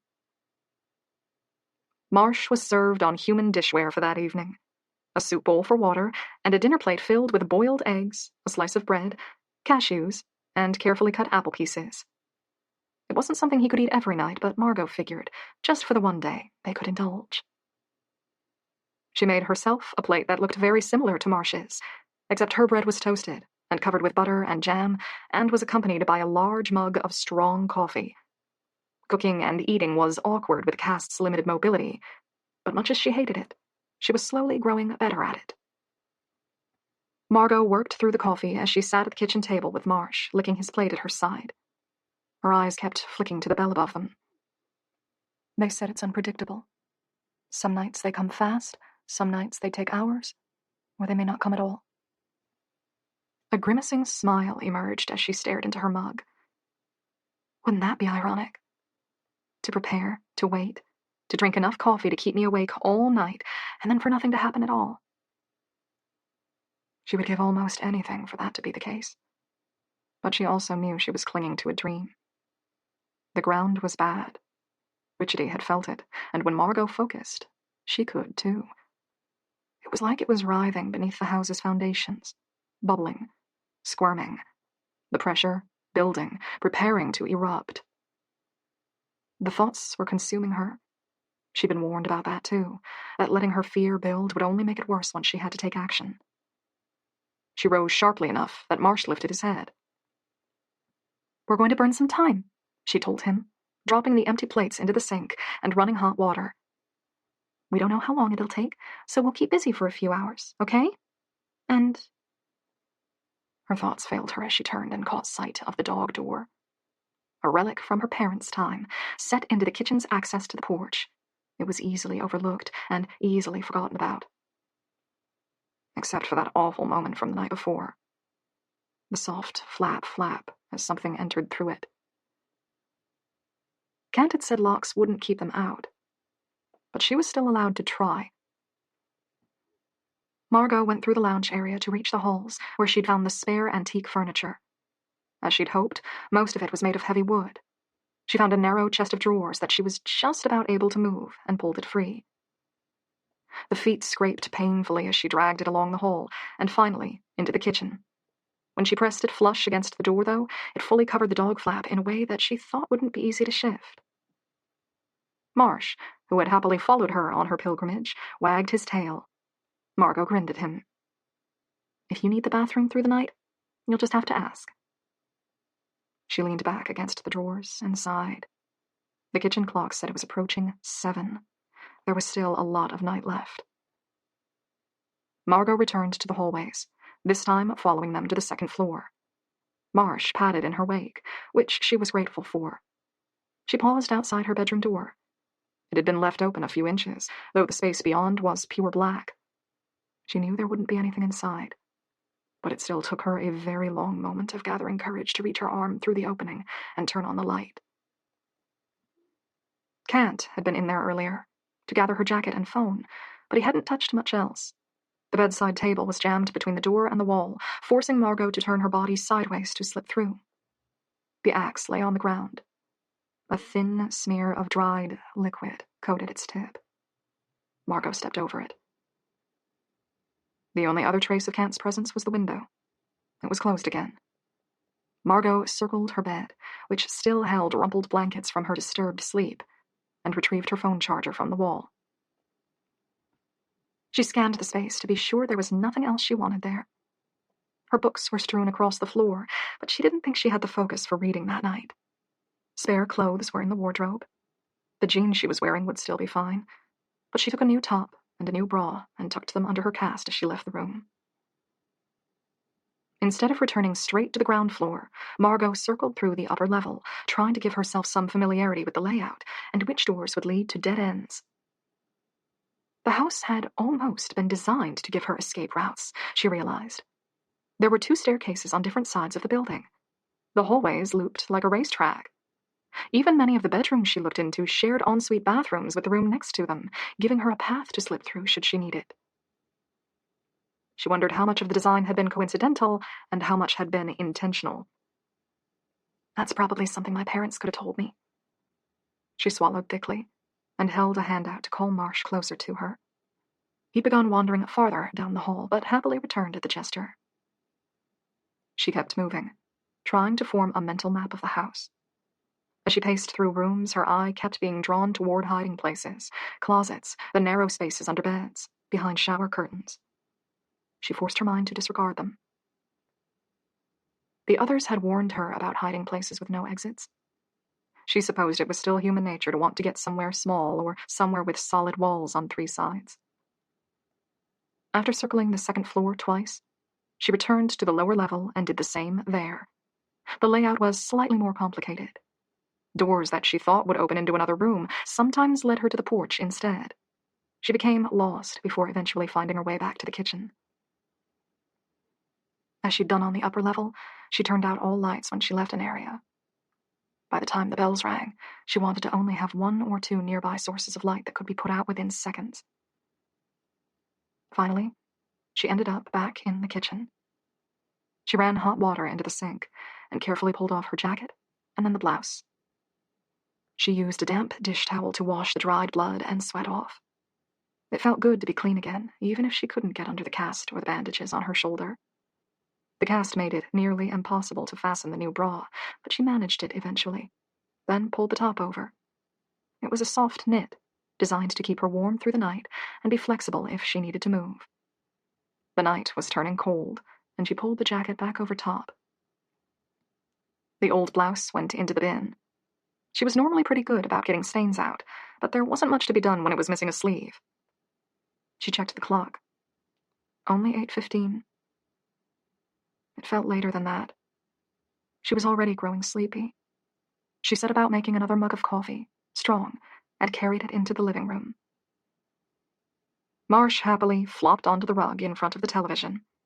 Margot found the power socket behind the box and plugged her mobile in there. The battery was still at 35%, which should have been plenty to get her through the night, but she wasn't taking chances. A dark figure existed in the back of the room, reaching nearly to the ceiling. The Watcher, the massive talisman Witchetty had built for the home, was still covered by its cloth. Her parents had respected Witchetty's power enough to keep it. They had not been desperate enough to leave it in plain sight, though.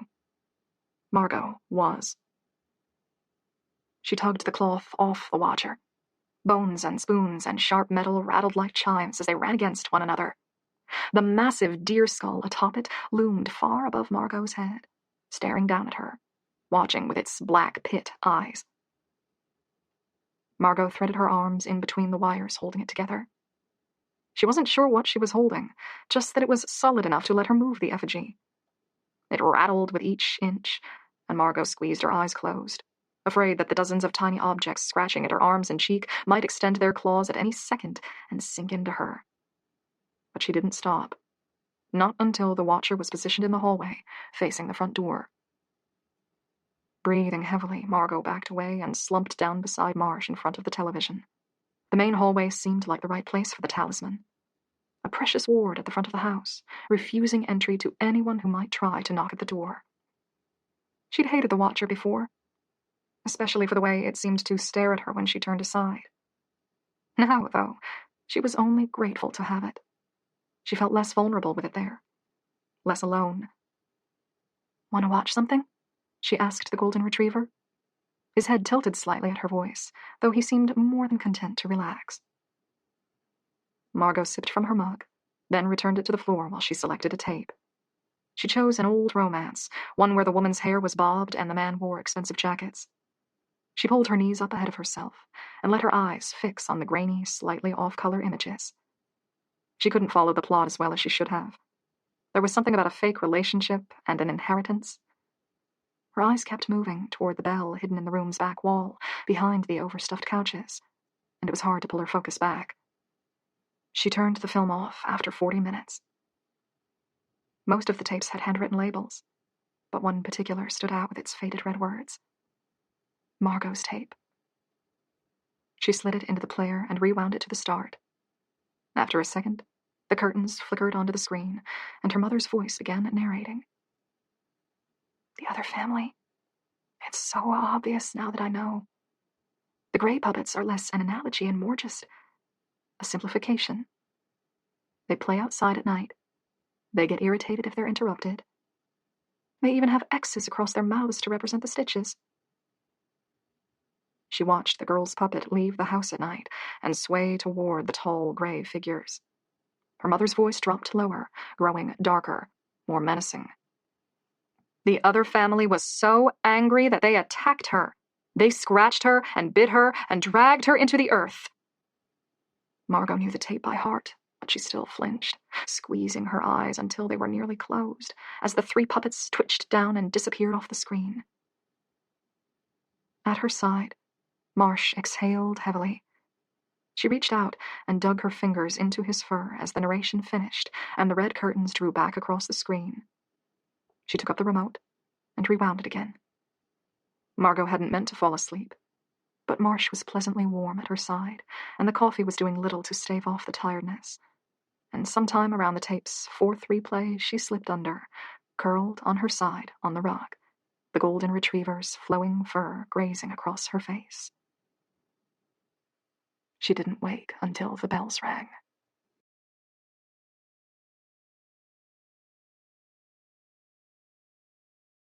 "33.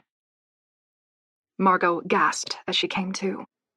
A shudder ran through her, prickling her skin into goose flesh and settling into her bones. She lay, curled on her side. The television behind her played static, pouring a stream of gray, sickly light across the room.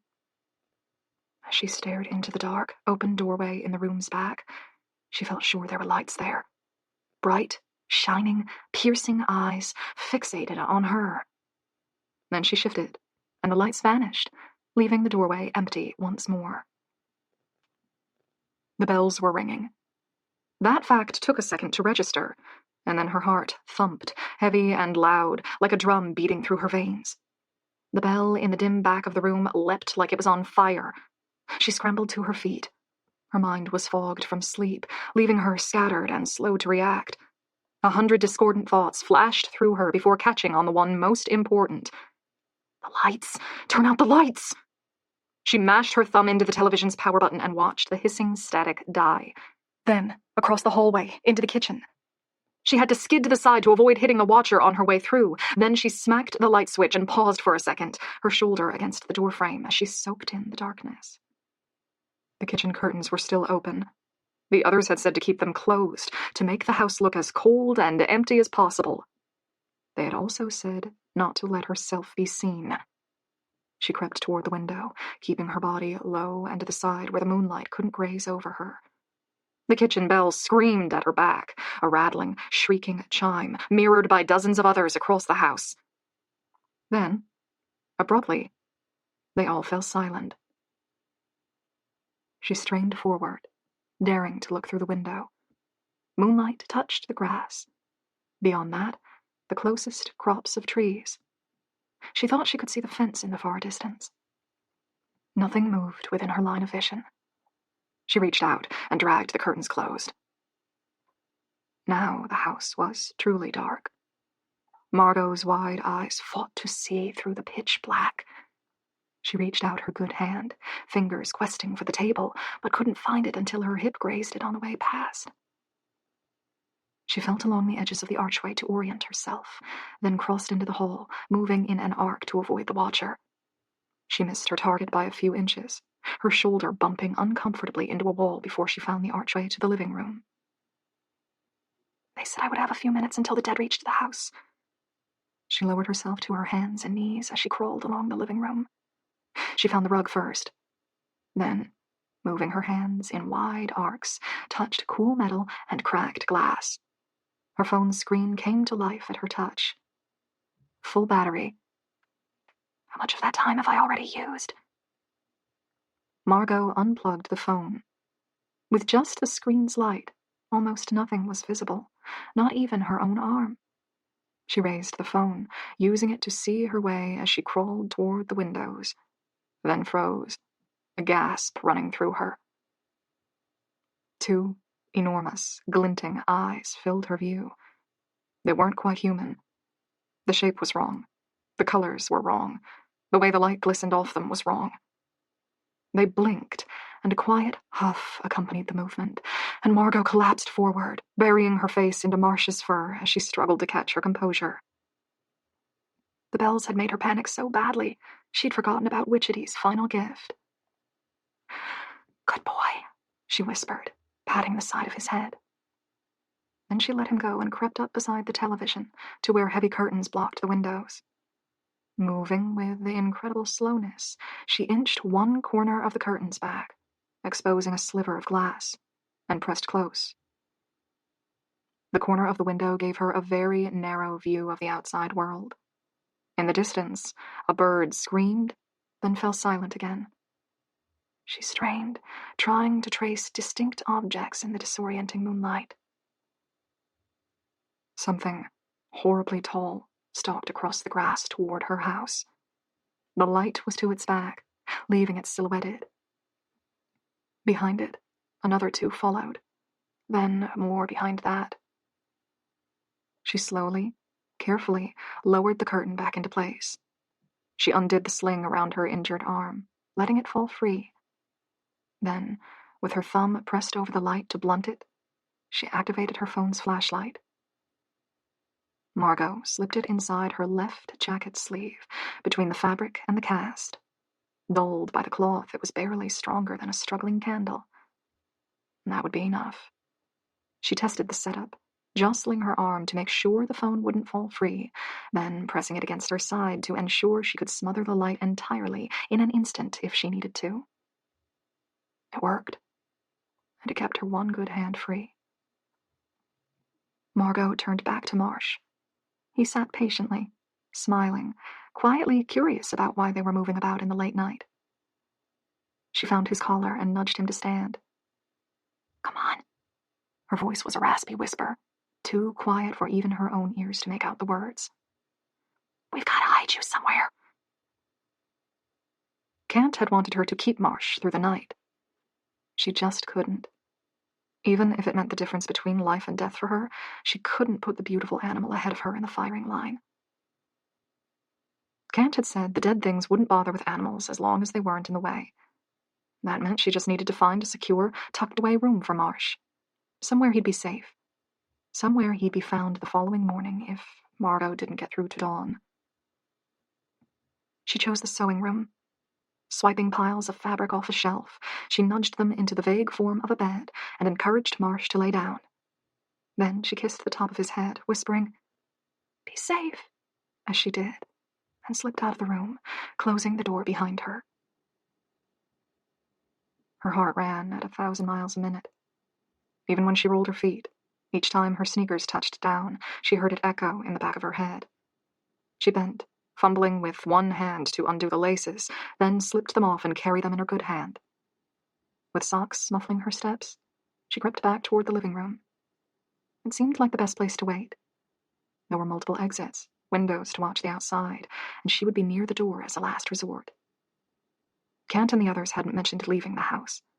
Their advice had only circled around how to stay safe inside. That likely meant the outdoors was an even riskier prospect. Every few steps, Margot paused, breath held as she strained to hear any trace of the encroaching figures. The world seemed quiet. She moved with agonizing care into the living room and placed her shoes on the floor near the television. Then, back to her hands and knees, left arm pressed to her chest to douse the light, she crept back to the window. The curtain was heavy under her shaking fingers. She lifted its corner in slow increments, her heart beating too fast, too loud. A sliver of the outside world came into view, a slice running across the porch and over the long grass leading down to the driveway. The figures she'd seen farther down the hill were gone now. Her eyes darted toward every small trace of motion, but they were only being drawn by a swaying patch of grass or a distant tree. Her breath misted across the glass, blinding her for a second before the mist faded. Her ears strained, but the outside world felt perfectly silent. She couldn't hear the wind or insects. A body moved in front of the window. The foot landed with a slam so heavy that she felt the reverberations along her spine. Terror flooded her veins. She'd flinched at the motion, but managed to keep her hold on the curtain. At that height, Margot could only see its thigh. Gray skin, puckered and mottled, tiny holes bored into it by countless insects.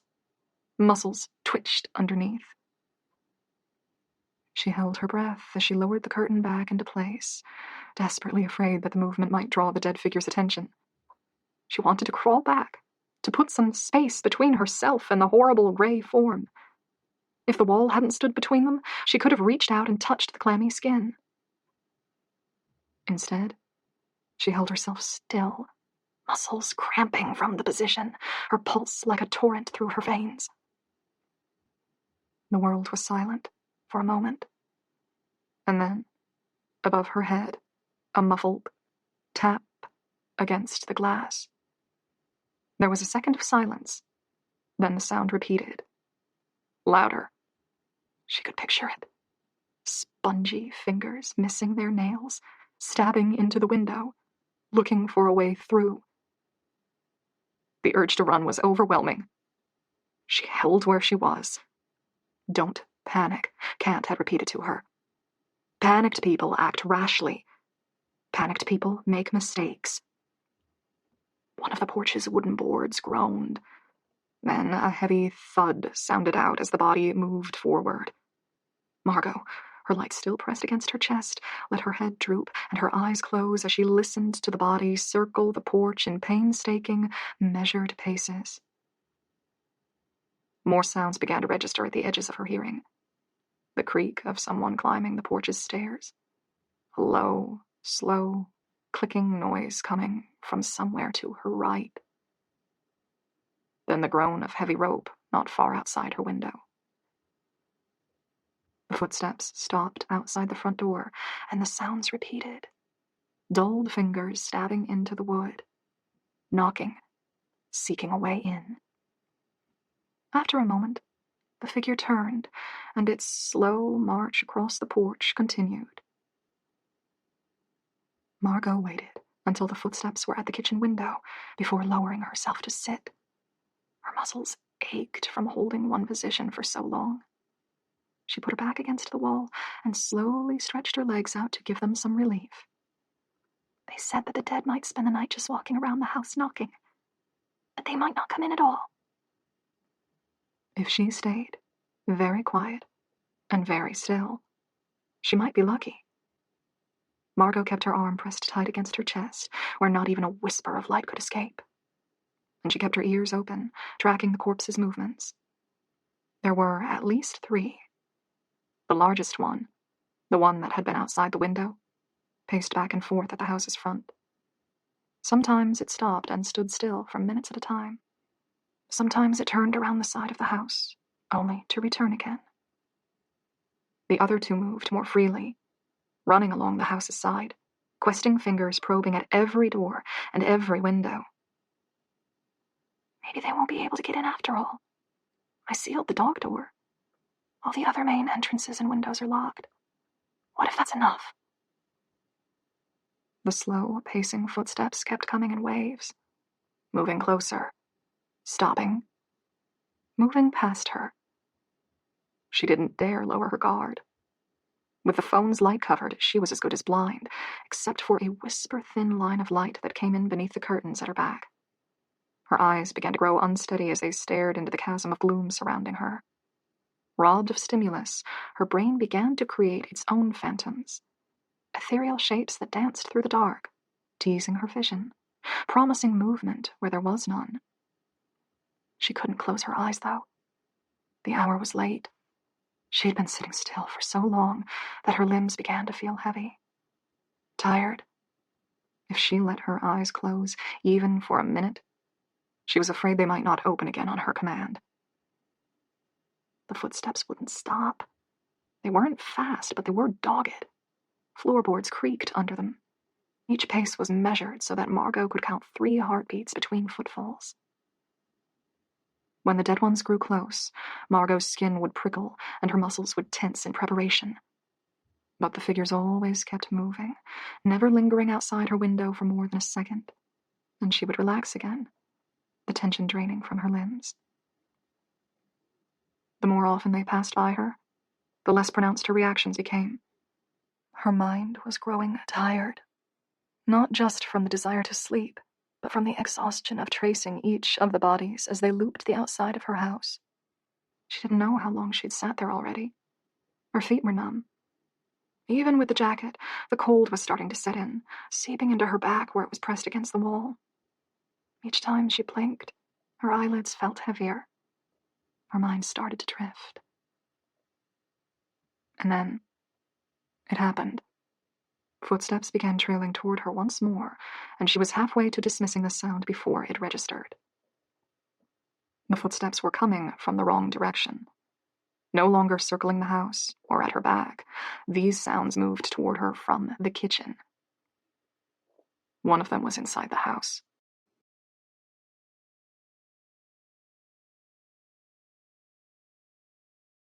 "34.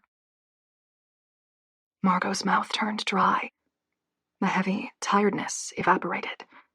Adrenaline ran through to replace it, pulsing fast, setting her body on fire. Keep still. Don't panic. Don't run. Bare feet slapped against the wooden floor. Margot stared toward the sound. In her mind's eye, she could picture the open archway no more than 8 feet away. She visualized the body approaching it, arms limp, feet dragging with every step. Can they see me? I can't see them. If I keep very quiet and very still, will they pass me by? She held her breath suspended. Her muscles had locked up, rigid with the vicious desire to lurch away, to run, but she forced them to be still. The footsteps paused in the room's entrance. For a heartbeat, Margot thought that might be it, that the dead one might look into the dark and then turn away, that she would be safe. But then the figure moved again, and it moved directly toward her. The dark might disguise her, but it would not save her. Margot scrambled to gain her feet. Her legs were chilled and full of pins and needles. She grit her teeth, trying to keep quiet as she moved blindly. The entrance to the hallway had to be ahead, but she couldn't see where. The dead thing was already drawing nearer, its heavy, unsteady footfalls becoming faster as it sensed Margot was close. She couldn't afford to scramble through the dark. Margot's arm shook as she lifted it from her chest, and the phone's flashlight sent a pale shimmer of illumination through the sleeve. It grazed over the open doorway, and Margot skirted around the furniture as she raced toward it.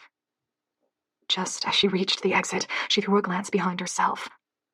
The dead one stood in the place where Margot had been sitting. Her view of it was only a microsecond long, damped by heavy darkness and disorienting stress.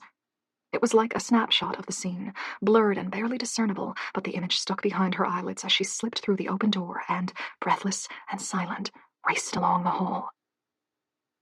It had been a woman. Tall. Age was hard to tell when the body was that distorted, but Margot thought she must be past 50. Long hair hung about her breasts. Scraps of her old clothes draped from emaciated shoulders. Her arms were stick-thin, the bones prominent lines beneath the skin, bulging out at her elbow and wrist joints. Old, dry dirt smeared her body, clinging to her clumping, stringy hair. Her eyes were glazed white. In the brief glimpse Margot had gained, she'd seen the hands twitch. Bulging, knotted knuckles spasmed as the 2 long fingers flexed out at her side. Her mouth was pressed in a thin line, no lips visible. Black thread wove through the skin, the loops of it sealing her mouth shut. Margot kept her own mouth open, drawing air into starving lungs as silently as she could. She wanted to break into an outright sprint, but forced herself to keep her pace slower. Slow enough that her thumping footsteps wouldn't give away her location too easily. She passed the door to the sewing room and heard Marsh drag his claws against the door, snuffling as he asked to be let out. "Stay quiet," she mouthed, not even daring to speak out loud. Then she was past the door and flying into the back quarters of her home. This was the section she'd become lost in when learning her routes earlier that night. Remembering her path was harder in the dark. The light under her sleeve only revealed glimpses of the house, a flash of the stairwell banister as she passed it, the outline of paneled walls. An open doorway here, and she couldn't for the life of her remember where it led. but when she moved through it, she entered a new hallway with more open doors.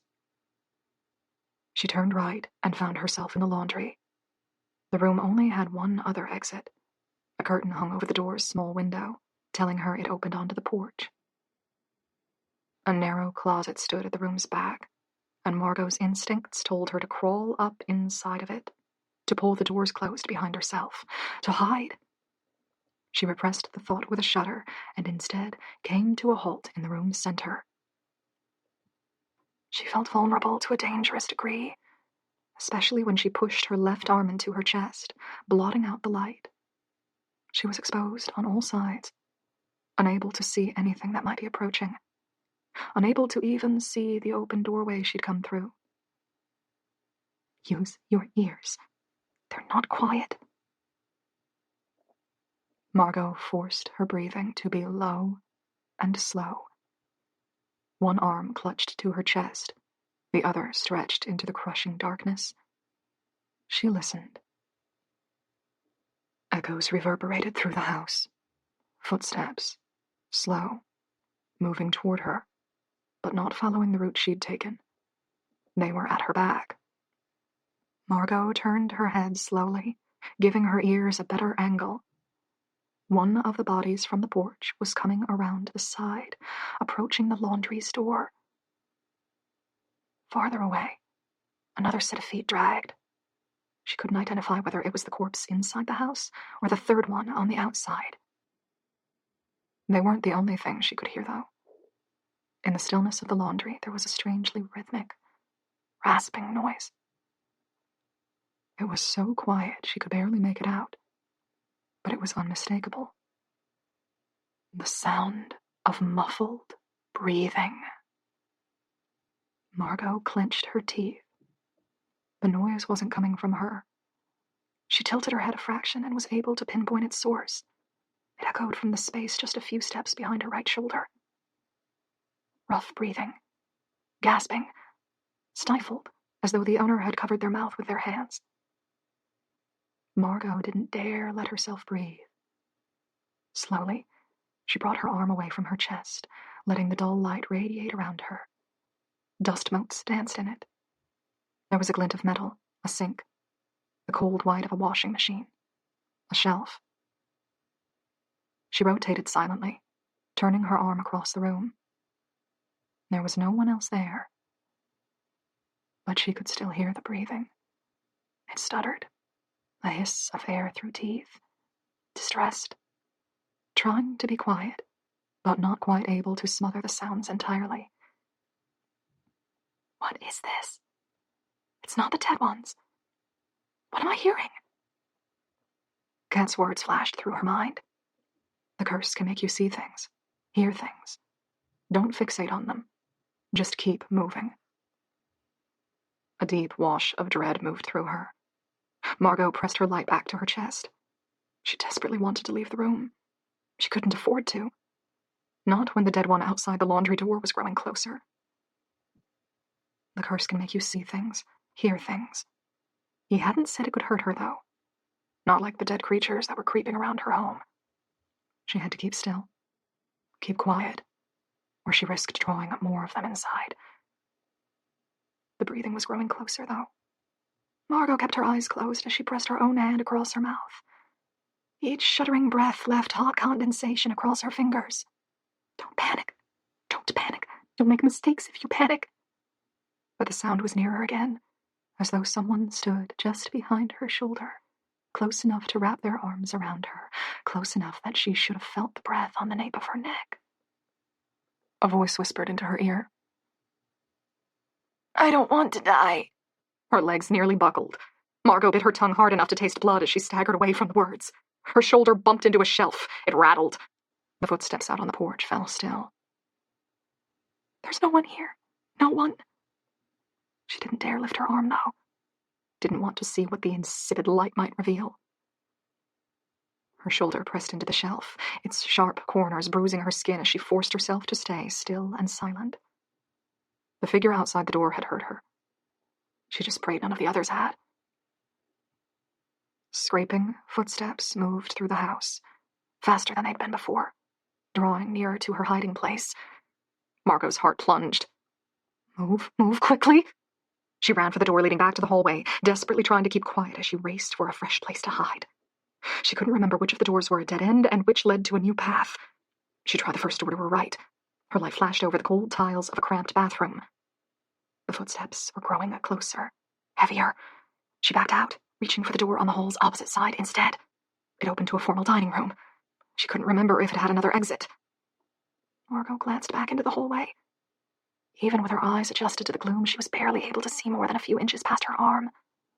There was something there, though, deep along the hallway, far past where she should have been able to see. A looming silhouette. Dark, muddy hair hanging across a naked torso. Bare feet with overlong nails dragging over the floorboards. She backed into the dining room and shut the door in her wake. Her heart was running at a furious, unstoppable tempo. Kant's warnings ran on a loop through her mind, the words becoming strung out and distorted, like her mother's voice on the videotape's damaged audio. Don't panic, don't panic, don't panic. She was very close to it. A screaming terror was boiling up inside of her, threatening to spill out, and for every time she repeated, "Don't panic," inside her head, the urge became worse. A door to her right slammed open. The laundry. The creature that had been outside had found its way in.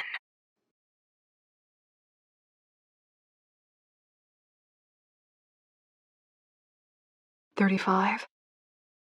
She backed up and raised her phone, praying the light wouldn't shine through the gap under the door, praying the dead woman hadn't seen her enter the room. The formal dining space was long.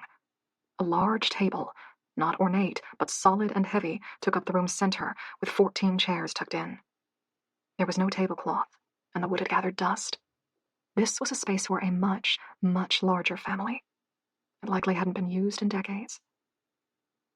Footsteps converged on her location, merging from 2 directions. Margot skirted the table. Large windows ran behind it.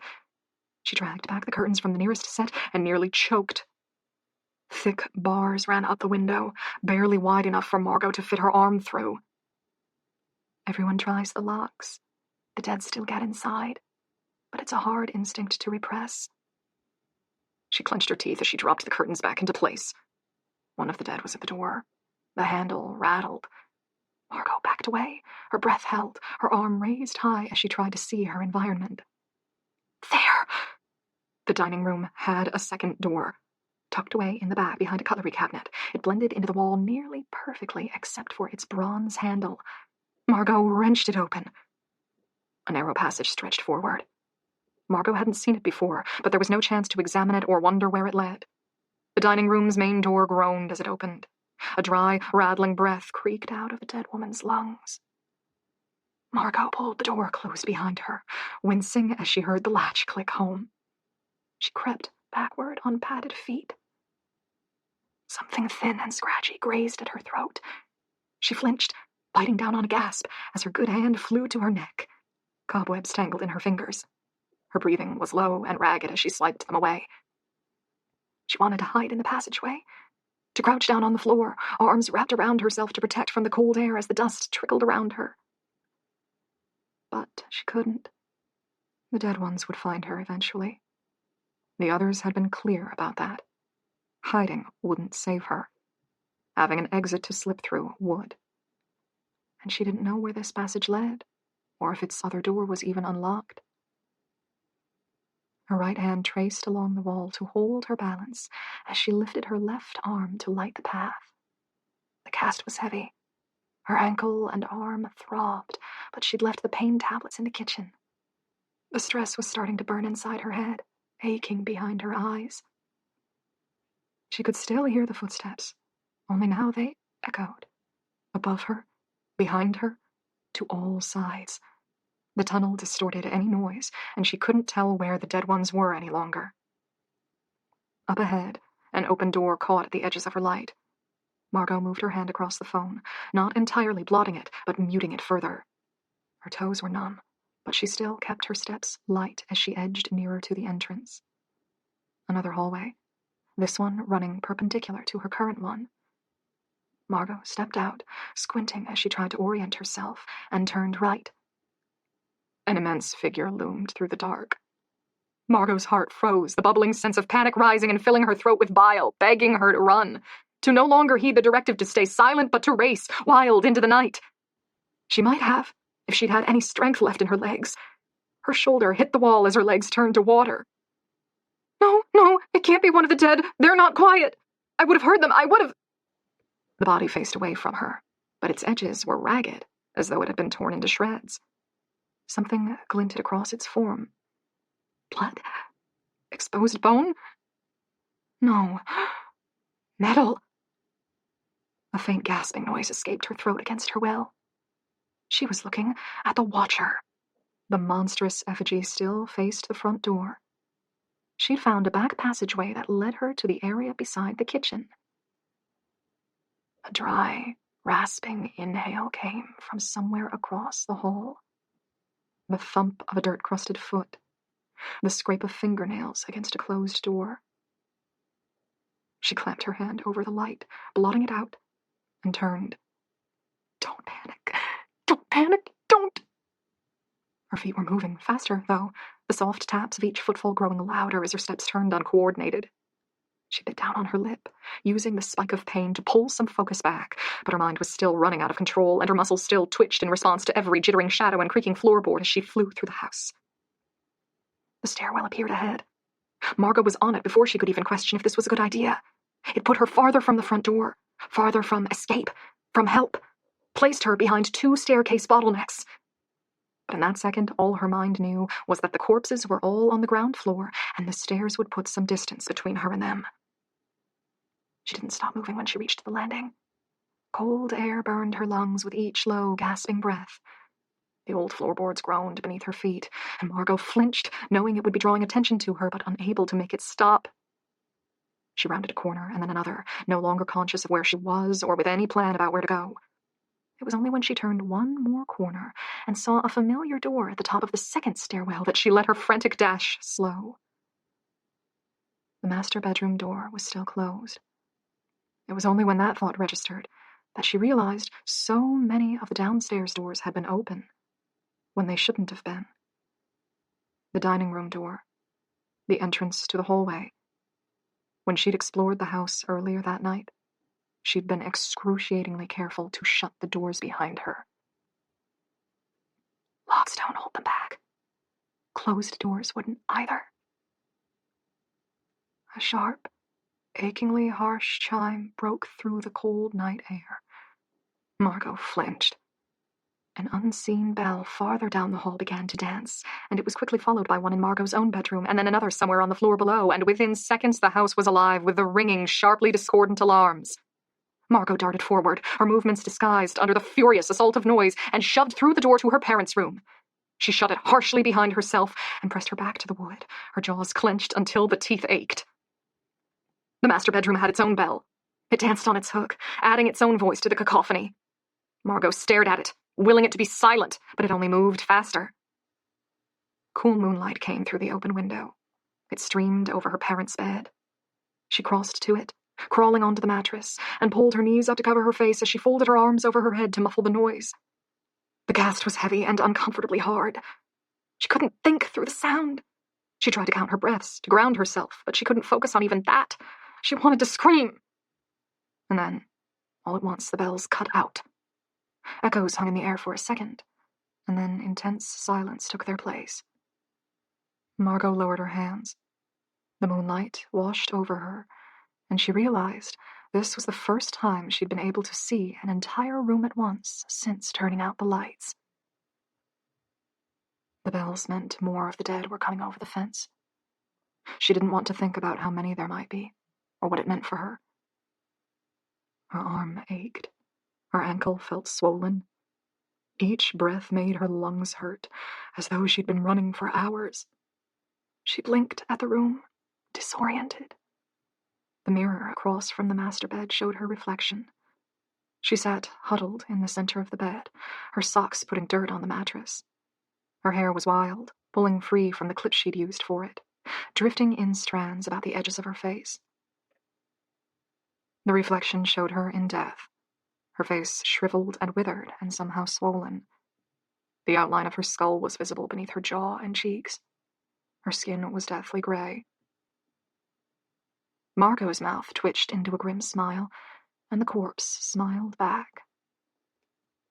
The house will show you things, make you bear things, but they can't hurt you. Faintly, she could sense the dead ones moving below her. It was hard to pinpoint where in the house they were, or how close to the stairs they might be, or whether the third one had gotten into the building. She ran her hand across her face and felt a sheen of cooling sweat. Her pulse still leapt, but her mind was starting to clear. I panicked. She'd done what she wasn't supposed to do. She'd gotten desperate, bolted, reacted on instinct. She blinked at the room. It was the place she most closely associated with her parents, and it had drawn her in. A promise of comfort, of protection, even if the promise was hollow. The room only had one exit. That was a second rule broken. A dead end? If they catch up to me here, I have nowhere to go except through the window, and I only survived that last time because Kant came for me. It wasn't too late. She'd made mistakes, but they hadn't cost her yet. She could get back into the hallways, return to the plan. Is this how my parents spent their final nights alive? Moving through the dark in their massive house, unable to stop as the dead hunted them down. Her eyes trailed down toward the double bed. No, she realized. They'd been in their room, lying under their covers when they died. That meant the bells hadn't rung that night. Then what? A flicker of motion drew her eye to the window. Something moved in the distance. Margot crawled to the edge of the bed, then hesitated. I need to go back. Get into the hallways. Do it before they start climbing the stairs. The shape had looked strange, though. Too close to the ground to be human. Margot crossed to the window. She didn't dare stand in the opening, in full sight of the world outside, but clung to the curtains, using them as a shield as she glanced around the edges. A shape was moving across the blue-washed field surrounding the house. Margot inched back, knowing she should leave the curtains, shield herself better, avoid being seen. But it was impossible to look away. The long shadows and polarizing light were disorienting, but the silhouette didn't move like the others had. No, that's not a human. A golden retriever's tail swished once, twice, through the night air as it trailed toward the trees.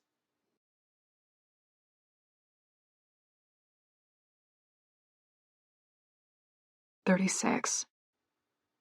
No, Marsh, no! The fear was immediate and ferocious. Margot felt like she was choking on it as she abandoned cover and pressed herself against the window. The golden retriever raised his head to smell the wind, then turned into one of the copses of trees at the fence line. He'd disappeared within a second. He was supposed to be safe. I locked him in the sewing room. I blocked the dog door. How did he get out? He should have been safe. She remembered what Kant had told her. She was allowed to use locks if they made her feel safer, but she couldn't rely on them. That was because things turned wrong when the dead ones emerged. Lights broke. Locks failed. Latches opened. They corrupted the house's defenses, slowly breaking them down until they were useless. It was how the dead had gotten into the house. It was how Marsh had gotten out. She bit her thumb, grinding into the soft flesh as she thought. Kant had said the dead ones normally didn't go after animals. But this wasn't a normal night. The curse was bad. The dead figures were more active, more violent. As she watched, two of the dead ones moved in from the edges of her view, walking with purpose toward the trees where Marsh had vanished. No. Margot turned. Belatedly, she realized the distant footsteps had changed. One of them was louder, heavier. They had started to climb the stairs. Her chance to be quiet was gone. Margot ran. Each footfall seemed to boom like a drum through the night. She shoved the bedroom door open as she flew through it and choked down a cry. One of the dead was at the top of the stairs. Only his silhouette was visible until Margot lifted her arm and shone the phone's pale light into his face. One eye was missing entirely. Maggots filled the cavity, roiling, squirming through the flesh. Nostrils flared as his head turned toward Margot. The mouth twitched, pulling against the black threads. He wasn't yet blocking her path, though. Margot skidded on the wooden floor as she changed direction, turning herself toward the passages that led to the second stairwell. She passed her bedroom, the door still hanging open, the carnage inside still visible. The idea that the axe might be useful flashed through her mind, but she didn't stop to retrieve it. At best, it could only slow the dead. At worst, it would slow Margot. And she couldn't afford that. The corner appeared before she expected it, and her shoulder scraped the wooden panels as she took it too fast. Her arms swung to keep her balance, and the light, weak to begin with, swung along with them, revealing the pathway in sparse flickers. She was at the stairs, though, and took them two at a time, spasms of pain jarring through her ankle and her arm at each step. Then she was back into the hall leading to the front door. She caught herself on the corner of the kitchen and snatched up Marsh's leash from the table. Then back into the hallway. The watcher blocked her way, guarding the entrance, and Margot thought maybe he did do some good, because when she reached the front door, she discovered it was still locked. She scrambled to unseal it, then darted out, leaving it open behind her. So many of the dead were already inside, it seemed futile to try to block them. Margot was at the porch's top step before she saw the figure climbing toward her. A third member of the dead was on the stairs, reaching up, his cheeks billowing as his jaw tried to stretch past the limits of the black thread. She leapt away, the man's long fingernails snagged in a loose lock of her hair. Margot threw herself back, and a muted cry escaped through her clenched teeth as hairs were torn from her scalp. She was free, though, and racing along the wraparound porch, the wooden boards booming beneath her feet. Dark, thin shapes hung from the ceiling.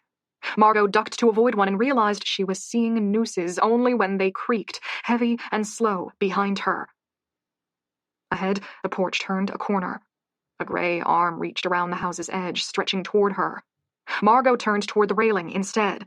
It came up to waist height, but the drop over the other side was longer.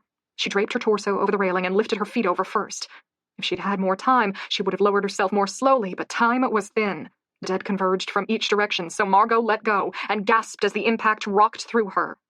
A spark of pain ran up from her ankle, but it wasn't enough to keep her from running, so that was what she did. Away from the house, through the gathering fog, and toward the darkly silhouetted trees in the distance. She recognized that this choice was significant. It would most likely decide the remainder of the night and decide whether she lived or died. And every strand of logic she'd managed to cling to warned her that this decision was not a good one. But she was helpless to do anything else. She couldn't leave Marsh outside while the dead surrounded. If she had even a small chance of protecting him, she had to try. She lengthened her strides. Her feet seemed to catch every sharp rock and dead clump of grass. The words from her parents' tape danced through her mind. The other family would play outside from night until morning. They scratched her and bit her and dragged her into the earth. Still, she didn't let her feet slow, but flew across the sparse field. Early dew soaked into her socks. Her breathing was ragged, aching. The wind tugged at her clothes and at her hair like 1,000 tiny hands raking across her. She only came to a halt when she was nearly at the tree she'd seen Marsh disappear into. Then she pressed her fingers in between the jacket's left-hand sleeve and the cast and pried out the phone. Its light cut through shivering branches. She opened up her list of contacts and selected Can't, but didn't activate the call. Instead, she held it there as insurance while she raised the phone up, slicing through the darkness. The trees weren't big. It shouldn't have been so hard to see between them. But mist had set in, and her light didn't reach as far as she wanted. She stretched it higher, trying to get a better angle, as she took the first step between the branches. Marsh! Her throat was dry, her voice a rasping whisper. Dead branches scored along her cheek. More snagged at her hair. She pressed forward. Some kind of animal chattered in the branches above her, but when Margot flashed her light upward, she couldn't see it. The fence ran through the trees. Margot climbed over it, awkward with her cast, and heard the distant bells ring. She was nearly at the end of the growth. A quiet terror was rising. She couldn't have missed Marsh between the spindly trunks. Unless the dead got to him first. She pulled through the final layer of branches. The gradual, grassy slope spread out ahead of her, an undulating ocean of shadows and light, the grassy knolls shimmering like waves. In the distance, drowning in mist, a dark shape lumbered down the path.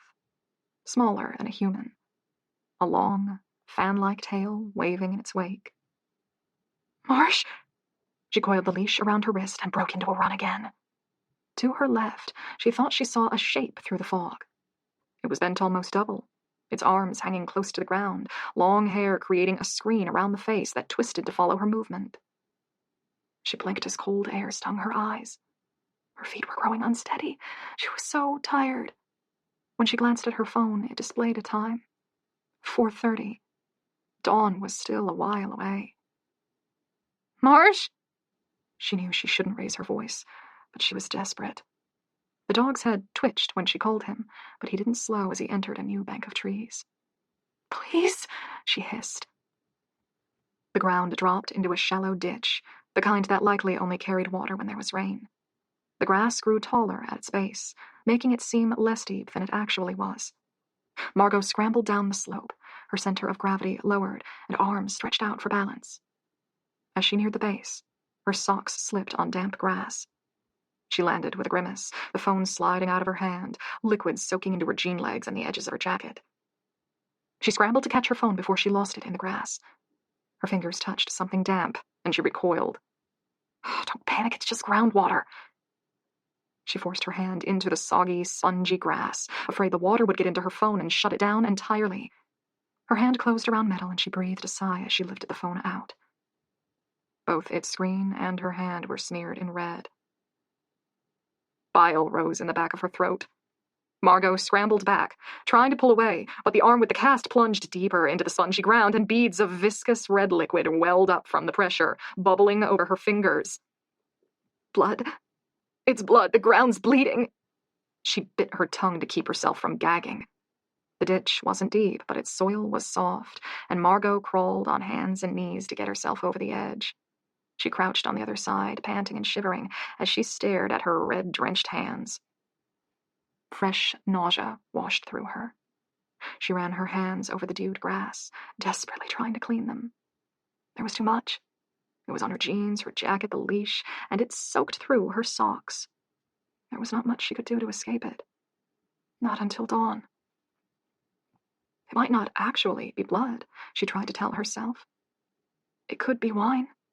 She would be able to tell the difference if she had the courage to taste it, but nothing in heaven or on earth could compel her to put the crimson liquid near her mouth. She dried her hands as much as possible on her jacket, then scrambled to her feet again. She'd lost sight of Marsh. She wasn't alone, though.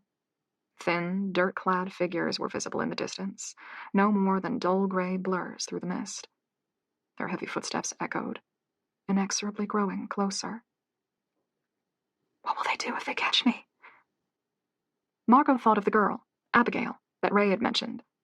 Found drowned in a shallow creek, her clothes torn and scratch marks coating her body. Would the dead hold Margot's head into the ditch, pushing it under until her lungs were filled with viscous liquid and churned dirt? She didn't want to find out. Her legs shook, and the dampened leash hung like a noose from her hand as she stumbled toward the trees. Margot pressed herself through the scratching branches, eyes straining, heart thundering. She dried the phone's front on her jacket multiple times, but the light seemed to have been imbued with a red tint. A soft huffing noise came from ahead. Marsh! She quickened her pace, barely reacting as a dead branch scored the back of her hand. She stepped into a gap between two patches of trees. Saplings grew there, quivering in the cold air, fighting for survival as the taller trees dwarfed them. Marsh was there, facing away, his head lifted to look at something Margot couldn't see. Her heart almost burst from relief. She crouched, arm extended to catch his collar, to pull him back around, then hesitated. Something didn't feel right. The hairs across Margot's arm rose, the skin prickling. Marsh still wouldn't face her. His tail no longer swayed, but hung low. His fur didn't seem right. Marsh? She whispered, and he finally responded, turning to look back at her. His eyes were empty, dark pits, squirming and alive with maggots.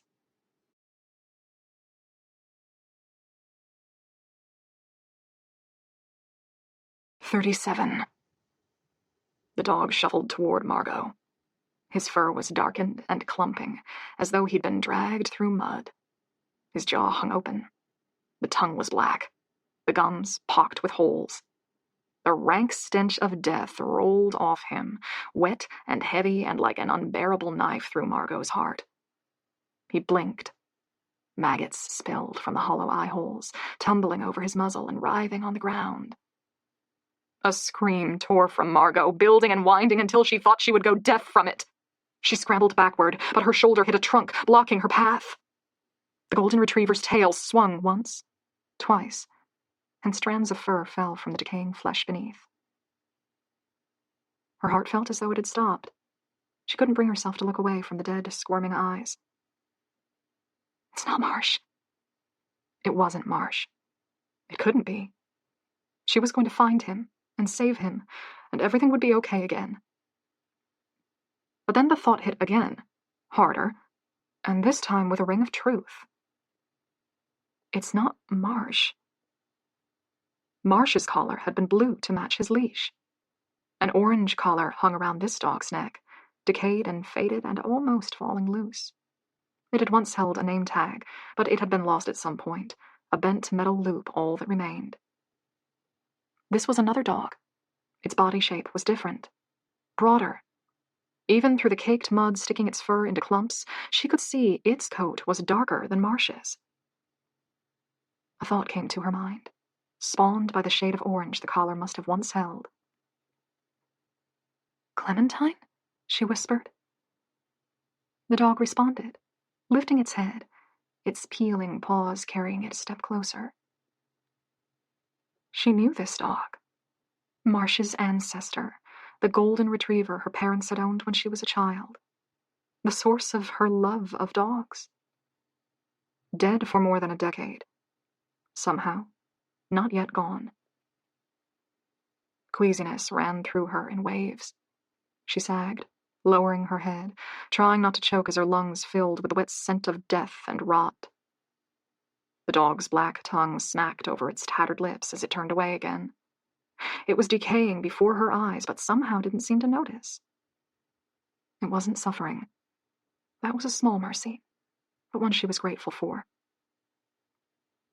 Something moved through the trees at the opposite side of the clearing. One of the dead ones emerged. A woman, her hair matted from dirt, grime crusting beneath her fingernails and in every crease of her skin. She was different from the others, though. She wore a formal, purple and white dress. Although it was muddy and torn, it wasn't yet decaying off her body, not like the other corpses. Her mouth was stitched closed with black thread. Her wide eyes, the lids shredded, had a sheen of gray across the corneas, but they weren't entirely bleached. A dark pupil and iris were visible beneath the surface. Margot choked. She'd seen that dress before. Once several days before, and then again in her dream. Both times inside the funeral home's dim viewing room. A man stepped out behind the woman. His thin face was sagging and gaunt and tallowy. He'd lost the jacket from his gray suit, and the shirt was stained and tearing at the seams. Andrew said their graves at the cemetery had been dug up. Their bodies removed. It wasn't vandalism. Margot's face was wet. She hadn't realized she was crying until salty tears dripped from her chin. Even in death, the hill wasn't going to let her parents go. Her mother, Maria, moved first. Swollen ankles shuffled her closer. Arms rose, dirt-caked fingernails reaching for Margot's face. "I'm sorry." Margot closed her eyes as a sob broke out of her. She wasn't going to run, and she wasn't going to fight. She couldn't. Not anymore. This night had extracted more from her than she'd thought she was capable of giving. More than she could endure. She was done. Spongy, cold fingertips touched Margot's throat.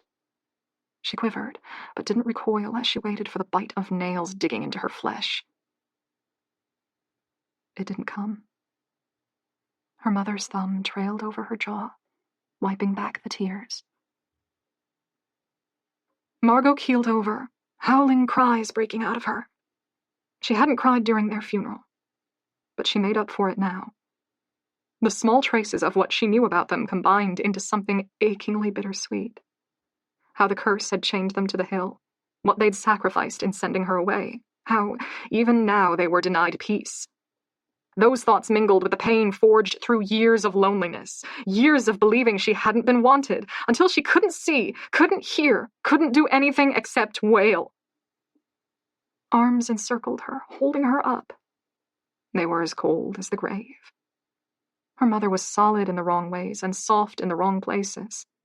She smelled of mildew and fetid water and formaldehyde and rot. A second set of arms moved around her. Stiff. Too heavy. These corpses were wrong. Bad, Witchetty would have called them. But Margot leaned into them, clinging to them, and in that moment, she had never wanted anything more. Faint, panting sounds echoed from her feet. Clementine, the golden retriever, paced around them.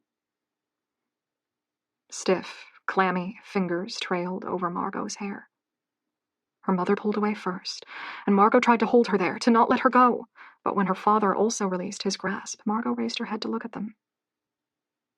Their broken, sallow faces could not even smile at her. Their lips had been sewn shut. That was wrong, Margot knew.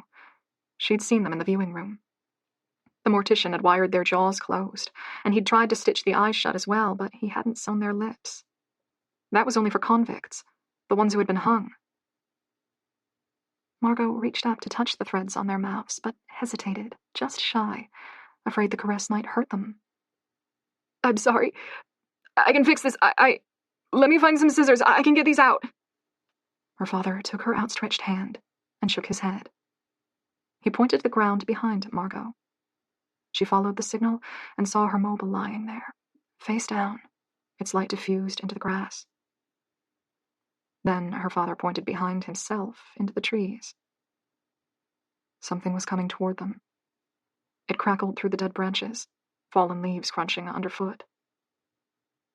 Even without words, Margot understood. Her parents wouldn't hurt her, but the others would. She needed to leave before they caught her. "I don't want to go," she whispered. A thought occurred. She grasped their hands. "Come back with me. I don't care. Stay with me in the house, at least for tonight." Her mother's eyes filled with longing and sadness as she gently shook her head. And once again, Margot understood. They didn't belong in the house any longer. They were part of the land, the soil. They couldn't leave it. The girl plays outside during the day, and the other family plays outside at night. They belonged to different worlds now. Their paths were not supposed to cross like this. It was a fluke, a mistake that they had even found each other. The footsteps were growing nearer. 3 pairs, coming at her through the trees. In the pale fog and the heavy moonlight, she could barely make out the forms, tall, wild-eyed, gray skin, quivering fingers. Clementine wove about her legs. Her mother pressed her hand, pointing again to the phone on the ground and then toward the rise in the hill that would lead her back to the house. "I'm sorry," Margot said a final time, and it encompassed everything. An apology for not knowing them better, for what had happened to them after death, for the life that had been dealt to them. She picked up the phone just as the dead ones broke through the edges of the trees. 3 of them, their cold, empty eyes fixed on her, their skin sliding unpleasantly across their bones. Margot's mother and father backed up, spreading their arms, trying to slow their twisted forms. They shoved through like her parents didn't even exist, and Margot only had time for 3 parting words. "I love you." And then she turned and ran. Climbing uphill was harder than the descent. Her lungs ached and her legs shook. A shadowy shape moved in from the side, and Margot had to swerve to keep out of its reach. Dead sticks cut into the soles of her feet. The air was growing colder as the night grew longer. Enormous plumes of condensation rose from her lips with every breath, and they merged into the fog around her, adding to the heavy screen. Her face felt swollen and damp from crying. But at the same time, she felt like something bad had been drawn out of her, like a toxic growth being carved out of her chest. It wasn't healing. Not yet. But it was the first step. She heard the ditch before she reached it. When she'd first crossed it, it had been damp, the soil spongy and ready to give up its offering under pressure. Now, though, it flowed. Margot stretched her phone above the writhing snake of a brook. Bubbles swelled and burst as eddies formed in the violently red liquid. Drops of color squeezed out of the banks on either side, joining the flow. The liquid still covered her hands and clothes, drying in smears and damp in other patches. She wasn't willing to step into the flow a second time. Margot followed the divot until it narrowed, then leapt across the gap. The impact sent spasms of pain raking through her, but she gained her feet almost instantly and continued. Behind, the river continued to flow, a soft gurgle rising as eddies collided. The imagery hung with her far longer than the sounds. Like a gash in the ground, cutting through arteries and veins, as though blood runs under every inch of the soil. Ahead, the house's silhouette cut a sharp line against the night sky. Margot slowed as she neared it. All of her instructions had said to stay inside, to wait out the night under her own roof. Why? Is that just what the previous families have done? She glanced across the hill. Shapes moved in the distance, converging toward her. They were easier to see outside, easier to run away from, with less risk of being cornered. The curse is bad right now. The previous families might have only needed to deal with one body at a time, not multiples. And I don't know the house's layout. It's possible that staying outdoors will be safer. She'd have to keep moving, keep herself ahead of the slow corpses, but that was true inside the house too. Margot checked the time on her phone. Less than an hour to go to dawn. Her body shook from exhaustion, her muscles aching, her knees wanting to buckle, but she could keep moving, she thought. It was life or death.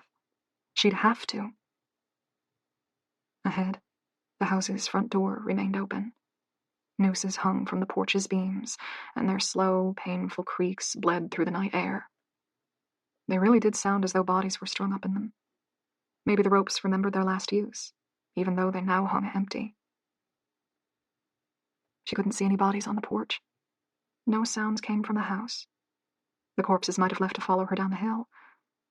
It might be safe enough to retrieve the one thing she wanted to keep close until dawn.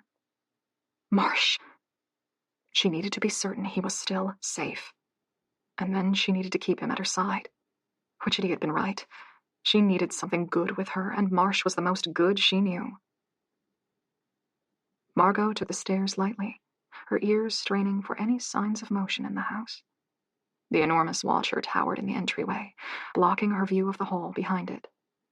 Margot clung to the passage's right, stretching her light forward, fighting against the impenetrable darkness. The house was so quiet. She could hear every thud of her heart and every dry, crackling breath. She slipped along the wall, tentative, cautious. Her light caught on the living room's bell. It stayed silent.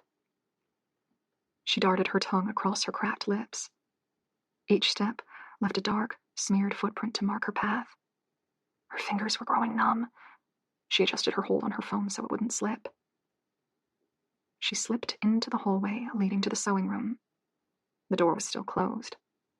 Even in the house's deathly quiet, Margot couldn't hear any sounds from inside the room.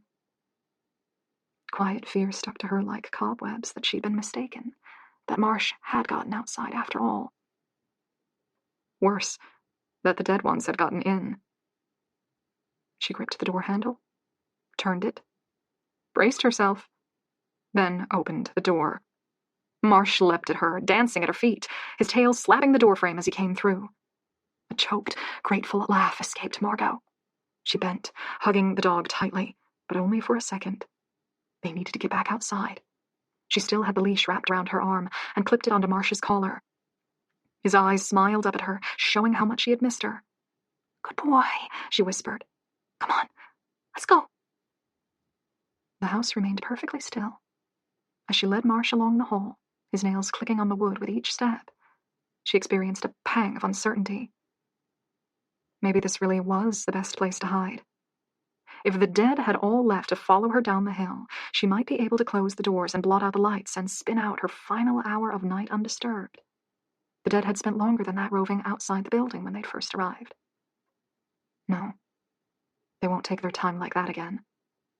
Margot entered the lounge room, her breath held as she darted the light across the scene. This house isn't a sanctuary. It's a trap. Don't let it trick you into thinking otherwise. Her path to the front door was clear.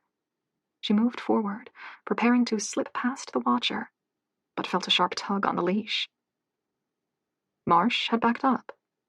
His eyes, normally so gentle and warm, had turned as hard as slate. His back was raised, fur prickling up around his neck and spine. Marsh? She gave him some slack on the leash. He backed up farther, and his lips peeled back from his teeth. A low, rumbling growl echoed from deep in his chest. Margot looked back to the hallway, her own chest feeling the press of dread. Moonlight flowed through the open door, pouring across the floor and rising over part of the watcher. Long shadows trailed behind the effigy. Across from it was the kitchen, darker. She could barely make out the glint of the fridge's edge in the distance. Low, rumbling growls continued to flow in a continuous stream from Marsh. She couldn't hear any of the dead. No thumping footsteps in the hall. Nothing from the porch except the constant, low creak of old rope. Her light didn't pick up any kind of movement. "What is it?" Margot whispered. She kept her hold on the leash firm as she lowered herself to Marsh's side. His eyes barely flicked toward her. She traced his gaze and saw he was staring at the watcher. "You don't like the statue? Your owner made it, you know." He wasn't calming. The fur across his flanks grew tenser. More teeth were exposed as the warning growls became deeper. She switched the mobile to her left hand, holding it awkwardly around the cast, then tucked her good hand's fingers underneath Marsh's collar. She could feel his prickling fur on her knuckles as she led him toward the hallway. "Please, Marsh, we have to go." He obeyed this time, but with each inch they gained, the growls grew louder. Lines of saliva ran from the corners of his mouth. The pitch-black eyes were as cold as ice as they fixed on the effigy. Margot had barely gotten through the archway and into the hall when her feet faltered. Marsh was here before. He watched me drag the effigy across the room. He lay down with it 10 feet away without making a peep. Why now? She turned, the press of dread in her chest growing heavier, to face the massive sculpture. The dark pits in the deer skull were no longer empty. Clouded, gray eyes stared out at her.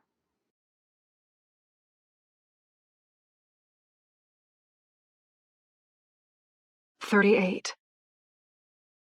The effigy's body had been hollow, made up of a convoluted mesh of wires and braced shards of driftwood. Now, though, it held something solid inside. A body, wrapped around by metal, pierced through by metal. The dead eyes stared through the holes in the deer skull mask as its long, twitching arms reached toward her. 1,000 trinkets rattled as the effigy moved. Light flashed across spoons, across bones, across needles and sharp knives. Margot tried to jolt back. Her socks, damp, slid on the wood in the same instant that Marsh lunged away, robbing her of her balance. She felt herself fall. She landed hard, her hand pressed over the phone, her legs unresponsive, her lungs unable to draw air as fear overrode her mind. The body had been incorporated into the effigy in the most nightmarish way. The loops of wire that were supposed to hold the trinkets together now threaded through its flesh. Each movement pulled sharp angles in its skin as 1,000 piercings were pulled taut. The arms stretched forward, run through with metal, hung with Widgety's gifts, and it was hard to see where the wire ended and the flesh began. A low, rippling bellow rose from behind the deer skull, and Margot thought that, behind the stitched mouth, the dead one must be screaming. Margot's voice died before it could reach her throat. She scrambled, legs and arms moving wildly, slipping on the wood. The mantra ran through her mind on a loop. Don't panic, don't panic. But she was well past that point, her head empty of everything save raw terror. The effigy pulled forward, skin peeling up from its bones with each shift, puckering as hundreds of piercing wires pulled on it. Bones and wood and talismans clinked. The heavy, closed-mouth bellow grew louder as it bent down to put its face above hers. The arms were coming to encircle her, and with a sickening jolt of horror, Margot knew what was going to happen. She would be drawn into the web of metal, just as the dead one had been. Pierced, threaded through, torn to shreds inside the cold, cutting lines of steel. One of her arms rose in a desperate effort to guard her head, and the metal pressed into her, and she felt drops of blood trail over her arm as the skin began to split. Then the dead one jolted back. The gray eyes stared, wide and blind, toward the ceiling. Its bellow rose, reverberating inside its sealed mouth. Margot scrambled another foot back. The pain in her arm registered, but only dully, overridden by terror and shock. The effigy was slow to turn. Its skin stretched. Rattles moved through the form as the accoutrement shook violently. Marsh, eyes wild, fur spiked in terror, grappled with the dead thing. He'd bitten one of the corpse's few exposed patches of skin, the back of its right leg. Skin and muscle tore as the dog's teeth clamped down ever harder. The effigy raised one of its arms, and Margot's heart turned to ice. Angular shards of metal and the ends of wires radiated from the limb. And it was aimed at Marsh. No! She lurched forward. There was nowhere to grab the form that wouldn't shred her skin. Margot moved on blind instinct as she extended her left arm, using the cast like a battering ram to slam into the creature's legs. It tilted violently. A paring knife, protruding from a flap of torn skin, came close to scoring the back of Margot's neck as she ducked. Marsh released the leg as it twisted away from him. His jaws opened for a fresh bite. Margot hurled herself toward him and grabbed him by the collar. A bark rang free from him as she hauled them both back. The effigy lurched toward them, the eyes behind the skull round as discs. One of its feet landed on the end of Marsh's blue leash. Margot gripped the cord, pulling, but it was pinned in place. She reached for the back of Marsh's collar instead and unclipped the leash. Then she was clambering backward, dragging Marsh with her. She hit the open threshold to the porch, and Marsh, recognizing freedom, took over. Margot clung to his collar, scrambling her feet against the floor to give them extra speed as Marsh dragged her to the steps. A cacophony of ringing metal cut through the dead one's bellow as it staggered after them.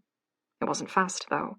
The pinching, pulling wires restricted its movements, and Margot was able to get her feet under herself before it had reached the door. "Go!" she called to Marsh, but he needed no encouragement. Together, they flew onto the field surrounding the house. The scene was drowned in mist. Gray forms blurred in the distance as they converged toward the house. Margot, bent double, kept one hand on Marsh's collar. "Dawn can't be far. Please, it can't be." She tried to track the forms about them, but their ferocious pace made it hard to see anything. Marsh, dragging her in his wake, chose a gap between the gray figures. Margot had a second-long glimpse of twisted faces, hollow eyes, and black-threaded mouths, and then they were past, racing down the hill. To where? The employee accommodations? Off the land entirely? I can survive a headache for a couple of hours if it means the dead ones aren't able to follow. She thought they were, though. Witchetty had been so particular about not taking a car to protect against bringing unwelcome things home with her. The dead were tied to the land, but they weren't restricted to it. Still, she just had to survive a little more. The sky was the heavy, intense kind of dark that told her dawn couldn't be far away. More of the dead figures were emerging, though. Every time she glanced to her sides, she saw new ones, wearing the scraps they'd died in, their bodies sallow and withered by death, their gaits growing long and eager as they caught sight of her. How many? Hundreds, Kant had said. Hundreds of lives cut short on this very hill, just outside her front door, then interred in the toxic ground. She couldn't recognize the land any longer, or even tell which side of the hill they were on. Marsh led her according to some arcane plan, weaving around the trees, his tongue lolling free, froth at the edges of his mouth. A stitch formed in Margot's side. Each breath hurt more. She pulled on the collar, begging Marsh to slow, and he finally did. Black eyes peered up at her, unfathomably worried, his own pants echoing through the mist. She didn't have the breath to speak, but ran her hand through his fur, telling him she was okay, that he'd done a good job. She'd lost her phone in the house. Without its light, she couldn't check his muzzle properly, but there was no sign of blood, and when she peeled back his lips, she couldn't see any punctures to his gums. He'd managed to escape the worst of the effigy then. Margot couldn't say the same for herself. Blood trailed down her fingers, dripping from the cuts on her forearm, blending with the stains from the flowing creek. She tried not to look too closely. Her legs shook. Her side continued to ache. She didn't think she could run any longer, but she couldn't stand still. Already, the dead ones were tightening around her, their creaking joints and heavy footsteps sending prickles of stress along her back. "Good Marsh," she whispered, putting her hand under his collar again, so she wouldn't risk losing him. "Let's go." The tail waved once, twice, then the eyes began smiling again, and Margot couldn't stop herself from marveling at his resilience. They moved down the hill, Marsh trotting, Margot staggering. She didn't have a clear idea of where they were going, just that they needed to keep moving. In the distance, she caught a trace of faintly glowing yellow light, and both Marsh and she instinctively adjusted their path toward it. "Dawn?" The word sparked a flicker of hope through Margot's chest before dying out again. It wasn't dawn. The light was too sharp, too focused, too small. Flashlights. They were growing closer now, and Margot could see the outline of Kant's shoulders. She didn't understand. He shouldn't be here. She hadn't called him. Unless... Through the breathless ache in her side and the haze flooding her mind, Margot flashed back to the moment she realized the effigy wasn't empty. Falling backward onto the floor, her phone had become pinned under her hand. She'd had the screen open to Kant's number just in case. Did I press the call button? I wouldn't have heard it ring, not through the rattling of the Watcher's trinkets. Kant wasn't alone. Andrew jogged behind him, and farther back, two more bodies moved close together, their own lights flitting left and right as they traced the dark shapes clinging to the mist. Nora and Ray. Kant raised his hand as Margot neared him, his voice hoarse as he called. "Okay?" "Fine," she replied, even though she was anything but. "I dropped my phone, that's all." Kant's light ran over Margot. She could barely make out his features, except that his eyes seemed a shade darker than before. His eyebrows lowered, his jaw twitching. "The hell?" Andrew muttered from just behind Kant. Margot looked down at herself, and at the way her body had been painted in red. Blood dripped from her hand. Her hair was a wild mane, matted with the crimson liquid and dirt and cobwebs. She had to look like she'd crawled out of a nightmare. That didn't feel too far from the truth. Then Kant said, "Come on," and extended a hand to encourage her forward. "Back to the path. Night's almost over." She staggered forward, and Andrew took Marsh from her. Nora and Ray hung just behind, their backs rigid, pressed close to each other. A glint of metal hung at Ray's side, and she took a second to recognize it. He was carrying a rifle. They'd never experienced the hill at night when the curse was active, Margot realized. They hadn't yet gotten used to it, like Kant had. In the erratic movements of the flashlight, she saw they were at the driveway. Kant had come within an inch of the edge, but refused to step past. "You don't like leaving the driveway, do you?" Margot mumbled. Now that she'd become aware of it, she realized the only time she'd seen him step off the track was when he accompanied Witchetty on her first blessing. He placed a careful hand at her back, silently offering her support as she limped. "Soft dirt is dangerous for me. How I lost my leg. Cheated death once, which means now I always have to watch my back." "Oh." Margot squinted, one hand held to the stitch in her side. She felt like she'd been given an explanation, and yet understood nothing. It could wait. Everything could. She was tired down to her very bones. Her body hurt. Her emotions had been stretched and strained and beaten until she couldn't feel much at all. Just a numb, heavy kind of weariness. Her experiences from that night would catch up to her later, and she'd have to figure out how to process them. But not yet. She needed warmth first. Rest. They formed a narrow procession on the dirt track. Kat stayed at her side, his pace matching her own. Andrew led, Marsh's collar in one hand and his flashlight in the other. Behind her, Nora and Ray brought up the rear, their own lights darting across the landscape. Margot looked over her shoulder and saw the pinched paleness to Nora's face and the grim set to Ray's jaw. "I thought you'd be back in town," Margot managed. Nora's laugh was weak, stressed. "Not anymore. We got as far as home before we started to feel sick. I had to come back," Ray finished for her. "We thought we'd be able to sleep off the land for another 8 months or so before it fully claimed us, but, well, we're here now." Margot didn't know what to say, except for, "I'm sorry." He shrugged. "It was going to happen eventually. This is just sooner than we'd hoped." They walked downhill, and although Margot had followed the exact same path a dozen times since arriving at Gallows Hill, it felt alien to her. Thick fog flowed around their path and moved in eddies under their feet. Noises encroached from all sides. The sharp trill of a disturbed bird, the whisper of grass, the creak of aged limbs. "They're coming in from the right," Andrew said. "And from behind," Nora's voice, soft, faded into the cold night air. "They're closer than I thought." "We'll need to be fast." Kent glanced at Margot. "Can you?" Her energy was spent, but she'd gotten this far. She nodded. Their pace increased, and Margot pressed a hand to her stitch.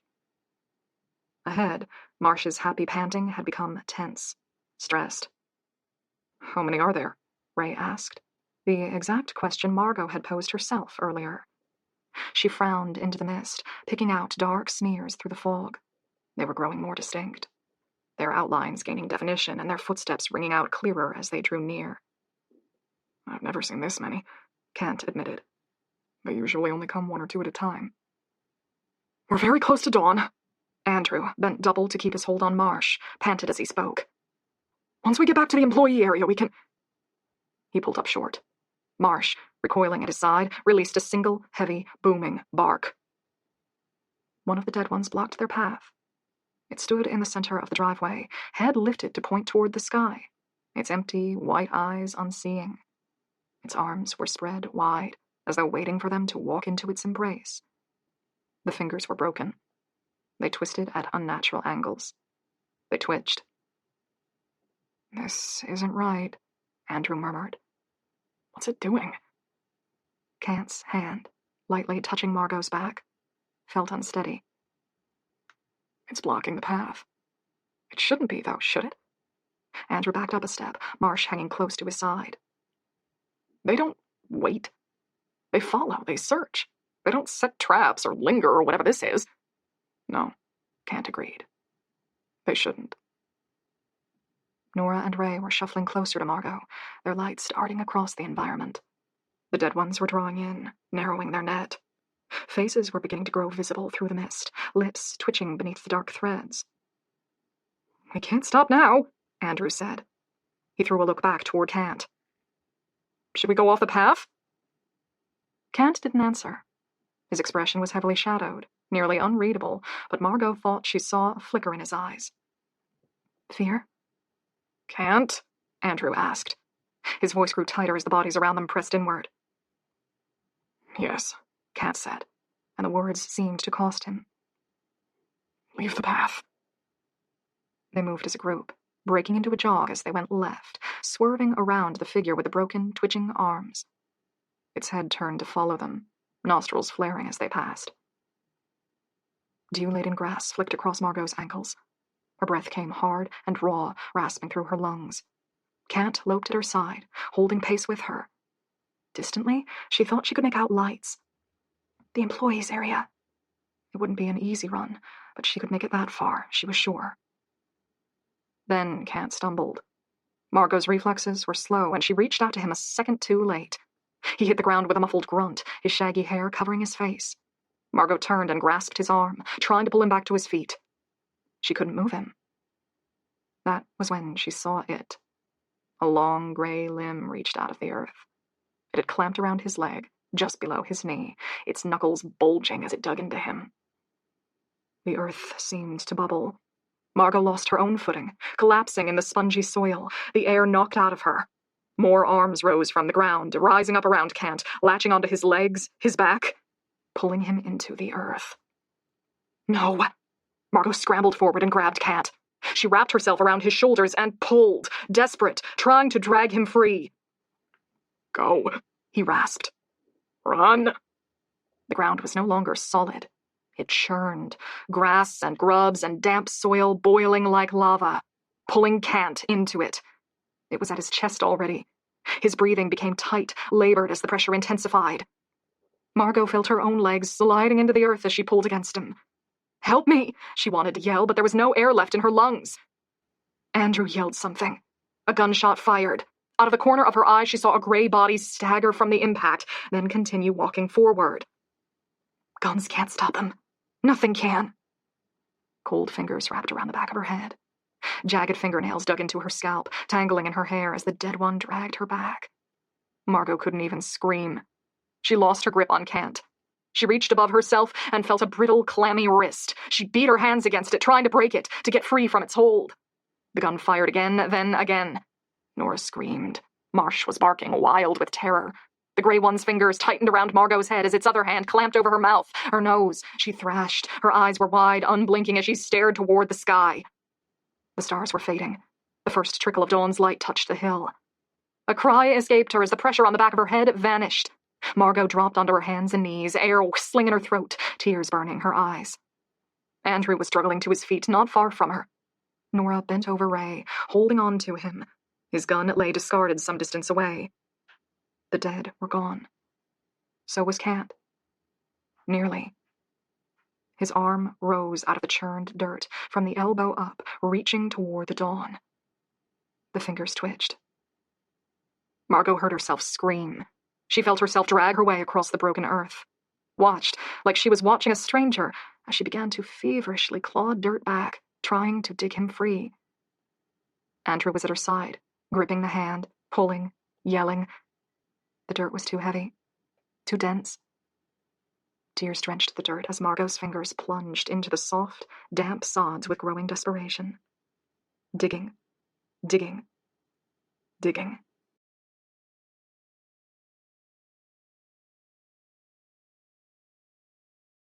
39. They scratched her, and bit her, and dragged her into the earth. Dr. Maynard made very few comments, and asked even fewer questions. She worked with brisk efficiency, her slender fingers stitching and cutting and bandaging her way through them. Margot sat outside the small workspace for most of it, her back against the wall, her feet stretched ahead of her. With her good hand, she picked at her cast. It was stained and swelling around the edge, and she was able to pull little shreds free. Sometimes employees moved past her as they caught up to their morning's work. Quick glances were thrown her way when they thought she wouldn't see, but someone must have warned them against staring. She'd seen her reflection briefly in a window. Blood smeared up to her elbows, blood smeared across her face from when she'd tried to wipe her tears away. No shoes, no life left in her eyes. There were soft voices inside the room. Ray, answering questions. He was conscious, at least. Strips of skin had been torn from his stomach and chest. Margot tilted her head back and let the sun soak across her. It was the first time she'd felt warm in hours. The first time she'd felt safe. She wanted it to last forever. It was a cruel twist that the sun could only ever last for so many hours before it was dragged back beneath the horizon. The door behind her opened. Dr. Maynard stepped out and stood over her for a second, then carefully lowered herself to sit at Margot's side. "How are they?" Margot asked. They would benefit from at least an overnight stay in a hospital. Her dark eyes were heavy as they scanned Margot's face. "But I gather that's not an option." Margot grimaced. "No." "Then let's take a look at you." "I'm fine." A soft, scoffing noise escaped Dr. Maynard's throat as she picked up Margot's hands. "You're very much not. The cast will need to be replaced. Is this blood yours?" "No." Margot carefully withdrew her hands and folded them around herself, as though she could keep from falling apart with enough bracing. A couple of scrapes. I can take care of them myself, and I'll make do with the cast for another day. But you just have to redo it again tomorrow morning. That was a half-truth at best. Margot didn't know if there would be a tomorrow morning, but she was fairly certain Dr. Maynard's efforts would be wasted if she tried to replace the bandages that day. The doctor turned, her slim, dark face glistening in the light as she scanned the area around them. I don't want to know any more than what I've been told, she said, speaking carefully. But I do want to know if there's anything in my power that will prevent my services being needed like this again. Margot tried to smile. She didn't think she could form the right expression. No. Then at least let me give you a proper exam. Thank you. I'd really prefer to have some space, though. Dr. Maynard exhaled slowly. I understand. Call me if you change your mind. She rose and returned to the room, and Margot listened to the distant sounds of her cleaning and packing her supplies away. A moment later, she slipped back outside and gave Margot a brief, curt nod before turning to the driveway. Margot continued to pick at the cast. She needed to go into the room, she knew. But the sun was warm, and the sun was safe, and she couldn't find the energy to stand. The door opened again. Nora moved out first, supporting Ray on her shoulder. She smiled when she saw Margot, but it was no longer the full-bodied expression that lit up her face and revealed her gums. It was small, strained, troubled. There you are. Holding up okay? Ray asked, and a lump formed in Margot's throat. It was a question she should have been asking him. He was pale, his normally neatly combed hair slick with sweat, his feet unsteady as he leaned on his wife. I'm fine, she managed, and she thought that if she repeated the phrase enough, she might begin to believe it. Are you? The doctor patched me up. He patted his stomach beneath his shirt. A faltering, cautious movement. Got some painkillers. Going to take a few days off, close the shop while I get some sleep, but then it'll be back to business as usual. There was an unspoken addition to that final sentence. We don't have much of a choice. Thank you for last night. The words had been lying heavy on her tongue all morning, but she didn't feel any relief to speak them. Thank you for helping. And I'm sorry about what happened. Well, it's no one's fault, really. Ray looked down at Nora, but the smile she returned was strained. We're all in the same boat together, aren't we? Nora took a quick, short breath, then patted the arm hanging over her shoulder. Come on. Andrew says we can have the empty cabin at the back of the row. It's not far. Sleep well, Margot said as they left, but they didn't respond. She continued sitting as they vanished behind a block of buildings, then slowly, unsteadily rose to her feet. Dr. Maynard had given her a pain tablet when she'd first arrived, and it worked to reduce the worst of the aches, but the bruises across her body still felt stiff and cold. She hesitated outside the door for a second, then gently knocked. Come in, Andrew called, and she entered. The shutters had been opened to let the light in, but the space was still dim.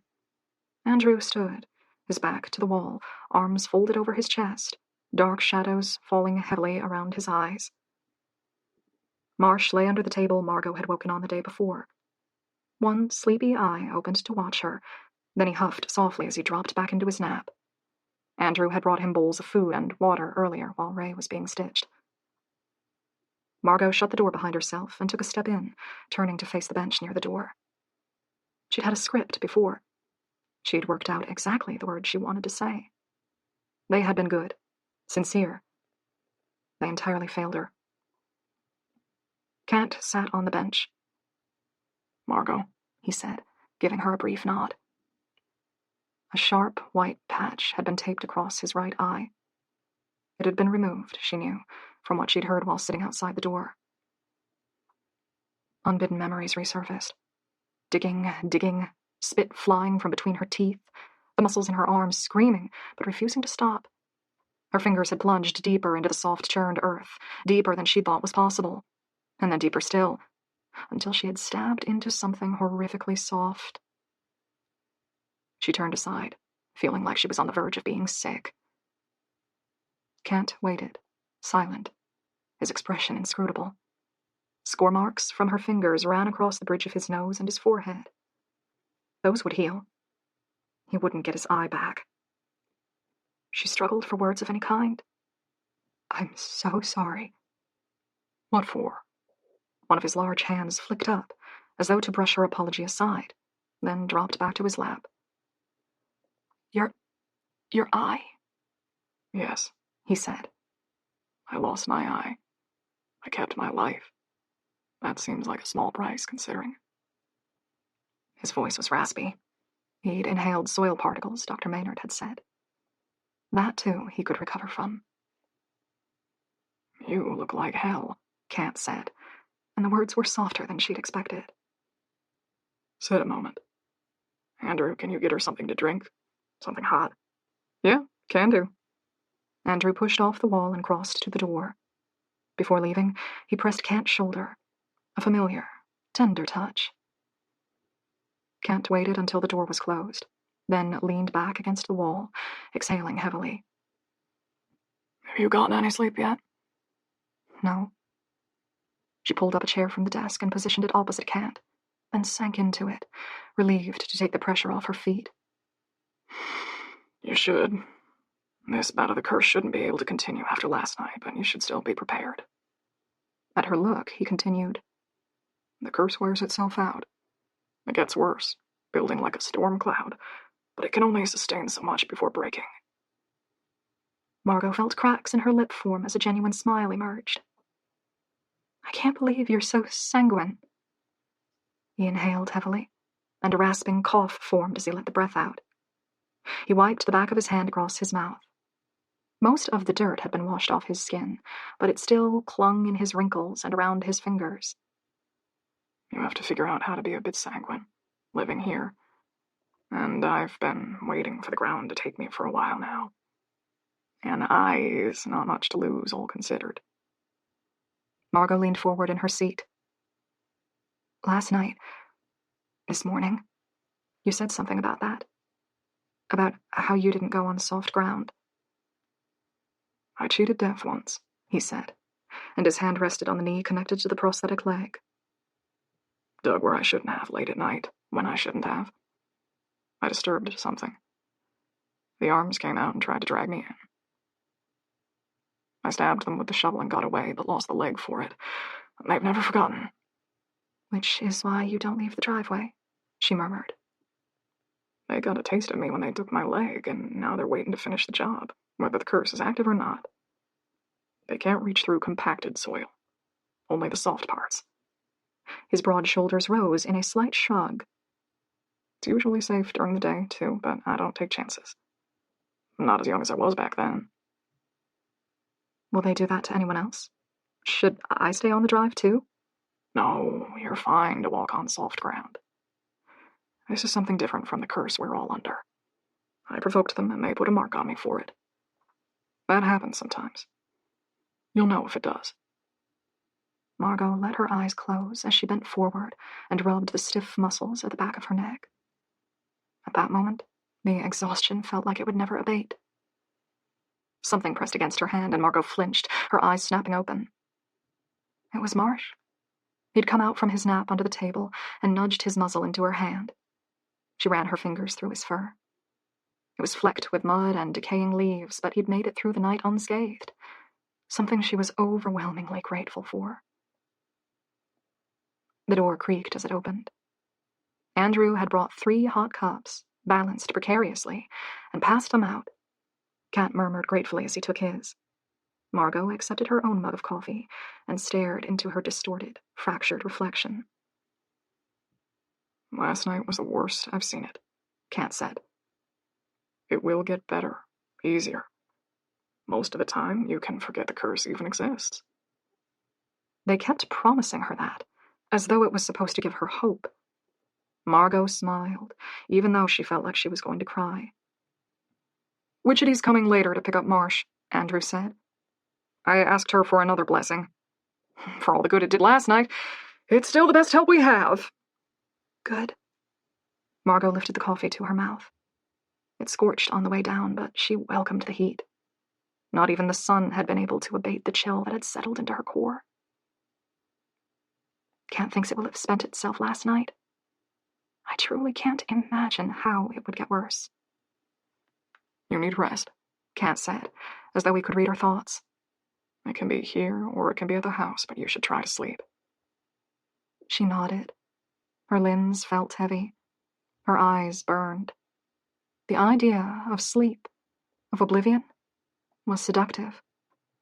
Hours away from this world. Hours where she wouldn't have to worry about what the next night would bring. She drained her mug and left it on the countertop next to the sink. If you're staying here, I can bring in some spare blankets, Andrew said. No. She rubbed her palm into her closed eyelids. The skin was gritty and sensitive. I'll go back to the house. Shower. Fresh clothes. Sure. Thank you. For everything. She rose, sighing at the ache in her feet. What about you both? Is there anything I can do? I'm fine. Kant sighed deeply. Might visit Ray later. You'll be able to find me around if you need me. Take care, Margot. I'll walk you out, Andrew said. He followed as Margot stepped back into the warming, late-morning air. She squinted against the sun as she turned to face the house leading to the hill. Will you be all right? Margot asked as Andrew came up beside her. Yeah, I'll keep an eye on him, make sure he eats something. Andrew took his glasses off and polished them on the corner of his shirt. His eyes glanced across the grass, the buildings, anywhere that wasn't Margot. Look, I might be speaking out of turn here. She faced him. Go on. Don't ask any more from Kant. Please. Andrew looked uncomfortable to even say it. He'll try to help because he's Kant, and that's just what he does, but yeah. She felt a prickling, miserable kind of pain in the center of her chest. She knew what Andrew was saying. The Hill had already extracted a high price from the manager. She couldn't ask for more. Not even when she desperately needed it. I understand. Right. Thank you. He took a step back, replacing the glasses. I'll see you later, I guess. Yeah. She turned, her throat sore, and began the slow climb back to the house. The front door still hung open, shifting in increments as the wind played with it.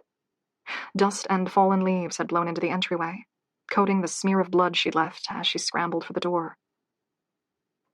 She didn't know what she'd expected to find there. The watcher, upright, the way she'd originally left it.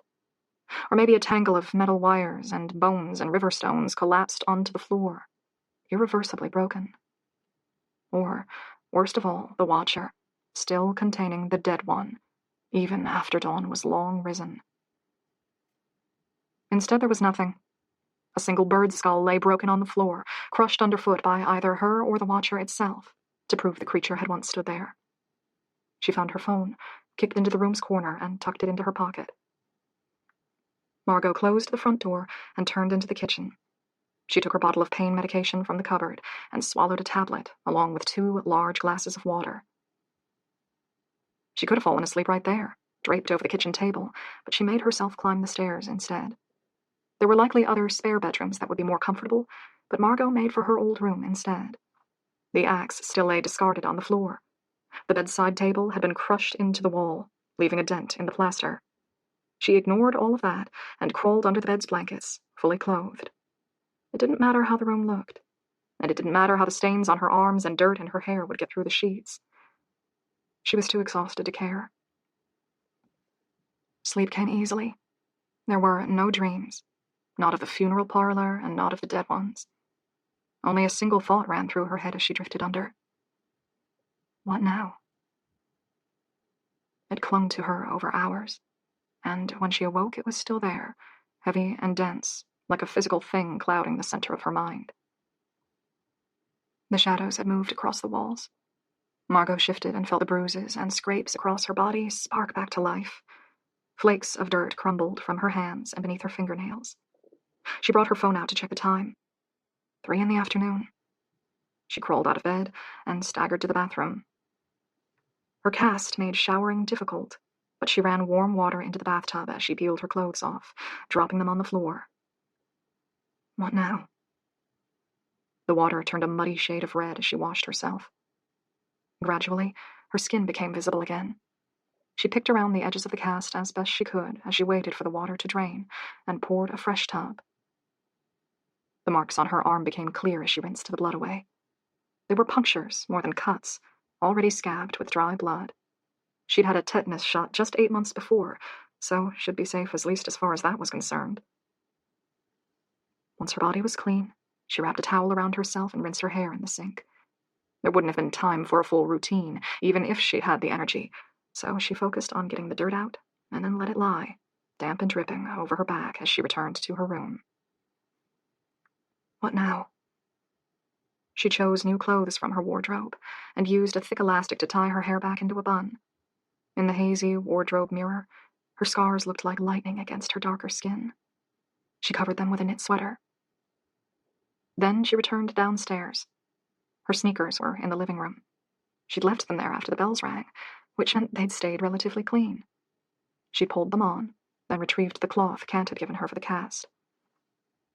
The triangle was awkward to tie one-handed, but she managed it, taking some pressure off her shoulder. She crossed to the kitchen, where she found the first aid kit and wrapped gauze around the cuts on the back of her other forearm. She ate cereal out of the box and stared through the window.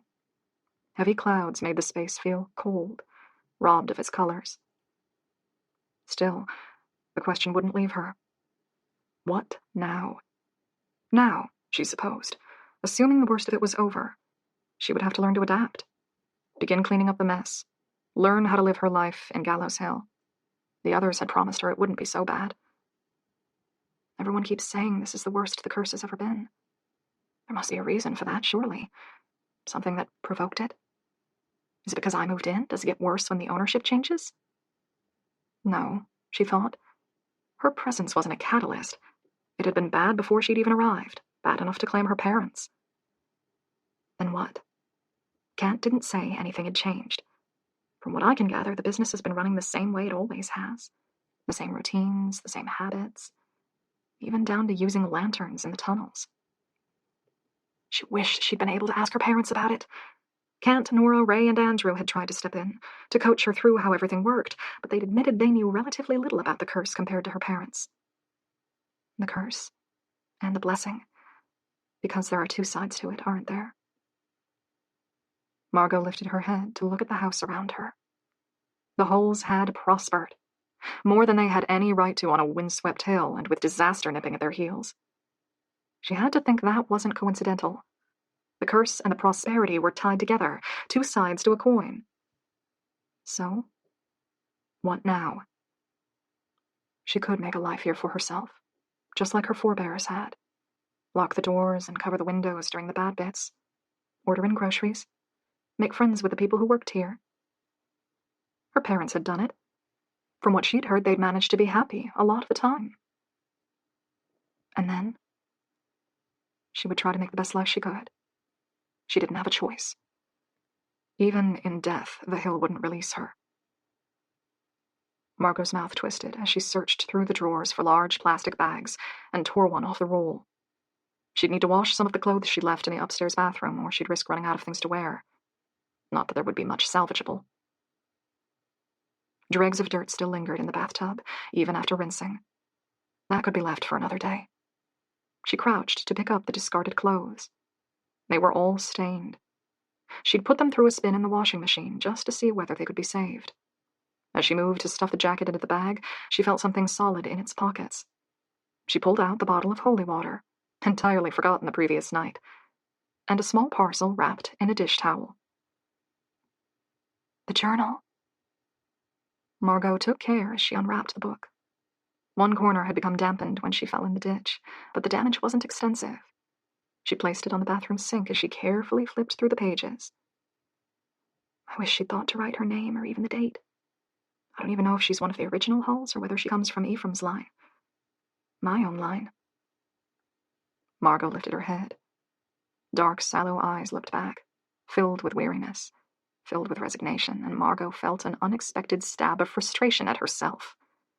She didn't want to think she was the kind of person who just gave up And yet, wasn't that what she was doing? Accepting her lot in life and trying to find a way to bear it, just like the past generations. She looked back at the book. It had been lost for hundreds of years, but it was a snapshot into the winery's earliest days. It had to be able to tell her something, surely. Some little clue about what was happening. The hill was under a curse, and curses could be broken, couldn't they? She held the journal close to her chest as she turned and jogged for the stairs.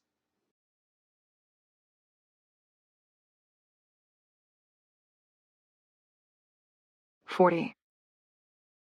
Margot chewed her lower lip as she entered the kitchen. She retrieved a butter knife from the drawer and sat at the table, just as she had on the night she found the journal, and began prying its pages apart. "I asked for sugar plums, but Papa said we are saving them. The rain seems to never end.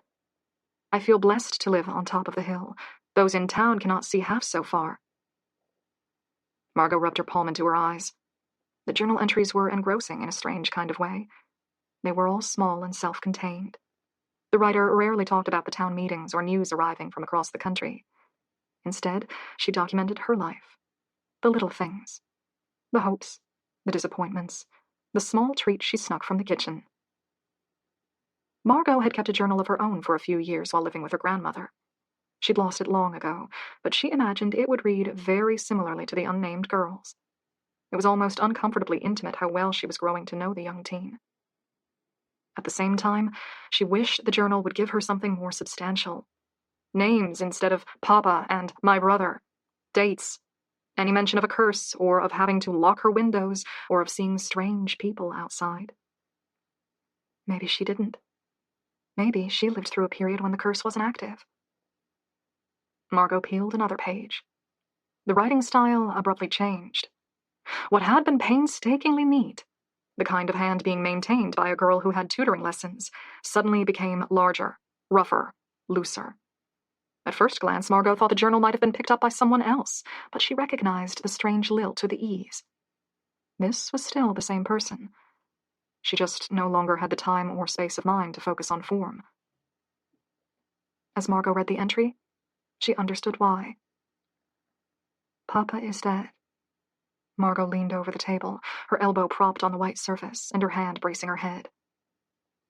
We were asleep when there was a loud banging at the door. Uncle. He hit Papa with an axe. Margot let her eyes close as understanding washed over her. The journal belonged to one of Ezra Hull's 2 daughters, most likely the youngest. The original Hulls, the family who had first bought the hill and prospered. She knew what fate awaited the girl. Part of her didn't want to read any further, but another part of her desperately needed to know. Mother told me to run, but I saw lights outside the home.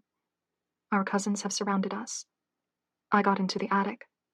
I am here now with my candle and my book and enough ink to finish this page. I do not know what will become of us. Mother ran to the shed. I saw Uncle follow her there. He came out after a minute. Mother has not. The writing was growing messier, more frantic. The letters wavered as the girl's hand shook. Jeremiah went for town. The lights followed him a little way down the hill, then they stopped. I pray he made it away from them. I pray he was fast enough. I heard Giles yell at someone downstairs, and then there was an axe, and he has been quiet since then. I do not know where Constance is. I can't imagine what that must have been like.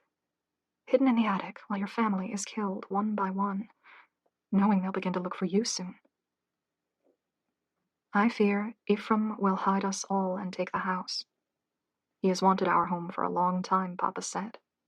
I fear he will hide us in a place we will never be found. That was an uncomfortable strike of perceptiveness. There had been a search of the property, but the original Hull family had never been uncovered. I am writing this all down so that, should this night be my last, he will not be able to escape from his crimes.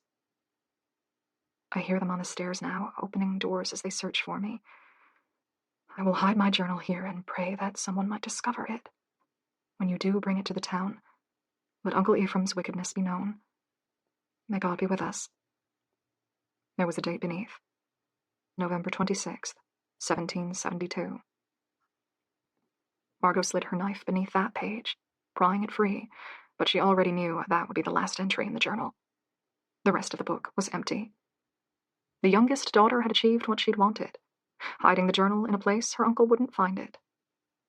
But that had come at the cost of the message remaining hidden for more than 200 years. More than 200 years. She stared at the date in the journal, then opened her phone to double-check the date there. Oh, she managed. Then she was on her feet, journal clutched protectively under one arm as she pressed through the front door and raced down the hill. Sore muscles in her legs ached as she pushed them to jog, but Margot barely noticed. Her mind ran in circles, picking at the problem that was Gallows Hill, a furious pit of hope burning in her chest, even as doubt tried to flood over it. Doubt that she'd gotten it wrong. Doubt that this was bigger than she could handle. At the staff buildings, she turned right to find the accommodations. Nora said she and Ray would be in the final house along the row. They were small but tidy buildings, modern and with space for a small garden around them. Margot followed them, arms folded around herself until she came to their end. The last house had its lights on. Soft conversation floated through an open window, which abruptly cut out as Margot climbed the front step. The door opened before Margot even had a chance to knock. Margot! What a surprise! Nora was smiling, but Margot could tell it took effort. I'm really sorry to disturb you. Margot cleared her throat. Especially with everything that's happened. But no one knows the estate or its history as well as you do, and I think I've found something. A chair creaked, and then a familiar voice said, Margot. Nora moved aside so Kent could join her in the doorway. He'd showered and changed into clean clothes, like her, but he looked bone-weary. She didn't think he'd had any rest since she'd last seen him. I thought you'd be asleep, she said. Can't. He ran his fingers through shaggy hair, then said, What were you needing? She bit her lip. She promised she wouldn't involve him any further. But she needed to know more about the estate, and Kent had lived there longer than anyone. I don't need people walking on eggshells around me, Kent said, a hint of roughness to his voice. What's brought you out here? Margot raised the book. I found something in the house, and I need to know more about its history, about the curse. Records, photos, dates. Nora glanced up at Kent, fidgeting at the door's edge. It gets worse when we talk about it. I think I figured something out, Margot said. And it might help, I hope. Nora met Margot's gaze, a crease running between her eyebrows, then took a slow, deep breath. Right then. We'll want to go down to the store. It has a lot of the old photos. It'll give Ray some peace, too. Kent reached for his sweater, which he slung around his shoulders. He shut the door behind himself as he joined them on the drive. Are you sure you want to come? Margot asked him. You should get some rest. You sound just like Andrew, he said, sighing, and fell into pace next to her. Margot kept one eye on the sun's angle as they walked. It was lower than she would have liked. There were still a few hours to go until dusk, but that felt like an uncomfortably narrow margin to play with. The sign on the store's front door read, Closed, but Nora pulled a set of keys out of her pocket and slipped them into the lock. Lights flickered on overhead as she turned switches. Right, she said, setting the keys down on the counter and indicating the stools. I'm at your disposal. Kent took a seat, resting one arm on the wood, while Margot gently laid out the journal. I found this in the attic a few days ago, and I finished reading it today. I'm almost certain it belonged to Ezra Hull's youngest daughter. Esther, Nora said, and crossed to the gallery of photographs. She took down the ink drawing representing the family and laid it on the counter ahead of Margot. 6 faces looked out at her. Ezra and Louisa stood in the center. 2 sons to their right, 2 daughters to their left. Margot found her eyes drawn to the youngest. The ink drawing was sparse, implying shapes more than detailing them, but she still found herself fixated by the dark blots used to represent Esther's eyes. She and her family were killed by Ephraim after all. Margot turned to the journal's final page and leaned back while Kent and Nora examined the writing. She wrote about it. And look at this. The final paragraph. I will hide my journal here and pray that someone might discover it. When you do bring it to the town, let Uncle Ephraim's wickedness be known. It may be too late for a formal conviction, but we can grant part of her wish at least, Nora said. She leaned close over the book, squinting to make out the jagged, scrawled words. We can show it to the town, so to speak. Scan the pages and put it up on display here. Let visitors read about what happened. If that's what you want. Yes. Margot drew a slow, ragged breath. I think this is why the land's cursed. Esther lived on it for years and never once mentioned strange things happening in her journal. Nora glanced up. We don't see the Hulls at night, though. We see the early townspeople who were hanged. I know, but I think... Margot hesitated, trying to put the disjointed, fragmented idea together in her head. I think they're a part of it. If you want to believe that death leaves a bad energy in a place, the hangings did exactly that. They poisoned the land over more than 100 years, turned it bad. But that wasn't enough for a curse. That came with the whole family murders, because to have a curse, you need to have someone to curse. The descendants. Kant murmured. Exactly. Until the journal, people suspected Ephraim was responsible for his brother's disappearance, but had no proof. Esther has not only given us the answer, but also told us something else. Ephraim wasn't alone. He brought his sons. Nora turned to the book, reading the blotted pages quickly. Oh, you're right. Ephraim had a large family, 6 sons, 4 daughters. By the time Ezra's family vanished, the boys would have been teenagers and young adults. The hangings poisoned the land, Margot said. The murders gave that energy a channel to focus on. Ephraim and his children, his descendants, for as many generations as it took to see justice. 11 generations, Nora said, one hand over her mouth. 12 counting you. We always believed the curse came from the hangings, Kant said. That Ezra Hole and his family were victims of it. That might still be true, Margot said. She shrugged, uncomfortable. I might be wrong about the curse starting with the murders. And that's why I wanted to talk to Nora, to reference some dates. She pointed to the date written below the entry. November 26, 1772. Nora murmured. Yes, that's the last day the family was ever seen. We celebrate the winery's founding each year, but I've never paid that much attention to the date the original Hulls went missing, except when guests ask. Turns out it might be important, Margot said, and the words tasted bitter on her tongue. It's the 26th of November today.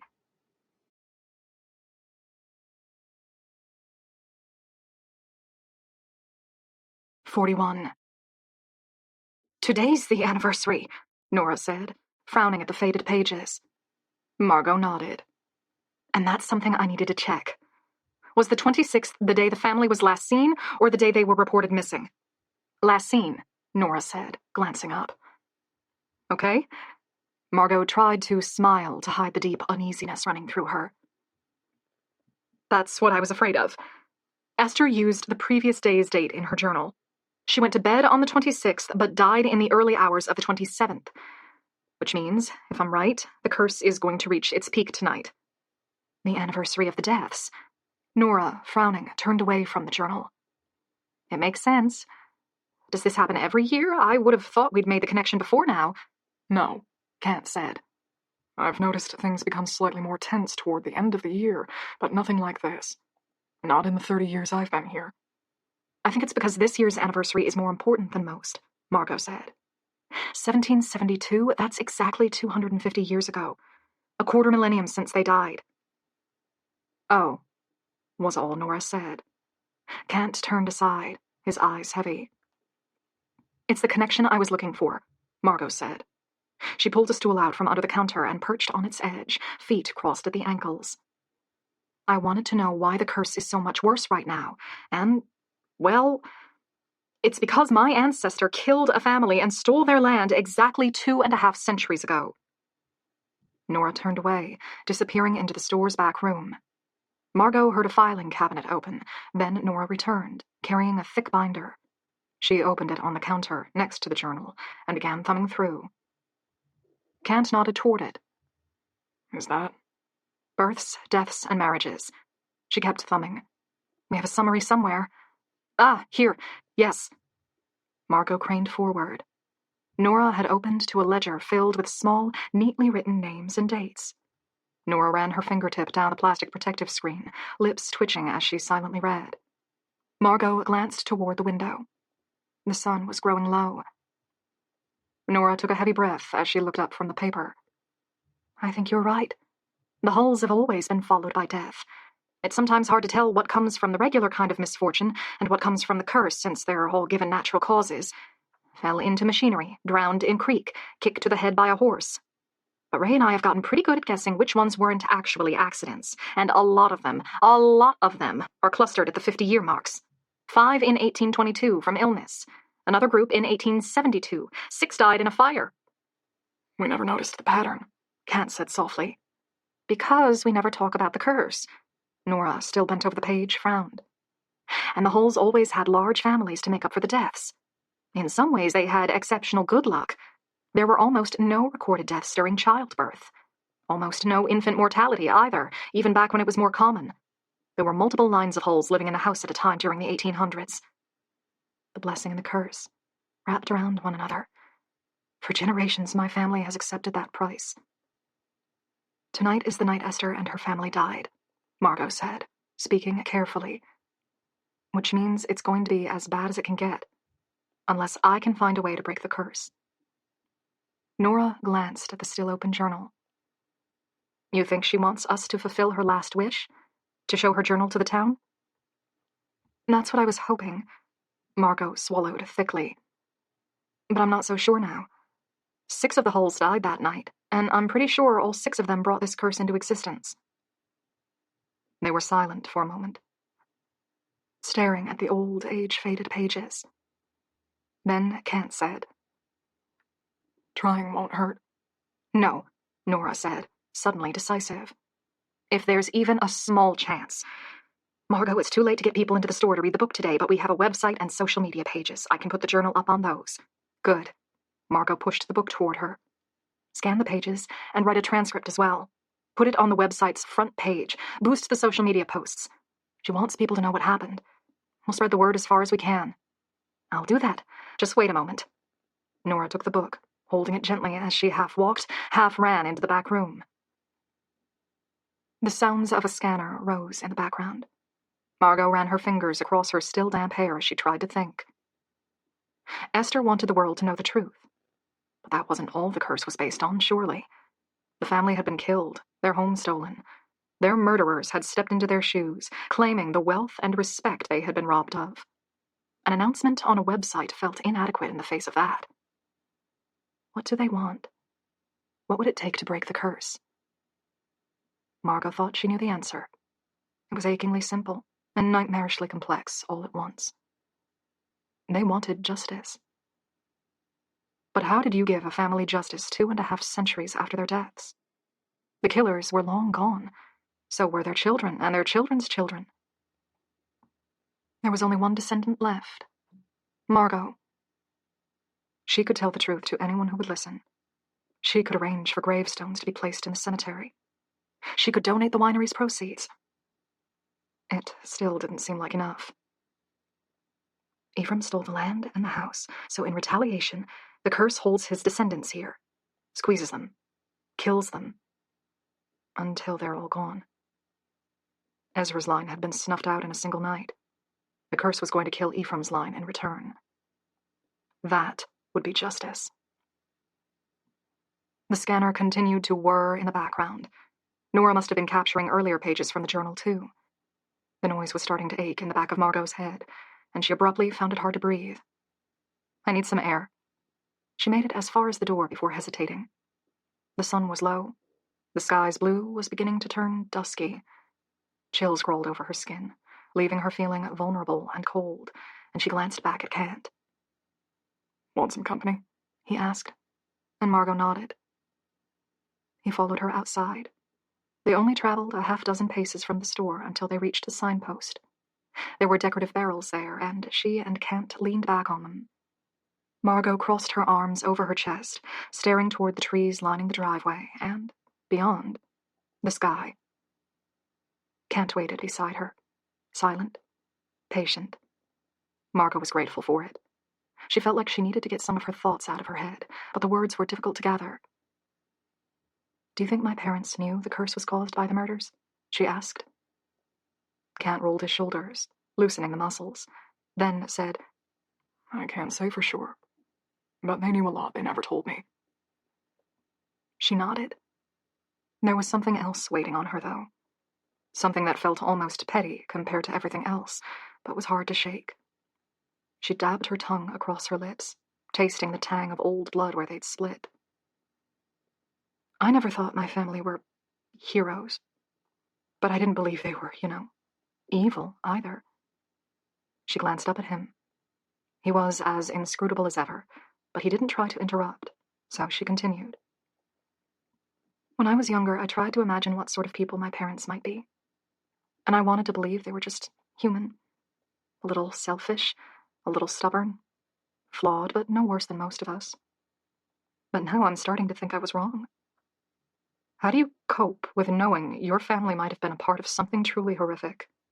She glanced aside. Not just Mom and Dad, but Ephraim. I keep trying to think of him as someone I'm not connected to, someone I can look at from a distance and judge, but he's my ancestor. This is what I'm built from.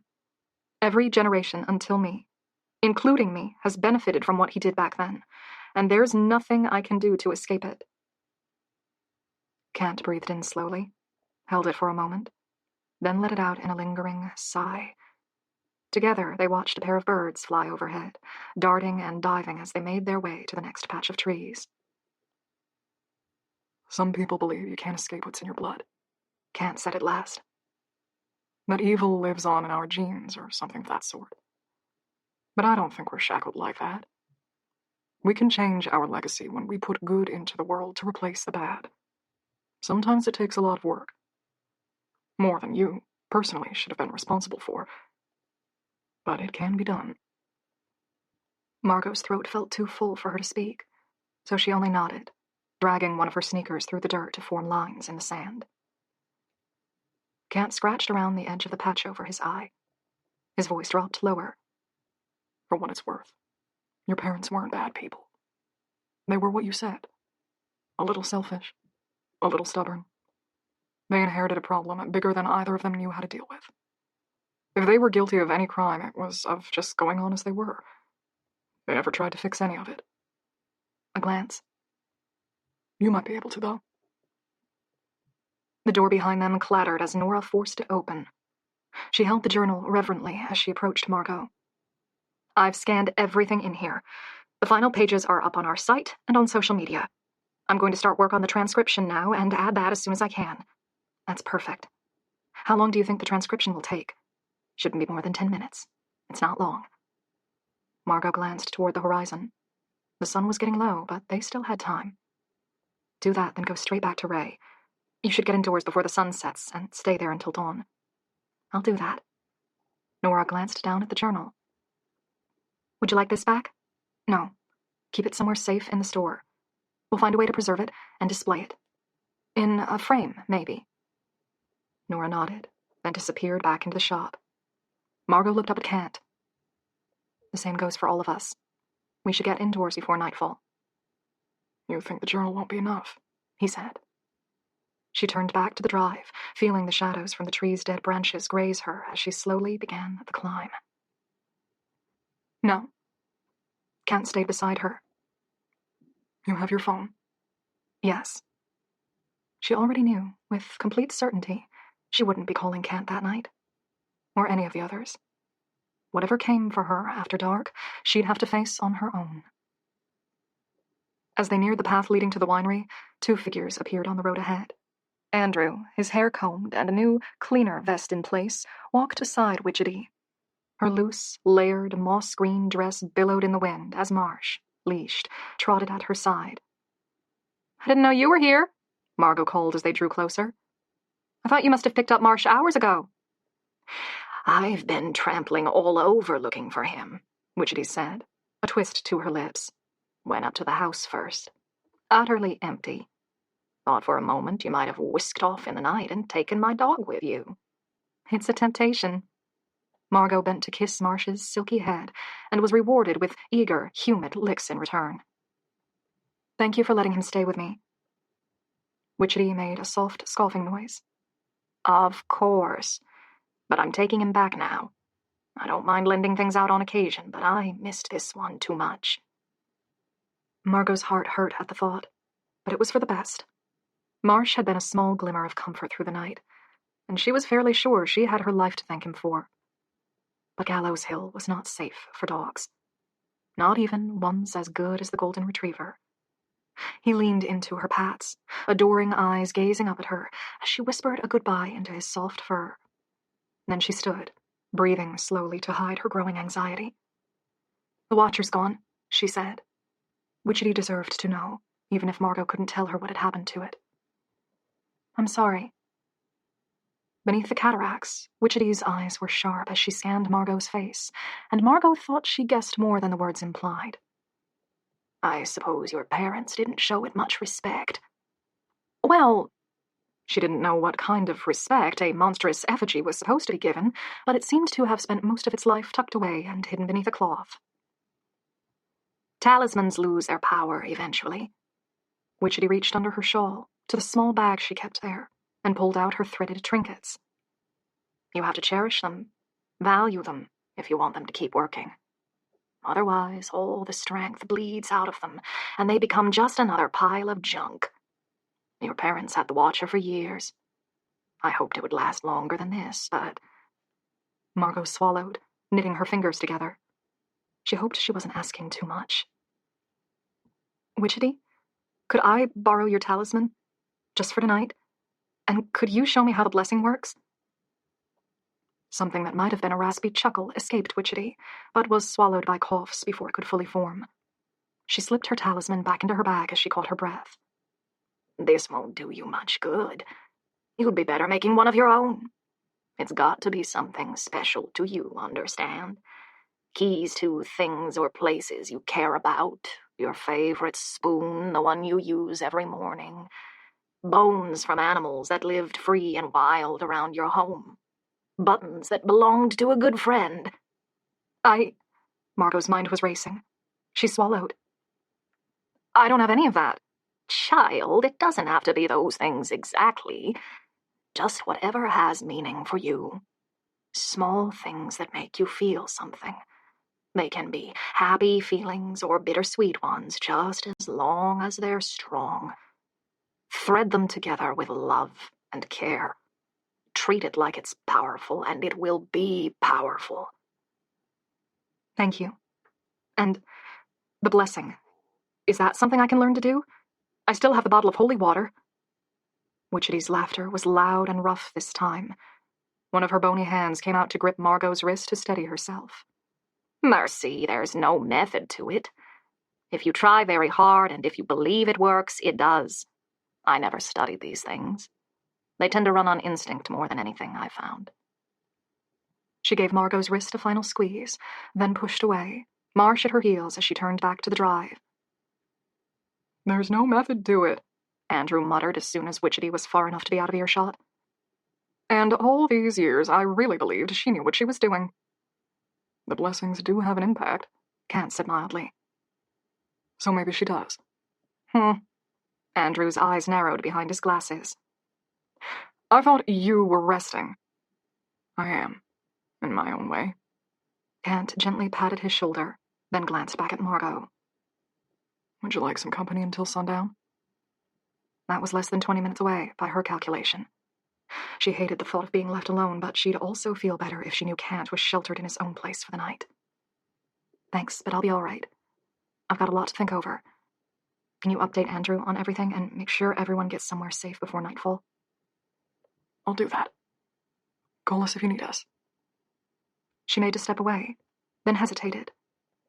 Kant? Yes?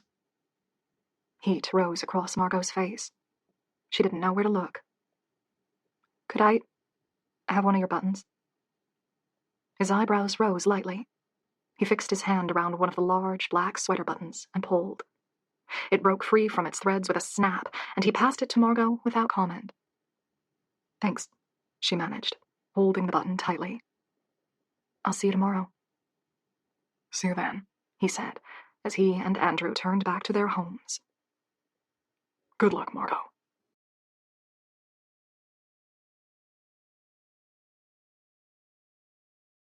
42. Margot paused on the threshold of the Gallows Hill house. She held her good hand tight against her chest, the button clasped inside as though it were a gem. Treat the items with care, Witchetty had said. She intended to. Ahead of her, the hallway stretched, growing dim as the closed doors and curtained windows blocked out all natural light. Far in the distance, she thought she caught the glint of something. Two lights, very much like eyes, hidden in among the shadows. She blinked, and they were gone. Ezra Hall, Margot murmured to herself. Killed in his hallway with an axe. She began to walk through the house, speaking out loud. Louisa Hall, killed in the shed. Jeremiah attempting to run to town, caught and killed in the trees. She remembered seeing a hint of movement in a block of trees, near where she'd found the axe. She'd been so focused on it that she'd misstepped and fallen into the underground passageways.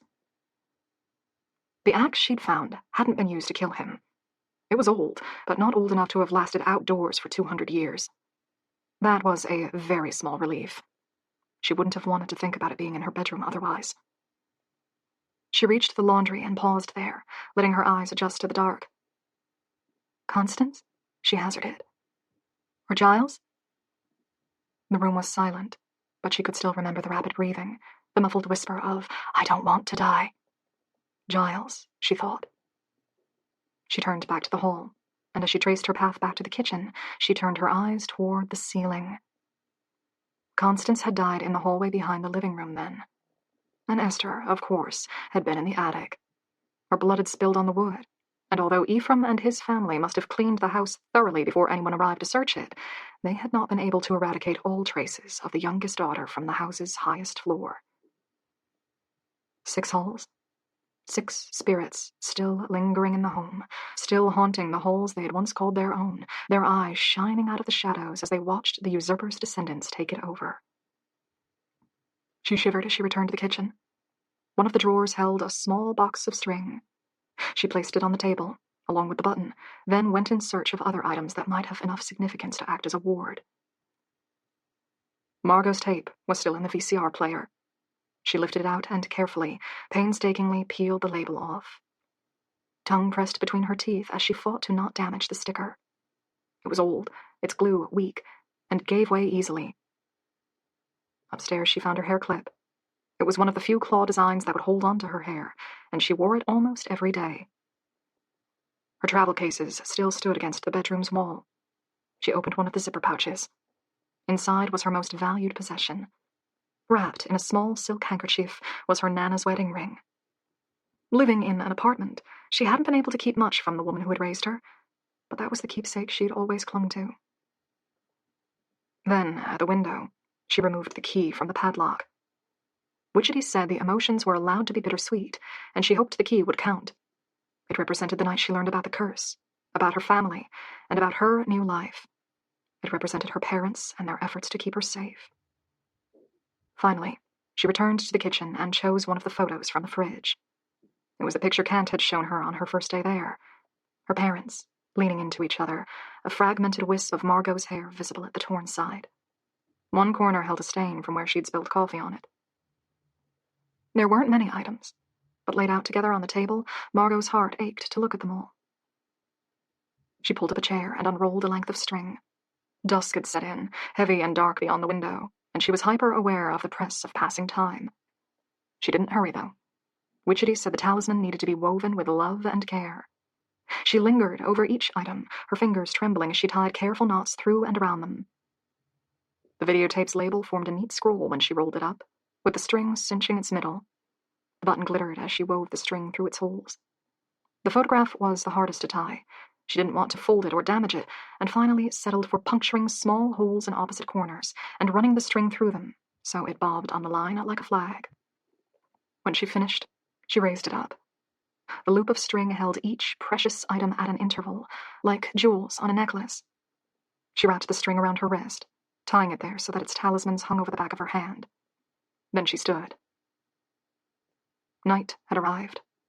She hadn't made any of the preparations she was supposed to, closing windows, snuffing out lights. And she didn't plan to. I think... Her voice broke. She moved into the hallway and faced the house, the rectangle of light from the kitchen washing over her, a spotlight in a void of darkness.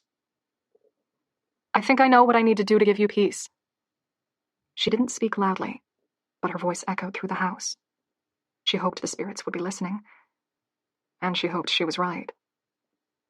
The curse would exist until the last of Ephraim's line died, or until the spirits found justice.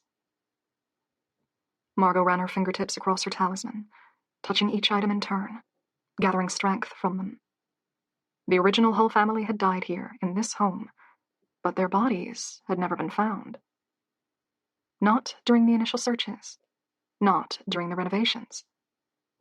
Their bones were still somewhere on the hill, buried in unmarked graves, and Margot thought she knew where. Her legs had gone to water. She closed her eyes, waiting for the wave of fear to wash over her until she thought she could speak again. "I'm going to try to find your bodies. I'm going to search the underground passageways."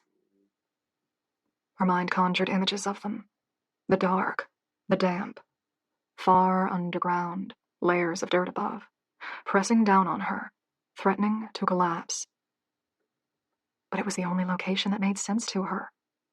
The original Hull family had constructed most of the underground chambers before the formalized official cellar had been built. They were a labyrinth of bare soil and collapsed paths. Nora and Ray had said the police searched the property after Ezra's family was reported missing. They wouldn't have just looked in the house. They would have searched the hill for recently disturbed soil, for signs of a hastily dug burial site. Ephraim had hidden his murdered relatives in a place where none of the searches could have easily located them. And the only place that presented that opportunity was the underground maze. No one used the old passageways since the larger, airier cellar had been installed. They were deemed unsafe, blocked off. The bodies could have easily languished there for 250 years, hidden in some easily forgotten corner. Margot exhaled slowly as she turned to the door. She knew how foolish this was. She didn't know the tunnels. Many of them had collapsed. Her chances of finding the bodies were slim at best. But she still had to try. She placed the bottle of holy water into her pocket and switched on her poor, abused cell phone's flashlight function. Then she stepped outside, carefully closing the door behind herself. The tunnels were supposed to weave right through the hill, even underneath the house. Margot circled the building, aiming for the sheds behind it. Her light caught on the grapevine, promising bounty but delivering rot. Insects flicked through her beam, tiny beads of light set against the dark. It was almost shocking how quickly the last of the daylight had faded. The two sheds waited for her beneath leafless, spreading trees. The loose door rocked on its hinges as its sharp, metallic wails cut through the night. Margot put her head down as she stepped into the other shed. She raised her light high, darting it across the tangling storage heaps. At the back, near where she'd found the stepladder, was a shovel. She stepped over old planters to reach it. The wails were growing thicker, discordant. Margot kept her face to the shed's back as she lifted the shovel. She tucked it beneath her cast arm, wedging it against her side, and then slipped the bottle of holy water out of her pocket. It had a small cork sealing its top. She pulled it out with her teeth, then, holding it in the hand that was wrapped in the talisman, turned back to the door. Two piercing white eyes stared into her, less than a foot away. Margot's voice choked. She grit her teeth and slowly, carefully, let several drops of the water fall. "Please show me mercy tonight." Her words were rough, gasping, barely audible, but she pushed on. "I want to help. I want to make this right." She didn't aim the phone's light at the specter, no matter how badly she wanted light. It felt as though it would be disrespectful. Margot directed her beam at the floor instead. She could see the body's ragged edges against the open doorway, the long, windswept hair tied back by a headscarf, the outline of the dress, the shoulders quivering with each wrenching cry. "I want to do the right thing for you and your family," Margot whispered. The eyes shone, narrow points of light in a void of darkness, then blinked out. The path to the door was clear again. Margot's breath choked in her lungs as she moved forward, tripping over unseen debris on the shed's floor. As she stepped outside, she heard the rusty, whining metal noise break into a shriek. Ezra! Louisa had died weeping for her slain husband. She must have entered the shed knowing she wouldn't be coming out again. Ephraim had been close behind her, pursuing her, still carrying the axe that dripped red with her husband's blood. Margot clutched the shovel against her chest, one thumb pressed against the bottle of holy water's open top, phone clutched in her cast hands' clumsy fingers as she ran from the shed. She only slowed when the wailing metal had fallen out of her hearing range, then doubled over, breathing loudly. Think it through. Ephraim was working with his sons. They would have helped him move the bodies out of the house, but he wouldn't have wanted to carry them too far. There must be an entrance to the tunnels somewhere close by. Her phone's light couldn't reach far. She covered it, blotting the light out as she let her eyes adjust to the moonlight. A thicker bank of trees grew around the house's back. As Margot scanned them, she glimpsed something that didn't mesh with the trunks. It was too far away to be certain, but she thought it might be a post. A marker. She set out toward it. Even at that point, she felt doubt. The curse would reach its pinnacle that night. If she could just survive, hide well enough, outmaneuver the dead ones, just as she had the night before, she would be granted relative peace afterward. It wouldn't grow that bad again for at least 50 years, by which time she might already be gone from natural causes. But that was exactly what every other generation of Hull had done. Accepted the curse as the price to pay for wealth. Endured it. Passed the home and the business down to the next in line. She wouldn't live like that. She wasn't sure she would even have the option to. Death had nipped at her heels the past 2 nights. She felt its touch across her body, in the sprained ankle, in the gash across her shoulder, in her broken arm. She'd pushed her luck and her strength as far as they could go, and had run out of both. This wasn't just a chance to right past wrongs. It was her final chance to escape the fate that had been scripted for her. Kant believed a person had the power to change their legacy, put good into the world, to outweigh evil. She hoped he was right. Even if it meant descending into the dark pits, knowing she might never come out again. Margot reached the post. It stood alone, rotting from age, listing at an angle as the earth beneath it sank. She shone her light at the grass and found an area that grew thin and sickly. When she scraped her shoe over it, she uncovered decaying wooden boards beneath. Her skin felt alive with electric shivers. She placed the shovel, bottle, and her phone on the ground, nestled into a clump of crabgrass, then knelt. The wood's outer layer flaked away under her fingernails as she felt around for its edge. The wood groaned as she lifted it and sent showers of dirt flowing into the dark pit below. Margot put her shoulder under it to tip it fully open, then sat back, panting as she stared into the hole. You have to do this. Her fingers were turning numb. She picked up her phone and angled its light into the hole. She could only see down a few feet. A wooden ladder, decayed, was set into the wall, but very little else was visible. Margot slipped the phone into her pocket, along with a corked bottle of water. Then she pushed the shovel over and flinched as she heard it hit the base. Do it. Now, or you never will. Already she could feel the fear locking up her limbs, making her chest tighter. Her mind and her heart begged in tandem for her to just stay where she was. But that wasn't the promise she'd made. She lowered her legs into the dark pit, then shuffled forward, easing herself over the edge in increments, until she was supported only by her arms. She didn't know how deep the drop might be. Her light hadn't been able to reach the bottom. Margot squeezed her eyes closed, each breath coming as a narrow gasp as her arms lowered her as far as they were able. And then she let go.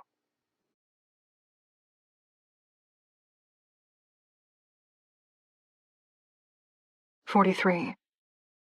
Her stomach lurched into her throat as she dropped into free fall. Her legs kicked at air, her outstretched hands grasped at nothing. Then she hit the ground. The breath rushed out of her as she rolled to her side. Margot lay for a second, shivering as the hundreds of tiny aches across her body flared and faded, then cautiously sat up.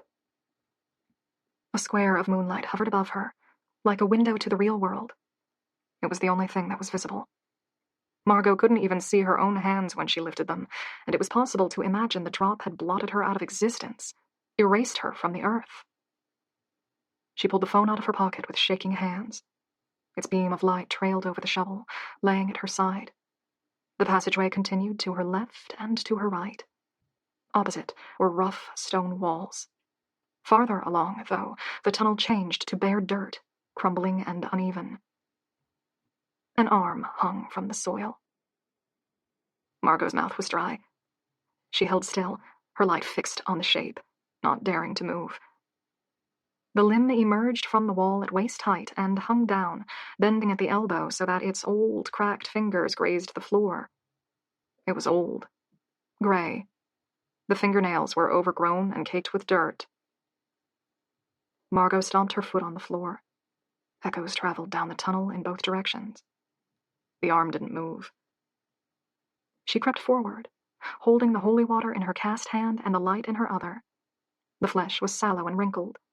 The soil around it didn't look disturbed. It was as though it had grown there, like a root pressing out through the damp ground. Margot reached out and touched the forearm with her index finger. It was as cold as the grave, but it wasn't dead. At her touch, the arm twitched, then abruptly writhed back, withdrawing inside the hole, the long nails inches from Margot as it moved. She flinched back, her teeth clenched as her heart thundered. The light shook as she tried to focus it on the arm-sized hole in the wall. Something shifted inside. Against all wisdom, against all better judgment, Margot crept forward again. A mass of flesh writhed behind the hole, twisting, squirming. It came to a halt with a blanched white eye fixed in the opening, staring out at her. Margot's hand shook as she fought to remove the cork from the bottle. She tipped it, letting just a drop fall outside the hole. "Please forgive the intrusion. Let me pass in peace." The face didn't shift, but the eye twitched to follow her movements as Margot backed away. She retreated to the square of light beneath the open trapdoor and picked up her shovel, tucking it back under the arm with the cast. Her whole body felt clammy and sick. She did her best not to look back as she continued along the passage, away from the thing inside the dirt. The path led downward. Long stretches of bare soil pressed in at either side, sometimes interrupted by wooden supports, sometimes torn open by heavy, tangled roots. She found an offshoot to the right and followed it, only to find her way blocked. The tunnel had collapsed, clumping soil and rocks larger than her body filling the space. She turned back. What am I hoping for here? She ran her tongue across her lips and tasted the sour dirt particles gathering there. She had some faint idea of following her instincts, of being able to guess which passages Ephraim would have chosen during his quest to hide his murdered relatives, of knowing where to dig. The passage slit, and Margot chose left. It continued to slope downhill, sometimes rapidly enough that steps had been added. This is a maze. I could spend days down here and still fall short of searching every hall and every chamber. Her skin crawled, keeping her hyper-conscious of how far she'd drifted from the surface. Still, the path led farther down, drawing her deeper, dragging her into the hill's darkest recesses. These passages couldn't all have been built by Ezra, surely. She stepped into a cellar and faced bare walls and bare floors, stains marking where barrels had once stood. Ephraim and his descendants must have continued them, expanded them. I need to find the original parts, the oldest areas. As her eyes glanced over the endless tracks of bare earth and rotting wood supports, all of them vague and flickering in her weak light, she wondered how that would be possible. The passageways were starting to blend together. Sometimes they narrowed, sometimes they took strange turns and seemed to double back on themselves. All the while, splits and offshoots robbed Margot of her sense of direction. She just knew. She was deep. She could feel the soil's weight above her, heavy enough to crush even her bones if it were to collapse. Margot staggered, her eyes closed as she drew in sparse, aching gasps. The panic was rising again, clawing up through her chest, slicing up her insides as it tried to strangle her throat. In between her gasps, she thought she heard something coming from the passageway behind her. Something metallic. Her first thought was of the bells at the house, signaling that the dead were awake, that the fence line had been breached. But there was no way she could still hear that at her depth. She put her shoulder against the crumbling, rocky wall and bit her tongue as she listened. Metal jarred together, like a drawer full of cutlery being tipped out. It fell silent for a heartbeat. Then the sound repeated, fractionally closer, fractionally louder. Margot's heart turned to ice. She raised the phone and pointed it to the passage at her back. It wasn't strong enough to reveal anything except the nearest 10 feet of cold, damp earth. She switched to the camera and set it to flash, then raised it toward the passageway again. A burst of light glared across the tunnel as she took a photo of the void ahead of herself. Margot had already known what she would see there, but the actual presence itself was so much worse. She lowered her phone, her heart hammering. The screen still displayed the photo she had taken. 20 feet of bare, cold tunnel, and at its end, the outline of a deer skull grazing the ceiling, and the distorted glimmer of twisted metal beneath. Please, leave me alone. She turned the bottle, letting drops of water fall across the compacted soil. Her hand shook so badly that the string of talismans rattled over her wrist. Show me mercy. Leave me alone. The metal rang together as the effigy took another step closer. I'm trying to do the right thing. More water. She'd meant to conserve it, but her muscles had grown as tight as bowstrings as she was racked by shivers. She couldn't control the pour. Please let me have peace tonight. The metal rang out again and again. It seemed to be growing faster. Margot couldn't take it anymore. She clamped her thumb across the bottle's top as she turned and ran. Her pace was too fast. She couldn't see the changes in the hole in time and hit a corner hard enough that her teeth rattled. Clumps of dirt rained down from above, and Margot hunched, fighting the overwhelming, primal urge to scream. The metal chimed again and again, unyielding, unstoppable. She shoved away from the wall. The passageway split. Margot chose the left side and pressed her phone against her chest, blotting out the light, hoping she might be able to lose the unnatural creature in the dark. She stumbled as she put out her good arm, her fingertips tracing along the wall. Her breathing was loud, panicked. She only hoped the effigy wouldn't be able to hear her under the chimes of its own hideous hide. Blind but unwilling to slow, she pressed through the dark, feeling her way with her fingertips. They stubbed against wood, then grazed over stone, but she kept moving. The metal rang out behind her, closer than she would have liked, and she couldn't tell whether the effigy had reached the turn yet. Then her fingers touched something spongy, soft, fleshy. Margot jolted backward. She hit the opposite wall. Her panic was a living thing inside of her, choking her as she turned the phone around to light the pathway. One of the dead ones loomed out of the wall. He was entirely bald. Holes had been bored into his scalp, revealing a shallow layer of red flesh and then the white of his skull beneath. His jaw twitched, even as the black threads kept it sewn shut. Only his chest, shoulders, and head were visible. He seemed to loom out of the wall, as though the dirt had spontaneously appeared around him mid-step, trapping his arms and legs behind. The blind eyes stared at her, unblinking, black veins creeping in at their edges. Margot's mouth opened and closed. She knew she was supposed to continue the blessing. Pour water, ask for mercy. But her hand wouldn't tilt, and no words would leave her mouth. She was locked in perfect terror, her heart threatening to give out from it, every muscle in her body rigid. And then the man moved forward. The dirt appeared to bubble around him as he drew one withered leg forward, stepping into the hall. His arms pulled free as they reached toward Margot. She scrambled, but with her back against the wall, she was only able to move to the side. Her feet slipped in loose soil. She fell, landing hard, the bottle of holy water spiraling out of her grip and pouring its contents across the soil. The dead one continued toward her, and Margot realized she'd fallen between the advancing figures. Metal rang out at her back. The man from the wall blocked the path ahead.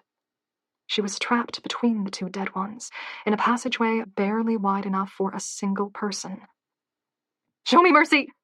The words flowed from her in a stream, almost unintelligible, as she repeated every phrase she remembered Witchety using. She clamped her hand around the talisman across her wrist, feeling the smooth button under her fingers, the sharp edges of her Nana's wedding ring. I wish you peace. Show me mercy, please. The man from the wall reached out, one enormous, pocked hand grasping for her leg. Margot kicked back, felt her shoe connect with soft flesh, and dragged herself backward as he lunged forward again. The metal was almost deafening. She tilted her head back and saw, upside down, the monstrous deer skull swaying as it moved over her. The hand fastened over her ankle. He dragged her closer, the atrophied muscles unnaturally powerful as he hauled her across the floor. She bit down on a scream as the fingers dug into her skin, threatening to crack the bones in her foot. His second hand reached out, aiming for her face. "I'm sorry!" she yelled. The metal rattles fell silent. The hand froze, inches from her head. Margot hung there, eyes squinted as she stared into the creased, soil-darkened hand. She couldn't breathe. Pain radiated from her ankle where the dead one pinned her in place. "I'm sorry." That was what had stopped them. She didn't understand why. The hand slowly, achingly, withdrew. The grip on her ankle loosened, but didn't entirely let her go. "They want an apology?" She stared into the blind, disfigured face ahead of herself. It stared back, the jaw straining behind the black threads. She barely had enough air in her lungs to breathe, but she forced herself to speak. "I can't imagine what it was like to be hung like that and left on the tree, in full view of the town and the people you once loved." Her mouth was dry. She swallowed to wet it. "Even after your life was taken, you were denied a proper grave. You were forgotten. No matter what you did during life, you deserved more than that, and I'm sorry for it." The pressure left her ankle entirely. The dead one stood, joints moving slowly, and took a step back from Margot. She turned, carefully, to see the effigy behind her. Its skin was pulled taut by the threading, agonizing wires. The deer skull stared down at her, unmoving. They had been hung as criminals, but Kant had said many of the crimes were as petty as stealing food to put on their table. They had not been perfect people. No one could be. But they deserved more than they had been given. An apology isn't enough, she realized. They need something sincere. Remorse. Respect. They want the dignity and humanity they weren't afforded during their death. She moved, carefully, to pick up her fallen phone. As she stood, both heads turned to watch her. Margot swallowed thickly. "I wish I could do more to make this right." She blinked. Her eyelashes were powdered with dust. "I don't even know your names. I'm sorry." She took a tentative step along the hall. The dead ones made no effort to stop her.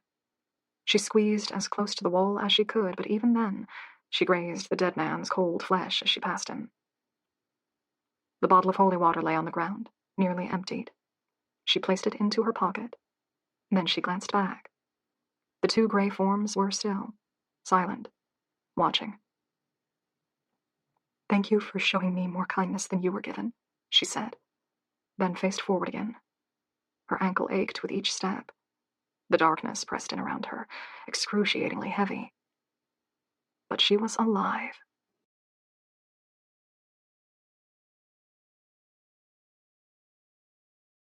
"44. The path ahead held a passageway to the left. As Margot neared it, she saw a dead one in the opening. She was a woman, old, her breasts sagging, her gray hair thin. She stood like a sentry, watching Margot as she passed. "Thank you," Margot murmured. "And I'm sorry." The image of the black threads running through the mouths hung in her mind as she moved still deeper into the passageways. Ray had said the townspeople sewed them shut as superstition.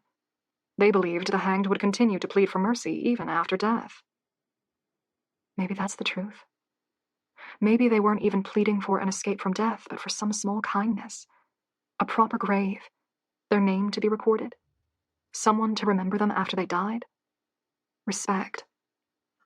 Her throat ached.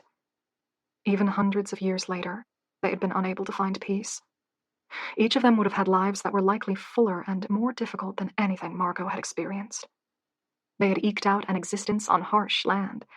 They had laughed, shared stories, made friends. They had been fully realized people, as real and varied and fascinated as anyone Margot knew. All of that was taken from them. Now they only existed as shadows of themselves, robbed of names, of identities, of their sense of selves. She passed through an abandoned cellar. The path split. Another of the dead stood at the right-hand turn, blocking the passage. Margot murmured her thanks as she turned left. Her father had loved humor. She could picture her parents, making jokes about the dead in the comfort of their kitchen. That was human nature in the face of fear. Defang it by mocking it. Make light of a threat, rob it of its power over you. She could imagine every generation had done that eventually. Live on the hill for long enough, see the dead ones trailing outside the house on enough nights, and it would be easy to grow cavalier about it. Until the dead finally caught up with them. And then they would stitch their victims' mouths closed, just as theirs had been. Never again allowed to laugh at their own suffering. Never again allowed to argue their own relative virtue. Death made an equal out of everyone. Steep stairs led her down. She reached one hand out to steady herself on the wall, and that was when she realized she'd lost her shovel. It would be with the effigy and the man from the wall. She glanced back. The path behind her was blocked. 3 of the dead filled the space, their bodies caked in soil, their white eyes silently observing her.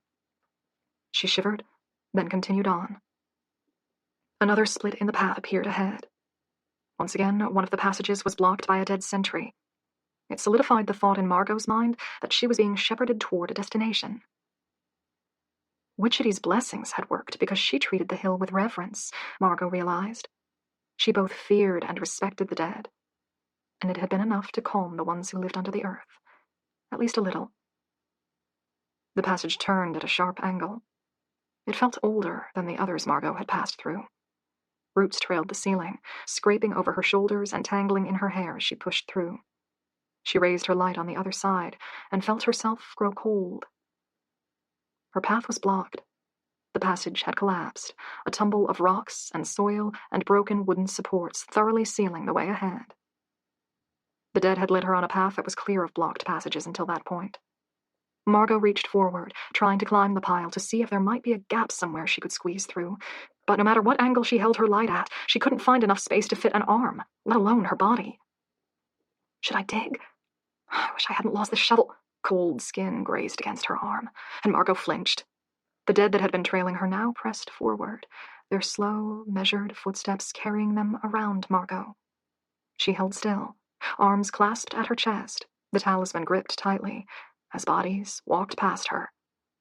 Men and women, young and old, at least a dozen of them. The first body stepped into the piled debris. Instead of hitting a wall like Margot had, it moved into it.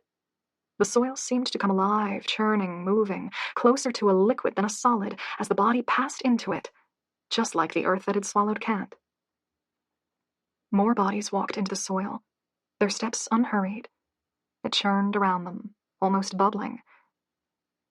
Margot thought she understood. The dead were a part of the land. The hill had molded them, and they, in turn, molded the hill.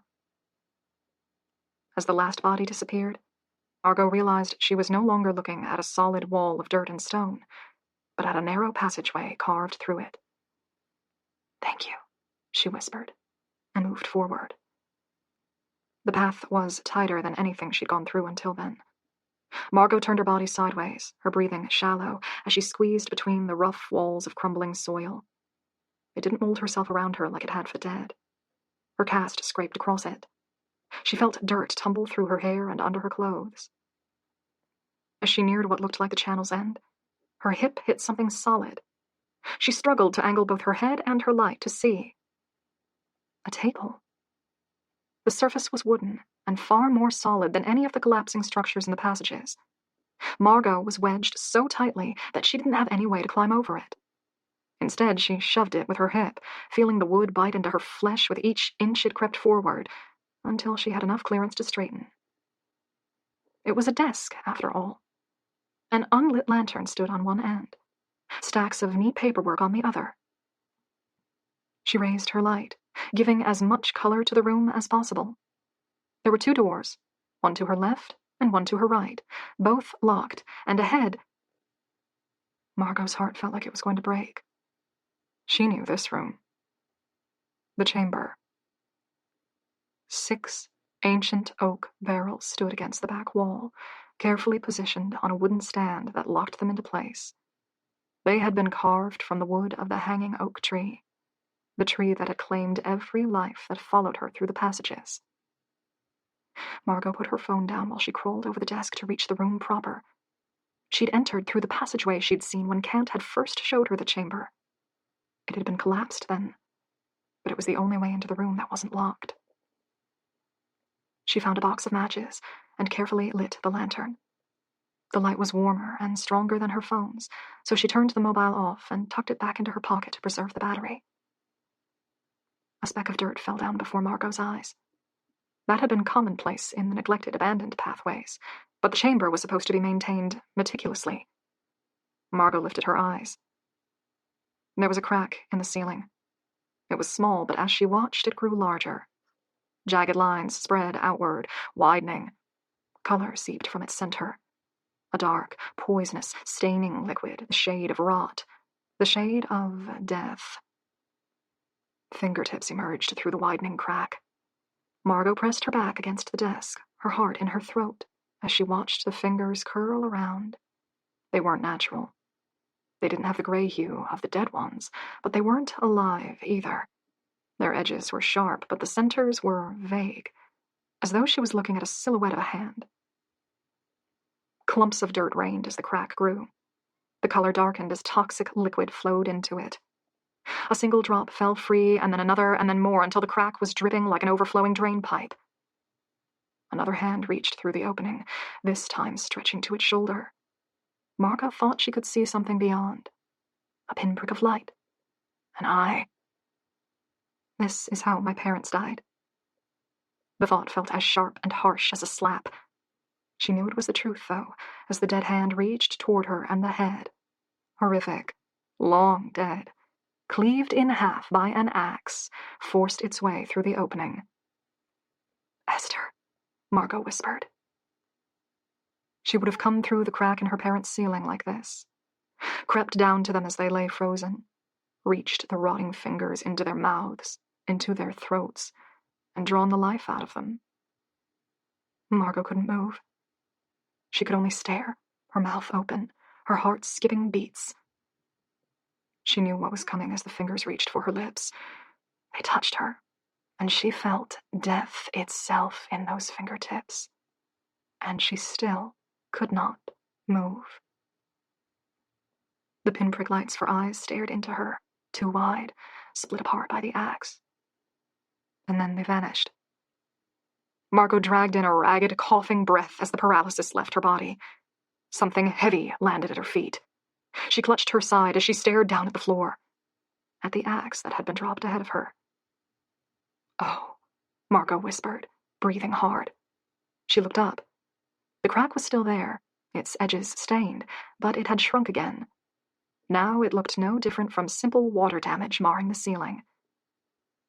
Esther had dropped the axe through that hole, though, and it wasn't the axe Margot herself had brought to her room to keep her safe. This one was far older, far wickeder. Its handle curved. Its steel edge looked painfully sharp. This was not designed for cutting wood. This was a weapon. The axe Ephraim owned. The axe that killed the whole family. She understood. She knew why she had been brought to this room. What she needed to do. Margot picked up the axe. The handle was slick with Esther's death and crusted in dirt. Margot flexed her hands around it to fix her grip. The head was heavier than she was prepared for. She raised it. She aimed it toward the first of the oak barrels. She brought it down. Wood splintered. Vivid red wine, the shade of blood, poured free. It gushed across the floor, over Margot's feet. The air was thick with its scent, sweet and cryptic and nauseating. Margot raised the axe again and then again. The wood was old. It broke easily. The barrel's front cleaved away, its produce gushing out. Through the lantern light, Margot could see something inside the barrel. Fabric drifted in the currents of wine pouring away. A wash of pale hair tangled through splintered wood as it flowed out of the opening. Behind that was uncanny flesh. Ephraim needed a place to hide the bodies. Somewhere he was certain no one would think to look. Margot let the axe slump as she stared at Esther's corpse. Nearly perfectly preserved, and horribly transformed by the wine. Her skin was taut and wrinkled and puckered in strange places. Her lips were pulled back from her teeth, discolored gums glistening as wine trickled out of her open mouth. Margot had seen that skin before, on herself, in her parents' mirror. The body was coiled up, the knees to the chin, rigid hands clasped under the jaw. Bare feet grazed the barrel's back. She sagged, limp and heartbreakingly small in the shallow pool of remaining wine, but Margot could imagine how she'd looked when she was suspended in the liquid, her nightdress floating about her, her hair like a halo around her split face. Margot squeezed her eyes shut as tears turned her vision hazy. Then she braced herself and lifted the axe again, bringing it down on the second barrel. Shards of wood burst away under the impact. Each chop of the blade released a torrent of wine. Flecks of it splattered across her face, her clothes, and her arms. It pooled around her shoes and then soaked into the ground, only for the next barrel to replenish the flood. The smell of heady, powerful wine made Margot sick. Sweat covered her body, both from the exertion and from nausea. She was panting, her hair sticking across her drenched face, before she finally stepped back from the shattered row of barrels. The row of caskets. 6 barrels. 6 slain members of the whole family. Each body coiled up inside its tomb, knees drawn up to the chest, mouths open as though to cry out one final time.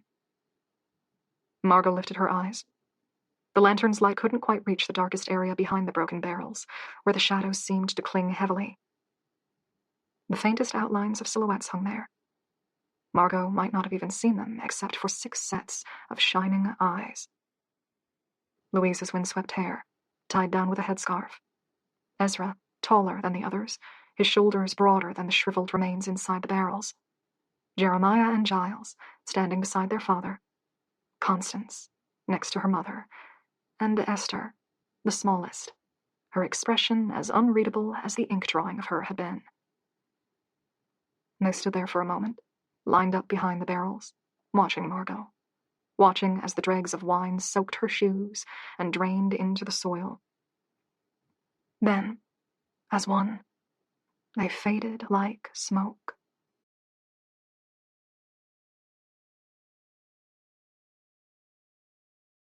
"45. Margot sat on the step outside the fermentation room. Just like the day before, she was painted in red. Only, this time, the liquid was wine. She thought she would have preferred blood. She heard Cat before she saw him. His limp seemed more pronounced as he slowly, haltingly left the room and lowered himself onto the step next to her. He'd come from the chamber and the scene that Margot had left there. His skin was pale. His one remaining eye was glazed as he stared across the field toward the employee buildings. There was an air of quiet shock, of resignation about him. Margot was grateful. She was afraid that he might have known what was inside the barrels. She was fairly sure her parents had. Someone would need to empty and refill the casks. Even if the lids never came off entirely, it would have been difficult not to notice that they required so much less wine than the other barrels. The barrels from the hanging tree. Ephraim must have taken some dark delight in the choice. They were the barrels Ezra had carved by hand, the barrels that had made his family wealthy. And so, Ephraim had chosen them to be the whole family's tomb. It had been a clever choice, too. When the family went missing, the police would have searched the house, the grounds, likely even the tunnels. They were less likely to break open every barrel in the winery. And so it had continued through 11 generations. The family's darkest secret. The family's source of wealth. The vintage that won awards, that sparked delighted discussion, that sold for 6-figure amounts. Each generation would have been shown what existed inside. Each generation would have realized they could never tell a soul. To bring closure to the murdered Hulls would have meant losing everything. Their business, their reputation. The curse exacted a heavy price, but it also brought prosperity they were loath to lose. Each owner in turn had deemed the cost of justice too high, and it had fueled the curse. People who worked closest to the barrels were the quickest to be chained by them. Andrew, originally hired as a seasonal laborer, had likely helped prepare the wine that went into the hanging tree casks. Nora and Ray, responsible for the public store, had managed to stay at their house in the town for years. The store only sold mid-range wines to tourists and locals, aged in the regular cellar. The priceless hanging tree wine was by special order only. Kent, the manager, had overseen all projects, and the dead had tried to drag him into the earth for it. Most of the curse lay with Margot, though. She had become sole owner of the casks after her parents' deaths. They were her responsibility. The police are on their way, as you asked, Kent said. His voice was low and still slightly shaken. He rubbed his wrist. I told them there was a death. 6, I suppose. Good. Margot leaned forward, hands clasped between her knees. She hesitated, then said, "You might want to visit your sister for a few days. Things are going to get messy here." He turned his head slightly, a silent question. "You can now," Margot added. "Leave, I mean. I tried walking past the property's boundary, just to be sure. No headache."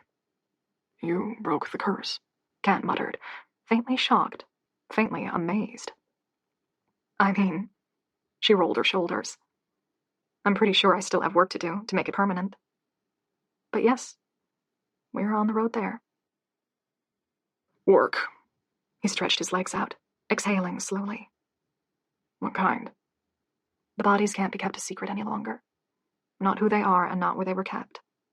She'd run over the mental list a half-dozen times. It never seemed any less daunting. The public will need to know, which obviously will destroy everything. The business's reputation, the reputation of everyone attached. Kent made a soft grunting sound of agreement. It'll hurt at first, but it's better to get the ugliness out where everyone can see it. That's what I think. And it's what Ezra's family deserves. She took a slow breath. Then I need to create a memorial to the men and women who were hanged here. If there are any kind of records from the time, names, dates, anything of the sort, I'll need to find them. And if I have any money left over after the media circus and lawsuits that today is going to spawn, it'll go to excavating parts of the hill looking for remains and giving them formal burials. You might have more money than you expect, Kent said. You never asked Andrew what your financial situation was. She shrugged. I'll find a way to put it to something good. It doesn't seem right to profit from this kind of thing. He nodded. After that, Margot raised her shoulders and let them drop again. You'll always have a home here if you want it. I'll offer that to everyone who was working here. But I can imagine you'll want to go somewhere else after being chained to Gallows Hill for so long. In the short term, at least for the next couple of days, you and the others might want to clear out. The bodies are old, but I'm sure the police will have plenty of questions. And I figure I have until this afternoon before the news vans arrive. I'll probably want to ask you some questions later. The best way to wind up the business and the best places to start searching the land. But that won't be for a while. That is a lot of work, Kent murmured. Well, I might not have made the mess, but it's mine to clean up. The talisman was still threaded around her wrist. Margot ran her fingertips over the precious item she'd tied there. The photo of her parents, soaked through with wine. Her hair clip. The key. The label from her tape. Her grandmother's ring. Kent's button. I never really had a purpose before this. When I came to Gallows Hill, this wasn't the kind of responsibility I was expecting. But I think I'm able to do it. And it'll mean something to a lot of people who have been waiting a very long time. Kent turned his face toward the sun. His gray beard and shaggy hair were lit through with shocks of gold from the light. He was silent for a minute, lost in thought, then said, I've always been happy working here, even with the bad parts. I like the work. I think I'd like to take on some more of it, if you wouldn't mind the company. Margot, surprised and touched in equal measures, felt herself smile. Yeah, I'd like that. He breathed in deeply. Looks like we're ready to start. They stood, drenched in the morning's first light, freer and lighter than they had been in a long time, as they faced the flashing lights turning into the driveway.